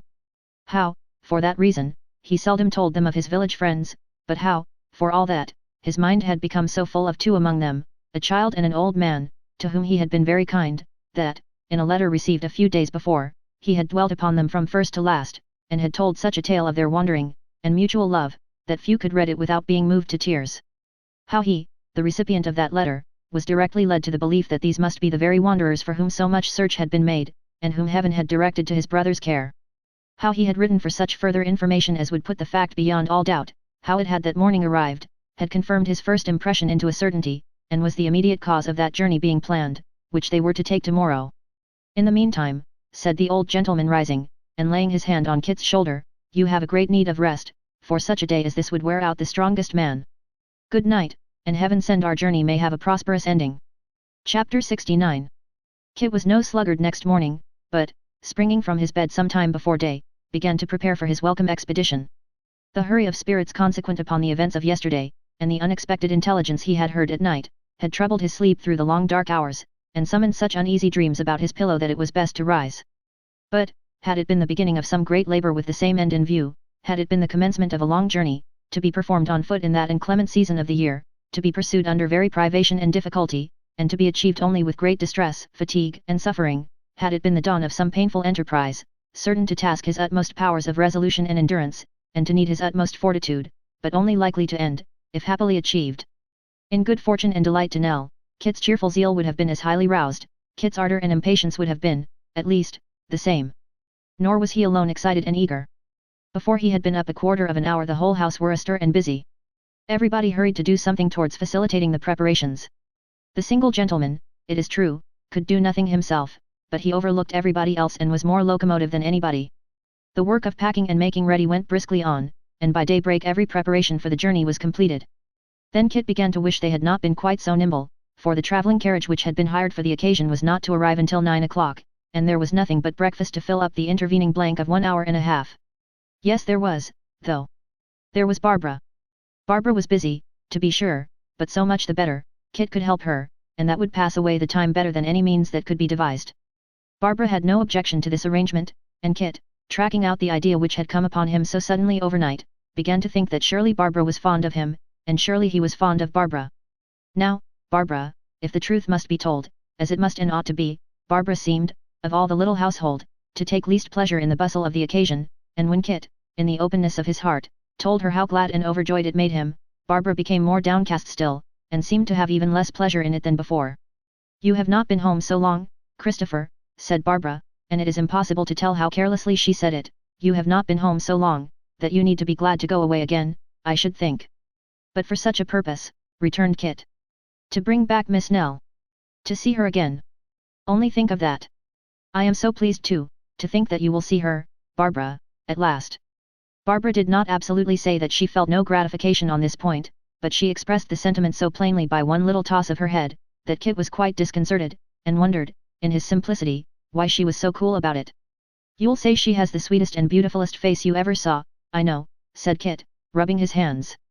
"I'm sure you'll say that." Barbara tossed her head again. "What's the matter, Barbara?" said Kit. "Nothing," cried Barbara. And Barbara pouted, not sulkily, or in an ugly manner, but just enough to make her look more cherry-lipped than ever. There is no school in which a pupil gets on so fast, as that in which Kit became a scholar when he gave Barbara the kiss. He saw what Barbara meant now, he had his lesson by heart all at once, she was the book, there it was before him, as plain as print. "Barbara," said Kit, "you're not cross with me." "Oh dear no. Why should Barbara be cross? And what right had she to be cross? And what did it matter whether she was cross or not? Who minded her?" "Why, I do," said Kit. "Of course I do." Barbara didn't see why it was of course, at all. Kit was sure she must. Would she think again? Certainly, Barbara would think again. No, she didn't see why it was of course. She didn't understand what Christopher meant. And besides she was sure they wanted her upstairs by this time, and she must go, indeed. "No, but Barbara," said Kit, detaining her gently, "let us part friends. I was always thinking of you, in my troubles. I should have been a great deal more miserable than I was, if it hadn't been for you." Goodness gracious, how pretty Barbara was when she colored, and when she trembled, like a little shrinking bird. "I am telling you the truth, Barbara, upon my word, but not half so strong as I could wish," said Kit. "When I want you to be pleased to see Miss Nell, it's only because I like you to be pleased with what pleases me, that's all. As to her, Barbara, I think I could almost die to do her service, but you would think so too, if you knew her as I do. I am sure you would." Barbara was touched, and sorry to have appeared indifferent. "I have been used, you see," said Kit, "to talk and think of her, almost as if she was an angel. When I look forward to meeting her again, I think of her smiling as she used to do, and being glad to see me, and putting out her hand and saying, 'It's my own old Kit,' or some such words as those, like what she used to say. I think of seeing her happy, and with friends about her, and brought up as she deserves, and as she ought to be. When I think of myself, it's as her old servant, and one that loved her dearly, as his kind, good, gentle mistress, and who would have gone, yes, and still would go, through any harm to serve her. Once, I couldn't help being afraid that if she came back with friends about her she might forget, or be ashamed of having known, a humble lad like me, and so might speak coldly, which would have cut me, Barbara, deeper than I can tell. But when I came to think again, I felt sure that I was doing her wrong in this, and so I went on, as I did at first, hoping to see her once more, just as she used to be. Hoping this, and remembering what she was, has made me feel as if I would always try to please her, and always be what I should like to seem to her if I was still her servant. If I'm the better for that, and I don't think I'm the worse, I am grateful to her for it, and love and honor her the more. That's the plain honest truth, dear Barbara, upon my word it is. Little Barbara was not of a wayward or capricious nature, and, being full of remorse, melted into tears. To what more conversation this might have led, we need not stop to inquire, for the wheels of the carriage were heard at that moment, and, being followed by a smart ring at the garden gate, caused the bustle in the house, which had laid dormant for a short time, to burst again into tenfold life and vigour. Simultaneously with the travelling equipage, arrived Mr. Chuckster in a hackney cab, with certain papers and supplies of money for the single gentleman, into whose hands he delivered them. This duty discharged, he subsided into the bosom of the family, and, entertaining himself with a strolling or peripatetic breakfast, watched, with genteel indifference, the process of loading the carriage. "Snobbis in this, I see, sir," he said to Mr. Abel Garland. "I thought he wasn't in the last trip because it was expected that his presence wouldn't be acceptable to the ancient buffalo." "To whom, sir?" demanded Mr. Abel. "To the old gentleman," returned Mr. Chuckster, slightly abashed. "Our client prefers to take him now," said Mr. Abel, drily. "There is no longer any need for that precaution, as my father's relationship to a gentleman in whom the objects of his search have full confidence, will be a sufficient guarantee for the friendly nature of their errand." "Ah," thought Mr. Chuckster, looking out of window, "anybody but me. Snobby before me, of course. He didn't happen to take that particular £5 note, but I have not the smallest doubt that he's always up to something of that sort. I always said it, long before this came out. Devilish pretty girl that. Pon my soul, an amazing little creature." 502m. Original. Barbara was the subject of Mr. Chuckster's commendations, and as she was lingering near the carriage, all being now ready for its departure, that gentleman was suddenly seized with a strong interest in the proceedings, which impelled him to swagger down the garden, and take up his position at a convenient ogling distance. Having had great experience of the sex, and being perfectly acquainted with all those little artifices which find the readiest road to their hearts, Mr. Chuckster, on taking his ground, planted one hand on his hip, and with the other adjusted his flowing hair. This is a favourite attitude in the polite circles, and, accompanied with a graceful whistling, has been known to do immense execution. Such, however, is the difference between town and country, that nobody took the smallest notice of this insinuating figure, the wretches being wholly engaged in bidding the travellers farewell, in kissing hands to each other, waving handkerchiefs, and the like tame and vulgar practices. For now the single gentleman and Mr. Garland were in the carriage, and the post-boy was in the saddle, and Kit, well wrapped and muffled up, was in the rumble behind, and Mrs. Garland was there, and Mr. Abel was there, and Kit's mother was there, and little Jacob was there, and Barbara's mother was visible in remote perspective, nursing the ever-wakeful baby, and all were nodding, beckoning, curtsying, or crying out, "Goodbye," with all the energy they could express. In another minute, the carriage was out of sight, and Mr. Chuckster remained alone on the spot where it had lately been, with a vision of Kit standing up in the rumble waving his hand to Barbara, and of Barbara in the full light and lustre of his eyes, Chuckster's, Chuckster the successful, on whom ladies of quality had looked with favour from phaetons in the parks on Sundays, waving hers to Kit. How Mr. Chuckster, entranced by this monstrous fact, stood for some time rooted to the earth, protesting within himself that Kit was the prince of felonious characters, and very emperor or great mogul of snobs, and how he clearly traced this revolting circumstance back to that old villainy of the shilling, are matters foreign to our purpose, which is to track the rolling wheels, and bear the travellers company on their cold, bleak journey. It was a bitter day. A keen wind was blowing, and rushed against them fiercely, bleaching the hard ground, shaking the white frost from the trees and hedges, and whirling it away like dust. But little cared Kit for weather.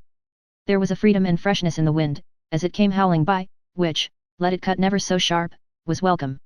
As it swept on with its cloud of frost, bearing down the dry twigs and boughs and withered leaves, and carrying them away pell-mell, it seemed as though some general sympathy had got abroad, and everything was in a hurry, like themselves.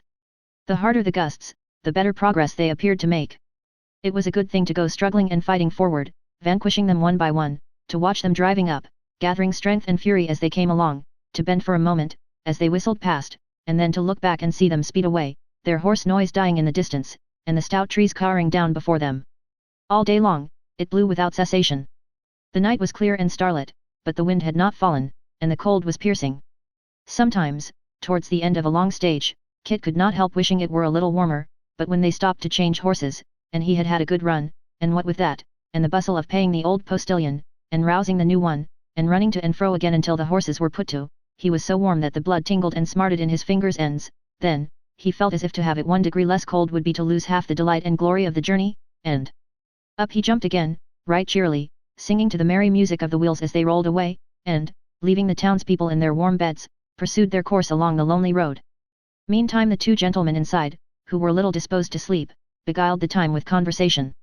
As both were anxious and expectant, it naturally turned upon the subject of their expedition, on the manner in which it had been brought about, and on the hopes and fears they entertained respecting it. Of the former they had many, of the latter few, none perhaps beyond that indefinable uneasiness which is inseparable from suddenly awakened hope, and protracted expectation.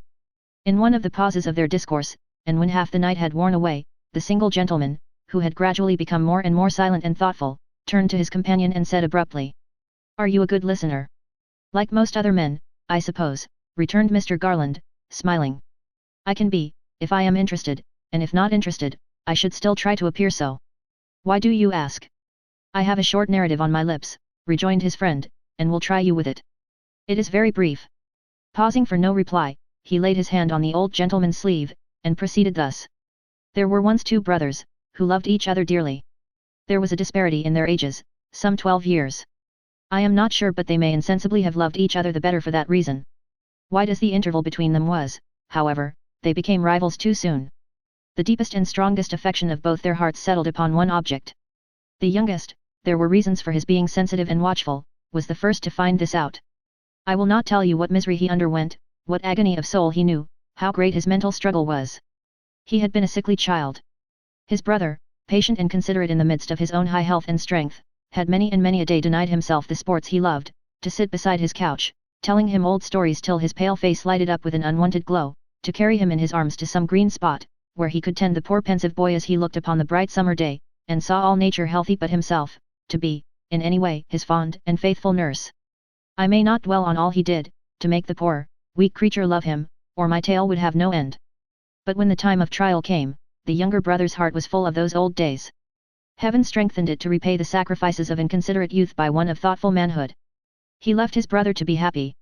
The truth never passed his lips, and he quitted the country, hoping to die abroad. The elder brother married her.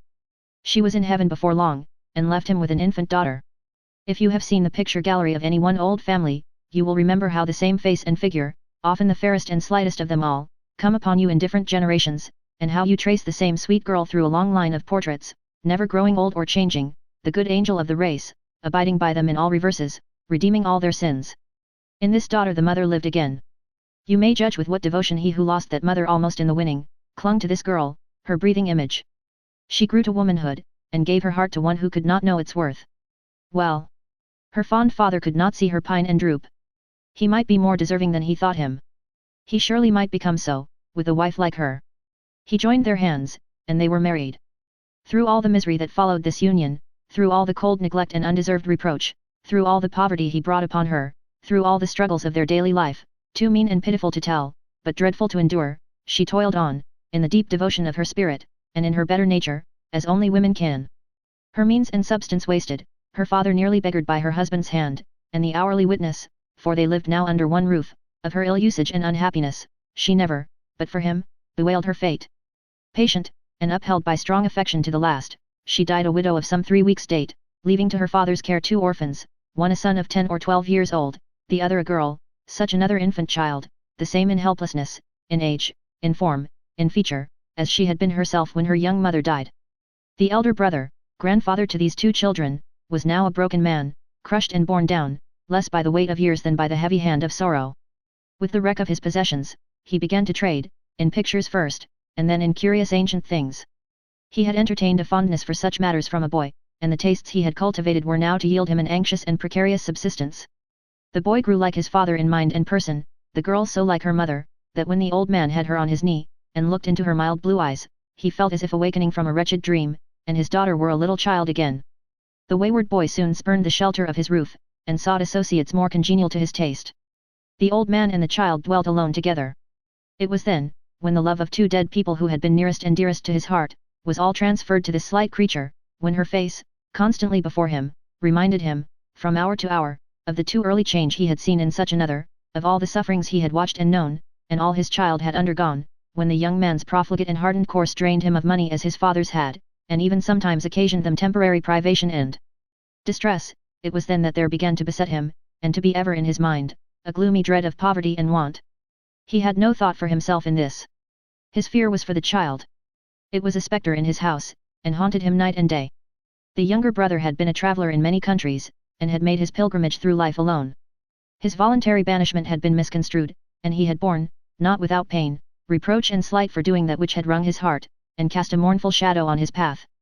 Apart from this, communication between him and the elder was difficult and uncertain and often failed. Still, it was not so wholly broken off but that he learnt, with long blanks and gaps between each interval of information, all that I have told you now. Then, dreams of their young, happy life, happy to him though laden with pain and early care, visited his pillow yet oftener than before, and every night, a boy again, he was at his brother's side. With the utmost speed he could exert, he settled his affairs, converted into money all the goods he had, and, with honourable wealth enough for both, with open heart and hand, with limbs that trembled as they bore him on, with emotion such as men can hardly bear and live, arrived one evening at his brother's door. The narrator, whose voice had faltered lately, stopped. "The rest," said Mr. Garland, pressing his hand after a pause, "I know." "Yes," rejoined his friend, "we may spare ourselves the sequel. You know the poor result of all my search. Even when by dint of such inquiries as the utmost vigilance and sagacity could set on foot, we found they had been seen with two poor travelling showmen, and in time discovered the men themselves, and in time, the actual place of their retreat, even then, we were too late. Pray God, we are not too late again." "We cannot be," said Mr. Garland. "This time we must succeed." "I have believed and hoped so," returned the other. "I try to believe and hope so still. But a heavy weight has fallen on my spirits, my good friend, and the sadness that gathers over me, will yield to neither hope nor reason." "That does not surprise me," said Mr. Garland, "it is a natural consequence of the events you have recalled, of this dreary time and place, and above all, of this wild and dismal night." "A dismal night, indeed. Hark! How the wind is howling." Chapter 70. Day broke, and found them still upon their way. Since leaving home, they had halted here and there for necessary refreshment, and had frequently been delayed, especially in the night time, by waiting for fresh horses. They had made no other stoppages, but the weather continued rough, and the roads were often steep and heavy. It would be night again before they reached their place of destination. Kit, all bluff and hardened with the cold, went on manfully, and, having enough to do to keep his blood circulating, to picture to himself the happy end of this adventurous journey, and to look about him and be amazed at everything, had little spare time for thinking of discomforts. Though his impatience, and that of his fellow travellers, rapidly increased as the day waned, the hours did not stand still. The short daylight of winter soon faded away, and it was dark again when they had yet many miles to travel. As it grew dusk, the wind fell, its distant moanings were more low and mournful, and, as it came creeping up the road, and rattling covertly among the dry brambles on either hand, it seemed like some great phantom for whom the way was narrow, whose garments rustled as it stalked along. By degrees it lulled and died away, and then it came on to snow. The flakes fell fast and thick, soon covering the ground some inches deep, and spreading abroad a solemn stillness. The rolling wheels were noiseless, and the sharp ring and clatter of the horses' hoofs became a dull, muffled tramp. The life of their progress seemed to be slowly hushed, and something death-like to usurp its place. Shading his eyes from the falling snow, which froze upon their lashes and obscured his sight, Kit often tried to catch the earliest glimpse of twinkling lights, denoting their approach to some not distant town. He could descry objects enough at such times, but none correctly. Now, a tall church spire appeared in view, which presently became a tree, a barn, a shadow on the ground, thrown on it by their own bright lamps. Now, there were horsemen, foot passengers, carriages, going on before, or meeting them in narrow ways, which, when they were close upon them, turned to shadows too.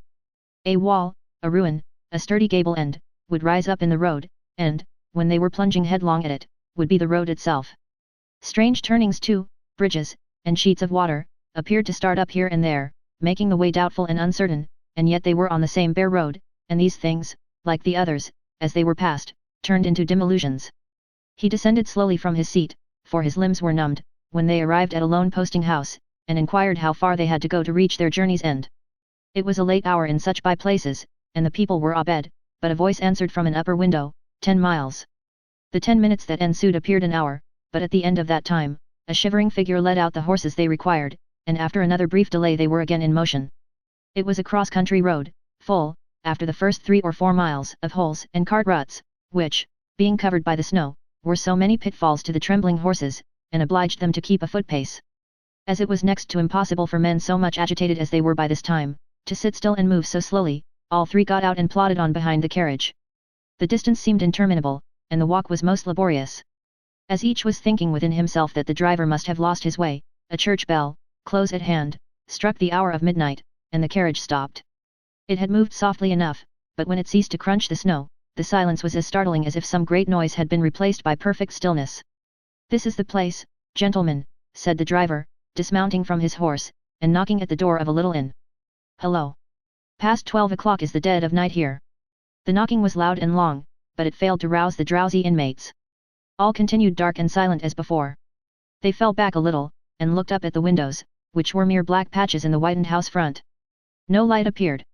The house might have been deserted, or the sleepers dead, for any air of life it had about it. They spoke together with a strange inconsistency, in whispers, unwilling to disturb again the dreary echoes they had just now raised. "Let us go on," said the younger brother, "and leave this good fellow to wake them, if he can. I cannot rest until I know that we are not too late. Let us go on, in the name of heaven." They did so, leaving the postilion to order such accommodation as the house afforded, and to renew his knocking. Kit accompanied them with a little bundle, which he had hung in the carriage when they left home, and had not forgotten since, the bird in his old cage, just as she had left him. She would be glad to see her bird, he knew. The road wound gently downward. As they proceeded, they lost sight of the church whose clock they had heard, and of the small village clustering round it. The knocking, which was now renewed, and which in that stillness they could plainly hear, troubled them. They wished the man would forbear, or that they had told him not to break the silence until they returned. The old church tower, clad in a ghostly garb of pure cold white, again rose up before them, and a few moments brought them close beside it. A venerable building, grey, even in the midst of the hoary landscape. An ancient sundial on the belfry wall was nearly hidden by the snowdrift, and scarcely to be known for what it was. Time itself seemed to have grown dull and old, as if no day were ever to displace the melancholy night. A wicket gate was close at hand, but there was more than one path across the churchyard to which it led, and, uncertain which to take, they came to a stand again. The village street, if street that could be called, which was an irregular cluster of poor cottages of many heights and ages, some with their fronts, some with their backs, and some with gable ends towards the road, with here and there a signpost, or a shed encroaching on the path, was close at hand. There was a faint light in a chamber window not far off, and Kit ran towards that house to ask their way. His first shout was answered by an old man within, who presently appeared at the casement, wrapping some garment round his throat as a protection from the cold, and demanded who was abroad at that unseasonable hour, wanting him. "'Tis hard weather this," he grumbled, "and not a night to call me up in. My trade is not of that kind that I need be roused from bed. The business on which folks want me, will keep cold, especially at this season. What do you want?" "I would not have roused you, if I had known you were old and ill," said Kit. "Old," repeated the other peevishly. "How do you know I am old?" "Not so old as you think, friend, perhaps. As to being ill, you will find many young people in worse case than I am. More's the pity that it should be so, not that I should be strong and hearty for my years, I mean, but that they should be weak and tender. I ask your pardon though," said the old man, "if I spoke rather rough at first. My eyes are not good at night, that's neither age nor illness, they never were, and I didn't see you were a stranger." "I am sorry to call you from your bed," said Kit, "but those gentlemen you may see by the churchyard gate, are strangers too, who have just arrived from a long journey, and seek the parsonage house. You can direct us." "I should be able to," answered the old man, in a trembling voice, "for, come next summer, I have been sexton here, good 50 years. The right-hand path, friend, is the road, there is no ill news for our good gentleman, I hope." Kit thanked him, and made him a hasty answer in the negative. He was turning back, when his attention was caught by the voice of a child. Looking up, he saw a very little creature at a neighbouring window. "What is that?" cried the child, earnestly. "Has my dream come true? Pray speak to me, whoever that is, awaken up." "Poor boy," said the sexton, before Kit could answer, "how goes it, darling?" "Has my dream come true?" exclaimed the child again, in a voice so fervent that it might have thrilled to the heart of any listener. "But no, that can never be." "How could it be, oh? How could it?" "I guess his meaning," said the sexton. "To bed again, poor boy." "I," cried the child, in a burst of despair. "I knew it could never be, I felt too sure of that, before I asked. But, all tonight, and last night too, it was the same. I never fall asleep, but that cruel dream comes back." "Try to sleep again," said the old man, soothingly. "It will go in time." "No, no, I would rather that it stayed, cruel as it is, I would rather that it stayed," rejoined the child. "I am not afraid to have it in my sleep, but I am so sad, so very, very sad." The old man blessed him, The child in tears replied good night, and Kit was again alone. He hurried back, moved by what he had heard, though more by the child's manner than by anything he had said, as his meaning was hidden from him.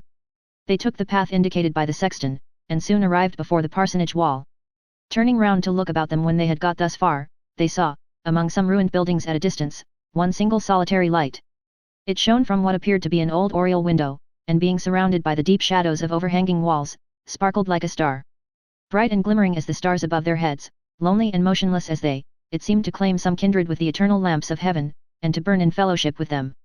"What light is that?" said the younger brother. "It is surely," said Mr. Garland, "in the ruin where they live. I see no other ruin hereabouts." "They cannot," returned the brother hastily, "be waking at this late hour." Kit interposed directly, and begged that, while they rang and waited at the gate, they would let him make his way to where this light was shining, and try to ascertain if any people were about. Obtaining the permission he desired, he darted off with breathless eagerness, and, still carrying the birdcage in his hand, made straight towards the spot. 0512M. Original. It was not easy to hold that pace among the graves, and at another time he might have gone more slowly, or round by the path. Unmindful of all obstacles, however, he pressed forward without slackening his speed, and soon arrived within a few yards of the window. He approached as softly as he could, and advancing so near the wall as to brush the whitened ivy with his dress, listened. There was no sound inside. The church itself was not more quiet. Touching the glass with his cheek, he listened again. No. And yet there was such a silence all around, that he felt sure he could have heard even the breathing of a sleeper, if there had been one there. A strange circumstance, a light in such a place at that time of night, with no one near it. A curtain was drawn across the lower portion of the window, and he could not see into the room. But there was no shadow thrown upon it from within.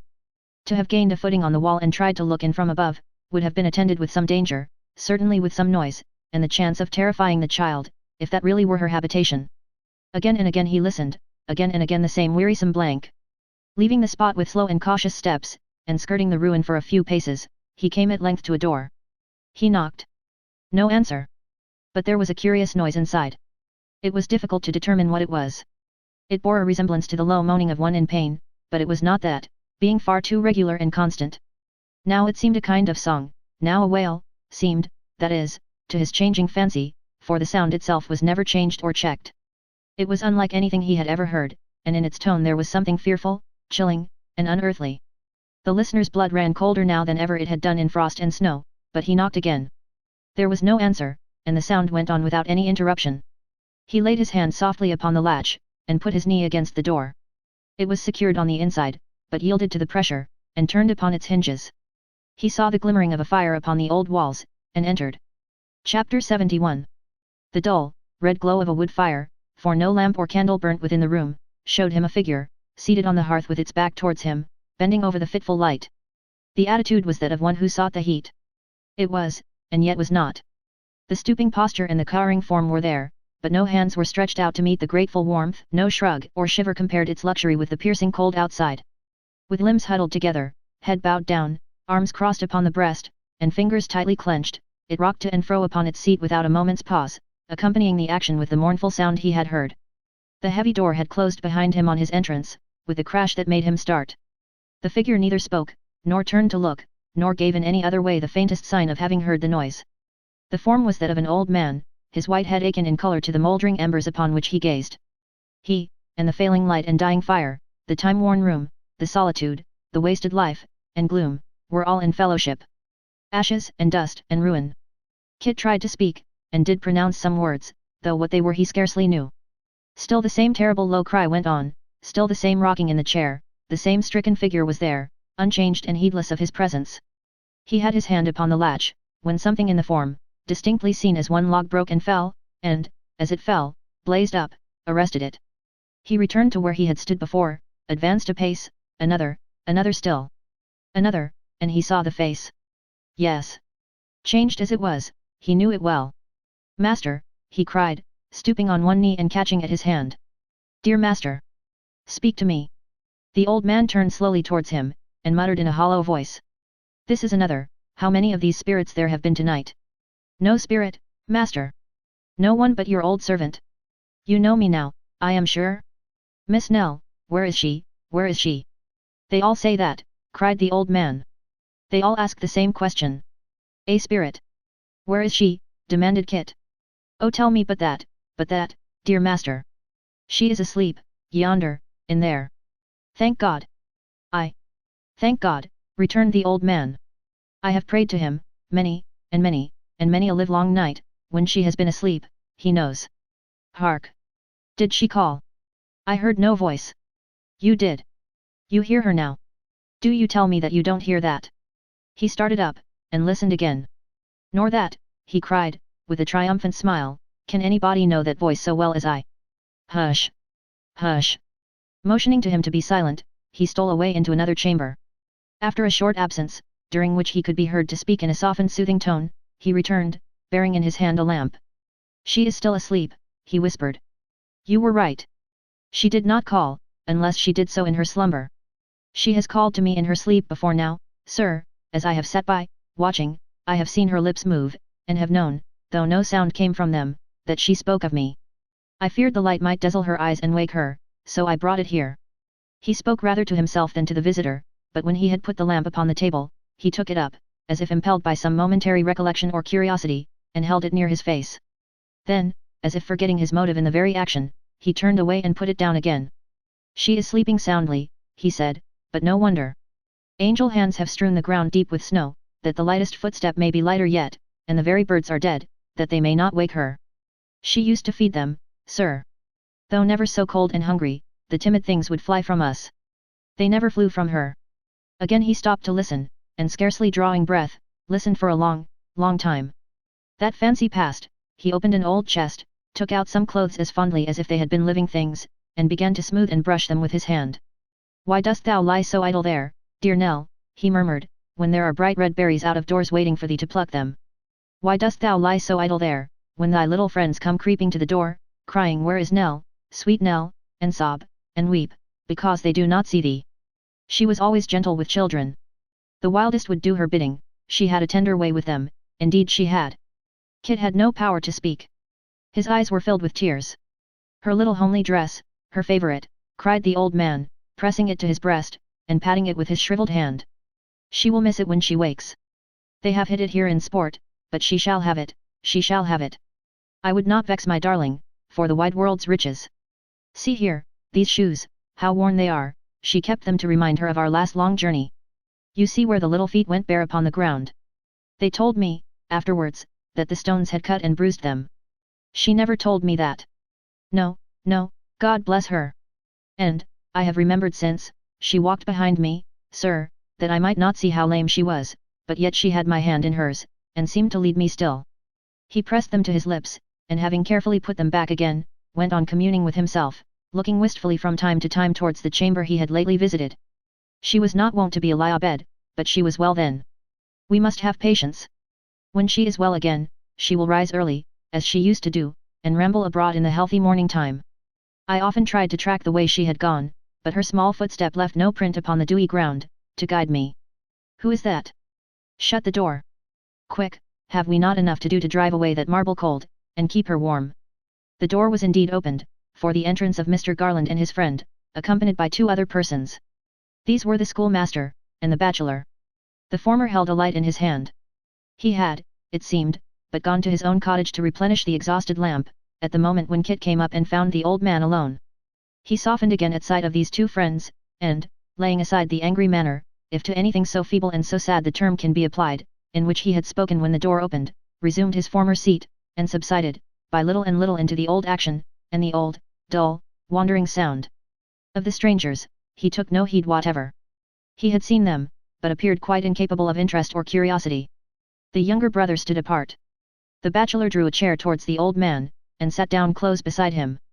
After a long silence, he ventured to speak. Another night, and not in bed, he said softly, I hoped you would be more mindful of your promise to me. Why do you not take some rest?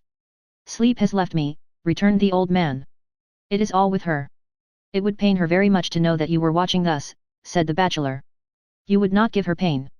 I am not so sure of that, if it would only rouse her. She has slept so very long. And yet I am rash to say so. It is a good and happy sleep, eh? Indeed it is, returned the bachelor. Indeed, it is. That's well, and the waking, faltered the old man. Happy too. Happier than tongue can tell, or heart of man conceive. They watched him as he rose and stole on tiptoe to the other chamber where the lamp had been replaced. They listened as he spoke again within its silent walls. They looked into the faces of each other, and no man's cheek was free from tears. He came back, whispering that she was still asleep, but that he thought she had moved. It was her hand, he said, a little, a very, very little, but he was pretty sure she had moved it, perhaps in seeking his. He had known her do that, before now, though in the deepest sleep the while. And when he had said this, he dropped into his chair again, and clasping his hands above his head, uttered a cry never to be forgotten. The poor schoolmaster motioned to the bachelor that he would come on the other side, and speak to him. They gently unlocked his fingers, which he had twisted in his grey hair, and pressed them in their own.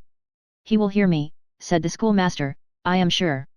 He will hear either me or you if we beseech him. She would, at all times. I will hear any voice she liked to hear, cried the old man. I love all she loved. I know you do, returned the schoolmaster. I am certain of it. Think of her, think of all the sorrows and afflictions you have shared together, of all the trials, and all the peaceful pleasures, you have jointly known. I do. I do. I think of nothing else. I would have you think of nothing else tonight, of nothing but those things which will soften your heart, dear friend, and open it to old affections and old times. It is so that she would speak to you herself, and in her name it is that I speak now. You do well to speak softly, said the old man. We will not wake her. I should be glad to see her eyes again, and to see her smile. There is a smile upon her young face now, but it is fixed and changeless. I would have it come and go. That shall be in heaven's good time. We will not wake her. Let us not talk of her in her sleep, but as she used to be when you were journeying together, far away, as she was at home, in the old house from which you fled together, as she was, in the old cheerful time, said the schoolmaster. She was always cheerful, very cheerful, cried the old man, looking steadfastly at him. There was ever something mild and quiet about her, I remember, from the first, but she was of a happy nature. We have heard you say, pursued the schoolmaster, that in this and in all goodness, she was like her mother. You can think of, and remember her. He maintained his steadfast look, but gave no answer. Or even one before her, said the bachelor. It is many years ago, and affliction makes the time longer, but you have not forgotten her whose death contributed to make this child so dear to you, even before you knew her worth or could read her heart. Say, that you could carry back your thoughts to very distant days, to the time of your early life, when, unlike this fair flower, you did not pass your youth alone. Say, that you could remember, long ago, another child who loved you dearly, you being but a child yourself. Say, that you had a brother, long forgotten, long unseen, long separated from you, who now, at last, in your utmost need came back to comfort and console you. To be to you what you were once to him, cried the younger, falling on his knee before him, to repay your old affection, brother dear, by constant care, solicitude, and love, to be, at your right hand, what he has never ceased to be when oceans rolled between us, to call to witness his unchanging truth and mindfulness of bygone days, whole years of desolation. Give me but one word of recognition, brother, and never, no never, in the brightest moment of our youngest days, when, poor silly boys, we thought to pass our lives together, have we been half as dear and precious to each other as we shall be from this time hence. The old man looked from face to face, and his lips moved, but no sound came from them in reply. If we were knit together then, pursued the younger brother, what will be the bond between us now? Our love and fellowship began in childhood, when life was all before us, and will be resumed when we have proved it, and are but children at the last. As many restless spirits, who have hunted fortune, fame, or pleasure through the world, retire in their decline to where they first drew breath, vainly seeking to be children once again before they die, so we, less fortunate than they in early life, but happier in its closing scenes, will set up our rest again among our boyish haunts, and going home with no hope realized, that had its growth in manhood, carrying back nothing that we brought away, but our old yearnings to each other, saving no fragment from the wreck of life, but that which first endeared it, may be, indeed, but children as at first. And even, he added in an altered voice, even if what I dread to name has come to pass, even if that be so, or is to be, which heaven forbid and spare us, still, dear brother, we are not apart, and have that comfort in our great affliction. By little and little, the old man had drawn back towards the inner chamber, while these words were spoken. He pointed there, as he replied, with trembling lips. You plot among you to wean my heart from her. You never will do that, never while I have life. I have no relative or friend but her, I never had, I never will have. She is all in all to me. It is too late to part us now. Waving them off with his hand, and calling softly to her as he went, he stole into the room. They who were left behind, drew close together, and after a few whispered words, not unbroken by emotion, or easily uttered, followed him. They moved so gently, that their footsteps made no noise, but there were sobs from among the group, and sounds of grief and mourning. For she was dead. There, upon her little bed, she lay at rest. The solemn stillness was no marvel now.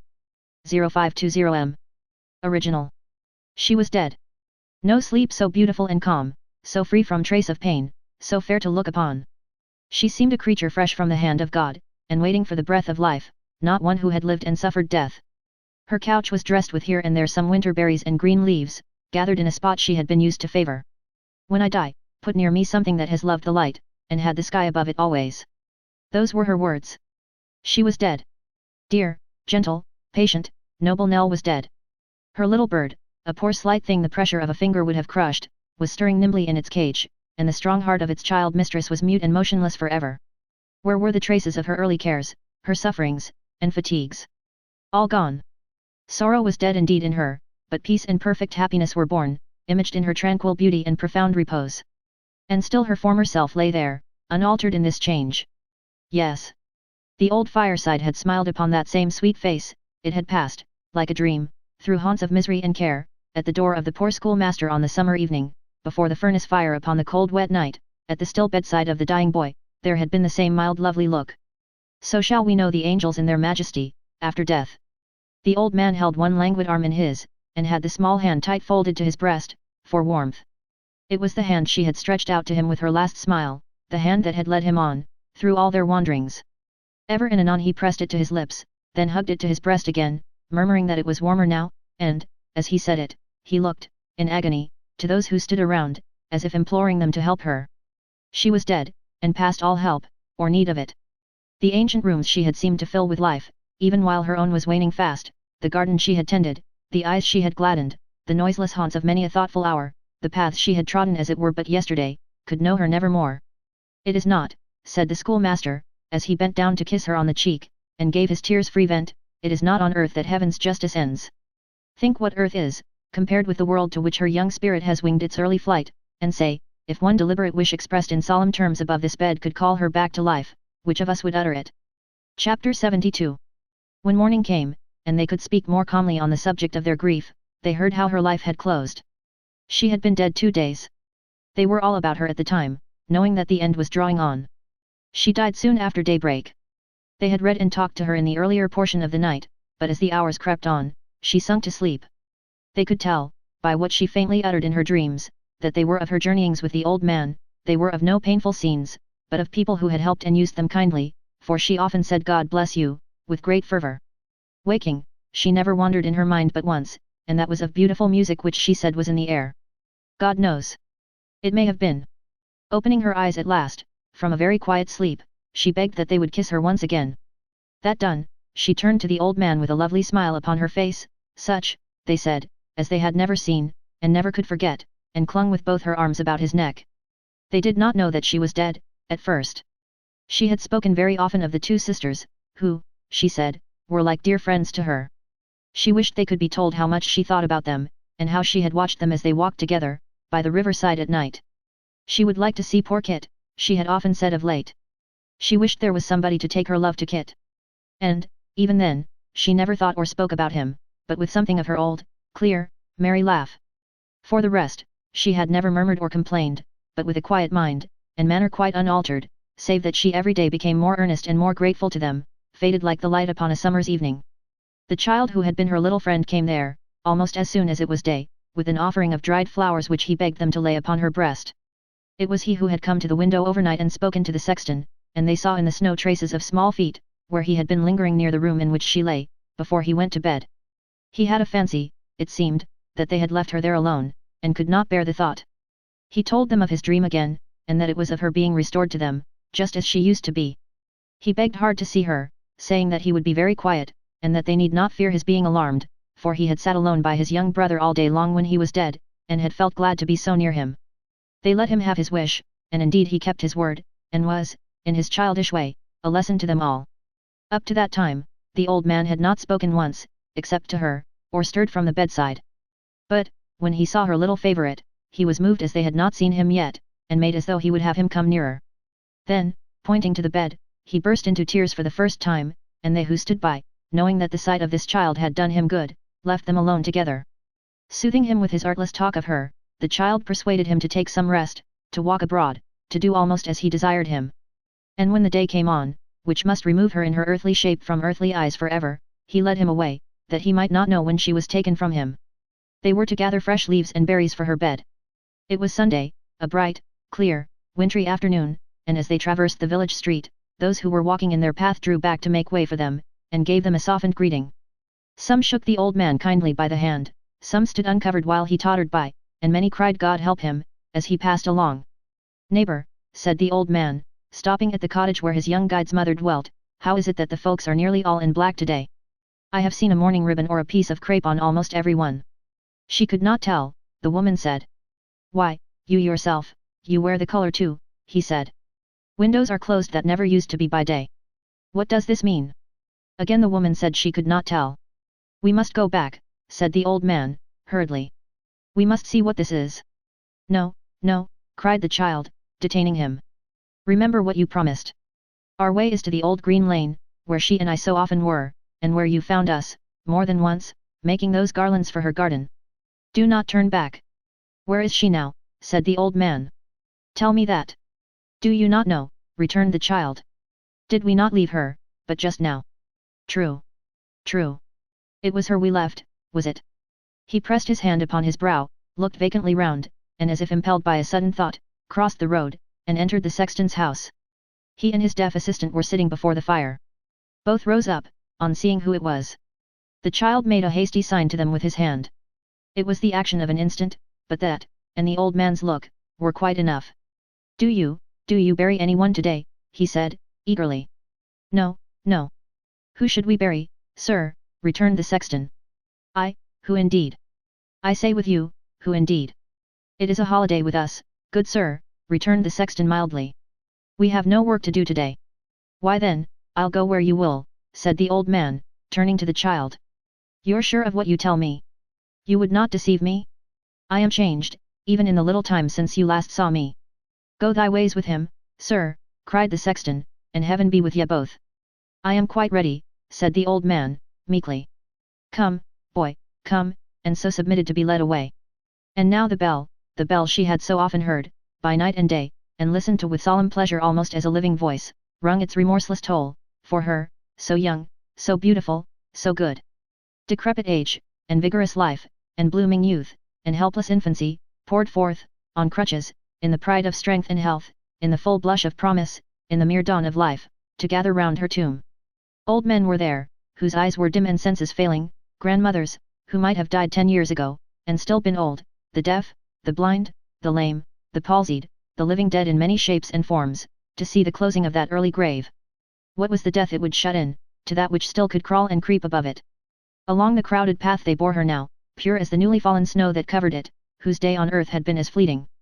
Under the porch, where she had sat when heaven in its mercy brought her to that peaceful spot, she passed again, and the old church received her in its quiet shade. They carried her to one old nook, where she had many and many a time sat musing, and laid their burden softly on the pavement. The light streamed on it through the colored window, a window, where the boughs of trees were ever rustling in the summer, and where the birds sang sweetly all day long. With every breath of air that stirred among those branches in the sunshine, some trembling, changing light, would fall upon her grave. Earth to earth, ashes to ashes, dust to dust. Many a young hand dropped in its little wreath, many a stifled sob was heard. Some, and they were not a few, knelt down. All were sincere and truthful in their sorrow. The service done, the mourners stood apart, and the villagers closed round to look into the grave before the pavement stone should be replaced. One called to mind how he had seen her sitting on that very spot, and how her book had fallen on her lap, and she was gazing with a pensive face upon the sky. Another told, how he had wondered much that one so delicate as she, should be so bold, how she had never feared to enter the church alone at night, but had loved to linger there when all was quiet, and even to climb the tower stair, with no more light than that of the moon rays stealing through the loopholes in the thick old wall. A whisper went about among the oldest, that she had seen and talked with angels, and when they called to mind how she had looked and spoken and her early death, some thought it might be so, indeed. Thus, coming to the grave in little knots, and glancing down, and giving place to others, and falling off in whispering groups of 3 or 4, the church was cleared in time, of all but the sexton and the mourning friends. They saw the vault covered, and the stone fixed down. Then, when the dusk of evening had come on, and not a sound disturbed the sacred stillness of the place, when the bright moon poured in her light on tomb and monument, on pillar, wall, and arch, and most of all, it seemed to them, upon her quiet grave, in that calm time, when outward things and inward thoughts teem with assurances of immortality, and worldly hopes and fears are humbled in the dust before them, then, with tranquil and submissive hearts they turned away, and left the child with God. Oh! It is hard to take to heart the lesson that such deaths will teach, but let no man reject it, for it is one that all must learn, and is a mighty, universal truth. When death strikes down the innocent and young, for every fragile form from which he lets the panting spirit free, 100 virtues rise, in shapes of mercy, charity, and love, to walk the world, and bless it. Of every tear that sorrowing mortals shed on such green graves, some good is born, some gentler nature comes. In the destroyer's steps there spring up bright creations that defy his power, and his dark path becomes a way of light to heaven. It was late when the old man came home. The boy had led him to his own dwelling, under some pretense, on their way back, and, rendered drowsy by his long ramble and late want of rest, he had sunk into a deep sleep by the fireside. He was perfectly exhausted, and they were careful not to rouse him. The slumber held him a long time, and when he at length awoke the moon was shining. The younger brother, uneasy at his protracted absence, was watching at the door for his coming, when he appeared in the pathway with his little guide. He advanced to meet them, and tenderly obliging the old man to lean upon his arm, conducted him with slow and trembling steps towards the house. He repaired to her chamber, straight. Not finding what he had left there, he returned with distracted looks to the room in which they were assembled. From that, he rushed into the schoolmaster's cottage, calling her name. They followed close upon him, and when he had vainly searched it, brought him home. With such persuasive words as pity and affection could suggest, they prevailed upon him to sit among them and hear what they should tell him. Then endeavouring by every little artifice to prepare his mind for what must come, and dwelling with many fervent words upon the happy lot to which she had been removed, they told him, at last, the truth.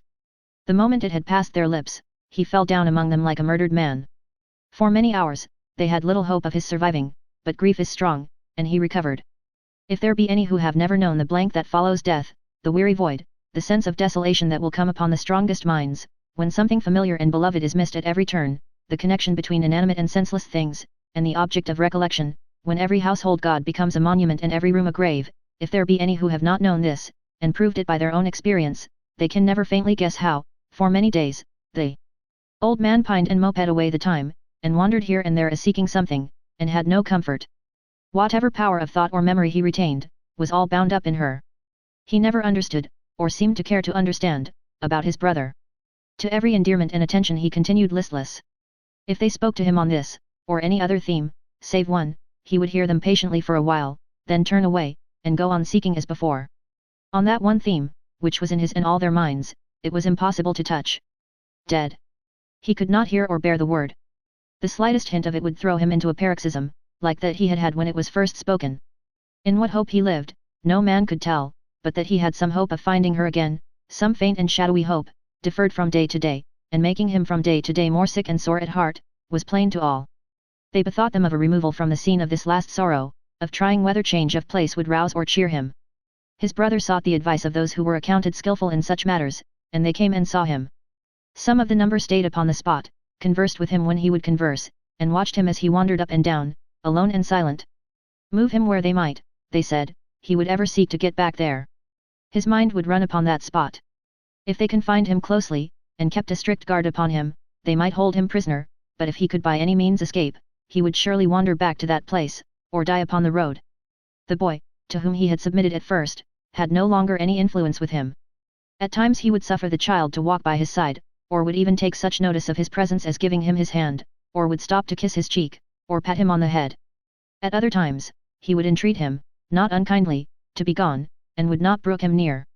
But, whether alone or with this pliant friend, or with those who would have given him, at any cost or sacrifice, some consolation or some peace of mind, if happily the means could have been devised, he was at all times the same, with no love or care for anything in life, a broken-hearted man. At length, they found, one day, that he had risen early, and, with his knapsack on his back, his staff in hand, her own straw hat, and little basket full of such things as she had been used to carry, was gone. As they were making ready to pursue him far and wide, a frightened schoolboy came who had seen him, but a moment before, sitting in the church, upon her grave, he said. They hastened there, and going softly to the door, espied him in the attitude of one who waited patiently. They did not disturb him then, but kept a watch upon him all that day. When it grew quite dark, he rose and returned home, and went to bed, murmuring to himself, "She will come tomorrow." Upon the morrow he was there again from sunrise until night, and still at night he laid him down to rest, and murmured, "She will come tomorrow." 0528 M. Original. And thenceforth, every day, and all day long, he waited at her grave, for her.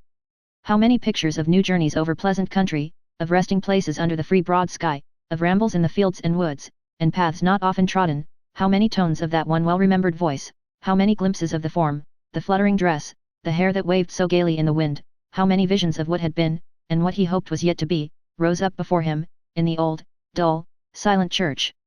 He never told them what he thought, or where he went. He would sit with them at night, pondering with a secret satisfaction, they could see, upon the flight that he and she would take before night came again, and still they would hear him whisper in his prayers, "Lord, let her come tomorrow." The last time was on a genial day in spring. He did not return at the usual hour, and they went to seek him. He was lying dead upon the stone. They laid him by the side of her whom he had loved so well, and, in the church where they had often prayed and mused and lingered hand in hand, the child and the old man slept together. Chapter 73. The magic reel, which, rolling on before, has led the chronicler thus far, now slackens in its pace, and stops. It lies before the goal, the pursuit is at an end. It remains but to dismiss the leaders of the little crowd who have borne us company upon the road, and so to close the journey. Foremost among them, smooth Samson, Brass and Sally, arm in arm, claim our polite attention. Mr. Samson, then, being detained, as already has been shown, by the justice upon whom he called, and being so strongly pressed to protract his stay that he could by no means refuse, remained under his protection for a considerable time, during which the great attention of his entertainer kept him so extremely close, that he was quite lost to society, and never even went abroad for exercise saving into a small paved yard. So well, indeed, was his modest and retiring temper understood by those with whom he had to deal, and so jealous were they of his absence, that they required a kind of friendly bond to be entered into by two substantial housekeepers, in the sum of £1,500 apiece, before they would suffer him to quit their hospitable roof, doubting, it appeared, that he would return, if once let loose, on any other terms. Mr. Brass, struck with the humour of this jest, and carrying out its spirit to the utmost, sought from his wide connection a pair of friends whose joint possessions fell some halfpence short of 15 pence, and proffered them as bail, for that was the merry word agreed upon both sides. These gentlemen being rejected after 24 hours' pleasantry, Mr. Brass consented to remain, and did remain, until a club of choice spirits called a grand jury, who were in the joke, summoned him to a trial before 12 other wags for perjury and fraud, who in their turn found him guilty with a most facetious joy. Nay, the very populace entered into the whim, and when Mr. Brass was moving in a hackney coach towards the building where these wags assembled, saluted him with rotten eggs and carcasses of kittens, and feigned to wish to tear him into shreds, which greatly increased the comicality of the thing, and made him relish it the more, no doubt. To work this sportive vein still further, Mr. Brass, by his counsel, moved in arrest of judgment that he had been led to criminate himself, by assurances of safety and promises of pardon, and claimed the leniency which the law extends to such confiding natures as are thus deluded. After solemn argument, this point, with others of a technical nature, whose humorous extravagance it would be difficult to exaggerate, was referred to the judges for their decision, Samson being meantime removed to his former quarters. Finally, some of the points were given in Samson's favour, and some against him, and the upshot was, that, instead of being desired to travel for a time in foreign parts, he was permitted to grace the mother country under certain insignificant restrictions. These were, that he should, for a term of years, reside in a spacious mansion where several other gentlemen were lodged and boarded at the public charge, who went clad in a sober uniform of grey turned up with yellow, had their hair cut extremely short, and chiefly lived on gruel and light soup. It was also required of him that he should partake of their exercise of constantly ascending an endless flight of stairs, and, lest his legs, unused to such exertion, should be weakened by it, that he should wear upon one ankle an amulet or charm of iron. These conditions being arranged, he was removed one evening to his new abode, and enjoyed, in common with 9 other gentlemen, and 2 ladies, the privilege of being taken to his place of retirement in one of royalty's own carriages. Over and above these trifling penalties, his name was erased and blotted out from the roll of attorneys, which erasure has been always held in these latter times to be a great degradation and reproach, and to imply the commission of some amazing villainy, as indeed it would seem to be the case, when so many worthless names remain among its better records, unmolested. Of Sally Brass, conflicting rumours went abroad. Some said with confidence that she had gone down to the docks in male attire, and had become a female sailor, others darkly whispered that she had enlisted as a private in the 2nd Regiment of Foot Guards, and had been seen in uniform, and on duty, to wit, leaning on her musket and looking out of a sentry box in St. James's Park, one evening. There were many such whispers as these in circulation, but the truth appears to be that, after the lapse of some 5 years, during which there is no direct evidence of her having been seen at all, Two wretched people were more than once observed to crawl at dusk from the inmost recesses of St. Giles's, and to take their way along the streets, with shuffling steps and cowering shivering forms, looking into the roads and kennels as they went in search of refuse food or disregarded offal. These forms were never beheld but in those nights of cold and gloom, when the terrible spectres, who lie at all other times in the obscene hiding places of London, in archways, dark vaults and cellars, venture to creep into the streets, the embodied spirits of disease and vice and famine. It was whispered by those who should have known, that these were Samson and his sister Sally, and to this day, it is said, they sometimes pass, on bad nights, in the same loathsome guise, close at the elbow of the shrinking passenger. The body of Quilp being found, though not until some days had elapsed, an inquest was held on it near the spot where it had been washed ashore. The general supposition was that he had committed suicide, and, this appearing to be favoured by all the circumstances of his death, the verdict was to that effect. He was left to be buried with a stake through his heart in the centre of 4 lonely roads. It was rumoured afterwards that this horrible and barbarous ceremony had been dispensed with, and that the remains had been secretly given up to Tom Scott. But even here, opinion was divided, for some said Tom dug them up at midnight, and carried them to a place indicated to him by the widow. It is probable that both these stories may have had their origin in the simple fact of Tom's shedding tears upon the inquest, which he certainly did, extraordinary as it may appear. He manifested, besides, a strong desire to assault the jury, and being restrained and conducted out of court, darkened its only window by standing on his head upon the sill, until he was dexterously tilted upon his feet again by a cautious beadle. Being cast upon the world by his master's death, he determined to go through it upon his head and hands, and accordingly began to tumble for his bread. Finding, however, his English birth an insurmountable obstacle to his advancement in this pursuit, notwithstanding that his art was in high repute and favour, he assumed the name of an Italian image lad, with whom he had become acquainted, and afterwards tumbled with extraordinary success, and to overflowing audiences. Little Mrs. Quilp never quite forgave herself the one deceit that lay so heavy on her conscience, and never spoke or thought of it but with bitter tears. Her husband had no relations, and she was rich. He had made no will, or she would probably have been poor. Having married the first time at her mother's instigation, she consulted in her second choice nobody but herself. It fell upon a smart young fellow enough, and as he made it a preliminary condition that Mrs. Jinnywin should be thenceforth an out-pensioner, they lived together after marriage with no more than the average amount of quarrelling, and led a merry life upon the dead dwarf's money. Mr. and Mrs. Garland, and Mr. Abel, went out as usual, except that there was a change in their household, as will be seen presently, and in due time the latter went into partnership with his friend the notary, on which occasion there was a dinner, and a ball, and great extent of dissipation. Unto this ball there happened to be invited the most bashful young lady that was ever seen, with whom Mr. Abel happened to fall in love. How it happened, or how they found it out, or which of them first communicated the discovery to the other, nobody knows. But certain it is that in course of time they were married, and equally certain it is that they were the happiest of the happy, and no less certain it is that they deserved to be so.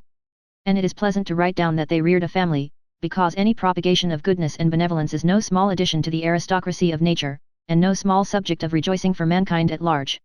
The pony preserved his character for independence and principle down to the last moment of his life, which was an unusually long one, and caused him to be looked upon, indeed, as the very old par of ponies. He often went to and fro with the little phaeton between Mr. Garland's and his sons, and, as the old people and the young were frequently together, had a stable of his own at the new establishment, into which he would walk of himself with surprising dignity. He condescended to play with the children, as they grew old enough to cultivate his friendship, and would run up and down the little paddock with them like a dog, but though he relaxed so far, and allowed them such small freedoms as caresses, or even to look at his shoes or hang on by his tail, he never permitted any one among them to mount his back or drive him, thus showing that even their familiarity must have its limits, and that there were points between them far too serious for trifling. He was not unsusceptible of warm attachments in his later life, for when the good bachelor came to live with Mr. Garland upon the clergyman's decease, he conceived a great friendship for him, and amiably submitted to be driven by his hands without the least resistance. He did no work for 2 or 3 years before he died, but lived in clover, and his last act, like a choleric old gentleman, was to kick his doctor. Mr. Swiveller, recovering very slowly from his illness, and entering into the receipt of his annuity, bought for the Marchioness a handsome stock of clothes, and put her to school forthwith, in redemption of the vow he had made upon his fevered bed. After casting about for some time for a name which should be worthy of her, he decided in favour of Sophronia Sphinx, as being euphonious and genteel, and furthermore indicative of mystery. Under this title the Marchioness repaired, in tears, to the school of his selection, from which, as she soon distanced all competitors, she was removed before the lapse of many quarters to one of a higher grade. It is but bare justice to Mr. Swiveller to say, that, although the expenses of her education kept him in straitened circumstances for 6 years, he never slackened in his zeal, and always held himself sufficiently repaid by the accounts he heard, with great gravity, of her advancement, on his monthly visits to the governess, who looked upon him as a literary gentleman of eccentric habits, and of a most prodigious talent in quotation. In a word, Mr. Swiveller kept the Marchioness at this establishment until she was, at a moderate guess, full 19 years of age, good-looking, clever, and good-humoured, when he began to consider seriously what was to be done next. On one of his periodical visits, while he was revolving this question in his mind, the Marchioness came down to him, alone, looking more smiling and more fresh than ever. Then, it occurred to him, but not for the first time, that if she would marry him, how comfortable they might be. So Richard asked her, whatever she said, it wasn't no, and they were married in good earnest that day week. Which gave Mr. Swiveller frequent occasion to remark at divers subsequent periods that there had been a young lady saving up for him after all. A little cottage at Hampstead being to let, which had in its garden a smoking box, the envy of the civilized world, they agreed to become its tenants, and, when the honeymoon was over, entered upon its occupation. To this retreat Mr. Chuckster repaired regularly every Sunday to spend the day, usually beginning with breakfast, and here he was the great purveyor of general news and fashionable intelligence. For some years he continued a deadly foe to Kit, protesting that he had a better opinion of him when he was supposed to have stolen the £5 note, than when he was shown to be perfectly free of the crime, inasmuch as his guilt would have had in it something daring and bold, whereas his innocence was but another proof of a sneaking and crafty disposition. By slow degrees, however, he was reconciled to him in the end, and even went so far as to honour him with his patronage, as one who had in some measure reformed, and was therefore to be forgiven. But he never forgot or pardoned that circumstance of the shilling, holding that if he had come back to get another he would have done well enough, but that his returning to work out the former gift was a stain upon his moral character which no penitence or contrition could ever wash away. Mr. Swiveller, having always been in some measure of a philosophic and reflective turn, grew immensely contemplative, at times, in the smoking box, and was accustomed at such periods to debate in his own mind the mysterious question of Sophronia's parentage. Sophronia herself supposed she was an orphan, but Mr. Swiveller, putting various slight circumstances together, often thought Miss Brass must know better than that, and, having heard from his wife of her strange interview with Quilp, entertained sundry misgivings whether that person, in his lifetime, might not also have been able to solve the riddle, had he chosen. These speculations, however, gave him no uneasiness, for Sophronia was ever a most cheerful, affectionate, and provident wife to him, and Dick, excepting for an occasional outbreak with Mr. Chuckster, which she had the good sense rather to encourage than oppose, was to her an attached and domesticated husband. And they played many 100,000 games of cribbage together. And let it be added, to Dick's honour, that, though we have called her Sophronia, he called her the Marchioness from first to last, and that upon every anniversary of the day on which he found her in his sick room, Mr. Chuckster came to dinner, and there was great glorification. The gamblers, Isaac List and Jowl, with their trusty confederate Mr. James Groves of unimpeachable memory, pursued their course with varying success, until the failure of a spirited enterprise in the way of their profession, dispersed them in various directions, and caused their career to receive a sudden check from the long and strong arm of the law. This defeat had its origin in the untoward detection of a new associate, young Frederick Trent, who thus became the unconscious instrument of their punishment and his own. For the young man himself, he rioted abroad for a brief term, living by his wits, which means by the abuse of every faculty that worthily employed raises man above the beasts, and so degraded, sinks him far below them. It was not long before his body was recognized by a stranger, who chanced to visit that hospital in Paris where the drowned are laid out to be owned, despite the bruises and disfigurements which were said to have been occasioned by some previous scuffle. But the stranger kept his own counsel until he returned home, and it was never claimed or cared for. The younger brother, or the single gentleman, for that designation is more familiar, would have drawn the poor schoolmaster from his lone retreat, and made him his companion and friend. But the humble village teacher was timid of venturing into the noisy world, and had become fond of his dwelling in the old churchyard. Calmly happy in his school, and in the spot, and in the attachment of her little mourner, he pursued his quiet course in peace, and was, through the righteous gratitude of his friend, let this brief mention suffice for that, a poor schoolmaster no more. That friend, single gentleman, or younger brother, which he will, had at his heart a heavy sorrow, but it bred in him no misanthropy or monastic gloom. He went forth into the world, a lover of his kind. For a long, long time, it was his chief delight to travel in the steps of the old man and the child, so far as he could trace them from her last narrative, to halt where they had halted, sympathize where they had suffered, and rejoice where they had been made glad. Those who had been kind to them, did not escape his search. The sisters at the school, they who were her friends, because themselves so friendless, Mrs. Yarley of the waxwork, Codlin, Short, he found them all, and trust me, the man who fed the furnace fire was not forgotten. Kit's story having got abroad, raised him up a host of friends, and many offers of provision for his future life.